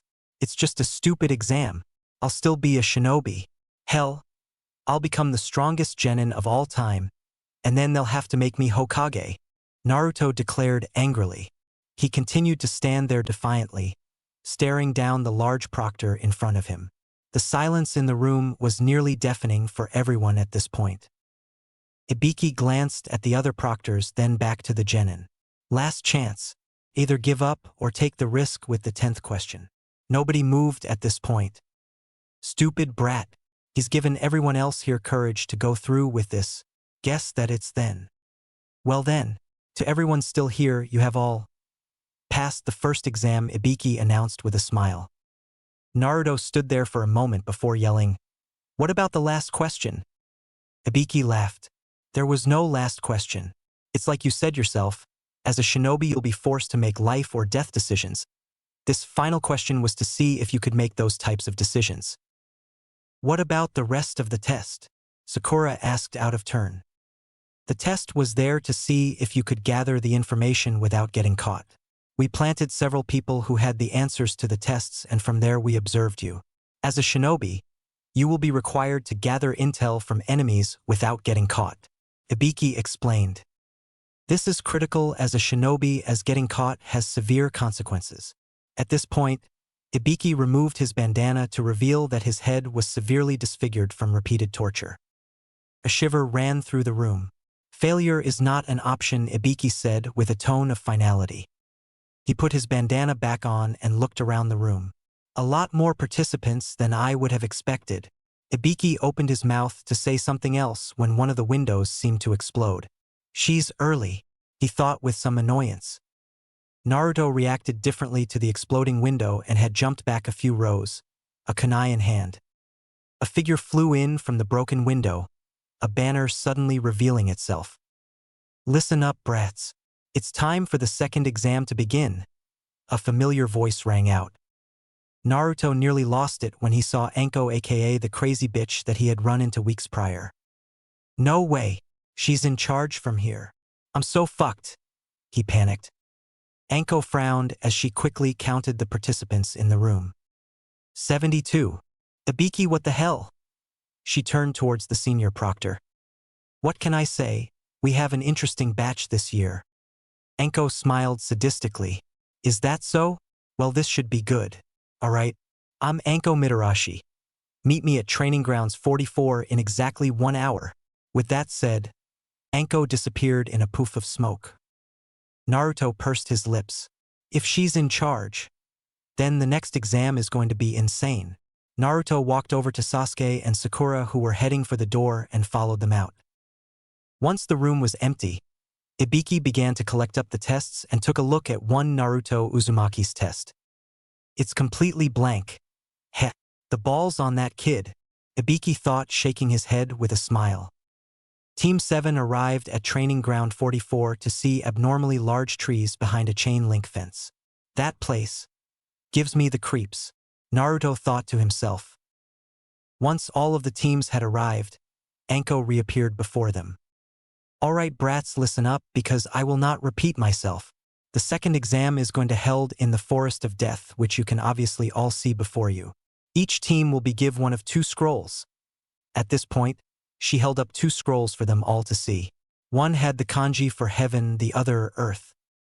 Your mission is to obtain both scrolls and deliver them to the tower in the middle of the forest without any outside assistance. You will be given a time limit of 5 days to do so. If any of your team is unable to reach the tower, you will be disqualified. You are also ordered not to open the scrolls before you have reached the tower. This will also mean instant disqualification. What do we do for food though? Choji suddenly yelled out. Anko smiled.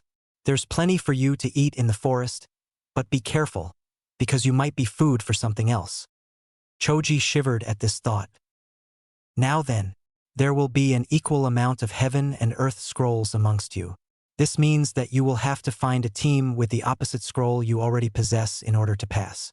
Now, since there is a chance that death can occur at this point, we are passing out waivers for you to sign, so that we are not responsible for anything that may happen once you enter the forest.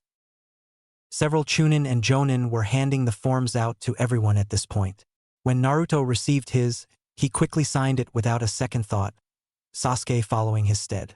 Sakura seemed a little nervous and apprehensive, but ended up signing the form as well. Before they knew it, an hour had already passed and Team 7 stood in front of a gate, awaiting a signal to enter the forest.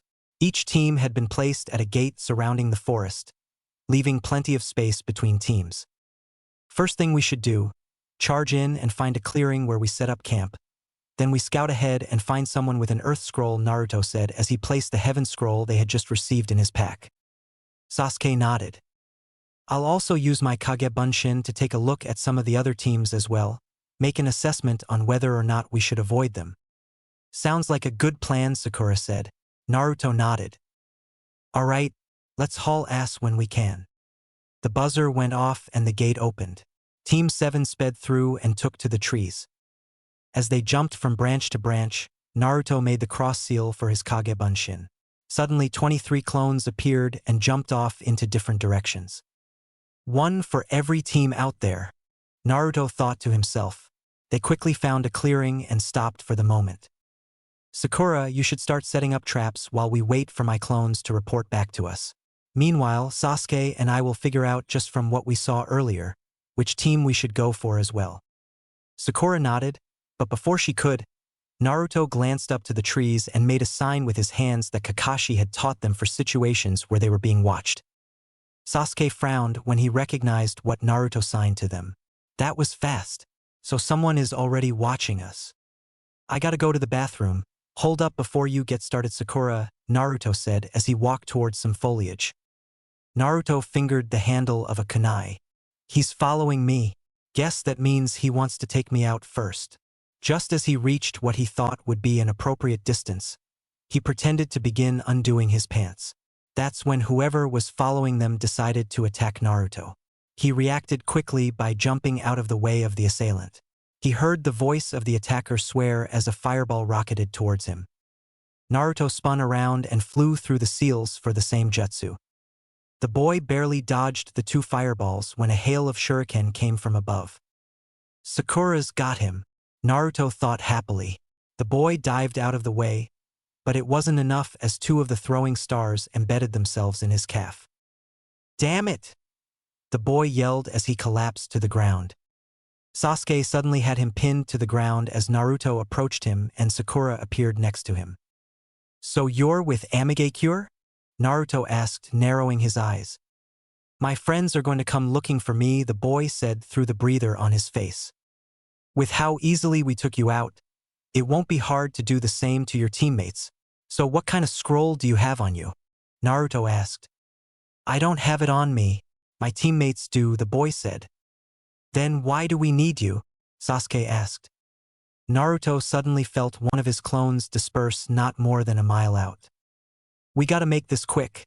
Someone's coming and they're stronger than this guy, Naruto said quickly.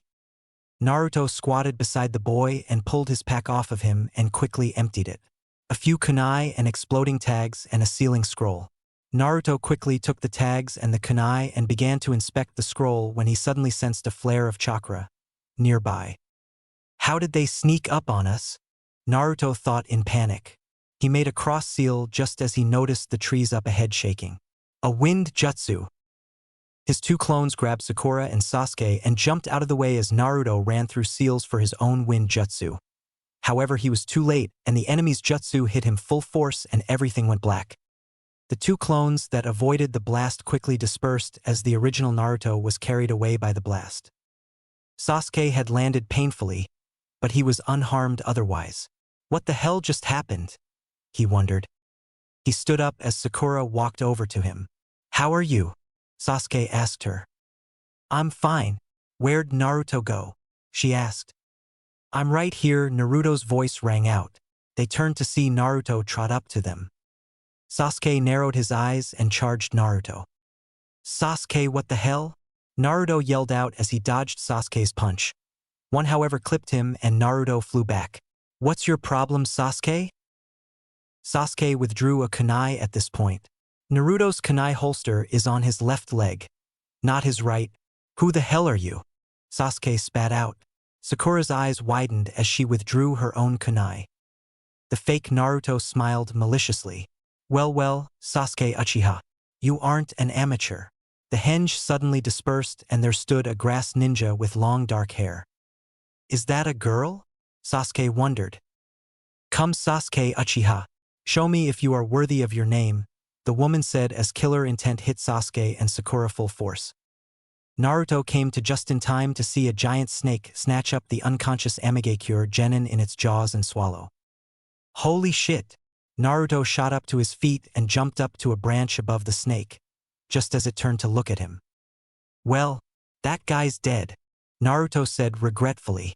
The snake lunged at him and Naruto jumped to another branch in a different tree. So how the fuck do I fight this thing?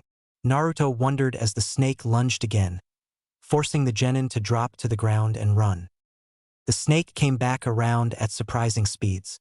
Naruto rolled to the side, avoiding the snapping jaws of the large reptile. Jumping up into a tree, he saw a small puddle on the ground.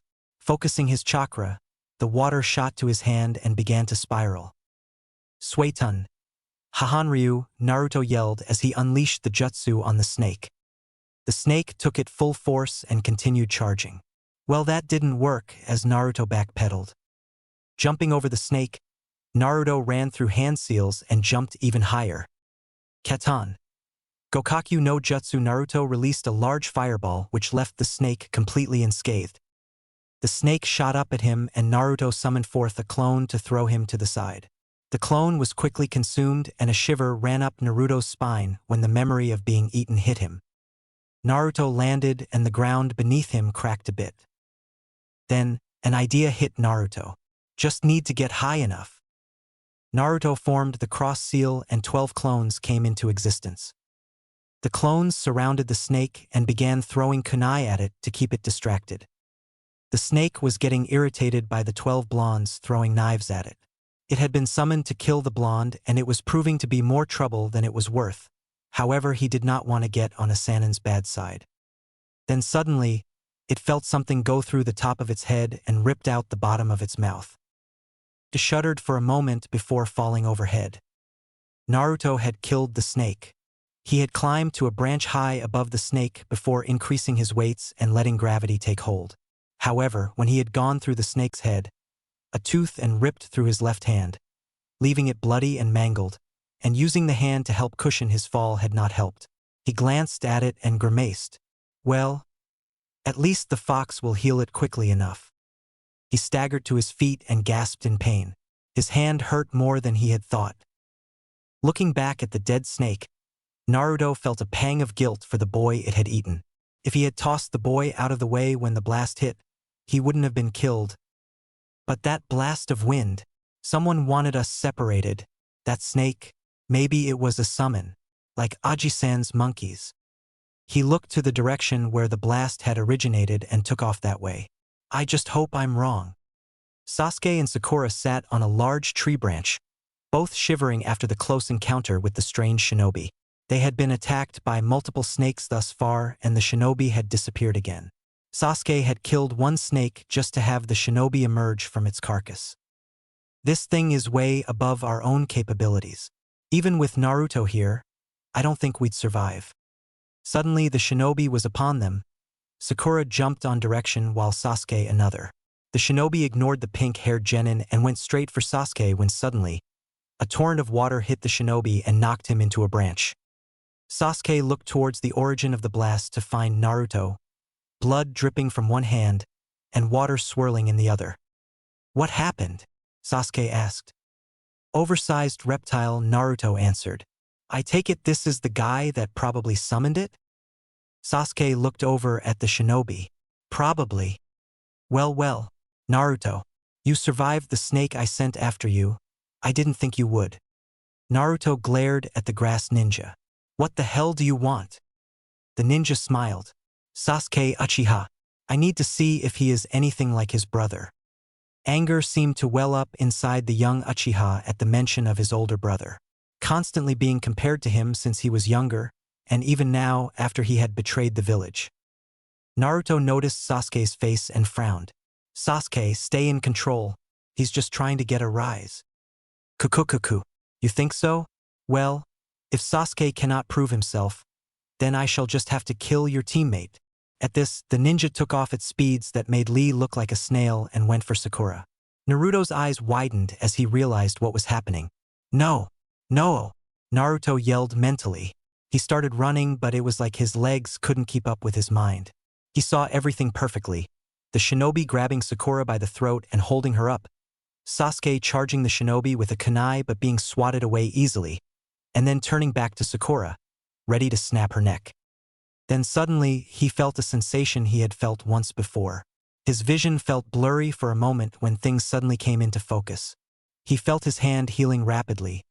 Felt his canines suddenly enlarge, his nails sharpening and growing. His emotions heightened for a moment, but one emotion dwarfed the rest. Rage. Naruto shot forward, his weights completely inconsequential. In an instant, faster than the other shinobi, he severed the arm holding Sakura. The shinobi didn't react in pain, but rather in amusement. In one swift motion, he kicked the shinobi away and wrenched the severed hand off of Sakura's neck. She collapsed to the ground and looked up to find Naruto surrounded by a red cloak of chakra and crimson eyes, slits for pupils. Suddenly Naruto turned in time to receive a punch that threw him off the branch they were on and crashed straight through a tree. The shinobi was back, one arm missing. Smiling down at the blonde genin, he realized something.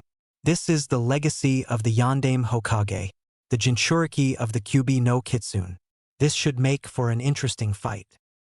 Sasuke looked down at what had just transpired in awe. Where did Naruto get this power from? Why does it fill me with dread? Suddenly they all heard Naruto roar and an explosion, red chakra illuminating the forest for a brief moment. The shinobi smiled then suddenly. Her jaw unhinged and made a gurgling noise. Then, two hands emerged, prying the jaw open further, and then a head and torso emerged, completely a different person. This person had pale skin, yellow eyes, and long dark hair. In a male voice, the new figure said, "Come then, show me how you measure up." He shot out, leaving the old body like a snake would shed its skin. Dust flew up everywhere as the man struck where Naruto had been just a moment ago. Wheeling around, the man spotted a large fireball heading towards him. So the Uchiha decides to join in. He knows he's outmatched, and yet still he fights. The man sped to his left, dodging the attack completely when Naruto was suddenly upon him, fighting like a wild animal. Kukuku, not even using any type of taijutsu, just fighting like an animal. The man seemed to be playing with the boy when the Jinchuriki suddenly jumped in the air without warning. The snake man's eyes followed him when he suddenly realized it was a diversion. He looked down just as Sasuke Uchiha's foot connected with his face. He rocketed backwards as Sasuke ran through more seals. Katan. Ryuka no Jutsu, fire surrounded Sasuke for a moment before shooting out lines of fire towards the powerful man. Just as Naruto landed in front of the inferno, the flames seemed to explode outward. Sasuke was thrown backwards by the force of explosion. Naruto was resisted the shockwave, but was suddenly wrenched into the air by what appeared to be an elongated tongue. "Let me go, fucker," Naruto yelled.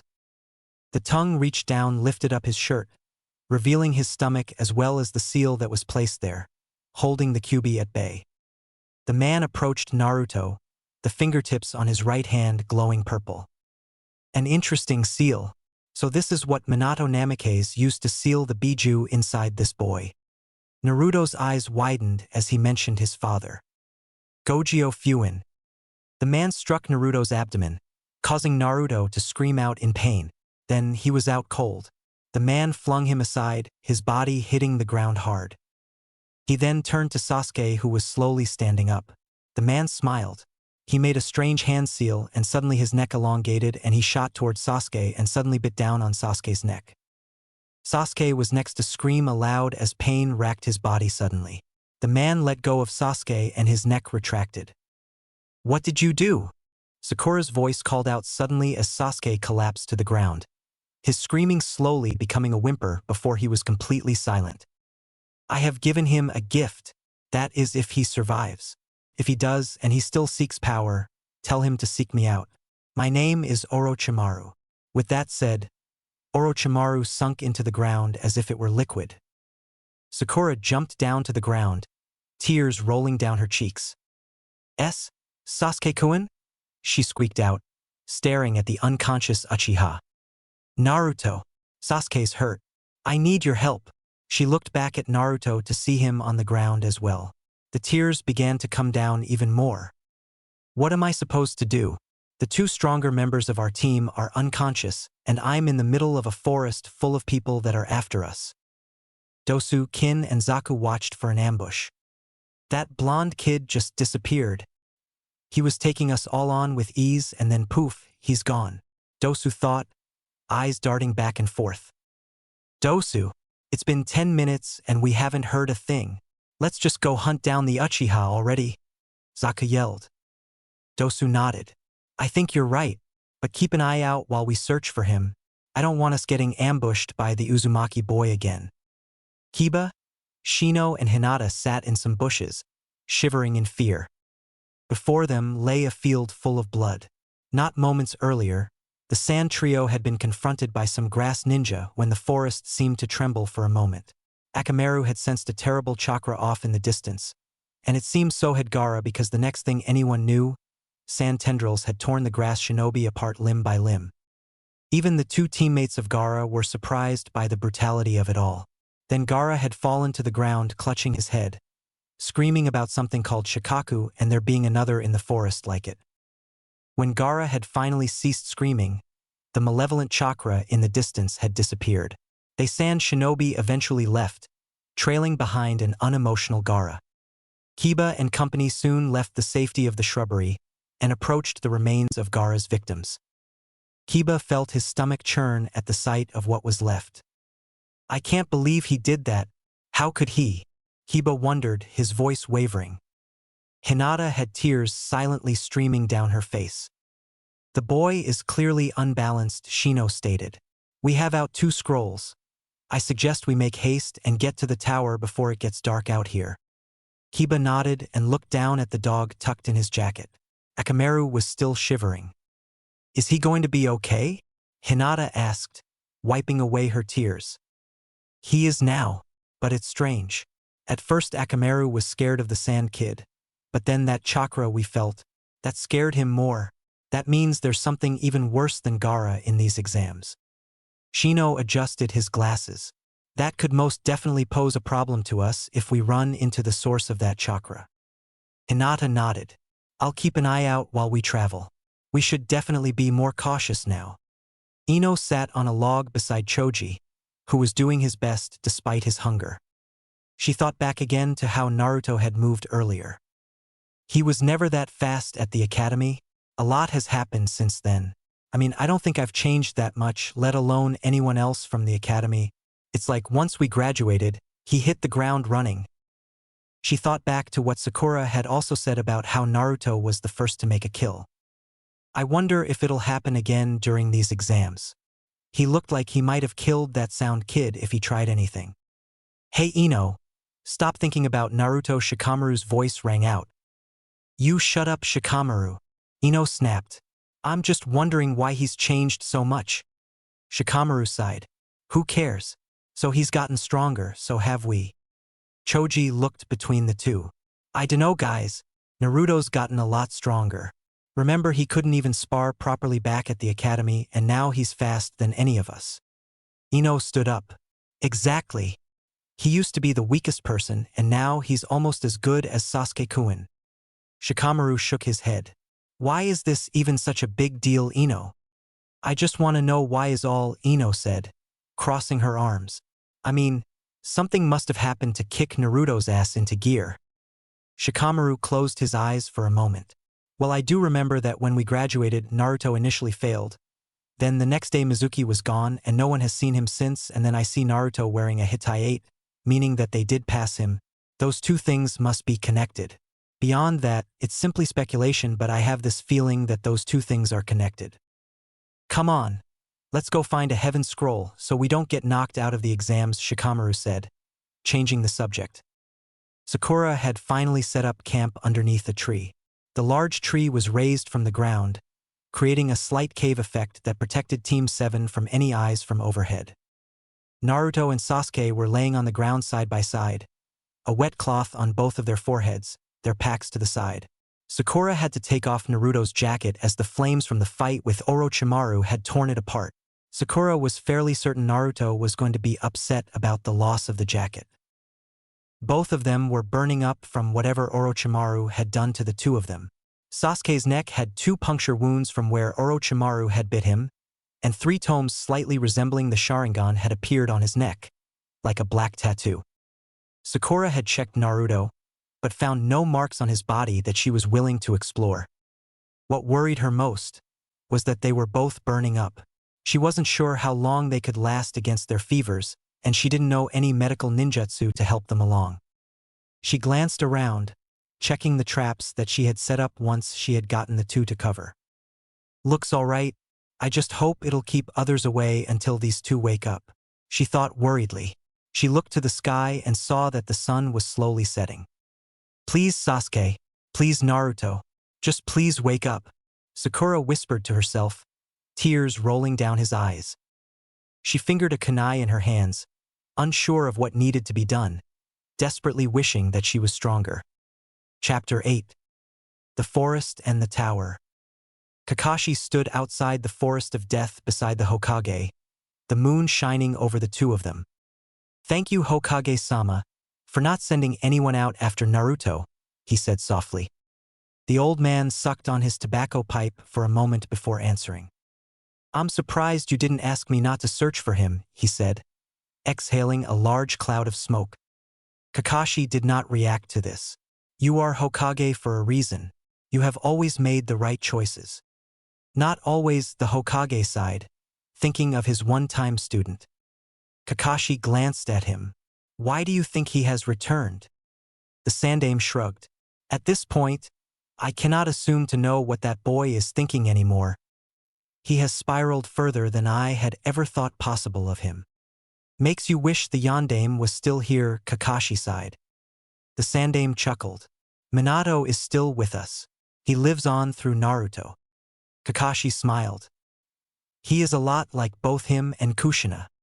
Suddenly, an ANBU appeared, carrying Anko. "Hokage-sama, I found her like this. She found Orochimaru, but he escaped," the ANBU informed them. Anko knelt on the ground, clutching at her neck. The Hokage knelt beside her and spotted the curse mark on her neck. "Hokage-sama, Orochimaru," he marked the Uchiha with the curse mark. Anko gasped out in pain. Kakashi's eye widened, as did the Hokage's. "Orochimaru is after Sasuke?" Kakashi thought in terror. The Hokage stood up straight, exuding the power he once had in his prime. "Gather the rest of the ANBU." "No, wait," Anko screamed out. He told me that we can't interfere, otherwise he'll begin killing people. He means to destroy Konohamaru if we cancel the Chunnin Exams or interfere in any way." The Hokage felt like swearing at this point. One of Konohamaru's most powerful rogue ninja was in the area, and the Hokage could not do anything for fear of unnecessary casualties. "Very well, we will simply have to prepare for the worst and watch closely. Keep tabs on him if you can locate him," ordered the Hokage. The ANBU nodded before disappearing into the night. The Hokage then turned to Kakashi. "First Naruto, now Sasuke. You will definitely have your hands full with this team. Come, we need to get to the tower. And then Anko and I must show you a seal to suppress Sasuke's curse mark." Kakashi nodded. "I must have the most complicated team out there." Gaara's head was throbbing. It had not felt this way since he had killed Yashimaru so many years ago. The whispering of the Ichibi felt more like hollering at this point. All Gaara could make out amongst the ranting of Shikaku was, "It's here!" Gaara clutched his head again and sand swirled around him. He looked up to recognize that he was in a room located inside the tower. His team had easily gotten to the tower with little trouble, although they were not the first. Some other team that had witnessed his earlier rampage was also there. He did not care for the lower beings and had not bothered with them. Gaara turned to look out the window and stared at the moon hovering in the sky. "Naruto Uzumaki, was it you?" You triggered something the other day. Was that you in the forest? Are you the one I must kill? Gaara wondered to himself. As he spoke, the sand from his gourd flowed out behind him and molded itself into the blonde Genin's image. What are you? Gaara wondered as the sand Naruto fell apart. Sakura sat beside her two unconscious teammates. Neither had stirred since the sun. Only the sound of the leaves shifting gave Sakura any company. She continually glanced at the two of them to see if their chests were still rising with their breath.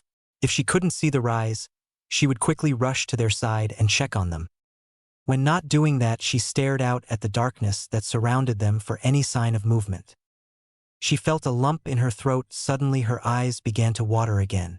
She shook her head. No, no more crying. I need to protect them, just like they've always protected me. Out in the darkness, the sound trio sat and watched Team 7. So Uchiha and Uzumaki are out for the count, Zaku grinned. We should just attack now, Kin suggested. Dosu shook his head. No, we shall wait until dawn. I do not want any surprises. We can barely see as it is. Zaku frowned. Why the fuck are you in charge? He asked. Dosu ignored the jab. Let us just keep watch. Search for any traps that could be sprung. Morning quickly came for Ino and the rest of her team. They had not been successful in finding a scroll that they needed, but they weren't doing too badly in her opinion. Why? They still had their scroll.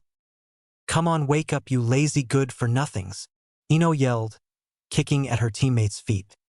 Shikamaru groaned as awoke from his restless sleep. Morning already? He groaned as he sat up. Choji said nothing as he stood up and stared at an empty bag of chips in his hand. Let's go find some weak team to beat up and take their scroll, Ino announced.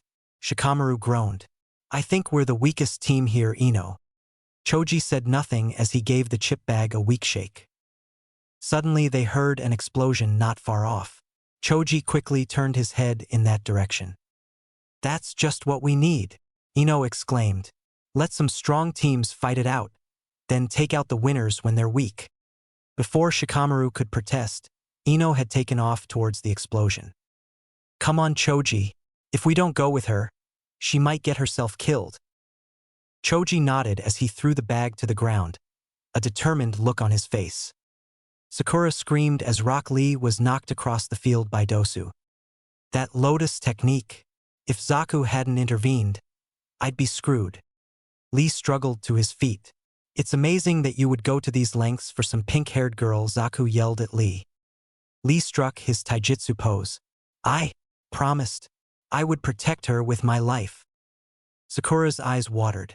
She had been cornered by the sound trio who were asking for Sasuke to fight.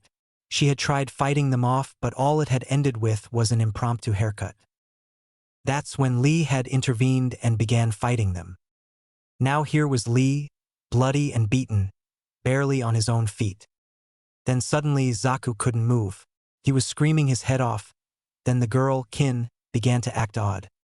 Then suddenly, what looked like a boulder charged towards Dosu. Dosu barely managed to dodge it when it suddenly changed direction, heading after Dosu again. Sakura ran out at this point and grabbed Lee. Come on, this way, she whispered. Lee put his arm around her and she helped him back to where Sasuke and Naruto were. She looked back to see that Shikamaru and Choji stood in front of Dosu and Zaku, seemingly negotiating. Kin had drawn a kunai and held it to her own neck. Sakura suddenly realized what was going on. Ino took her over and is holding her hostage, she thought with admiration. Then it took a turn for the worst. Zaku turned his hand towards Kin and let loose his sound-based jutsu, knocking Kin back into a tree. Ino, Choji and Shikamaru yelled. Just let go quickly. Shikamaru followed up. Suddenly, Kin went limp and lay still. Zaku and Dosu then charged after Shikamaru and Choji. Suddenly, things happened in a flash. Zaku was suddenly on the ground across the field, and Dosu had been flung into the air. Naruto and Sasuke stood back to back, evil chakra swirling around the Uchiha. Sakura, did they do this to you? Sasuke asked, his Sharingan flashing. She slowly nodded. You get the one with attitude, I get the one in bandages, Naruto said, his eyes flashing malevolently. Ino slowly came out of the shrubbery to see the two male members of Team 7 standing in the center of the field. There they are, she said to herself. Suddenly, the two disappeared. Zaku had no time to react as Sasuke appeared next to him and backhanded him away. Zaku was stunned at how strong the blow was as he flew through the air. He quickly recovered and landed smoothly, his arms extended before him, palms facing the Uchiha. Zankukyakua. Suddenly, the air was alight with his technique, tearing the ground apart. Zaku grinned as his technique died out, leaving nothing left. Didn't stand a chance, Zaku grinned. You missed, a voice said behind him. He quickly turned around only to be forced back to the ground by Sasuke, his arms held behind him. Just as this happened, Dosu crashed into the ground next to them. Sasuke glanced at him. You weren't a match for the two of us, Sasuke grinned. Naruto appeared in front of the two of them, panting excessively. Sasuke, that's enough. Sasuke looked back at Zaku. I bet if I pulled hard enough, your arms would be ripped right off. Sasuke, stop it, Naruto said louder. Sasuke slowly began to pull as Zaku cried out in pain. Sasuke, stop, Naruto yelled. Zaku's screaming increased, causing Sakura and Ino to flinch at the brutality of it all. Then suddenly, Sasuke was blasted off of his feet by a torrent of water. Naruto's hand had water spiraling in it. Enough, Naruto yelled. Shikamaru, check on the dumbass Sasuke nearly killed. Shikamaru nodded and walked over to Zaku and knelt beside him. Naruto and Sasuke locked eyes and stared each other down. He's unconscious. One of his arms is dislocated, I think, Shikamaru said, standing back up. Naruto made no indication that he heard for a moment. You, Dosu or whatever your name is, take him out of here before I change my mind, Naruto growled. Dosu nodded as he picked himself off the ground and slowly limped towards Zaku. Don't forget the rest of the trash, Sasuke said. Naruto narrowed his eyes. Blue eyes stared into red. Take our scroll. You have defeated us. Just fucking leave, Naruto yelled. Dosu didn't say anything else, but placed a heaven scroll on the ground before picking up his two teammates and leaving. What the hell happened to you? Naruto asked Sasuke. He noticed the black markings that covered half of his face. I don't know. A flash of the man's face that had bit him flashed before his eyes. It was Orochimaru. Naruto turned to Sakura, who said this. He then glanced at the others nearby. We can talk later when we're alone, Naruto said. You two can come out now. Suddenly Niji and Tenten were beside Rock Lee. Are you okay? Tenten asked. Rock Lee nodded meekly. Suddenly she hit him upside the head. Don't worry us like that again, she yelled. Niji said nothing but glared at Sasuke. That chakra, it's absolutely putrid, he thought to himself, narrowing his eyes. Sasuke ignored him and continued to stare at Naruto. You should take him away, Naruto suggested. We have some things we need to work out. Niji simply nodded and turned to his teammates. Come now. We need to obtain an Earth Scroll soon. With that said, Lee and Tenten said their goodbyes before taking off into the trees. Suddenly, the marks on Sasuke's face receded and Sasuke's face took on a pain expression before he collapsed to the ground. He was suddenly sweating profusely and panting. Whatever that was, it took an enormous toll on him, Naruto observed. He then turned to Shikamaru, Ino and Choji. Thank you guys for helping us out. Shikamaru sighed.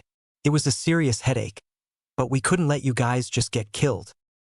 Choji nodded. They were jerks anyways. Here, I'm going to help even Sakura's hair so it looks better, Ino said. Naruto nodded as she walked past him. He glanced over at Shikamaru and Choji. Could you give me and Sasuke a minute? He asked. The two of them nodded and walked away, leaving the Uchiha and the Uzumaki alone. What was that just now? Naruto asked. Sasuke didn't say anything for a moment. What did that Orochimaru guy do to you? Sasuke grit his teeth. He bit me. Naruto stared at him for a moment. What? Sasuke frowned as he turned his head, revealing 2 puncture marks next to what looked like a tattoo. Holy shit, Naruto exclaimed as he knelt beside Sasuke to look closely at the marks. What kind of person bites someone? A freak, Sasuke muttered. Yeah, I'll say. Naruto sighed. I don't know much about them, but that looks like some kind of jutsu. Sasuke locked eyes with Naruto. What do you mean?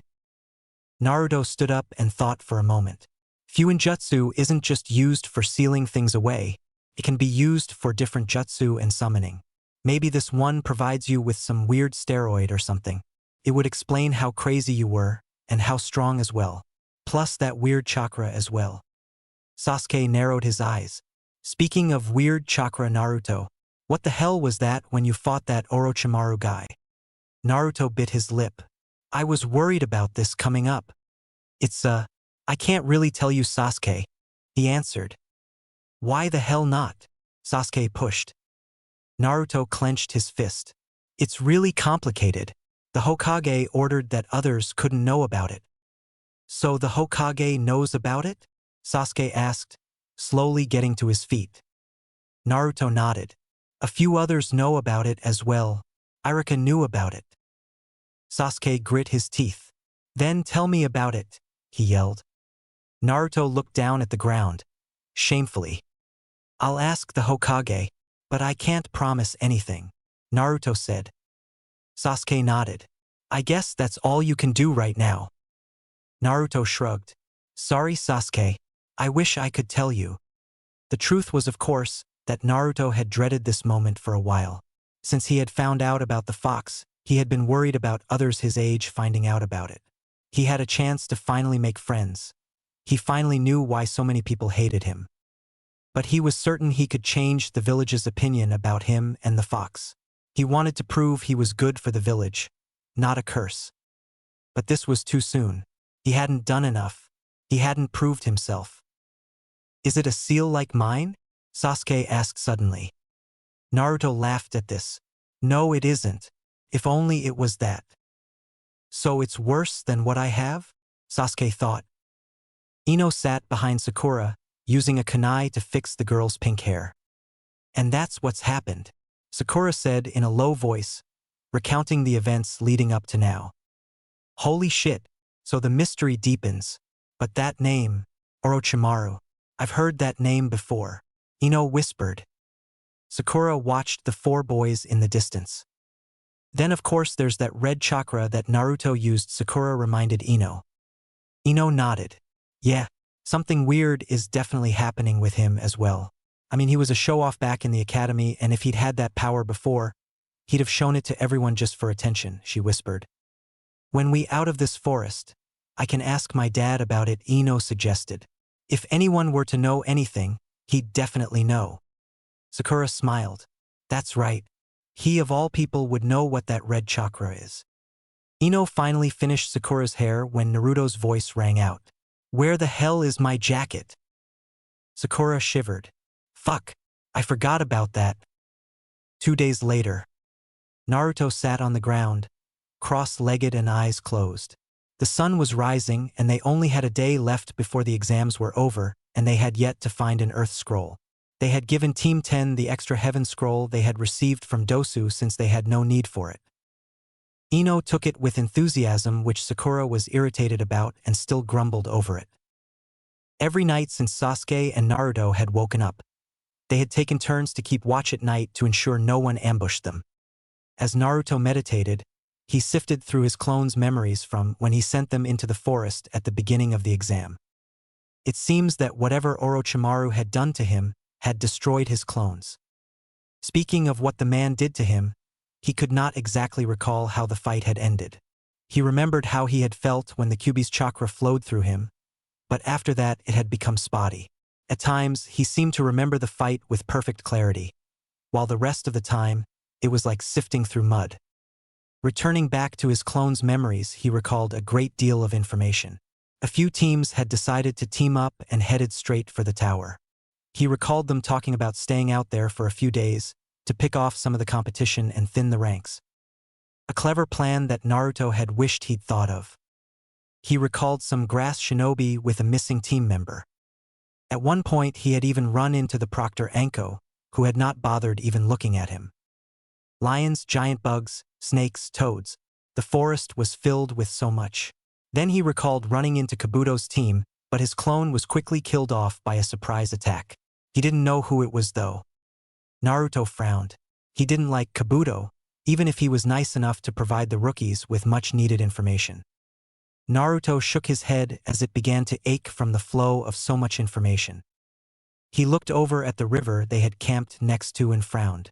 The other day he had tried to walk out on the river and had quickly fallen in.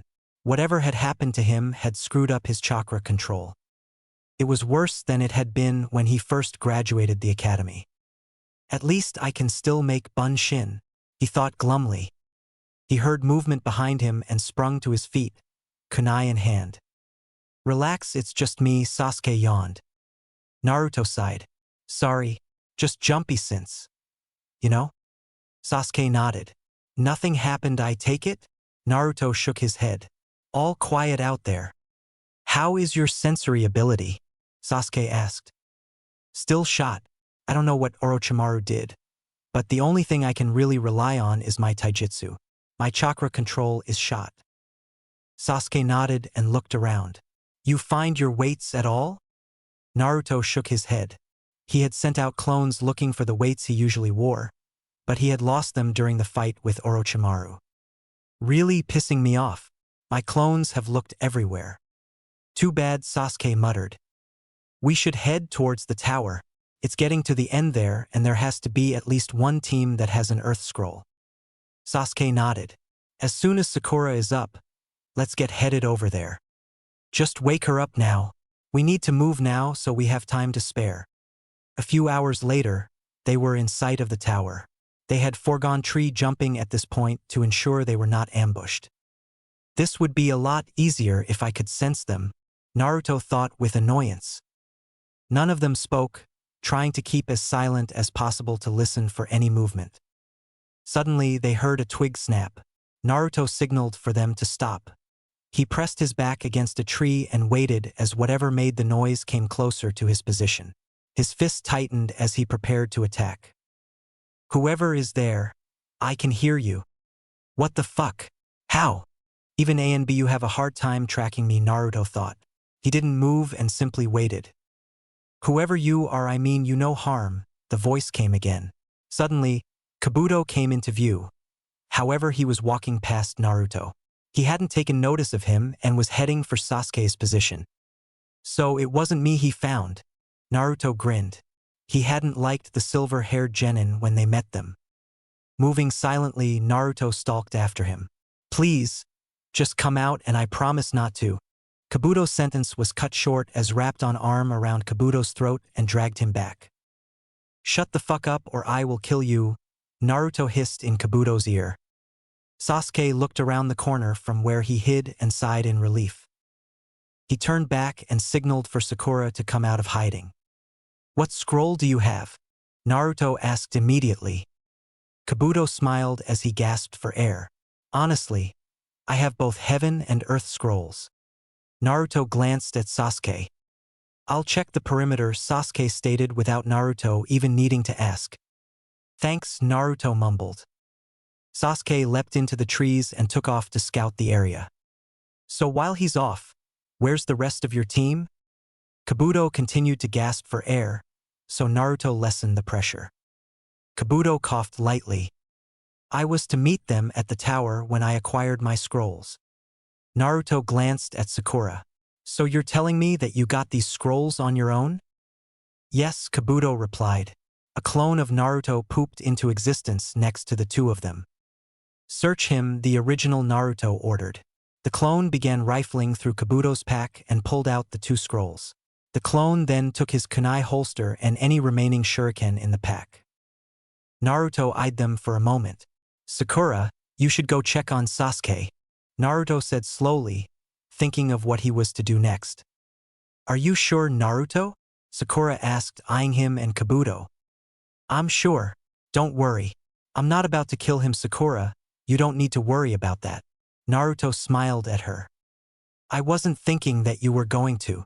Sakura defended. It's fine, Sakura. Just go check on him, Naruto said softly, meeting her eyes. She smiled lightly and walked past the two of them. Naruto waited until she was out of earshot. Where the fuck did you get those files on me? Naruto asked. Kabuto was surprised by the question. It's like I said. My father is chief medical officer and… Don't give me that shit. There's no way my file could be accessed by someone that low on the totem pole. You know, don't you? Naruto growled. Kabuto stayed silent for a moment. Why else would you mention my file? You wanted to warn me not to cross you or something. May have backfired on you though. Kabuto smiled slyly. I have no idea what you're talking about, Uzumaki, he replied. The Naruto clone by then had made a campfire and tossed the spare heaven scroll in the fire. Well, I guess I should just send a clone to the Hokage and ask him about it. Then it was like a flash. Kabuto had withdrawn a hidden kunai and stabbed Naruto. Naruto's grip lessened, allowing Kabuto to break free. Blood splattered the ground and Naruto grit his teeth. Damn, that was stupid of me. Should have made sure all of his weapons were accounted for. Kabuto looked at Naruto for a moment as he shifted his position, ready to attack with his kunai. Naruto withdrew his hand from the wound he had received. His hand had been dyed red from his wound. I hope it'll heal quickly, Naruto thought to himself. That was a mistake, Naruto spat. If you come at me like that again, I may have to kill you. Kabuto narrowed his eyes. Orochimaru-sama wants this team to get through, but the boy backed me into a corner. To think this Jinchuriki could back me into a corner like this. If you let me go, you may keep the Earth Scroll. We can go our separate ways and pretend like this didn't happen, Kabuto said as he took a step back. Naruto chuckled.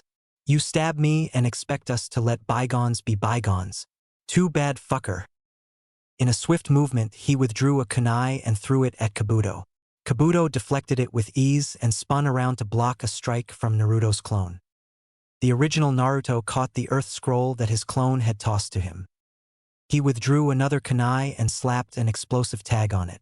It's stupid, but I can't take this guy on alone. He threw it into the air to signal his teammates. I just hope that they get here first, Naruto thought as he pocketed the Earth Scroll. He ran through hand seals as quickly as he could, wincing in pain. Katan. Gokakyu no Jutsu. Naruto's fireball was significantly weaker than it had been before. Damn it, can't even use my jutsu right, Naruto thought angrily as Kabuto easily jumped over the blast.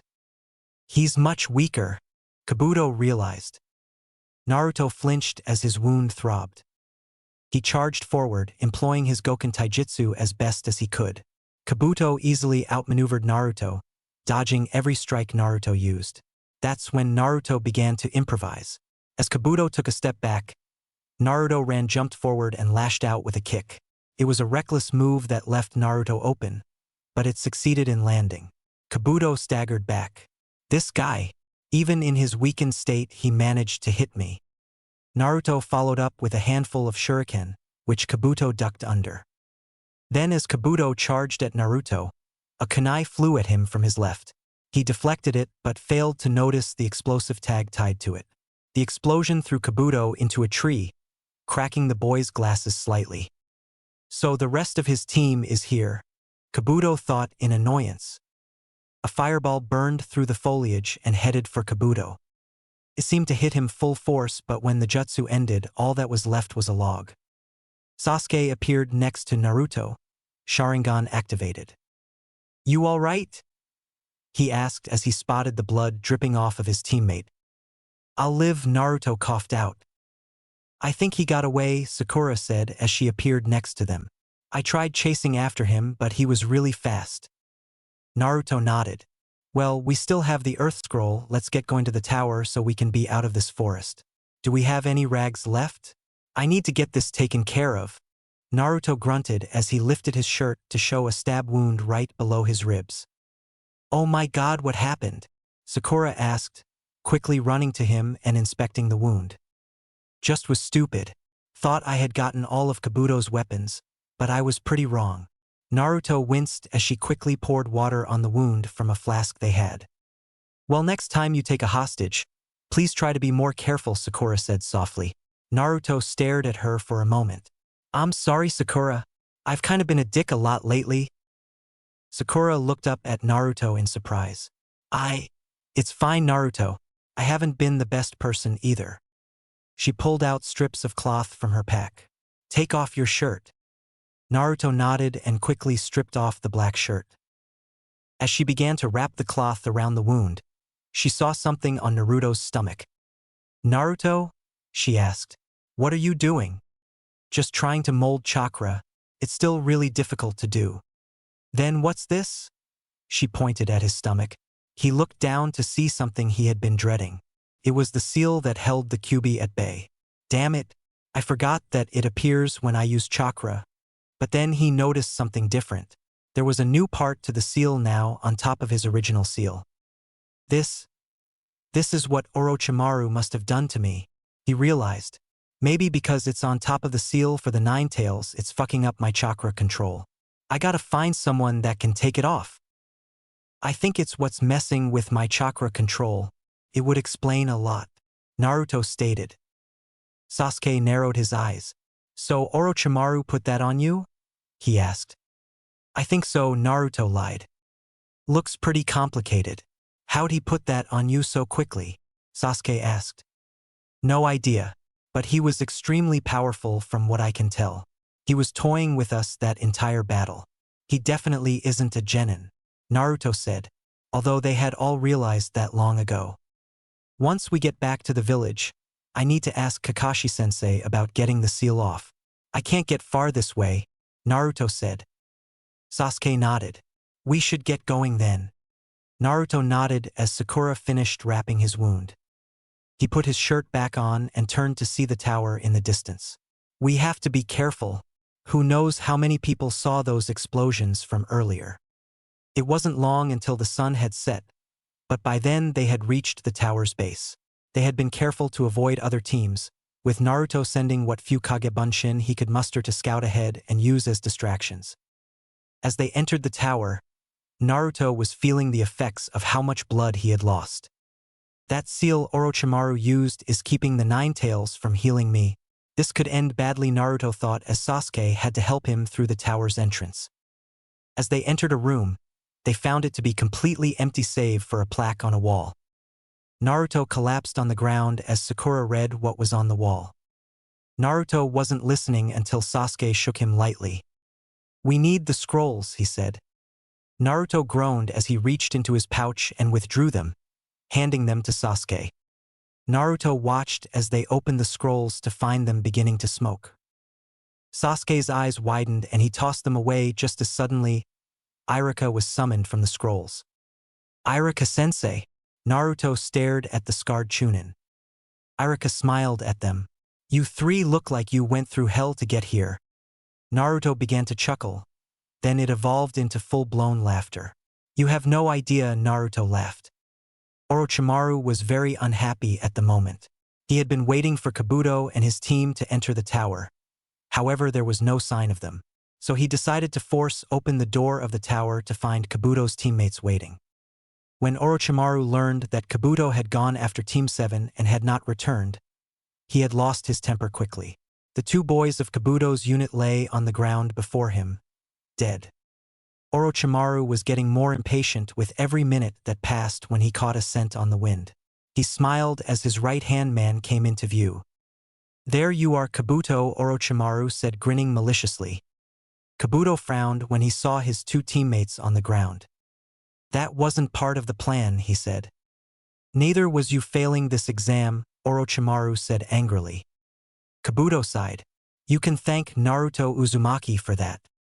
Orochimaru stood straight at the name. The Jinchuriki? How was he a match for you? I interfered with his seal. He should have been much weaker than you, even without my tampering. He caught me by surprise. He's very stealthy, and before I could react, he had me in a choke hold. He convinced his team to not trust me. Orochimaru took a step towards his underling. Did you not get the information I require? He sounded threatening at this point. The boy was useful, but he was not so forgiving with failure. Kabuto smiled. Don't worry, Orochimaru. I encountered Dosu before him and his team entered the tower. It seems that Sasuke has adapted well to the cursed seal of heaven. In fact, he was stronger than either of us estimated. He was able to use some ninjutsu without the seal being triggered. Orochimaru nodded stoically as Kabuto pulled out a ninja info card and handed it to him. All of it's recorded there. I know we want him being subjected to the seal more, but this could turn out to be a good thing. If he's stronger, then the seal will have a stronger reaction. Orochimaru smiled at Kabuto's observation. You are still very useful.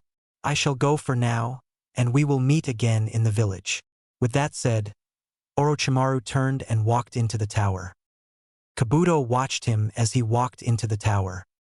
Naruto Uzumaki, I will make you pay, Kabuto thought angrily. As Irika finished his explanation of the exams and the Chunnin motto, he quickly escorted them through a chamber. You still have some time to rest. A few hours until the sun comes up and the second exam is over. Naruto, you seem to need some medical attention, so just go down this hallway to the infirmary and they'll take care of you. Naruto nodded silently and headed down the hallway, not caring about anything else for the moment. When he entered the infirmary, a nurse with long black hair spotted the situation he was in and rushed to his side. What happened?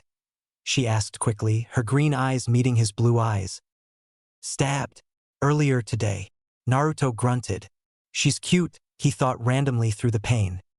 Come lay down, the nurse said quickly. Naruto nodded and followed her to a medical bed. As he lay down, she ran through a few hand seals and then her hands began to glow green over his wound. Naruto grimaced for a moment when relief seemed to wash over him. I can speed up the process a bit, but I can't completely heal it. Naruto nodded. That's fine. I'm sure you'll need to conserve your chakra for worse wounds. The nurse said nothing as she slowly worked. Seems you're suffering from slight chakra exhaustion as well, she pointed out. Naruto nodded. Yeah. Been a long day. Well, just rest for a while, the nurse said. Naruto smiled for a moment. You're a foreigner, aren't you? It was more of a statement than a question. Yes, I come from a small village within the fire country. But, how did you know? You don't know about the QB. I can tell just by how you treat me, Naruto thought to himself. I just have a knack for that kind of thing, he said. The nurse smiled at him. So is this your first exam? She asked. Naruto nodded. Yeah, hopefully it will be the only one. The nurse chuckled. I'm not surprised you think that with this wound. I've had much worse, Naruto said, thinking back to Wave and even the fight with the snake.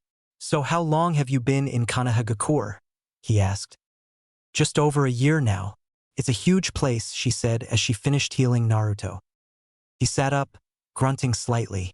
The pain was still there, but it wasn't as bad as it had been. So other than this, what do you do? Naruto asked. You have an awfully large amount of questions, the nurse teased. Naruto blushed. Just making conversation is all. She laughed. It's fine. I'm an intern at the hospital. Naruto nodded. I guess you might see more of me in the future then. Naruto hopped off the bed. Here, give me a second and I can give you a new shirt. That one is soaked in blood and torn apart. Naruto blushed yet again. Here was a cute young nurse helping him out more than she had to. You don't have to, Naruto mumbled, slightly embarrassed. The nurse waved him off. It's no problem. Just give me a second. She then walked into another room and returned with a white shirt for him. Go ahead and change and I'll get rid of that shirt for you, she said. Naruto said nothing as he accepted the clean white shirt from her. He took his own shirt off, avoiding eye contact with the nurse and then put the new one on. It was a bit of a tight fit, but it wasn't terrible. There, that wasn't so bad now, was it? The nurse smiled at Naruto. No, I guess I should go then, Naruto said, still blushing. Wait, before you go, what was your name? The nurse asked. Oh, it's Naruto Uzumaki. What's your name? He asked. Kagome, she said with a soft smile. I'll be rooting for you during the exams, she said, winking. Once again, Naruto felt his face heat up. I think this is my first crush since Sakura, he realized as he awkwardly waved and walked away. Kagome watched as he left the infirmary and giggled. Naruto Uzumaki, eh? He's a cutie, she thought to herself as she disposed of the damaged black shirt. A few hours passed, and everyone that had passed were lined up before the Hokage and the various jonin that led the teams in attendance. Among them were also Ibiki, Anko, and another shinobi that looked like he may fall over dead at any given moment from illness. Congratulations on those that passed the second exams. The Hokage began. From there, Naruto and the others listened to him drone on about why the Chunnin Exams had various villages participating. Something about it being war or avoiding war. Honestly, Naruto wasn't listening. No, his attention was on a genin among them. Gaara was staring him down and had not looked away once. In fact, Naruto was fairly certain that he had not blinked. Naruto's jaw tightened. He doesn't have a scratch on him while everyone else here does. Everyone had dealt with one thing or another in the forest of death and showed some kind of mark or even smudge of dirt from it all, but not Gaara. Naruto returned his attention to the Hokage. Third exams will be held in front of an audience to showcase the various villages' strength to different lords and such, therefore increasing the chances of the participating villages' requests for missions. However, there are too many of you to advance to the third exam, which is why right now, we are going to have a preliminary round to determine who will advance. Excuse me, Hokage-sama, but if I may, the sickly man interrupted. The Hokage nodded. Hello everyone, my name is Hayate and I will be the proctor for the preliminaries. Now before we get started, if there is anyone who does not feel up to the task of fighting, you have a chance to withdraw, so please say so now. Naruto gulped. Shit, I'm still really weakened. I hope I'm paired with someone either weak or injured. Nobody raised their hands at this point. He looked down the line of participants. There was Lee and his team, which Naruto definitely did not want to end up fighting. Gaara's team, of course, which Naruto had a bad feeling about. Shikamaru's team, that he could deal with, he was sure. The Sound team, they would be a cakewalk as all of them had been thoroughly trounced by Sasuke and him. Kiba's team he was uneasy about. Sasuke was one he may be able to take on as he wasn't looking too good either. Sakura seemed uninjured enough, but honestly, Sakura a threat?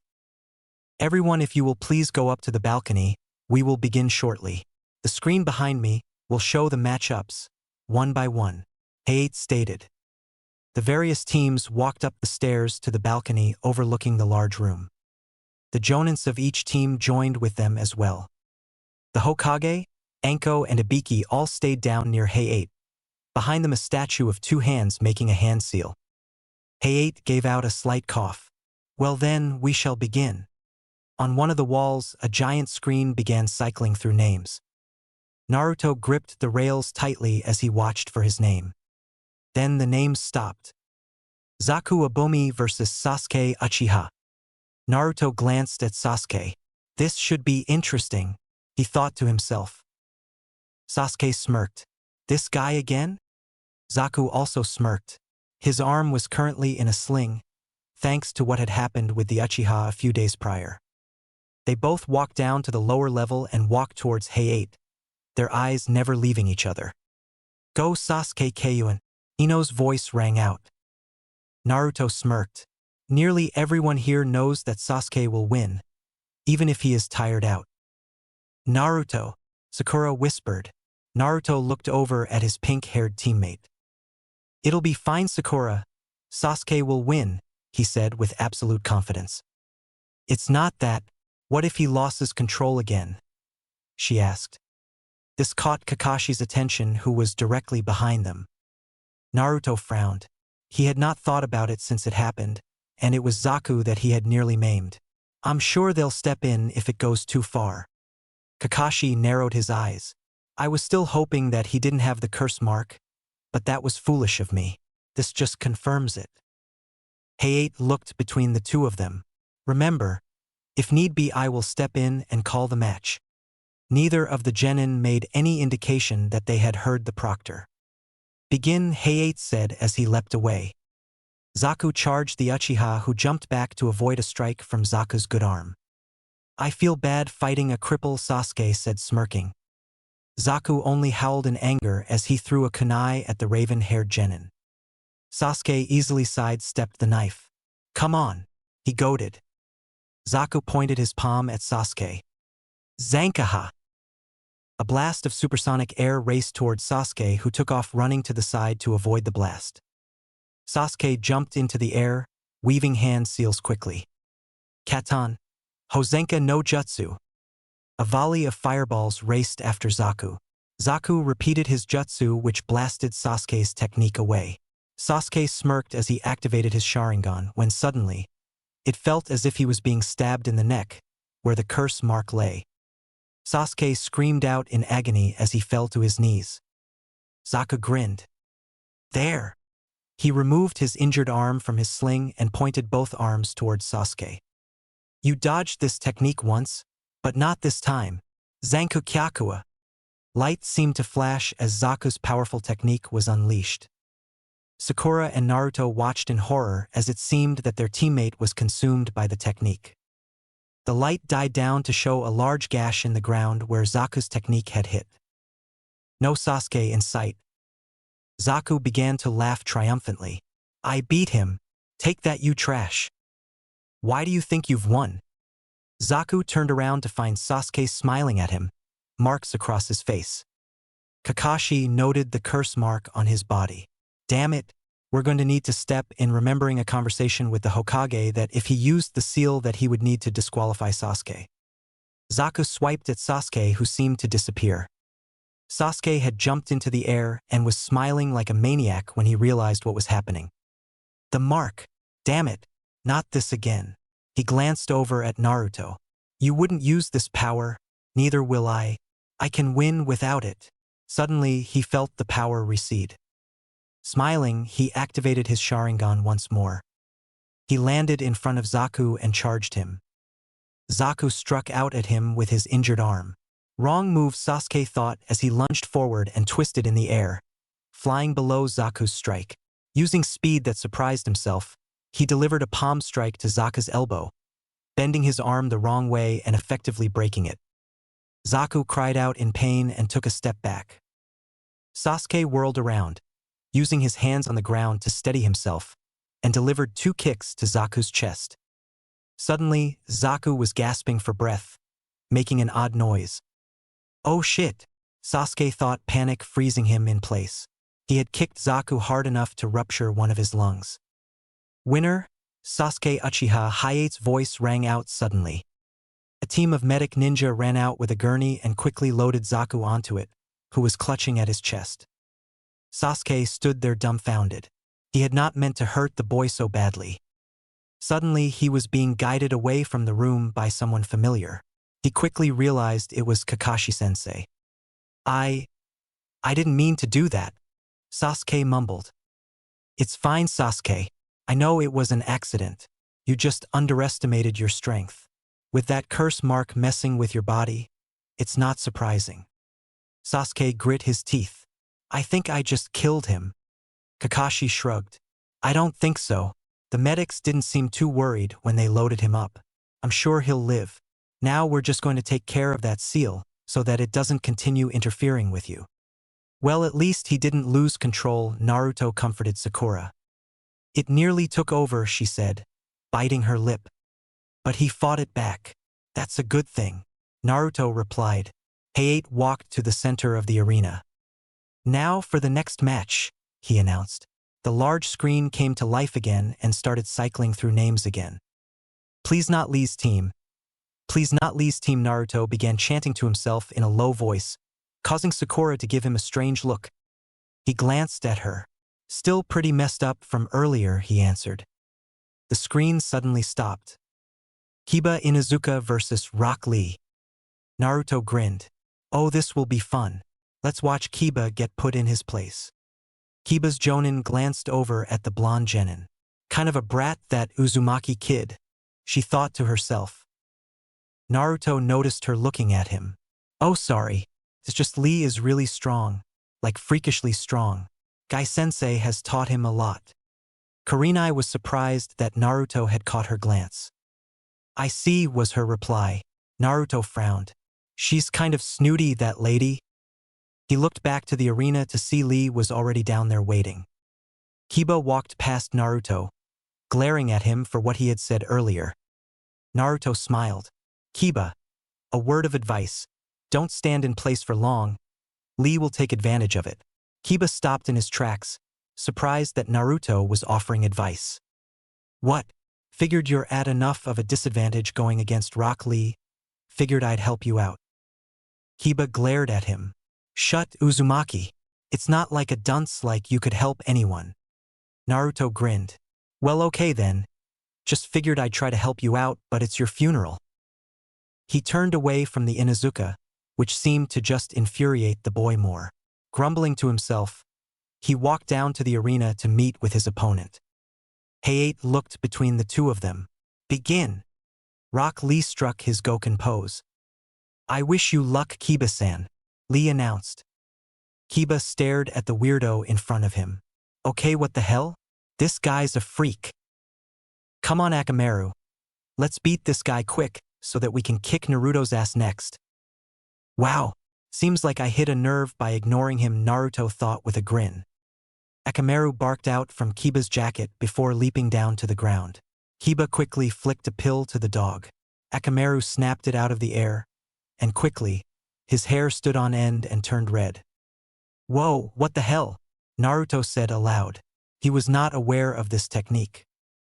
"So he's using soldier pills on Akamaru," Sakura observed. Naruto had heard of soldier pills before, but couldn't remember much about them. He briefly imagined that his hair would turn red if he took one.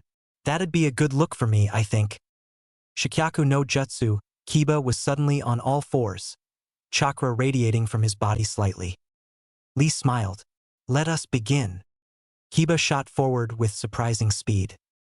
Naruto's eyes widened. "I had no idea he was this fast." Lee also seemed surprised as he was hit by Kiba's fist. Lee staggered back before lashing out with a kick. Kiba dodged the kick and seemed to disappear before reappearing behind Lee. Lee flipped over Kiba, who had lunged at the genin. Lee tried to kick him while flipping over him but hadn't estimated Kiba's speed to be on par with his own. Lee landed and took off running as well. It was like watching two blurs run around each other, occasionally striking out. Lee slid to a halt as he withdrew a kunai and began to fend off blows from Kiba. "I guess Kiba grew claws or something," Naruto thought to himself. "Kiba is strong," Sakura observed. Plenty of the rookie nine seemed surprised by Kiba's speed and ferocity. Then Kiba seemed to stop and landed next to Akamaru. "Not bad. Even though you look weird, you're pretty strong," Kiba said with a smirk. Lee stowed his kunai. "I would have to say the same about you as well, Kiba-san. You are nearly as fast as Naruto-kun. It has been a while since I have had to try this hard." Naruto frowned. "Did he have to mention my name?" Kiba glanced at the blonde. "Naruto? You mean that Naruto?" Kiba motioned towards the Uzumaki. "Yes," Lee confirmed. "Well, he must have busted his ass training since we graduated because he used to be a weakling." Lee frowned at the jab to his friend. "Well then, let's make this a little more fun," Kiba said as he glanced at his dog. "Akamaru!" The dog barked as he leapt onto Kiba's back. Jujin Bunshin suddenly. There were two Kibas in front of Lee. "Wait, is that fair?" Naruto yelled out. "You are encouraged to use everything at your disposal," Hayate answered from across the room. Naruto frowned. "Lee, you may have to remove your weights, but will Gai-sensei allow you?" He looked over at Lee's sensei. The two Kibas sprang into action and bore down on Lee. Suddenly, Lee was performing maneuvers Naruto had not seen him use before. "I should watch closely. This is good." He would dodge one Kiba and use that one's body as a springboard to jump over the next one, or he would move behind one to use as a temporary shield, always keeping one of them in sight at all times. However, Lee was at a disadvantage as he was only able to block at the moment and was unable to strike back. Kiba and Akamaru gave him a brief break and jumped back. "Damn, you are something else," Kiba growled. "Let's use that technique, Akamaru." The dog barked in agreement. They leapt forward and suddenly began to spin. Katsuga! Lee had no time to react as two cyclones seemed to hit him full force. The two cyclones stopped and the two Kibas reappeared. Where'd he go? Kiba growled. Guy-sensei, Lee's voice rang out. Lee was located on top of the statue of the hand seal. Permission to remove the weights? He inquired. Guy-sensei gave him a thumbs up. Show him what youth is all about. Lee smiled as he sat down for a moment and pulled down his leg warmers. Kiba smirked. Like some taking off some weights will work. YOSH. Lee stood up, proudly displaying his weights to them all. Then he dropped them. Naruto smirked, knowing full well what was about to happen. Everyone's jaws dropped when two explosions appeared as the weights impacted the ground. Kiba took a step back. What the hell? Suddenly Lee was behind him. Now let us begin again. Kiba didn't know what to do as Lee disappeared again and dust blew up around him. What the hell is going on? Wait, it's him. It's his speed, Kiba realized. Now do you see? This is my real speed, Rock Lee's voice rang out. Kiba spun around just as Lee's foot appeared. Kiba flew through the air and impacted against the wall and everything went black for him. Winner, Rock Lee, A8 announced. Rock Lee cheered as Akamaru turned back into a dog and ran to his master. Poor Kiba. He didn't stand a chance, Naruto grinned. I had no idea Lee was that strong, Sakura said in shock. It's like I told Sasuke. I would lose if I had to go against Lee, Naruto said smirking. Could anyone here fight him and win? Sakura wondered. Normally I'd say no, but there are some interesting characters. That and Lee has one huge disadvantage. Sakura turned to Naruto. What disadvantage? Don't tell anyone else.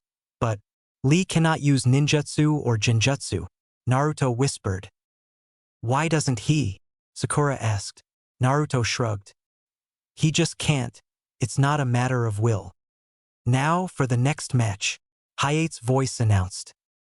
Sasuke lay on the ground unconscious. Kakashi stood over him, and Orochimaru stood across from Kakashi. Sealing away the curse mark is futile, Kakashi-san, Orochimaru stated, a smile on his face. Kakashi cursed his luck. So he's come for him already. Kakashi ran through 3 hand seals, and suddenly his hand was alight with chakra and lightning. Orochimaru laughed. Oh please, as if it would be a fair fight. Suddenly, Orochimaru's pupils contracted and a wave of fear washed over Kakashi. So this is Orochimaru's strength. I really don't stand a chance. Without meaning to, Kakashi's jutsu faded away. Why are you after him? Kakashi questioned the Sannin. It's simply really and you possess it as well. The Sharingan. Kakashi narrowed his eyes. Keep him safe. Train him for what is to come. And in time, he will seek me out for power. Orochimaru grinned as he suddenly melted into the darkness, leaving Kakashi alone with the unconscious Uchiha. Damn, was Kakashi's only thought. The screen stopped and Naruto looked to see who was fighting next. He saw the 2 names on the board and his head whipped around to his teammate. She looked nervous, which was to be expected, but he had a feeling in the pit of his stomach, and it got worse when he looked at the board again. Gaara versus Sakura. Chapter 9. Obsessions. Where is she? Naruto screamed as he fought past a pair of Chunnin guarding the medic wing.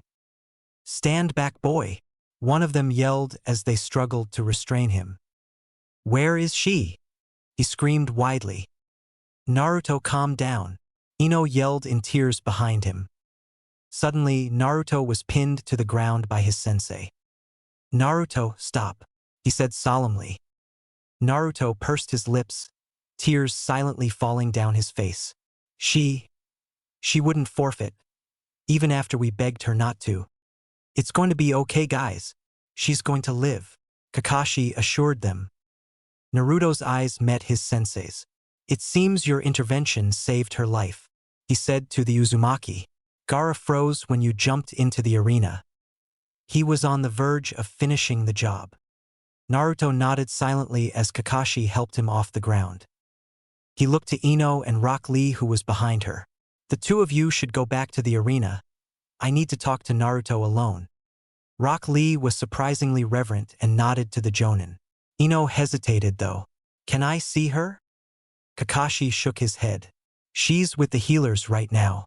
They need to reset her bones and perform a few blood transfusions, and then she needs to rest. I'll let Asuma know when she can see visitors though. Ino nodded. Thank you, she said and walked away, tears still streaming down her face. Naruto looked at Kakashi, who glanced to the two Chunnin who seemed to be giving the Jinchuriki glares. Follow me, Naruto, Kakashi said as he walked away from the infirmary. Naruto followed silently, replaying the match in his head. Shino had informed the two of them what he had witnessed in the forest, prompting Naruto to beg Sakura not to go down to face Gaara.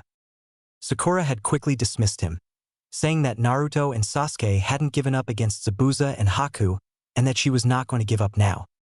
The match had been started and Sakura had gotten nowhere fast. Any attack she had thrown at Gaara was instantly blocked by a wall of sand that seemed completely independent of Gaara's will. Then, Gaara had gone on the offensive and decimated Sakura in an instant. He had thrown her like a rag doll across the arena before quickly encasing her in a tomb of sand which proceeded to crush her. Her screams had prompted Naruto to jump into the arena, yelling for Gaara to stop.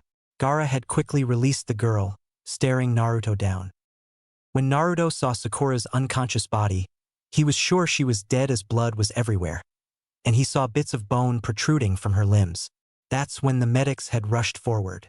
Naruto had seen nothing but red at the point and charged at Gaara. However, Rock Lee had held him back. Gaara did nothing but stare at Naruto with unsympathetic eyes. Naruto, Kakashi's voice came, snapping Naruto out of his memories. Are you going to be okay? Kakashi asked. Naruto thought for a moment. He wasn't sure if he was going to be okay. What do you want to talk to me about? Naruto asked suddenly. Kakashi frowned. I'll get to the point then. Sasuke filled me in on what happened in the forest and that he saw a seal on you. I know you didn't tell him the full truth about it, but from his description, it sounds like Orochimaru tampered with the seal. Naruto nodded as he lifted up his white shirt and molded some chakra. The seal quickly appeared and Kakashi inspected it. Whatever he did, it's really messing with everything. My chakra control is shot to hell. My healing ability is gone, and I can't sense anything anymore. Kakashi nodded. What about the Kyuubi? Naruto shook his head. Nothing. Normally when I get emotional I can feel it, but ever since then, nothing. Kakashi rubbed his chin thoughtfully. Well, unfortunately, Orochimaru used some kind of seal on you that I am unfamiliar with. However, I'm sure that after the exams, the Hokage would be able to look at it for you. Naruto nodded, staring at the other wall. Are you feeling okay? Kakashi asked again. Naruto nodded. I'll be fine as long as Sakura will be okay. Kakashi nodded. It's good to know that he cares for her as a teammate finally. You know, Naruto, your father would be proud of how you've progressed without him or your mother. This caught Naruto off guard. You know? He asked suddenly. Kakashi chuckled. Yes, I mean I was Minato's student. Naruto's jaw slackened. His sensei was taught by his father. I wasn't sure when to bring it up, but there's never been an opportune time, so I figured right now would be as good as any. Naruto was at a loss for words at the revelation. Kakashi leaned against the wall next to him. You knew my mother as well? Naruto asked. Kakashi nodded, smiling. She was an amazing kunoichi from the Uzumaki clan. She and Minato went to the academy back in the day and eventually they fell for each other. Naruto smiled. I don't know anything about my mother. It's nice to hear about her. For the next half hour, Kakashi and Naruto sat talking about his parents, learning information about the two before Minato had become Hokage. Suddenly Kakashi stopped and looked down the hall. We need to get you back. They've already finished a few matches. Naruto jumped to his feet, having completely forgotten that the Chunnin exams were still going. As Kakashi and Naruto walked back, he saw that the screen was making another selection. They walked up to the balcony and stopped next to Asuma's team. Who's won so far? Kakashi asked. Choji answered. That sound girl lost to Niji, Dosu lost to Hinata, and Shino beat Tenten. Naruto looked across to see that Tenten was standing beside Niji and Lee, looking very let down, but otherwise uninjured. Naruto looked up at the screen just as it stopped on two names. Naruto Uzumaki versus Kankuro. Naruto narrowed his eyes. So I'm fighting Gaara's teammate. Naruto grinned. He was going to do his best to make sure this guy was injured. Naruto was about to jump down when someone grabbed his wrist. He turned to see Ino. Please, don't end up like Sakura, Ino said softly. I can't bear to see more of us get hurt cause of these sand freaks. Naruto nodded. I know we don't get along, but it's fine. Sakura just got unlucky is all. I can handle this guy. For Sakura. Ino let go of his wrist and Naruto jumped down into the arena. Landing, he felt his wound flare up a bit. I can still do this. Even with that and the seal. I'll put this guy down. He stood up tall and approached the Proctor Hayate in the middle of the room. Kankuro took his time walking down the stairs. As he did, Naruto watched him carefully. What's the thing on his back? He wondered. Kankuro finally made it down, leaving Naruto staring intently at the boy. Up on the balcony, Gaara leaned forward in anticipation. Whatever you are, you interest me and the Achibi greatly. Kakashi had stowed his Make-Out Paradise book in favor of watching his student fight. Gai-sensei and Lee were cheering Naruto's name, while Niji remained stoic and Tenten smiled at her two enthusiastic teammates. Hinata was silently cheering on the blonde genin, while Shino seemed to stare intently at the two in the arena. This should be interesting to see, Shikamaru said, leaning on the railing. Let's see how strong Naruto's become. I'll bet he's super strong now, Choji said.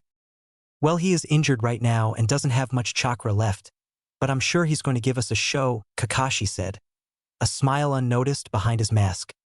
Ino pursed her lips. But this guy is on Gaara's team. Aren't you guys worried that Naruto might get killed? Kakashi glanced at the blonde girl. To be honest, Sakura didn't progress much from graduating to now. Naruto, however, has poured all of his free time into becoming a better shinobi, and I will be surprised if he doesn't at least make it to the end of these exams. Ino glanced down at Naruto. We've all been training and we certainly have gotten better, but not to the point where we could take on these psychopaths. Begin, Hayate declared. The two stood there facing each other. What's your problem? Kankuro asked, matching Naruto's glare. Your friend is my problem. That girl he nearly killed was my teammate. Naruto growled. Kankuro sighed. She should have just given up when you told her to. It's not our fault. Shut it, asshole. I can't do anything against your teammate, but you're the next best thing. Kankuro smiled. I doubt you'll be able to land a hit. I can tell you're injured, so you won't be fighting at full strength. I don't need to fight you at my best. I can still kick your ass, no matter what kind of jutsu you have. Kankuro was about to reply when Naruto disappeared in a display of speed. What the hell? Kankuro growled as suddenly dirt flew up around him. It's just like that Lee kid.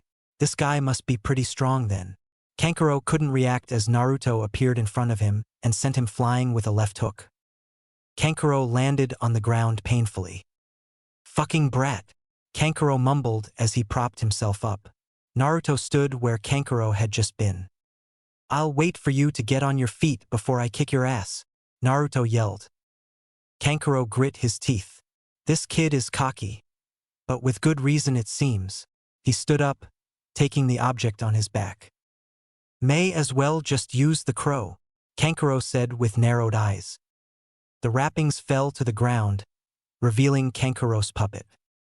A shinobi that still plays with dolls? And people say I'm immature, Naruto sneered. Kankuro did not rise to the taunt. He had heard the insult plenty of times, but usually after he demonstrated what the crow could do, most people wouldn't insult him again. Up on the balcony, the rookies stared in at the battle between Naruto and Kankuro. How did he improve this much? Ino asked in shock. It's like I said earlier, All of Naruto's free time is spent bettering himself as a shinobi. He's constantly training with taijutsu and ninjutsu. He's even bettering his mind when he's not training. Then there's the training I put the team through as well on top of that. Kakashi smiled proudly. I have to say that with his determination, he could easily become stronger than Sasuke given some time. Shikamaru and Choji simply watched the Uzumaki, knowing that he would have improved with what they had seen from time to time. Wow, he's definitely better than the rest of us. Ino mumbled. I need to pick up my game if Naruto's improved so much and we haven't. Temari was impressed with the blonde that was fighting her brother.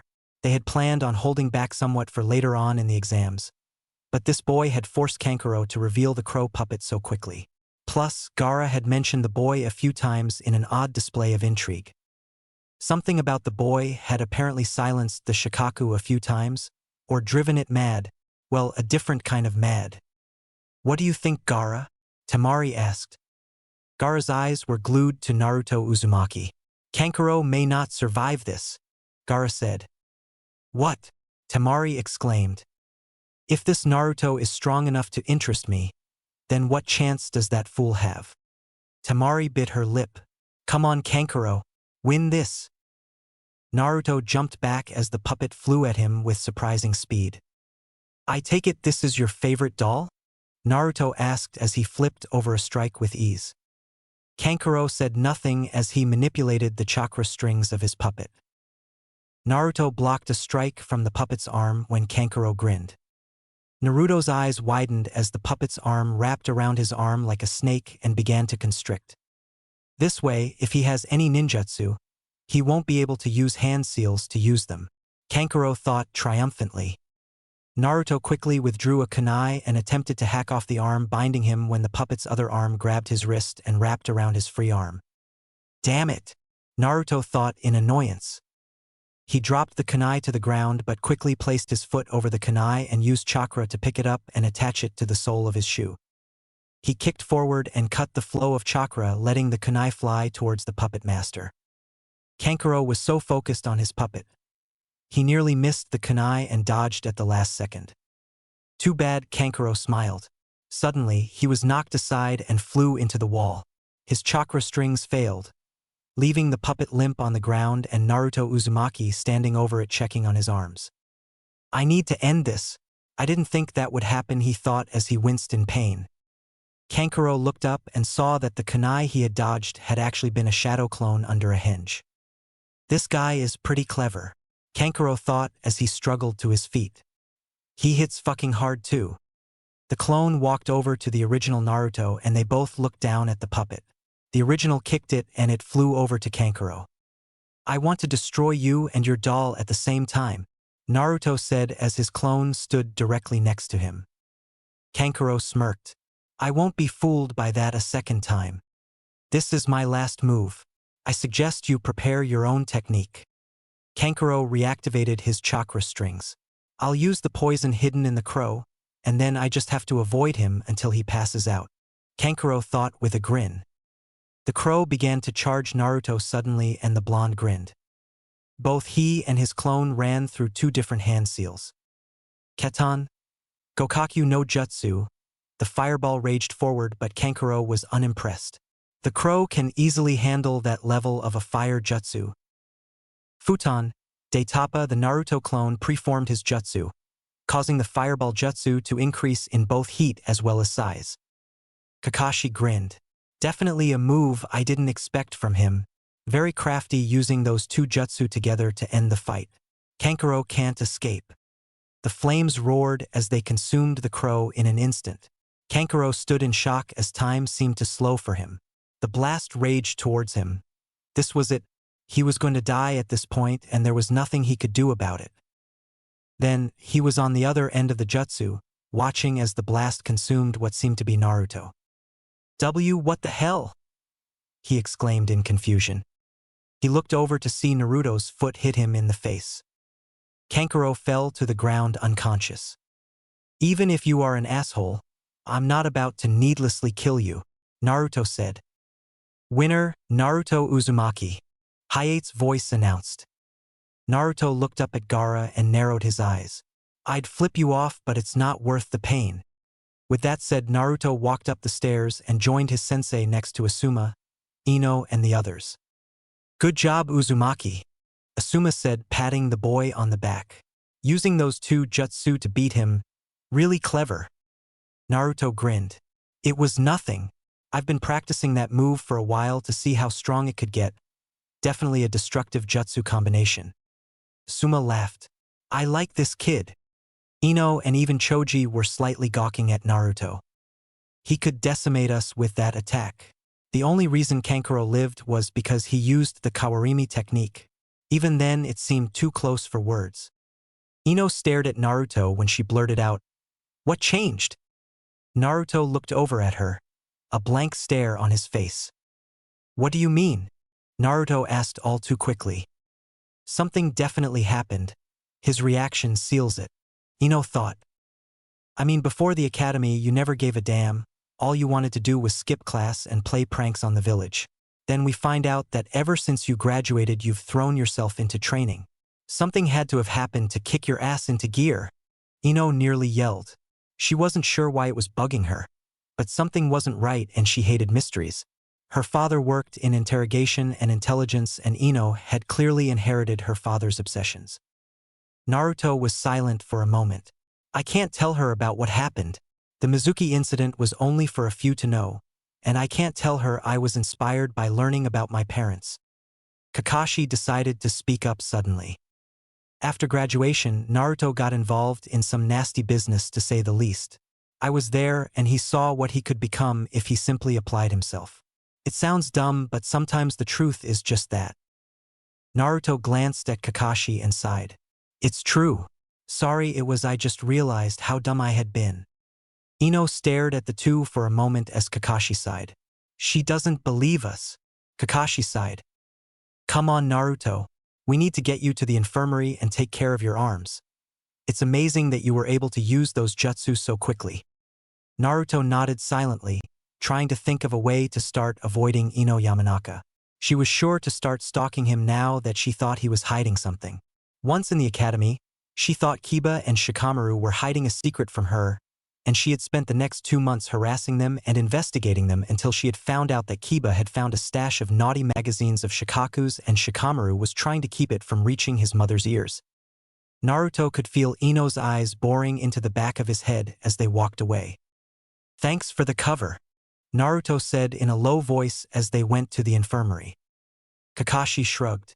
She's a Yamanaka, so I doubt this is the end of it, Kakashi muttered. Naruto groaned. That's just what I don't need right now. If Ino finds out about who my parents are and what I am, she'll tell everyone. Kakashi rubbed his chin. Thankfully, the records of Minato and Kushina have been destroyed or redacted to protect you. Naruto looked at his teacher. What? Well, almost all of them. The Sandaime has a few records sealed away for when you need to claim your right as the inheritor of Kushina and Minato's legacies. They turned a corner and entered the infirmary. If you're here to freak out about your friend again, you'll have to leave, a doctor said sternly when he saw the two enter the room. Kakashi chuckled. No need for that. Just need to get my student fixed up. He just won his fight. The doctor eyed Naruto, then glanced at Kakashi. Very well. He can wait over there, the doctor said, scowling. Naruto frowned. Great. He knows what I am. Naruto sighed as he sat down on a bench and waited while Kakashi stood beside him reading his usual smut. Soon half an hour passed, then an hour, and then 2 hours. Finally, Kakashi looked up and commented on the length of time. So this is how it feels for you guys when waiting for me? Kakashi asked. Pretty much, Naruto grumbled. This sucks, Kakashi deadpanned. Naruto narrowed his eyes at his sensei. It really does. How are you feeling, Naruto-kun? The Sandaime Hokage asked as he rounded a corner. Hokage-sama, Kakashi acknowledged, going back to reading his book. Ji-san, Naruto exclaimed. Naruto stood up and winced at the pain in his arms. The Sandaime noticed. Nurse, may we have some privacy? He asked of the receptionist. The woman nodded and left without a word. Why has it not been healed? Surely the QB isn't beyond some slight fractures. The seal has been tampered with, Hokage-sama, Kakashi said without looking up from his novel. My squad, as you well know, encountered Orochimaru in the Forest of Death, and it seems that along with marking Sasuke with the curse mark, and has tampered with the seal sensei used. The Sandaime frowned. Let me see it. Naruto got up and struggled with taking his shirt off before focusing his chakra. The Hokage's eyes analyzed the seal on the young blonde. A 5-element seal placed on top of the 8-trigram seal. It's interesting that Naruto was still able to use those ninjutsu so effectively. Well, I can take care of it quite easily.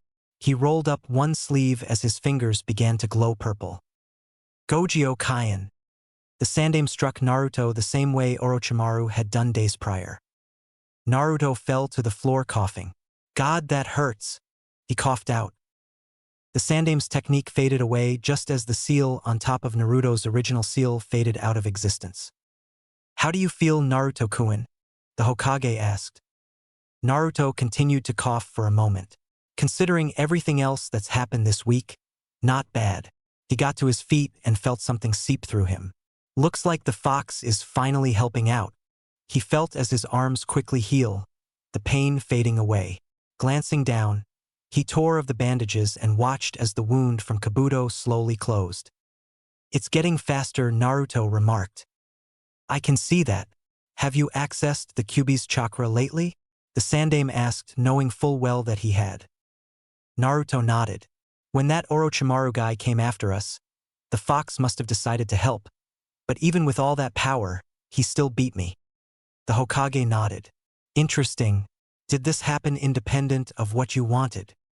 Naruto thought for a moment. Well, I did need the help, and without it I might have been worse off. It only happens when I'm out of options. The Sandaime nodded. So he has not been able to use it freely. That may be a good thing for now, as we still don't fully understand the seal. I wish that Jiraiya were here to tend to the boy. Being Minato-sensei, he knows a majority of how his mind worked as well as how his jutsu worked. Well, for now that will suffice. You had best come join the rest of the winners as the preliminaries are over, and we are about to assign you all your matches for the next exam. Orochimaru looked upon his one-time village from atop a tall building. He smiled as he imagined what the village was to look like in a month's time. He glanced at the Hokage monument at the 4 faces.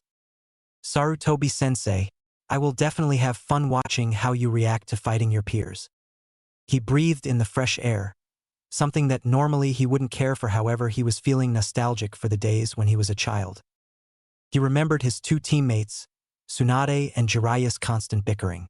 Simpler times, he sighed at the thought.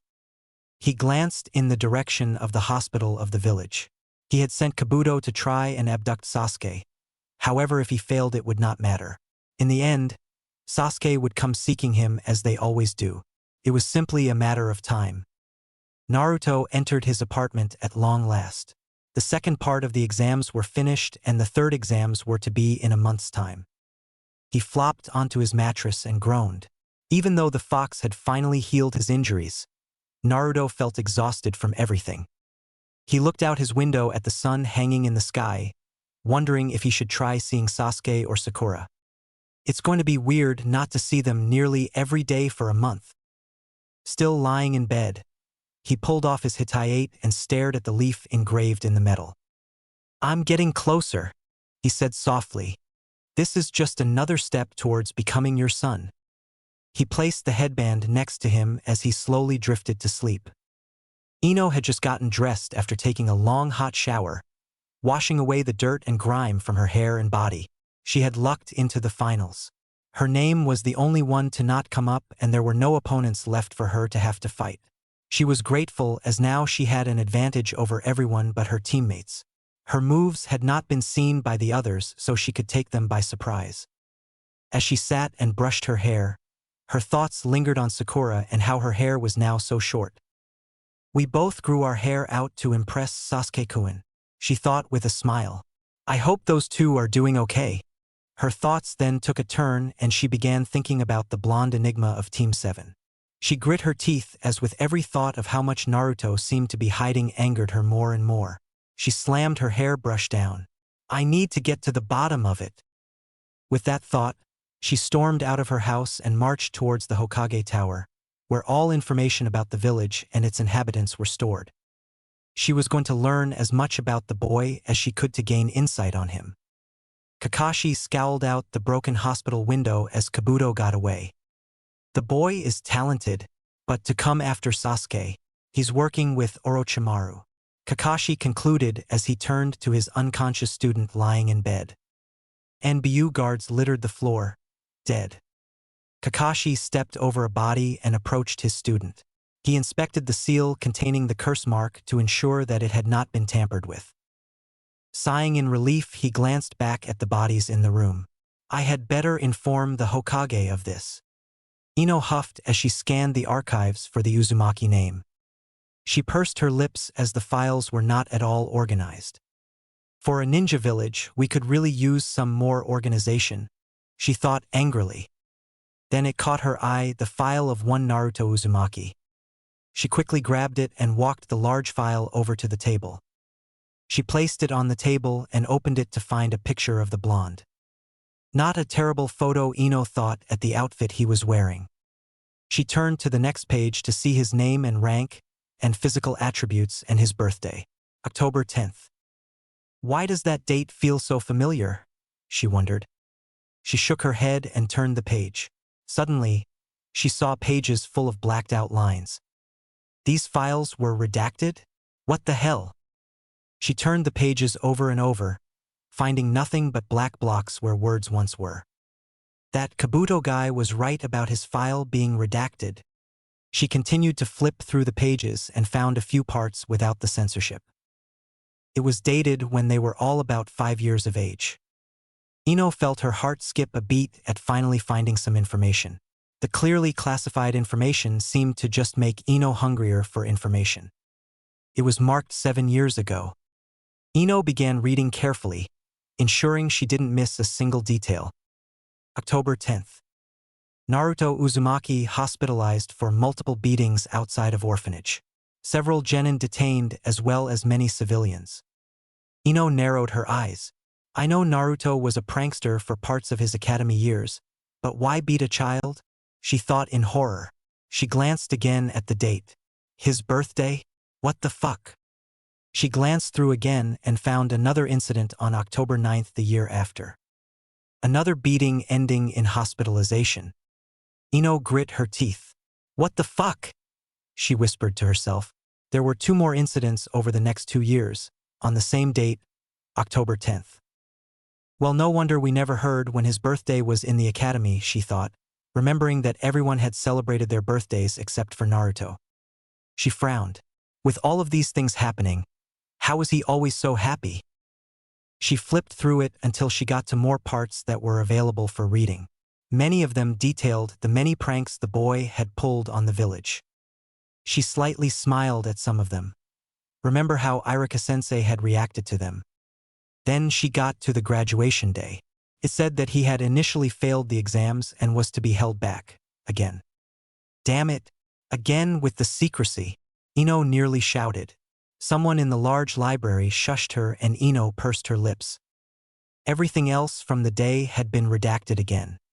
She turned the page to find details of the missions they had taken, including reports from their sensei.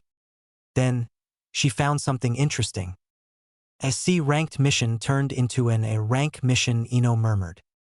She read through the mission log how they had encountered the demon brothers, then Zabuza, then the mystery shinobi that faked Zabuza's death, Kakashi's incapacitation, Sasuke and Sakura training, and then encountering Zabuza. Then once again the censors struck again. She punched the hardwood table in frustration. The redacted documents were getting more and more annoying. She closed the book angrily, knowing after that came some other missions that meant nothing and then the Chunnin Exams, if they had been updated recently, that is. She picked the file up, grumbling about how unfair secrets were when another file caught her eye. The name Uzumaki was on it as well. She stared at it for a moment and glanced around to see if anyone else was watching. She grabbed the file and ran back to the table with it. Kushina Uzumaki? She read aloud in confusion. Never heard of her, she thought to herself. She opened the file to find that this file was also quite redacted, but not to the same extent. So she's from Whirlpool Country, graduated at the normal age. Nothing too crazy. There was a lot of censorship, so she decided to skip ahead. In the middle of the book was a picture of a beautiful woman with red hair. "She gorgeous," Ino mentally exclaimed, becoming slightly jealous of just how pretty she was. She leafed through until the end of the pages where she saw a date. Deceased, October 10th, 13 years ago. Ino frowned. It was once again Naruto's birthday. She looked through the pages to find a cause of death to come across something that shocked her. One of the many casualties during the Kyuubi attack on the village. Ino began to tear up. "Naruto, you never even met your own mother," she said with realization. He never did talk about her. Maybe he didn't know. Maybe he found out who she was. What happened to her? She pulled out the picture and shut the folder. Leaving both Naruto's and Kushina's folders, Ino left the shinobi archives, wiping tears from her face. Naruto woke with a start. He looked outside to see the sun beginning to rise. "I think I just slept for a whole night and day," Naruto thought groggily. He got out of bed quickly, shedding his clothes, and walked to his shower, and got in. He turned it on, not caring that the water was freezing cold. He stood there simply enjoying the cold drops of water bouncing off of his body. Finally beginning to wake up, he left the shower and went to get dressed. He clothed himself in his typical black outfit and reached for a jacket when he realized he didn't have any left. He glanced at his father's jacket hanging there and smiled, shaking his head. "I don't think I'll be able to wear it ever. After all, it's made for the Yondaime Hokage, not some genin." Naruto closed his closet with a sigh. He walked to his bed and placed his headband on. He looked out the window at the shining sky and smiled. "Gotta love Konoha." He left his apartment and walked through the village, his hands in his pockets, just observing the scenery. He hadn't taken the time to simply just look at the village lately. He noticed a lot of people went out of their way to avoid him, but a few gave him a wave here and there, though it wasn't many. He finally reached where he had set out to go, Ichiraku Ramen. Smiling, he entered the stand to see the old man making more ramen. "Ah, my favorite customer," Tucci exclaimed. "One bowl of pork ramen, please," Naruto said enthusiastically. "One pork ramen coming right up," the ramen owner. Within a few minutes, a nice hot bowl of ramen was sitting in front of Naruto. Naruto began to scarf down the bowl enthusiastically when someone else entered the tent. "It smells wonderful in here, Tucci," a man's voice exclaimed. "Ah, Jiraiya-sama," Tucci said in surprise. "It's been years." "That it has." An older man sat beside Naruto.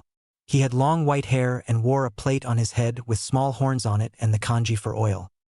Jiraiya glanced at Naruto and something flashed in his eyes. "Damn it, now I have to sit next to another guy that hates the Kyuubi," Naruto thought angrily. "Hey old man, I'm done for the day. I'll catch up with you later?" he asked. Tucci nodded as Naruto passed him the empty bowl. "I want to hear how the exams are going, Naruto," Tucci said as Naruto walked away. "Naruto Uzumaki-e?" Jiraiya said softly once he was out of earshot. Tucci smiled. "He's grown up quite a bit. I remember his parents always coming here. Technically, you came up with his name here, right?" Jiraiya chuckled. "That's why they named me Godfather. All cause of a book I wrote." Tucci smiled. "Do you think you'll finally be able to start helping him?" Jiraiya nodded. "I don't have a choice. I've learned some things while abroad. Some powerful people are after Naruto and I need to make sure he's safe. He is my godchild after all." Naruto walked through the forest, his eyes narrowed. The old man from the Ichirakus was following him currently. Naruto was awaiting some kind of ambush as he walked on, but nothing had happened yet. He stopped in the middle of a clearing and weighted his arms to his side, fists clenched. The old man had stopped just out of sight and was watching him intently. Naruto grit his teeth and whirled around, unleashing a handful of shuriken. As the stars cut through the air, Naruto was anticipating the old man's next move as he clearly was a shinobi. "Ayaha!"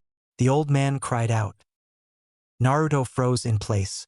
Holy shit, did I just attack a civilian? He thought, panicked. He ran forward through the bushes to find the old man on the ground, tears rolling down his face as 3 of the stars protruded from his rear end. "Why?" the man asked as tears comically poured down his face. "I thought you were coming after me," Naruto yelled in fear. If the Hokage got wind of this, he was in so much trouble. "I wasn't following you, I was doing some research," the old man yelled as he stood up and towered over the blonde boy. "Research on what?" The old man pointed past some bushes. Naruto glanced over at the man and slowly stepped over to the bushes, expecting an ambush. What he didn't expect was a view of a waterfall and small creek where 4 women in bikinis were enjoying the cool water on the warm day. "You see, I am a novelist," the man spoke as he pulled out the same book that Kakashi always had his nose buried in. Naruto's jaw dropped. "I just attacked the guy that writes Kakashi's smut. Oh dear God. I hope Kakashi never finds out." He could simply imagine an infuriated Kakashi at the prospect of what was more than likely his hero dying. This guy must be Kakashi's hero for writing those books, Naruto thought dryly. "So, you were researching for smut?" "To put it simply, yes I was," the man said proudly. Naruto stared at him. "Sorry, I thought you were some kind of shinobi."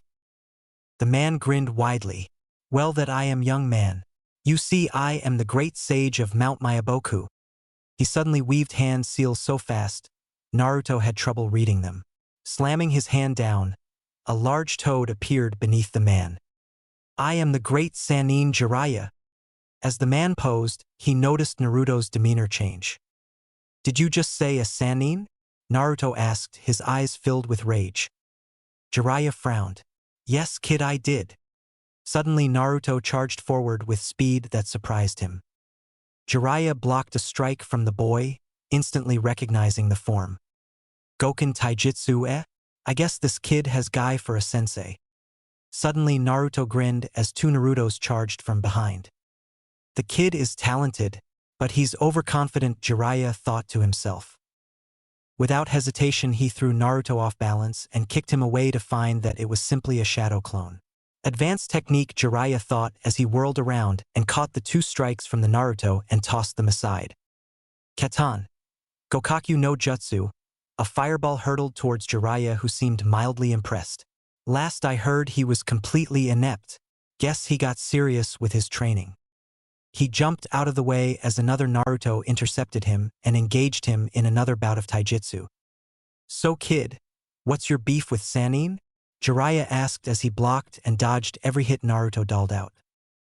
Naruto grit his teeth. "Your friend is what bothers me.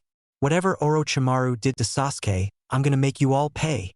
Naruto roared as he took a powerful swing at the man. Jiraiya ducked underneath it while blocking another strike from a Naruto clone. Jiraiya narrowed his eyes. "So he's fought him, has he? I better end this and put things right." Naruto smiled as he thought he was beginning to gain some ground when suddenly in a flash, he was on the ground with Jiraiya's foot on his chest. "Enough," he said powerfully, causing Naruto to cringe. This man was not to be trifled with, Naruto could tell now. He had hidden his clones in the trees and was planning a large-scale fire and wind attack when they had suddenly all vanished just as Naruto had hit the ground. "How did you do that?" Naruto asked, completely shocked. Jiraiya smiled. "Even if you are a decent genin, you're nowhere near the power of one of the Sannin. But shouldn't you know that since you met Orochimaru?" Naruto smirked. "Well, obviously you're much stronger than him. My team and I had him on the ropes for a bit." Jiraiya raised an eyebrow at this. "He was obviously toying with your team then. Between Orochimaru and me, we're completely even. He may be just a bit above me even, but that's just because of morals." Naruto frowned. Why did he attack us then? He wondered. Seeing Naruto's reaction, Jiraiya withdrew his foot. "Now that you know you're no match for me, what's your name?" Jiraiya asked. Naruto scowled at this. "You know full well who I am if you're a leaf ninja." Jiraiya nodded. "I do, but I figured common courtesy was important." Naruto sat up and glared at him. "So what? You want to come challenge the QB or something?" Jiraiya shook his head and raised his hands defensively. No, nothing like that. I already told you, I was doing my research. Naruto stood up and nodded. I know you said that, I just thought you were lying since you're a Sannin. Jiraiya chuckled. We all have our vices. He was thinking, of course, about Orochimaru's lack of humanity and grotesque experiments and Tsunade's gambling and drinking problems. Well, I'll just leave you to your research then. I need to go train, Naruto said, brushing the dirt of his shirt and turning to leave. Train? For the Chunnin Exams? Jiraiya asked. Naruto nodded. Yeah, figured if I didn't, I wouldn't stand a chance against some of them. His thoughts lingered on Rock Lee, Neji, and Gaara. He had not seen Neji's fight, but he knew that to be one of Lee's rivals, you had to be strong. Well, how would you like some help from a Sannin? Jiraiya asked exuberantly. Naruto stared at the man, considering the offer. He was hoping that Kakashi may have been available for some additional training. Jiraiya noticed his hesitation and grinned. Believe me, I've trained the best. Surely you know of my most famous student, the Yondaime Hokage Minato Namikaze. Naruto's eyes widened. Why, you trained my dad? Naruto slapped a hand to his mouth, realizing he had just said something he had not meant to. Jiraiya was surprised at this response. When the hell did he find out about his father? How much do you know, kid? Jiraiya said. I thought the Sandaime Hokage wasn't going to tell you about your heritage for some time. Naruto scratched the back of his head awkwardly. Some stuff happened and he felt it would be best to tell me about my parents. Naruto sighed. It was weird that this was the second person in the past week that he was talking to about his parents. Felt nice having some people to talk to about it. Naruto sat down and looked up at the Toad Sage. So you trained my dad? Yes, that makes you like some kind of grandfather sensei. Jiraiya laughed at that. Well, I'm a bit more than that. Let's just say that due to the process of naming you, I became your godfather. Naruto stared at the man. So you're my godfather, he said quietly. The Hokage said you couldn't be here for me because you were out of the village gathering information.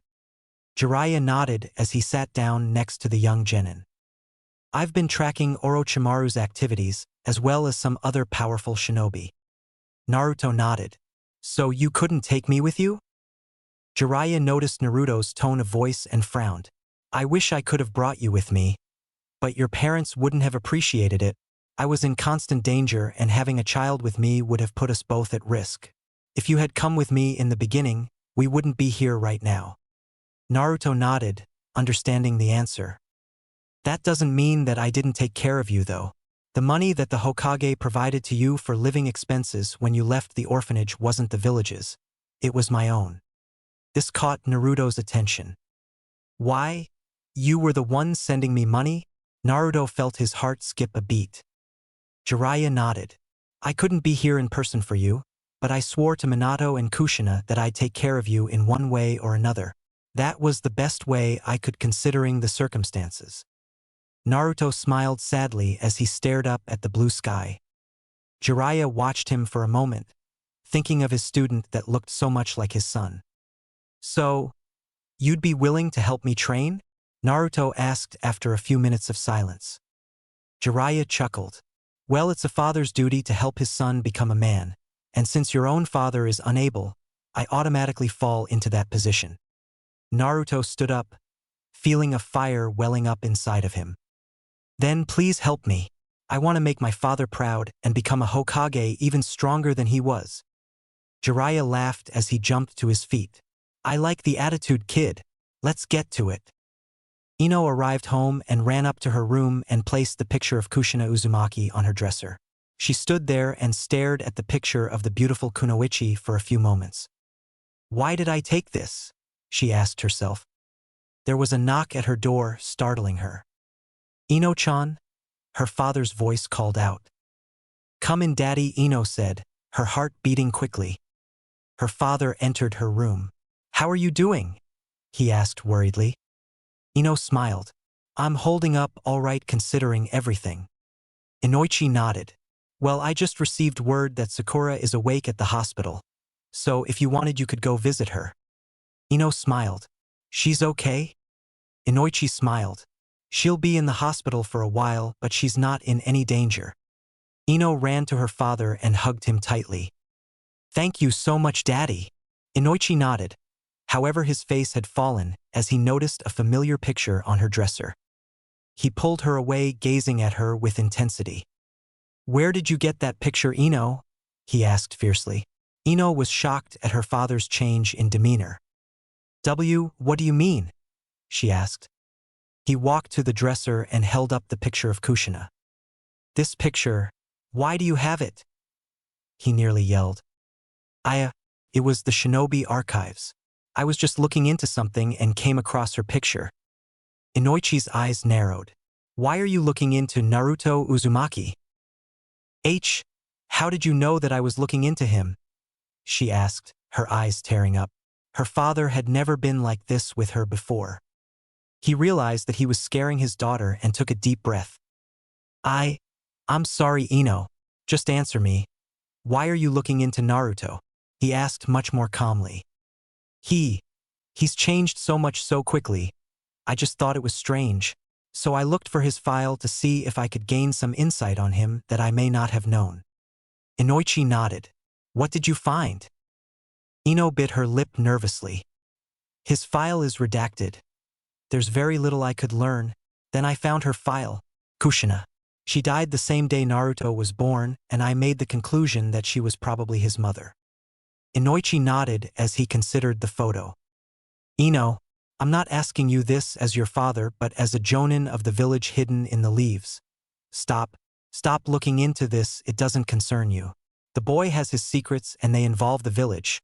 If you look too far into them, you will get into trouble, and there is nothing I can do to keep you safe. Ino nodded, feeling suddenly scared. I won't, Dad. Promise, I won't look into it anymore. Inoichi nodded. I love you, sweetie, but I do need to report this to the Hokage. Ino's head whipped around. The Hokage? Why would this concern him? Noticing the look on her face, Inoichi sighed.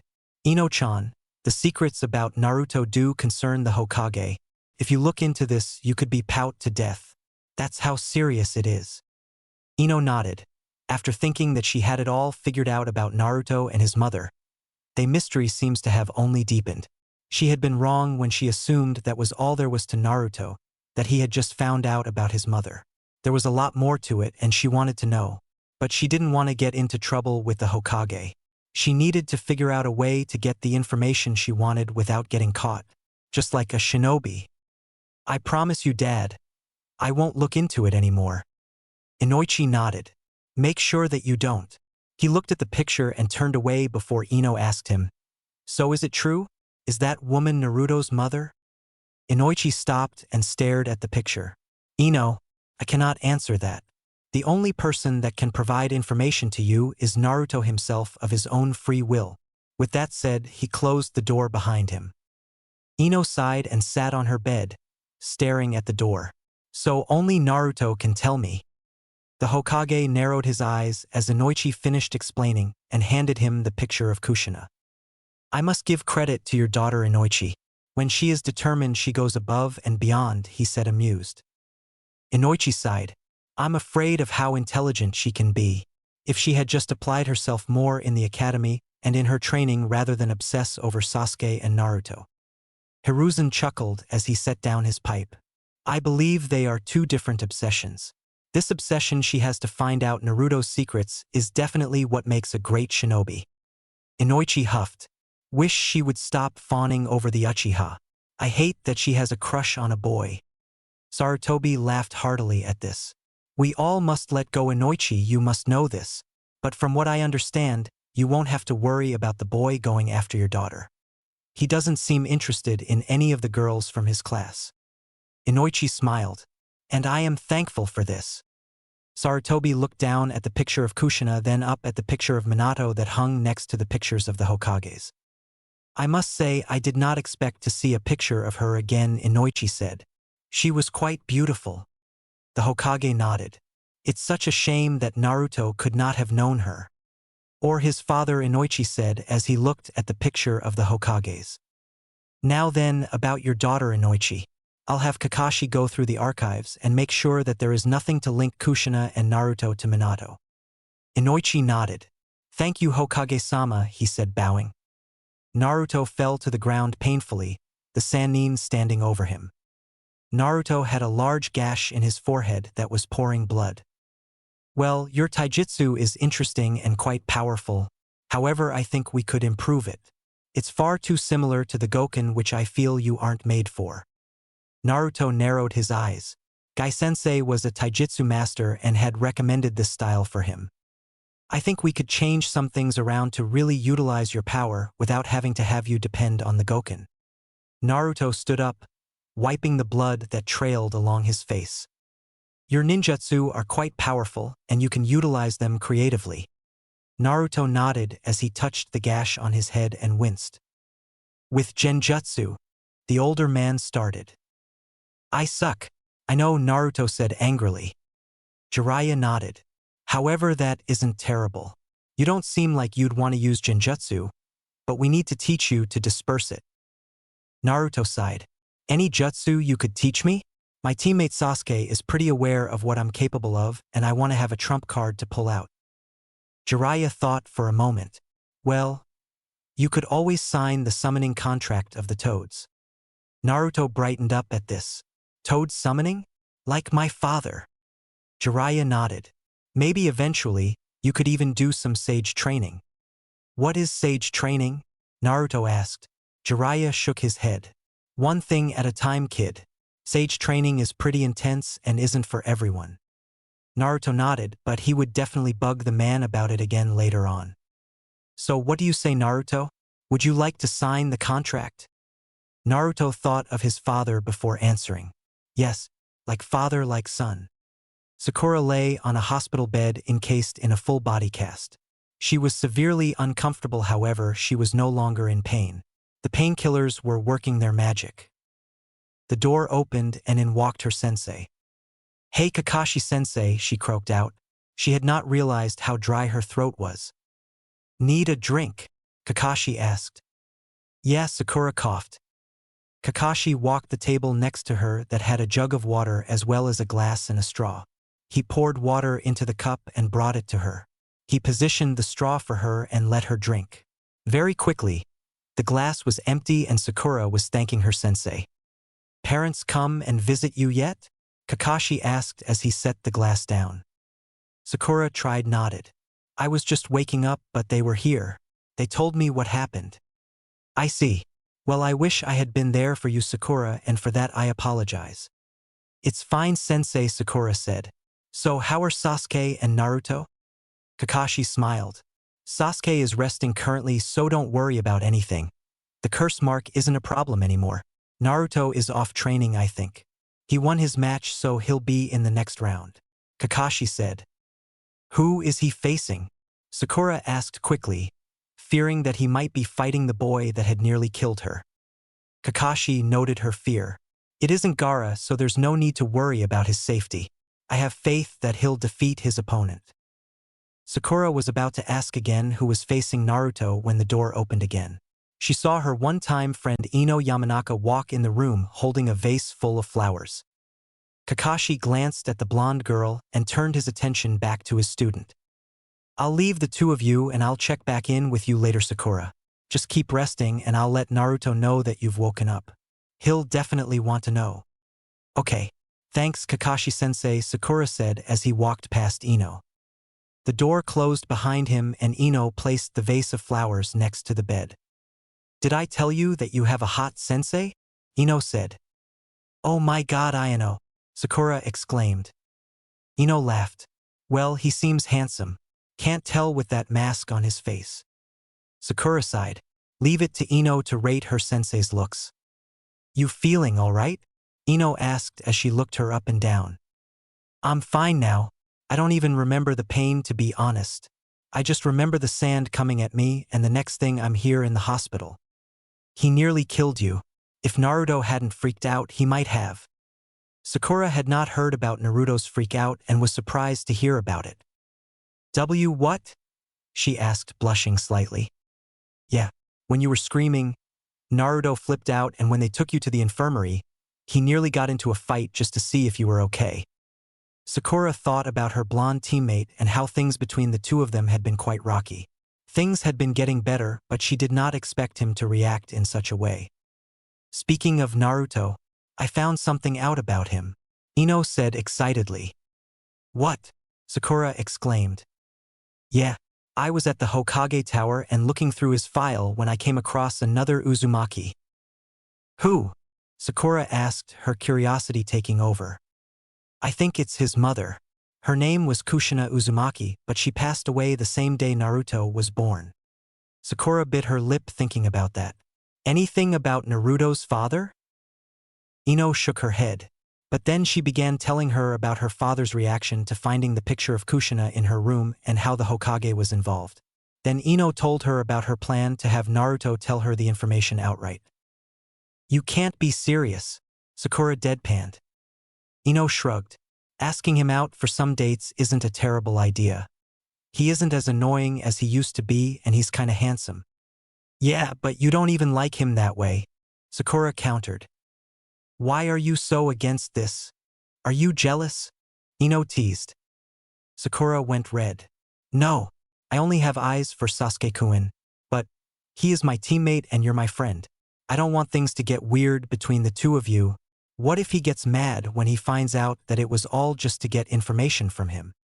Ino smiled. I won't tell him that. I'll just say that I don't think he and I would be a good fit and that we can still be friends. Sakura sat there for a moment. Would he be okay with that? Ino shrugged. I don't know, but that's what they do in all those novels and movies. Sakura stared at Ino. This isn't a novel or a movie though. I know that, but what else could I do? Ino asked. Look, I'll make it clear it'll be as friends. That way he can expect anything. Besides, he's never been on a date, so it's not like he's expecting one. Neither have you, Sakura snapped. Wow. Maybe you do have a crush on Naruto, Ino teased again. Shut up. Jiraiya smiled as he handed the contract back to his toad. Naruto had signed it and had noticed his father's name on the scroll. The boy had seemed to tear up slightly but shaken it off. Now then, do the signs that I have shown you and try summoning the largest toad that you can. But don't be disappointed if it's not big enough. Naruto nodded as he stepped back and bit his thumb, swiped the blood on his palm and ran through the seals. He slammed his down on the ground and a poof later, a small orange toad stood before him. Yo, it said. Naruto stared at it before sighing. This is all I can do? Jiraiya smiled. Not bad, kid. At least it wasn't a tadpole or anything. Naruto nodded and glanced at the toad. Got any snacks? It asked. Naruto's sweat dropped. Not right now. Maybe next time I will. The toad stared at him, sizing him up. I guess that'll be okay. The name's Gamakichi. Who are you? Naruto Uzumaki. The jumped up and landed on Naruto's head. You look familiar, he said. The toad glanced over at the old man next. Hey, it's Jiraiya, Gamakichi exclaimed happily. Got any treats for me, you old perv? Jiraiya chuckled and dug into his pocket and withdrew some candy and tossed it into the air. With surprising speed, Gamakichi leapt off of Naruto's head and caught the candy in his little arms. Nice, it said as it saw the selection. Guess I'll stick around and watch the kid train. I'm assuming that's what's happening. Jiraiya nodded. He's got some potential, the Sannin said. Try one more time, Naruto. Channel as much chakra into it as you can. Naruto nodded as he stared at the ground intensely. He built up the chakra, probably using more than he really needed. He swiped his bleeding thumb on his palm again and went through the same seals. Jiraiya noticed the amount of chakra in this technique. This should be interesting. A large explosion of smoke later and Naruto was standing atop a giant toad wielding a Susumida in one hand and a large shield in the other. Whoa, he summoned Gamaken. That's pretty good. Jiraiya thought in surprise. He had half expected Naruto to summon Gamabunta, but had just been a slight amount of chakra shy of the needed amount of chakra. Gamaken looked down at the Sannin. Hello, Jiraiya-sama, he greeted. He spotted the young toad next to the sage. Gamakichi as well, I see. Why have I been summoned? Naruto answered from atop his head. I was just training and trying out the summoning technique for the first time. Gamaken nodded slightly, as to not throw the young boy from his head. So we have a new addition to the contract. Most impressive. From the sound of your voice, you are quite young to have been able to summon me. Naruto jumped down from Gamaken's head and landed next to Jiraiya. Gamaken noted the blonde hair and blue eyes. The Namake's boy's heir. No wonder he summoned me. Naruto was surprised that the toad knew who his father was but made no mention of it. Well, I am quite clumsy. However, if you ever need assistance, feel free to summon me to your side, Gamaken said as he bowed slightly.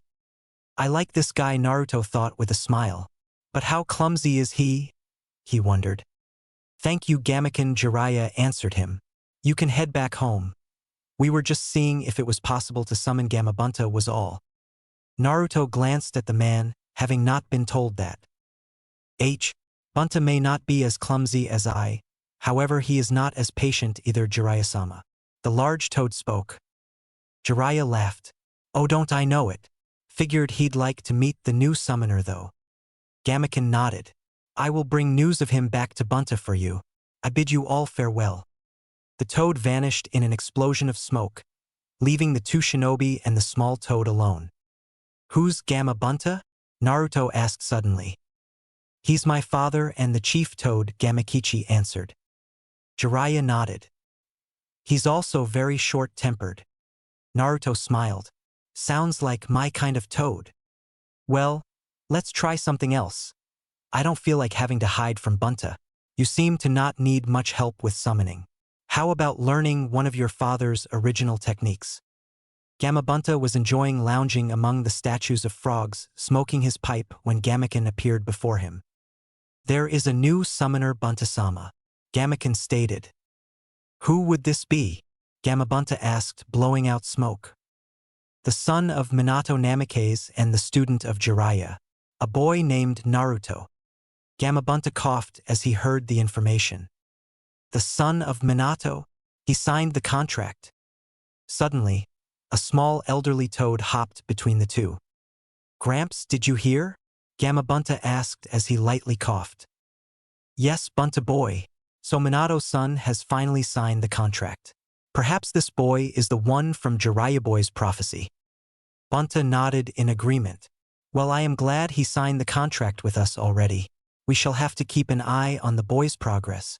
Perhaps in the future he could come here and train with us. He could surpass his predecessors with sage training. He is after all an Uzumaki as well. The old toad nodded. Maybe Jiraiya will bring him here soon enough. Gaara sat upon a building looking at the night sky, enjoying the fresh air. This village was much nicer than Sunagakure. It was warm, not hot. The sun shined, but did not beat down on them.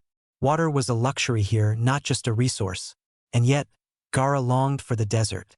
He enjoyed the sand and the sun that he was used to. What is it? He asked suddenly as his two siblings appeared behind him. We just wanted to check on you, Temari said.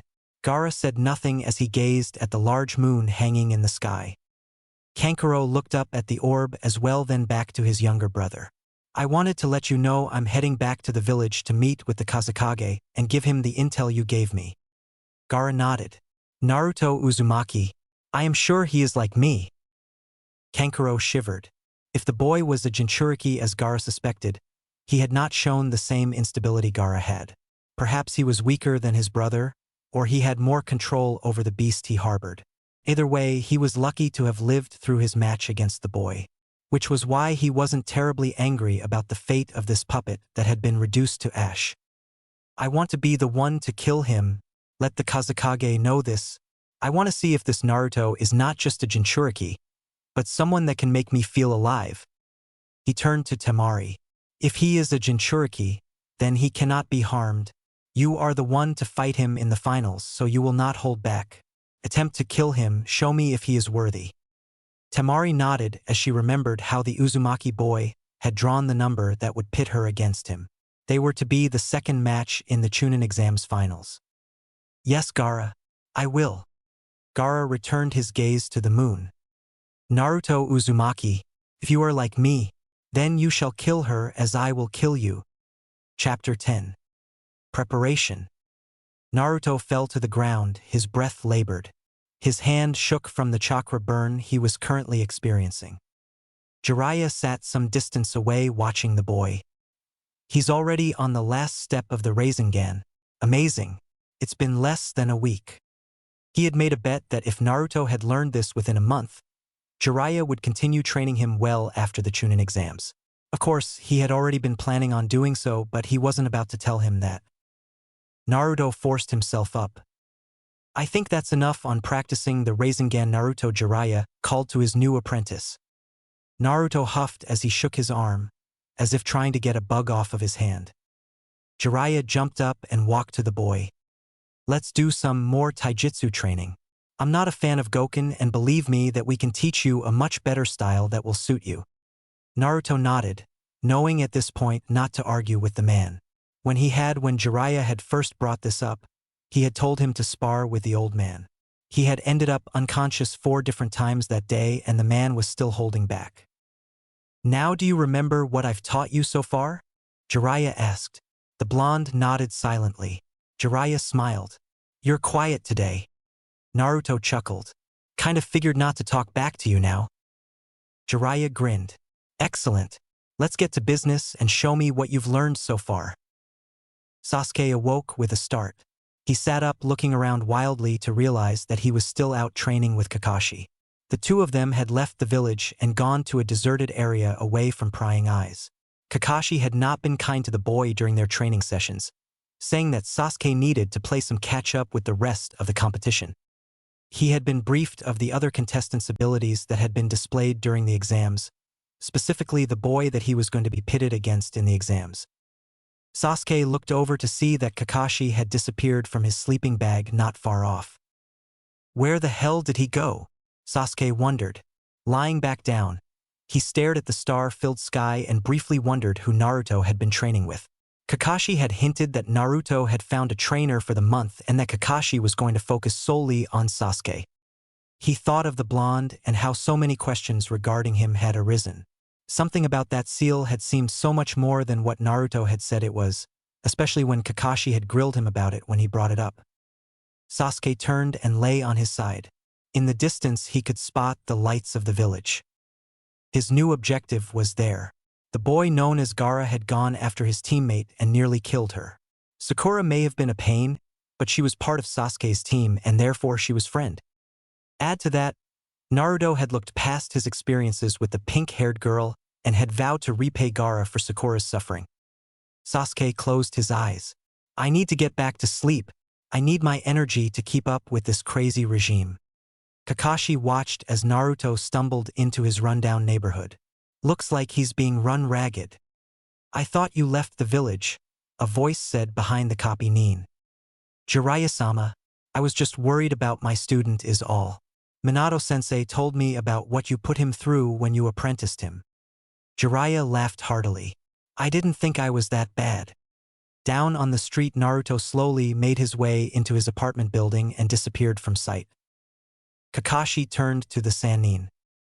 So, any specific jutsu you're teaching him? Kakashi asked. Jiraiya grinned. Of course, but I want that to be a surprise. Besides, there's no need to tell Sasuke about it. Kakashi chuckled at this. I told Sasuke everything about everyone except for Naruto. I can't pick favorites between the two of them. They're both fantastic students. Jiraiya nodded as he walked over to the tall Jonin. He watched as Naruto's apartment flooded with light and Naruto dragged himself to his bed before passing out, the lights still on. I'm pushing him to get stronger, and soon we'll also look into accessing the Kyuubi's chakra. Kakashi narrowed his eye at this. Do you think he's ready for that? Jiraiya shrugged. He's a Jinchuriki, there's never a time when they're ready for it. But he will need that power for what's in store for him. What do you mean? Jiraiya turned back to the Hotake. That Gaara boy, he's not just the Kazekage's son. He's the Sand Village's Jinchuriki, and from I can gather, he's taken an interest in Naruto. Kakashi's eye widened. 2 Jinchurikis in the exams? That could end badly. Jiraiya nodded. If my instincts are right, Gaara can access the Biju's power at will, but Naruto cannot. Kakashi folded his arms and looked over at the Sannin. Do you think a month is enough time? He asked. Probably not, but it's not what we'll be relying on if he needs to face the boy. There are alternatives to fighting a Biju. Besides, if the boy unleashes the beast during the exams, I have no doubt that Old Man Hiruzen will end the match. Kakashi said nothing for a moment as he remembered how Gaara had nearly killed Sakura before Naruto had stepped in. I don't think that will stop the boy, Kakashi sighed. Jiraiya nodded. Let's just hope that doesn't happen. For now, focus on Sasuke. Because if he does get past the Hyuga he's fighting, he may face Gaara. Kakashi nodded. I don't think there's any kind of preparation we could do for Sasuke to face down a tailed beast though. As the sun rose over Konoha, Ino stalked through the streets. She had finally found out where Naruto Uzumaki lived in the village, and she was intent on finding him and asking him out. She had prepared herself to look as beautiful as possible. Her hair was not in its typical ponytail, and she was letting it down. She wore just enough makeup to make her look better than usual, but not so much that she looked cheap. Otherwise, she wore the same attire. She doubted that it would matter to the boy. After all, he did have a crush on Sakura at one time. She noticed as she walked along that the neighborhood seemed to get poorer. Ino was becoming slightly hesitant as she had never been to this part of the village in the past. But she was a shinobi and she doubted many would try anything. She did notice, however, a few lecherous looks from the men and some women as she continued further in. The buildings seemed to become even worse in condition until she reached the address she had acquired from Irika-sensei the day before. She looked up at the building and shivered. It looked completely run down. How can he live here? She wondered in disgust as it hit her that he was an orphan and had little money to his name. She felt a momentary pang of guilt before she stepped into the building. She climbed the many flights until she got to the top of the building and found Naruto's door. She took a deep breath before knocking 3 times. She waited, feeling completely out of place standing in front of Naruto's apartment. She frowned as there was no activity to be heard from the apartment. There's no way that he's not here. She knocked again, louder this time. Suddenly the door swung open and was face to face with the blonde prankster. Was his reaction. For a moment, Ino was unsure what to say and awkwardly greeted him. Hey Naruto. He stared at her for a full minute before speaking. What do you want, Ino? She was taken aback by Naruto's tone of voice. He seemed kind of irritated. Well, I was just in the neighborhood and remembered that you lived nearby, so I figured I'd come see how you were doing, she said, mentally kicking herself for not being prepared with a better excuse. Naruto stared at her suspiciously. She was in this neighborhood? What the fuck? Naruto thought through narrowed eyes. See, can I come in? She asked uneasily. She was very uncomfortable in the neighborhood and felt slightly dirty just standing there. Naruto nodded and backed away, beckoning her inside. She walked in and immediately was analyzing the room. He barely has anything. He's got a bed, a table, a plant? Naruto closed the door and walked past her and opened his closet, grabbing his kunai holster. Ino glanced at the closet and saw a cloak that looked familiar, but she didn't get a proper look as Naruto closed it quickly. I'm about to head out, so what's going on? He asked impatiently. Yeah. About that, Ino chuckled. She blushed slightly. She had not anticipated on this being so difficult. Well, I was wondering if you would mind going out with me sometime? Regaining some of her confidence as she asked. Naruto stared at her again, this time much longer. Did you hit your head? Naruto asked, his eyes mere slits as he was completely confused. No. Why? Ino blurted. Do I really have to say? I mean, you and I have barely talked in the past. We don't really even like each other, and you show up at my door and ask me out on a date.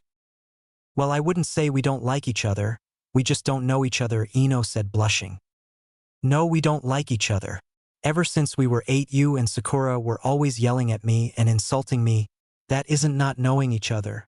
That's not liking each other, he said bluntly. Ino felt the urge to smack herself. He's got a point. How did I just get lectured by Naruto? I'm sure you just want to get on Sasuke's good side or something now that he and I are friends, Naruto continued. Knowing him, that wouldn't do much. If you want to date him, just ask him like a normal person like you did now. Don't latch onto him and dote all over him. He hates that stuff, Naruto sighed as he walked past her and picked up his sandals. He doesn't hate it, Ino said, completely forgetting why she was there. Sasuke was now the subject of the conversation. Naruto sat on the edge of his bed as he put his sandals on. Then you really don't know Sasuke Uchiha. But back to the point, will I go out with you, Ino? No. He stood back up as Ino's jaw dropped. Did I just get rejected by Naruto Uzumaki? Naruto walked over to his small kitchen and pulled out an apple for himself. Why not? Ino asked, a vein throbbing in her forehead. She was not happy at getting rejected. No one ever told her no. Naruto laughed, loudly. To be honest, it's not that I don't want to, but I'm way too busy to go out on a date with you. I mean, the Chunnin Exams are coming up and I need to train so I can get promoted. Naruto took a bite out of his apple and began chewing. What kind of training are you doing? Ino asked, deciding to just try and get some information out of him at this point. Naruto swallowed and sighed. All kinds. Is there anything else you need, Ino? Ino pursed her lips. Fine, no date, but how about we just hang out? I mean, it's not like you can have too many friends, she suggested. Naruto stared at her as he took another bite of his apple. I don't see the harm of maybe getting some ramen with her sometime, he thought to himself as he watched her fidget. What the hell? Naruto's never been like this before? Now he's just so Sasuke-like. Ino thought nervously. Fine, tomorrow. Meet me at 5 at the main gates. We can go grab some ramen and hang out or whatever, Naruto said as he walked towards the front door. Oh, okay, Ino was surprised. Not a date though. This is a one-time thing, Ino. After that, I'm focusing on training for the exams. Ino nodded as Naruto opened the front door. They both stood there in silence. Ino, you need to leave now. I've got places to go. Naruto deadpanned. Oh, yeah, okay. She blushed at how stupid she was acting. She walked past Naruto and he closed the door behind him and locked it. I'll walk you out of this neighborhood and then I'll be on my way, Naruto said as he walked past her and started down the stairs. Ino followed silently. So, you were passing through it? Naruto asked as they started through the streets. Ino noticed that the few people around seemed to retreat into hiding as Naruto walked along. That's weird, she thought. Ino? Naruto called behind him. What was that? She asked. You said you were passing through? He asked. Ino nodded. Kinda. I was just taking a walk and have never been through this part of the village and figured that you lived here too. Naruto nodded. Aha. Well, at least it was during the day, he said. That sent shivers up Ino's spine. She wouldn't be caught dead in this neighborhood after dark. I suggest not coming back here, he said. It's pretty sketchy, even for a shinobi. Ino nodded. She would definitely not be returning. The rest of the walk was silent between the two. Soon they were in the shopping district. Naruto stopped and turned to Ino. Well, I've got to head out. My new sensei will kill me if I'm late. See you tomorrow, Ino-chan. With that, Naruto jumped up and jumped roof to roof until he had disappeared. Ino watched him leave before turning and walking away. I got rejected by Naruto. What the hell? Jiraiya was waiting impatiently as Naruto walked into the clearing they had met. You're late. I hope you're not becoming like your sensei, Jiraiya said with a frown. Naruto smiled at this and scratched the back of his head. No, you don't need to worry about that. I'm sorry, just this girl was. Jiraiya perked up at this. Oh, a girl, he exclaimed. Well, why didn't you say so? Is she cute? Is she older or younger? Are the two of going out? He seemed far too excited about this. Naruto stared at his teacher for a moment, slightly uncomfortable. Nothing like that. I'd never date Ino Yamanaka. She's just, I don't know, just it wouldn't happen, ever. I mean, she did ask, but I'm so busy training so I told her no. Besides, It would be a disaster. Naruto began ranting. Jiraiya smirked at him. Well, is she cute? Well, yeah, Naruto answered immediately. Jiraiya burst up laughing. So what's the problem? Naruto glared at the man comically. She's one of those popular girls. They get annoying. She's all about gossip and needing to know everything. Jiraiya shrugged. Girls grow out of that pretty quickly when they're shinobi. Naruto sighed. Well, she hasn't. We're just going to hang out and get some ramen. So it's not a date. Jiraiya nodded. Well, if you need any advice, feel free to ask. Naruto nodded as he began to stretch. So what do you want me to do today? More Rasengan training? Genjutsu? Taijutsu? Or maybe another high-level jutsu? Jiraiya waved him off. Go train on the Rasengan until noon. I have some plans I need to get together for later. With that, he disappeared in a shunshin, leaving Naruto in the clearing alone. What does he have planned? Naruto wondered as flexed his hand, prepared for the pain he would be experiencing later. Jiraiya walked into Yamanaka Flowers, seemingly looking around. He noticed that at the counter was a young blonde girl. He smiled as his thoughts drifted to Tsunade when she was that age. Although this girl seems even cuter than Tsunade was at that age, he thought as he spied some interesting colored flowers. He rounded a corner and ran into a familiar face. Jiraiya-sama, Inoichi exclaimed. Jiraiya looked at the man. He's changed, he realized. Inoichi Yamanaka, been a few years. Ino looked up from her magazine as she heard her father and the current customer talking. She noticed he was an older-looking man, but was definitely a shinobi. What brings you to our flower shop? Inoichi asked. Jiraiya shrugged. Was going to lay some flowers on Kushina's grave as well as Minato's. Ino's ears perked up when she heard that name. Inoichi frowned and began to whisper. Be careful, Jiraiya-sama. My daughter has begun looking into Naruto and found a file on Kushina. Jiraiya raised an eyebrow. Kind of sloppy of Hiruzen to allow that to happen. How did she get that? Inoichi sighed. The file was left in the shinobi archives. Granted, when we gathered the files, the Kyuubi attack was fairly recent, so I'm not surprised that we missed something. Plus, have you been down there? It's so disorganized. Jiraiya nodded at this. He never liked having to go down there for anything. To think that a shinobi village could be so disorganized. Why would she be looking into Naruto? Jiraiya asked. Inoichi sighed. She states it's because of the drastic change in him.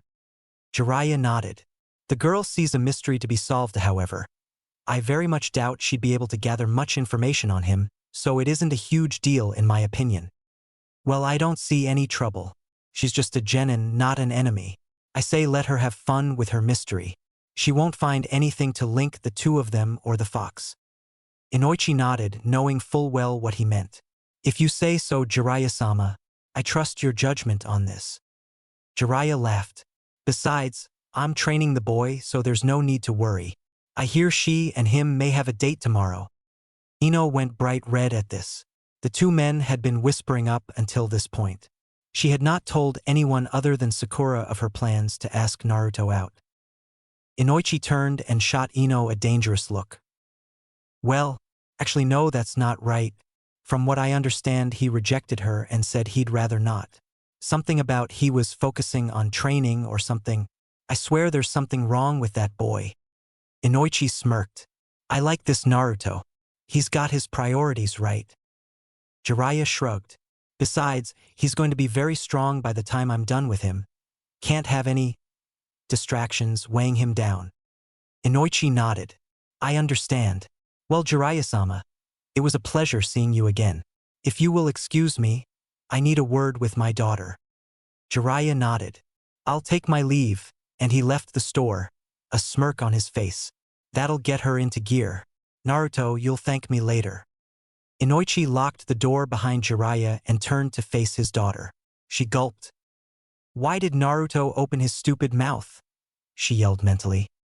So, you've started asking him out? Inoichi asked darkly as he walked towards his daughter. Well, you see, he's kind of cute. I mean, for Naruto.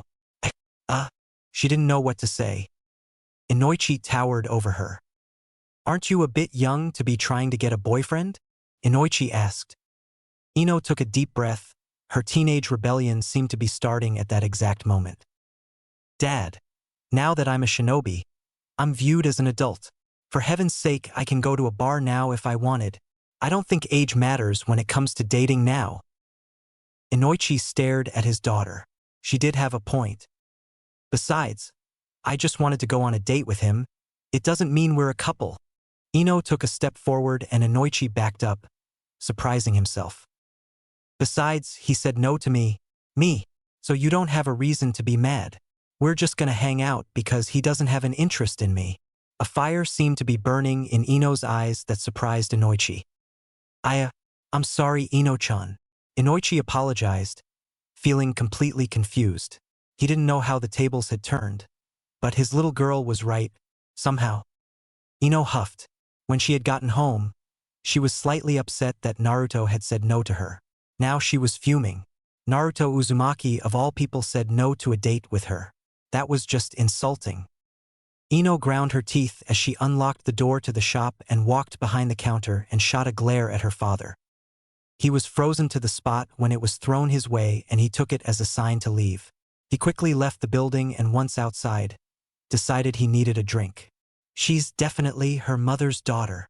Inoichi shivered. Ino watched as her father walked away before beginning verbally screaming at no one. Of all the people, Naruto. She began pacing back and forth. If anyone had walked in, they'd feel the wrath of Ino Yamanaka. I mean, I'm smart, I'm popular, I'm beautiful. Why the hell would he say no? She realized that she didn't care about information anymore. No one says no to Ino, not even the most unpredictable ninja. She was going to win him over. It was a matter of pride at this point. Suddenly the door slammed open, Kiba having just entered, a look of amusement on his face. You asked Naruto out? He laughed. And he said no? This was the breaking point for Ino. That old man that said he was training Naruto was spreading the news around town. He would pay for that. Hinata was sitting at her team's training spot when she saw Kiba finally arrive. Kiba-kun, where have you been? She asked quietly. She was shocked when she saw that he was severely bruised and bleeding. He limped along, Akamaru trotting behind him happily. What happened? Hinata exclaimed. I fell, Kiba said, heeding Ino's warning. Sakura was worried about her friend. She had shown up at the hospital in a complete rage. Granted, she had heard the news of Ino being rejected by Naruto, and she knew that there was a storm coming. Hurricane Ino had begun to form. Ino? Sakura finally called to her blonde friend who was pacing back and forth. What? Ino snapped. Sakura withheld her anger. She was too tired to deal with being angry. It's just Naruto. It's going to be fine. Sakura tried soothing her. That's just it. It's just Naruto. He rejected my offer. Ino nearly screeched. Sakura sighed. Ino had been continually saying this ever since she had shown up. It was apparently all she could think of. So what are you going to do about it? Sakura asked. Ino stopped pacing. I don't know. I've never had to deal with this. I need to find out why, she growled. So now you have more about Naruto to find out? Sakura asked, slightly amused. Forget the other stuff, Ino said suddenly. That mystery paled in comparison to this. Sakura shook her head. You're obsessing over Naruto. Naruto of all people, Ino. Ino stopped and stared at her friend. Oh dear God, you're right, she realized as she sat down next to her. I cannot believe this. How did this happen? Sakura rolled her eyes. I don't know, Ino. You just hate secrets. I guess that's all. Not your fault. Ino pursed her lips. I should just be glad he said no then, she mumbled. Sakura nodded. Besides, after you hang out with him tomorrow, you'll be done with him, I'm sure. Naruto winced in pain as the incomplete Rasengan he was trying to create broke apart and sent him flying backwards into a tree painfully. He fell to the ground, keeping his injured hand against his chest. You're getting closer, Jiraiya's voice rang out. He turned to see Jiraiya offering him what looked like a popsicle. Naruto took it as it was quite a warm day. Jiraiya had one for himself and they sat in silence enjoying their frozen treats. Well now, instead of what I normally have in store for you, we're going to study a bit. Naruto groaned internally but did not say a word. Today, we shall be studying tactics. Naruto raised an eyebrow. What kind of tactics? For facing multiple enemies? Or maybe when you're facing down a samurai? Jiraiya shook his head. No, we will be studying the tactics of a date. Naruto stared at the old man, trying to determine if this was all a joke. When he realized it wasn't, Naruto said, I told you, it's not a date. Jiraiya shrugged. Just because you don't consider it a date, doesn't mean it couldn't turn into one. Naruto groaned in frustration. The man just wouldn't quit. It's Ino Yamanaka. I'm way below her radar. Jiraiya shook his head. Well, whether you are or aren't doesn't matter. This is an important lesson that I will be teaching you for the rest of the day today and part of tomorrow. Jiraiya said it with a tone of finality, leaving Naruto with no choice but to agree with the man. After all, the man had taught him so much in such a short amount of time without asking for anything in return. The time for hanging out was at hand. Ino had felt confident as she left the house and reached the main gate. However, as 5 drew nearer and nearer, she felt increasingly more nervous. Something about Naruto had thrown her off. She did not know what to expect from the boy anymore. As she stood there, she spotted Naruto approaching her.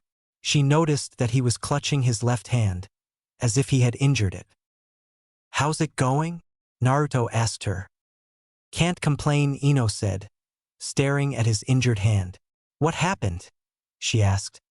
Learning a new jutsu is a painful process, Naruto shrugged. What kind of jutsu? Ino asked. Naruto smirked. You'll have to wait to see it in the exams. Ino huffed at that. Again with the secrets. So I'm starving, Naruto declared loudly, some of his previous self leaking through. Let's get going. He turned around and began marching towards the only restaurant that he frequented. Ino followed him down the road. So how is training coming along? Ino finally asked. Pretty good.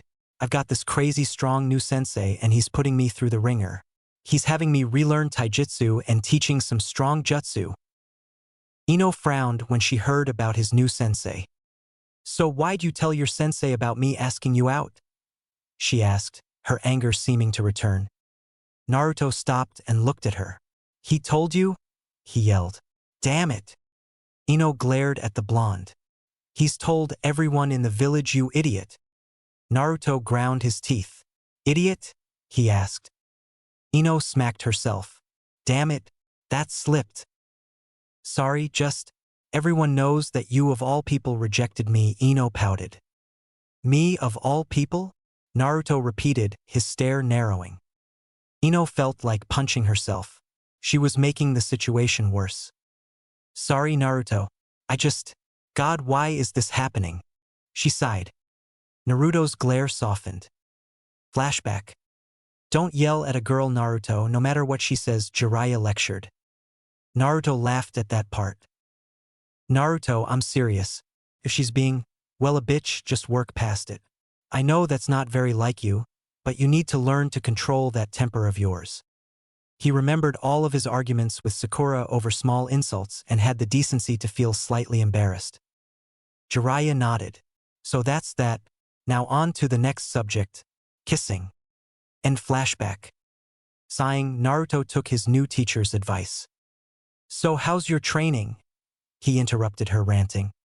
Ino stopped babbling and stared at Naruto. Training. Naruto glanced at her as they arrived at Ichiraku's. Yeah, for the Chunnin exams. I mean, Sasuke and I are training because there's some stiff competition. Like Lee, Niji, and Gaara. Ino was at a loss for words. She had totally forgotten about training. I haven't started. Naruto sat down, giving Ino an odd look. Ah, Naruto. Who's the beautiful girl?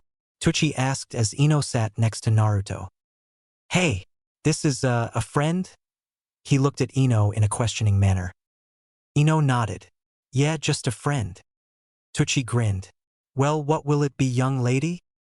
Ino had never been to a ramen restaurant and had to give the menu a once-over. I guess the pork ramen? She seemed confused, but Tucci nodded. A good choice, Yamanaka-san. Ino raised an eyebrow at this. Tucci turned and began making the ramen. I knew your father. He and his teammates come by occasionally. It's a bit of a hot spot for great shinobi. Naruto nodded. So Ino, why aren't you training? Ino shrugged. I guess I just never got around to it. Plus Shikamaru and Choji are training with their parents for the exams. So you only train if it's with your team? Naruto asked. Well, doesn't everyone train with their team? Ino countered. Naruto shook his head. Everyone has been so astounded with how much stronger I've gotten. But it's not some secret to how I've gotten stronger. I've just been training whenever I can. It just takes hard work and determination. Like Lee. He's stronger than both Sasuke and I, and that's because even when he's not with his team, he's training. He's always striving to be the best shinobi that he can be. Ino seemed surprised by this as Naruto explained. I know that you just asked me out on a date. Not because you like me in that way, but because you hate secrets. You thought I had something worth hiding, and when you saw how much stronger I was, it intrigued you, but the truth is, I just wanted to get stronger to realize my dream. That, and I've never known my parents, but if I had the chance to ever meet them, I'd want them to be proud of me. This tug at Ino's heart as she knew that his mother was not currently amongst the living. Should I tell him? I mean, he does have a right to know about his own mother, but it wouldn't be right coming from me. It's like he said, we don't like each other. She debated with herself as Naruto continued and arrived at the conclusion to not say anything to him about it. For now. Do you think you can face down your opponent? Naruto asked as he was handed a bowl of ramen. He didn't place an order.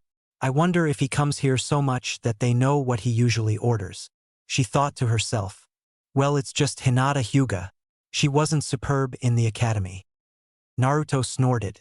And I was dead last. How long do you think you'd last against me? Ino pursed her lips. The boy had a valid point. I know Kiba did kick his training up a notch, Ino muttered. I heard his sister Hana talking to their mother's dog about it during some D-ranked mission, Ino muttered. Naruto grinned. What got Kiba's ass into gear? Ino was handed her bowl of pork ramen. Grabbing a pair of chopsticks, she relayed what she had heard. I guess him and his team went on a mission and ran into some swordsmen that kicked their asses. Some mist ninja with a giant sword. Naruto choked on his noodles as he recognized the brief description. Zabuza? Naruto exclaimed. That was the name. Ino realized. How did you know? Naruto wiped broth off of his face. Yeah, my team and I fought him and his apprentice. Got the shit kicked out of us. Naruto mumbled as he remembered Haku and briefly killing Gato. Then he realized something. Thinking about Gato didn't rack him with guilt. He smiled briefly. He was beginning to feel more and more like a shinobi. So what happened? She asked. Of course she had read the file on the mission now that she thought about it. However, names had been redacted as had the details about the end of the mission and how it was completed. Haku kicked our asses. But Kakashi was kicking Zabuza's ass. Then Haku got involved and ended up dead. At Ino's confused look, Naruto clarified. Haku was the guy's apprentice. He was about our age. Ino nodded as she listened. She was betting this was the mission that Naruto had made his first kill. At that point, it looked like Kakashi was going to finish Zabuza off, but then the guy that hired him showed up, told Zabuza the deal was off, and then Naruto stopped as he remembered what he had told Haku and what the boy had told him. This was something that he couldn't share with Ino. I flew into a rage and I killed Gato and some of his men. In the end, we buried Haku and Zabuza left. Naruto concluded. Ino had noticed that he had skipped some parts at how he had paused and thought for a moment. There was a low whistle from Tucci. Wow, Naruto. After hearing that, the ramen is on the house. Naruto smiled gratefully to the old man. So I'm just surprised that Kiba's team ran into him. I thought I'd never hear about him again. Ino nodded. Wow. Small world. Huh. Naruto chuckled as he proceeded to eat more ramen. Ino silently ate her noodles, thinking over his story. Naruto chuckled. It's funny. It was that mission that showed me how much stronger I could get. Guess the same happened for Kiba when he ran into Zabuza. Ino nodded. Do you think that Hinata is training then? Naruto nodded. She's a Hyuga. I'm sure that her clan has been teaching her a lot since she graduated. I would be surprised if she didn't become a Chunnin, Naruto said as he picked out a fish cake in his ramen, causing him and Ino to smile. I think I can manage without training though, Ino said, brushing some hair out of her face. Naruto chuckled. What? Don't believe me? Ino asked angrily. Naruto was gazing at his ramen, wondering how to ask this. What happens if you end up fighting Sasuke? Will you be ready then? Or what about that Gaara or even Rock Lee? I know for a fact Lee is stronger than Sasuke. He set his chopsticks down and picked up his ramen bowl. All that was left in it was broth. He began to guzzle it down as Ino stared at him, pondering his question. Naruto placed the drained bowl, smacking his lips in satisfaction. Will you forfeit? Naruto asked. No, Ino snapped. Then how will you win against Sasuke if you have to fight him? Naruto turned and stared into Ino's eyes, startling her.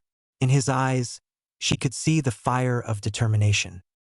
If you are pitted against Sasuke Uchiha, he will take you down so fast. Granted, compared to Sakura, you'd last a lot longer. But Sasuke won't care that you were in the same class as he was. He'll come at you without hesitation. How do you know? Ino asked, turning around, feeling her frustration building. Because I've fought him. Sakura has spared him. Our teacher has fought him. Every time he doesn't hold back. He wants to be a shinobi more than he wants to be a friend. And that's why I respect the bastard, Naruto said as he stood up. Ino gawked at him for a moment. She didn't want to admit it, but Naruto was right. In the academy, anyone that went up against Sasuke in a spar was taken down quickly with no remorse. Everyone in that class had known this firsthand. I'd lose, Ino finally said. Naruto offered her his hand. Come on. I want to show you something my sensei showed us when we first met him. Ino stared at his extended hand, blushing slightly. Oh God, please don't say he wants to hold hands. Naruto could tell what she was thinking. I'm just helping you out of your seat. I'm trying to be polite. Ino was impressed. He had never treated girls this way in the past, but he had clearly learned how to treat a lady appropriately. She took his hand, face going slightly red as he helped her out of the chair. Thanks again, Tuchi, Naruto called. Tuchi smiled as Naruto let go of the girl's hand and led her away from the stand. That boy is becoming quite the ladies' man. Jiraiya would be proud. On the roof overlooking the ramen stand, Jiraiya sat, his telescope glued to his eye. There we go, kid. Do what I told you, but where the hell are you taking her? Naruto and Ino arrived at the spot Team 7 had the bell test so many months ago. He smiled, thinking about how close he and Sasuke had gotten and how teamwork had been the answer to passing. He led her to the large memorial stone. This is what helped convince me when we met Kakashi-sensei. This stone has the names of every shinobi that died in the line of duty. They are all heroes and will forever be honored here. Ino's eyes widened. She had heard of the memorial stone from her father many times, but had not seen it until now. I did some research and most shinobi that die end up on this memorial because most of us will die out on a mission. My goal, besides becoming Hokage, is to ensure that my teammates don't end up having their names written here. The only way for that to happen is if I'm strong enough to protect and support them. He looked at Ino. I'm sure you wouldn't want Shikamaru or Choji's names to end up here. That's why I've been training so hard. Why I want to become a Chunnin. This is how I know I'm on the right path. Ino nodded. The thought of it made her think about being a shinobi. She was always raised believing that becoming a ninja would simply just happen. But now she was realizing that wasn't the case. My own parents have their names on here, Naruto mumbled absent-mindedly. Ino's head snapped around and gawked at the boy. He knows who his parents are? Naruto realized what he had said, but didn't care. Ino wasn't someone he knew well, but she needed to realize what was required of a shinobi before something happened to her, before what happened to Sakura happened to her. Naruto sighed, rubbing the back of his head. Sorry, I didn't mean to get intense like that, Ino-chan. I just get really passionate about being a shinobi. Sighing, he turned around. I hate to cut this short, but I've got to get going. I've got training in the morning, but I'll see you around? Naruto asked, a big smile plastered on his face. Ino stared at the blonde, bewildered at how much he had changed. We should hang out again, she declared. Naruto was shocked at this outburst but smiled. How about after the Chunnin exams? I've got a lot of training to do. Ino nodded. I do too. This caused Naruto's smile to widen. Who knows? Maybe we'll fight each other, Naruto said happily. Ino smirked. I'll kick your ass, Uzumaki, she declared, pointing at him. Naruto nodded. You can try, but remember, I'm a future Hokage. There's no way you can defeat me. With that said, Naruto turned and began to walk away, leaving a grinning Ino. He's a completely different person. He's becoming kinda cool. Jiraiya sat in the tree not far from the memorial stone, tears comically falling from his eyes. Teach, that was beautiful, kid, he sobbed. Inoichi walked in the front door, his head spinning from the drinking session he had with Chuza and Shikaku. Oh God, I cannot keep up with that Akamichi. Shikaku had the right idea, not challenging him. He stumbled through his living room when he nearly ran into his daughter. Oh hey Ino-chan, her father slurred. Hey Dad, can I ask you something? Inoichi tried nodding but fell backwards onto the couch.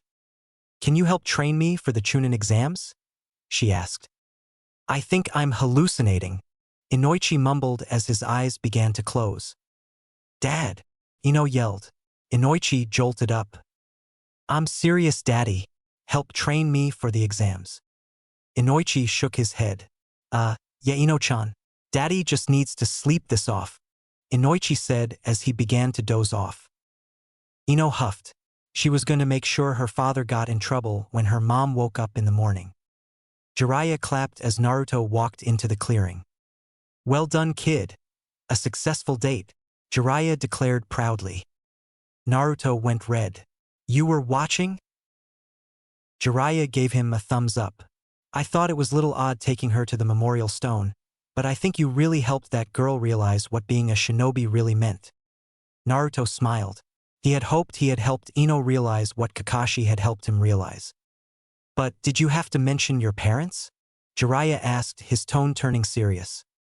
Naruto frowned. I didn't say who they were, just that their names were on the memorial stone. Jiraiya nodded. Even so, tread carefully. Even the slightest slip-up could have grave consequences. Naruto nodded. Yeah. Sorry, Jiraiya-sensei. The man shrugged.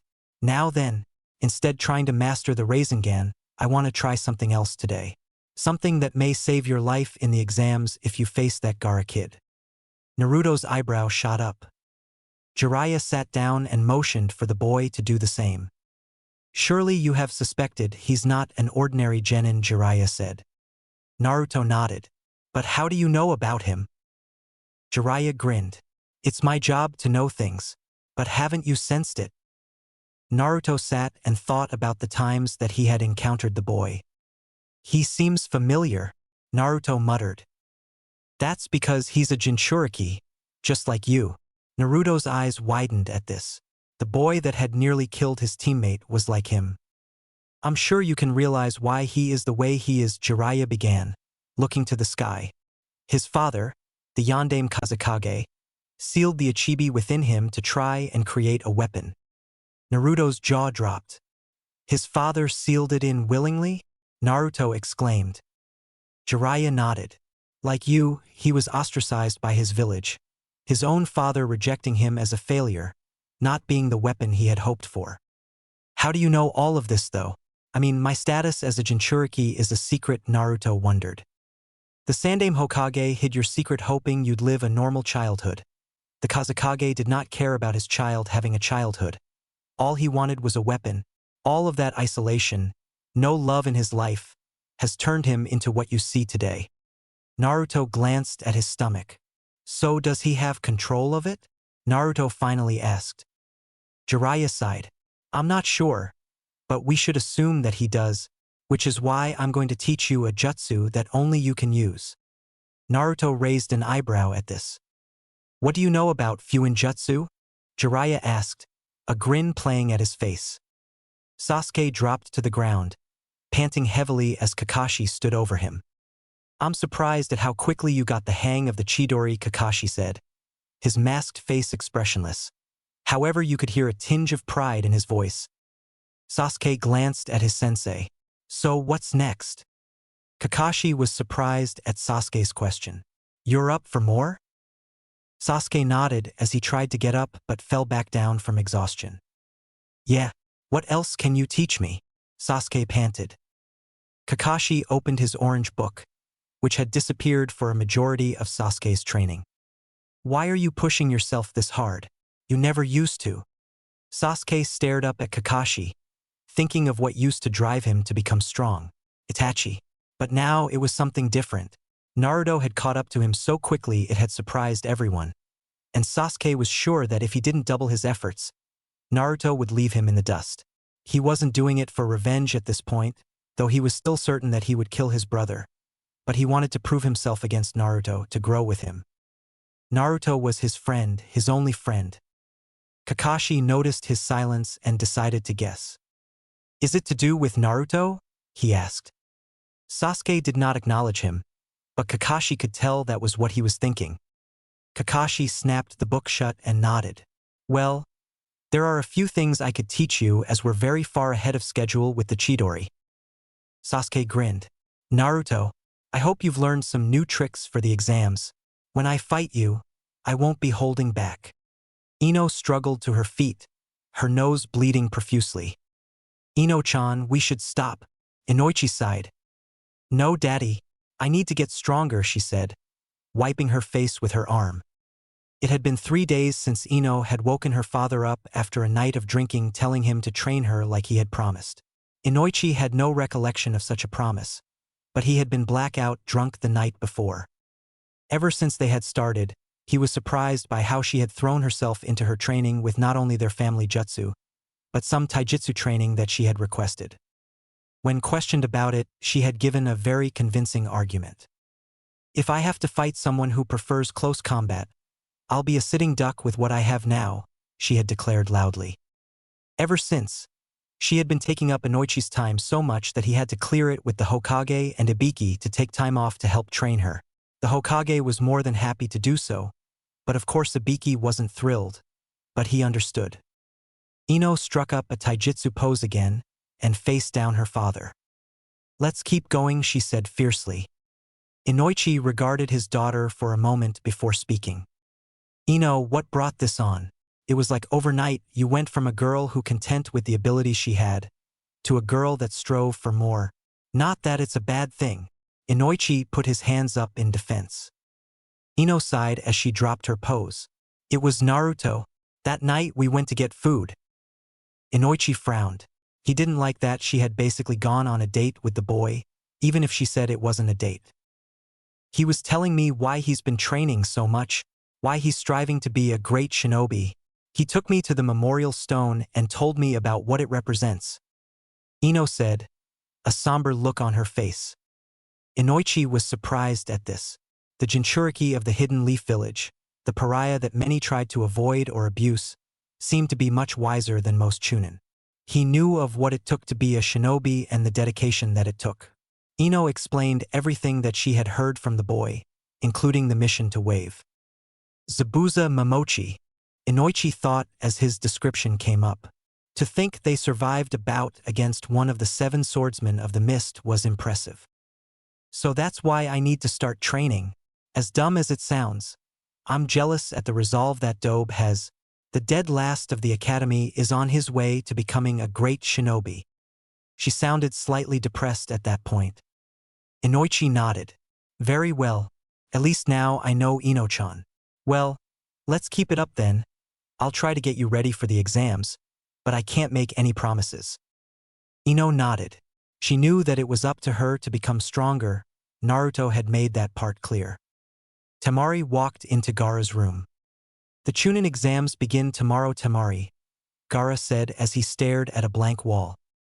Temari nodded. I understand what I need to do. No holding back. Attack to kill. Gaara nodded.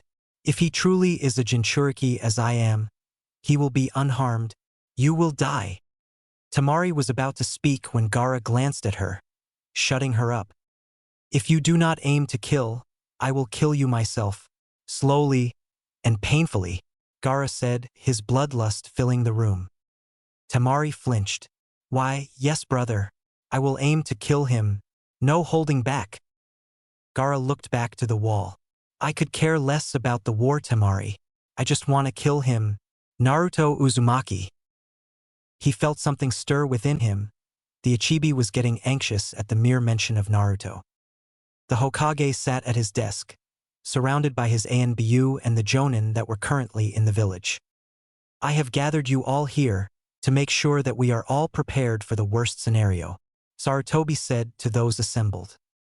This Chunnin exam will be unique for multiple reasons. The Yondaime Kazekage will be here to watch the exams and his 2 participating children. The Jonin and Anbu all stayed silent as they listened to their leader. In addition, it has come to my attention courtesy of Jiraiya that the boy Gaara no Sabaka, the son of the Kazekage, is more than likely a Jinchuriki. The Jonin stayed silent, but you could see a few of them shift uncomfortably.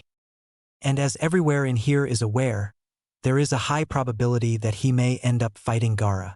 If it is to happen, we must be prepared for the possibility of either or even the both of them to use their Biju in battle. A murmur ran through Jonin at this point. Jiraiya has informed me that it is doubtful that Naruto will access the Kyuubi's chakra, but we must be prepared. If this does happen, steer clear of the boy and let Jiraiya handle him. Understood. Yes. The Jonin and Anbu all spoke at once. Good. Now, of course, be on the lookout for anything else as well. With 2 Kage together, you never know if someone may try something, so be careful tomorrow. He dismissed his forces and they quickly exited his office, leaving him alone. Jiraiya suddenly appeared before the old man. Jiraiya-kun, the Sandaime said with a smile. I take it you and Naruto are finished? Jiraiya yawned and scratched the back of his head. We just finished, actually. The Sandaime stood up, his back cracking from sitting in his chair all day. So, may I ask what you've taught him? The Sandaime inquired. Jiraiya grinned. Oh, I'm not telling you that, old man, that's a surprise. You'll have to wait just like everyone else, even Kakashi doesn't know. The Sandaime frowned. I hope that there wasn't any kenjutsu involved, he said. Jiraiya shrugged. You can't intimidate me, Sarutobi-sensei. But no kenjutsu was taught to him. Hiruzen nodded. Good to hear, Jiraiya. Jiraiya smiled as he imagined what the Hokage's reaction would be to the jutsu Naruto now knew. It was going to be fun.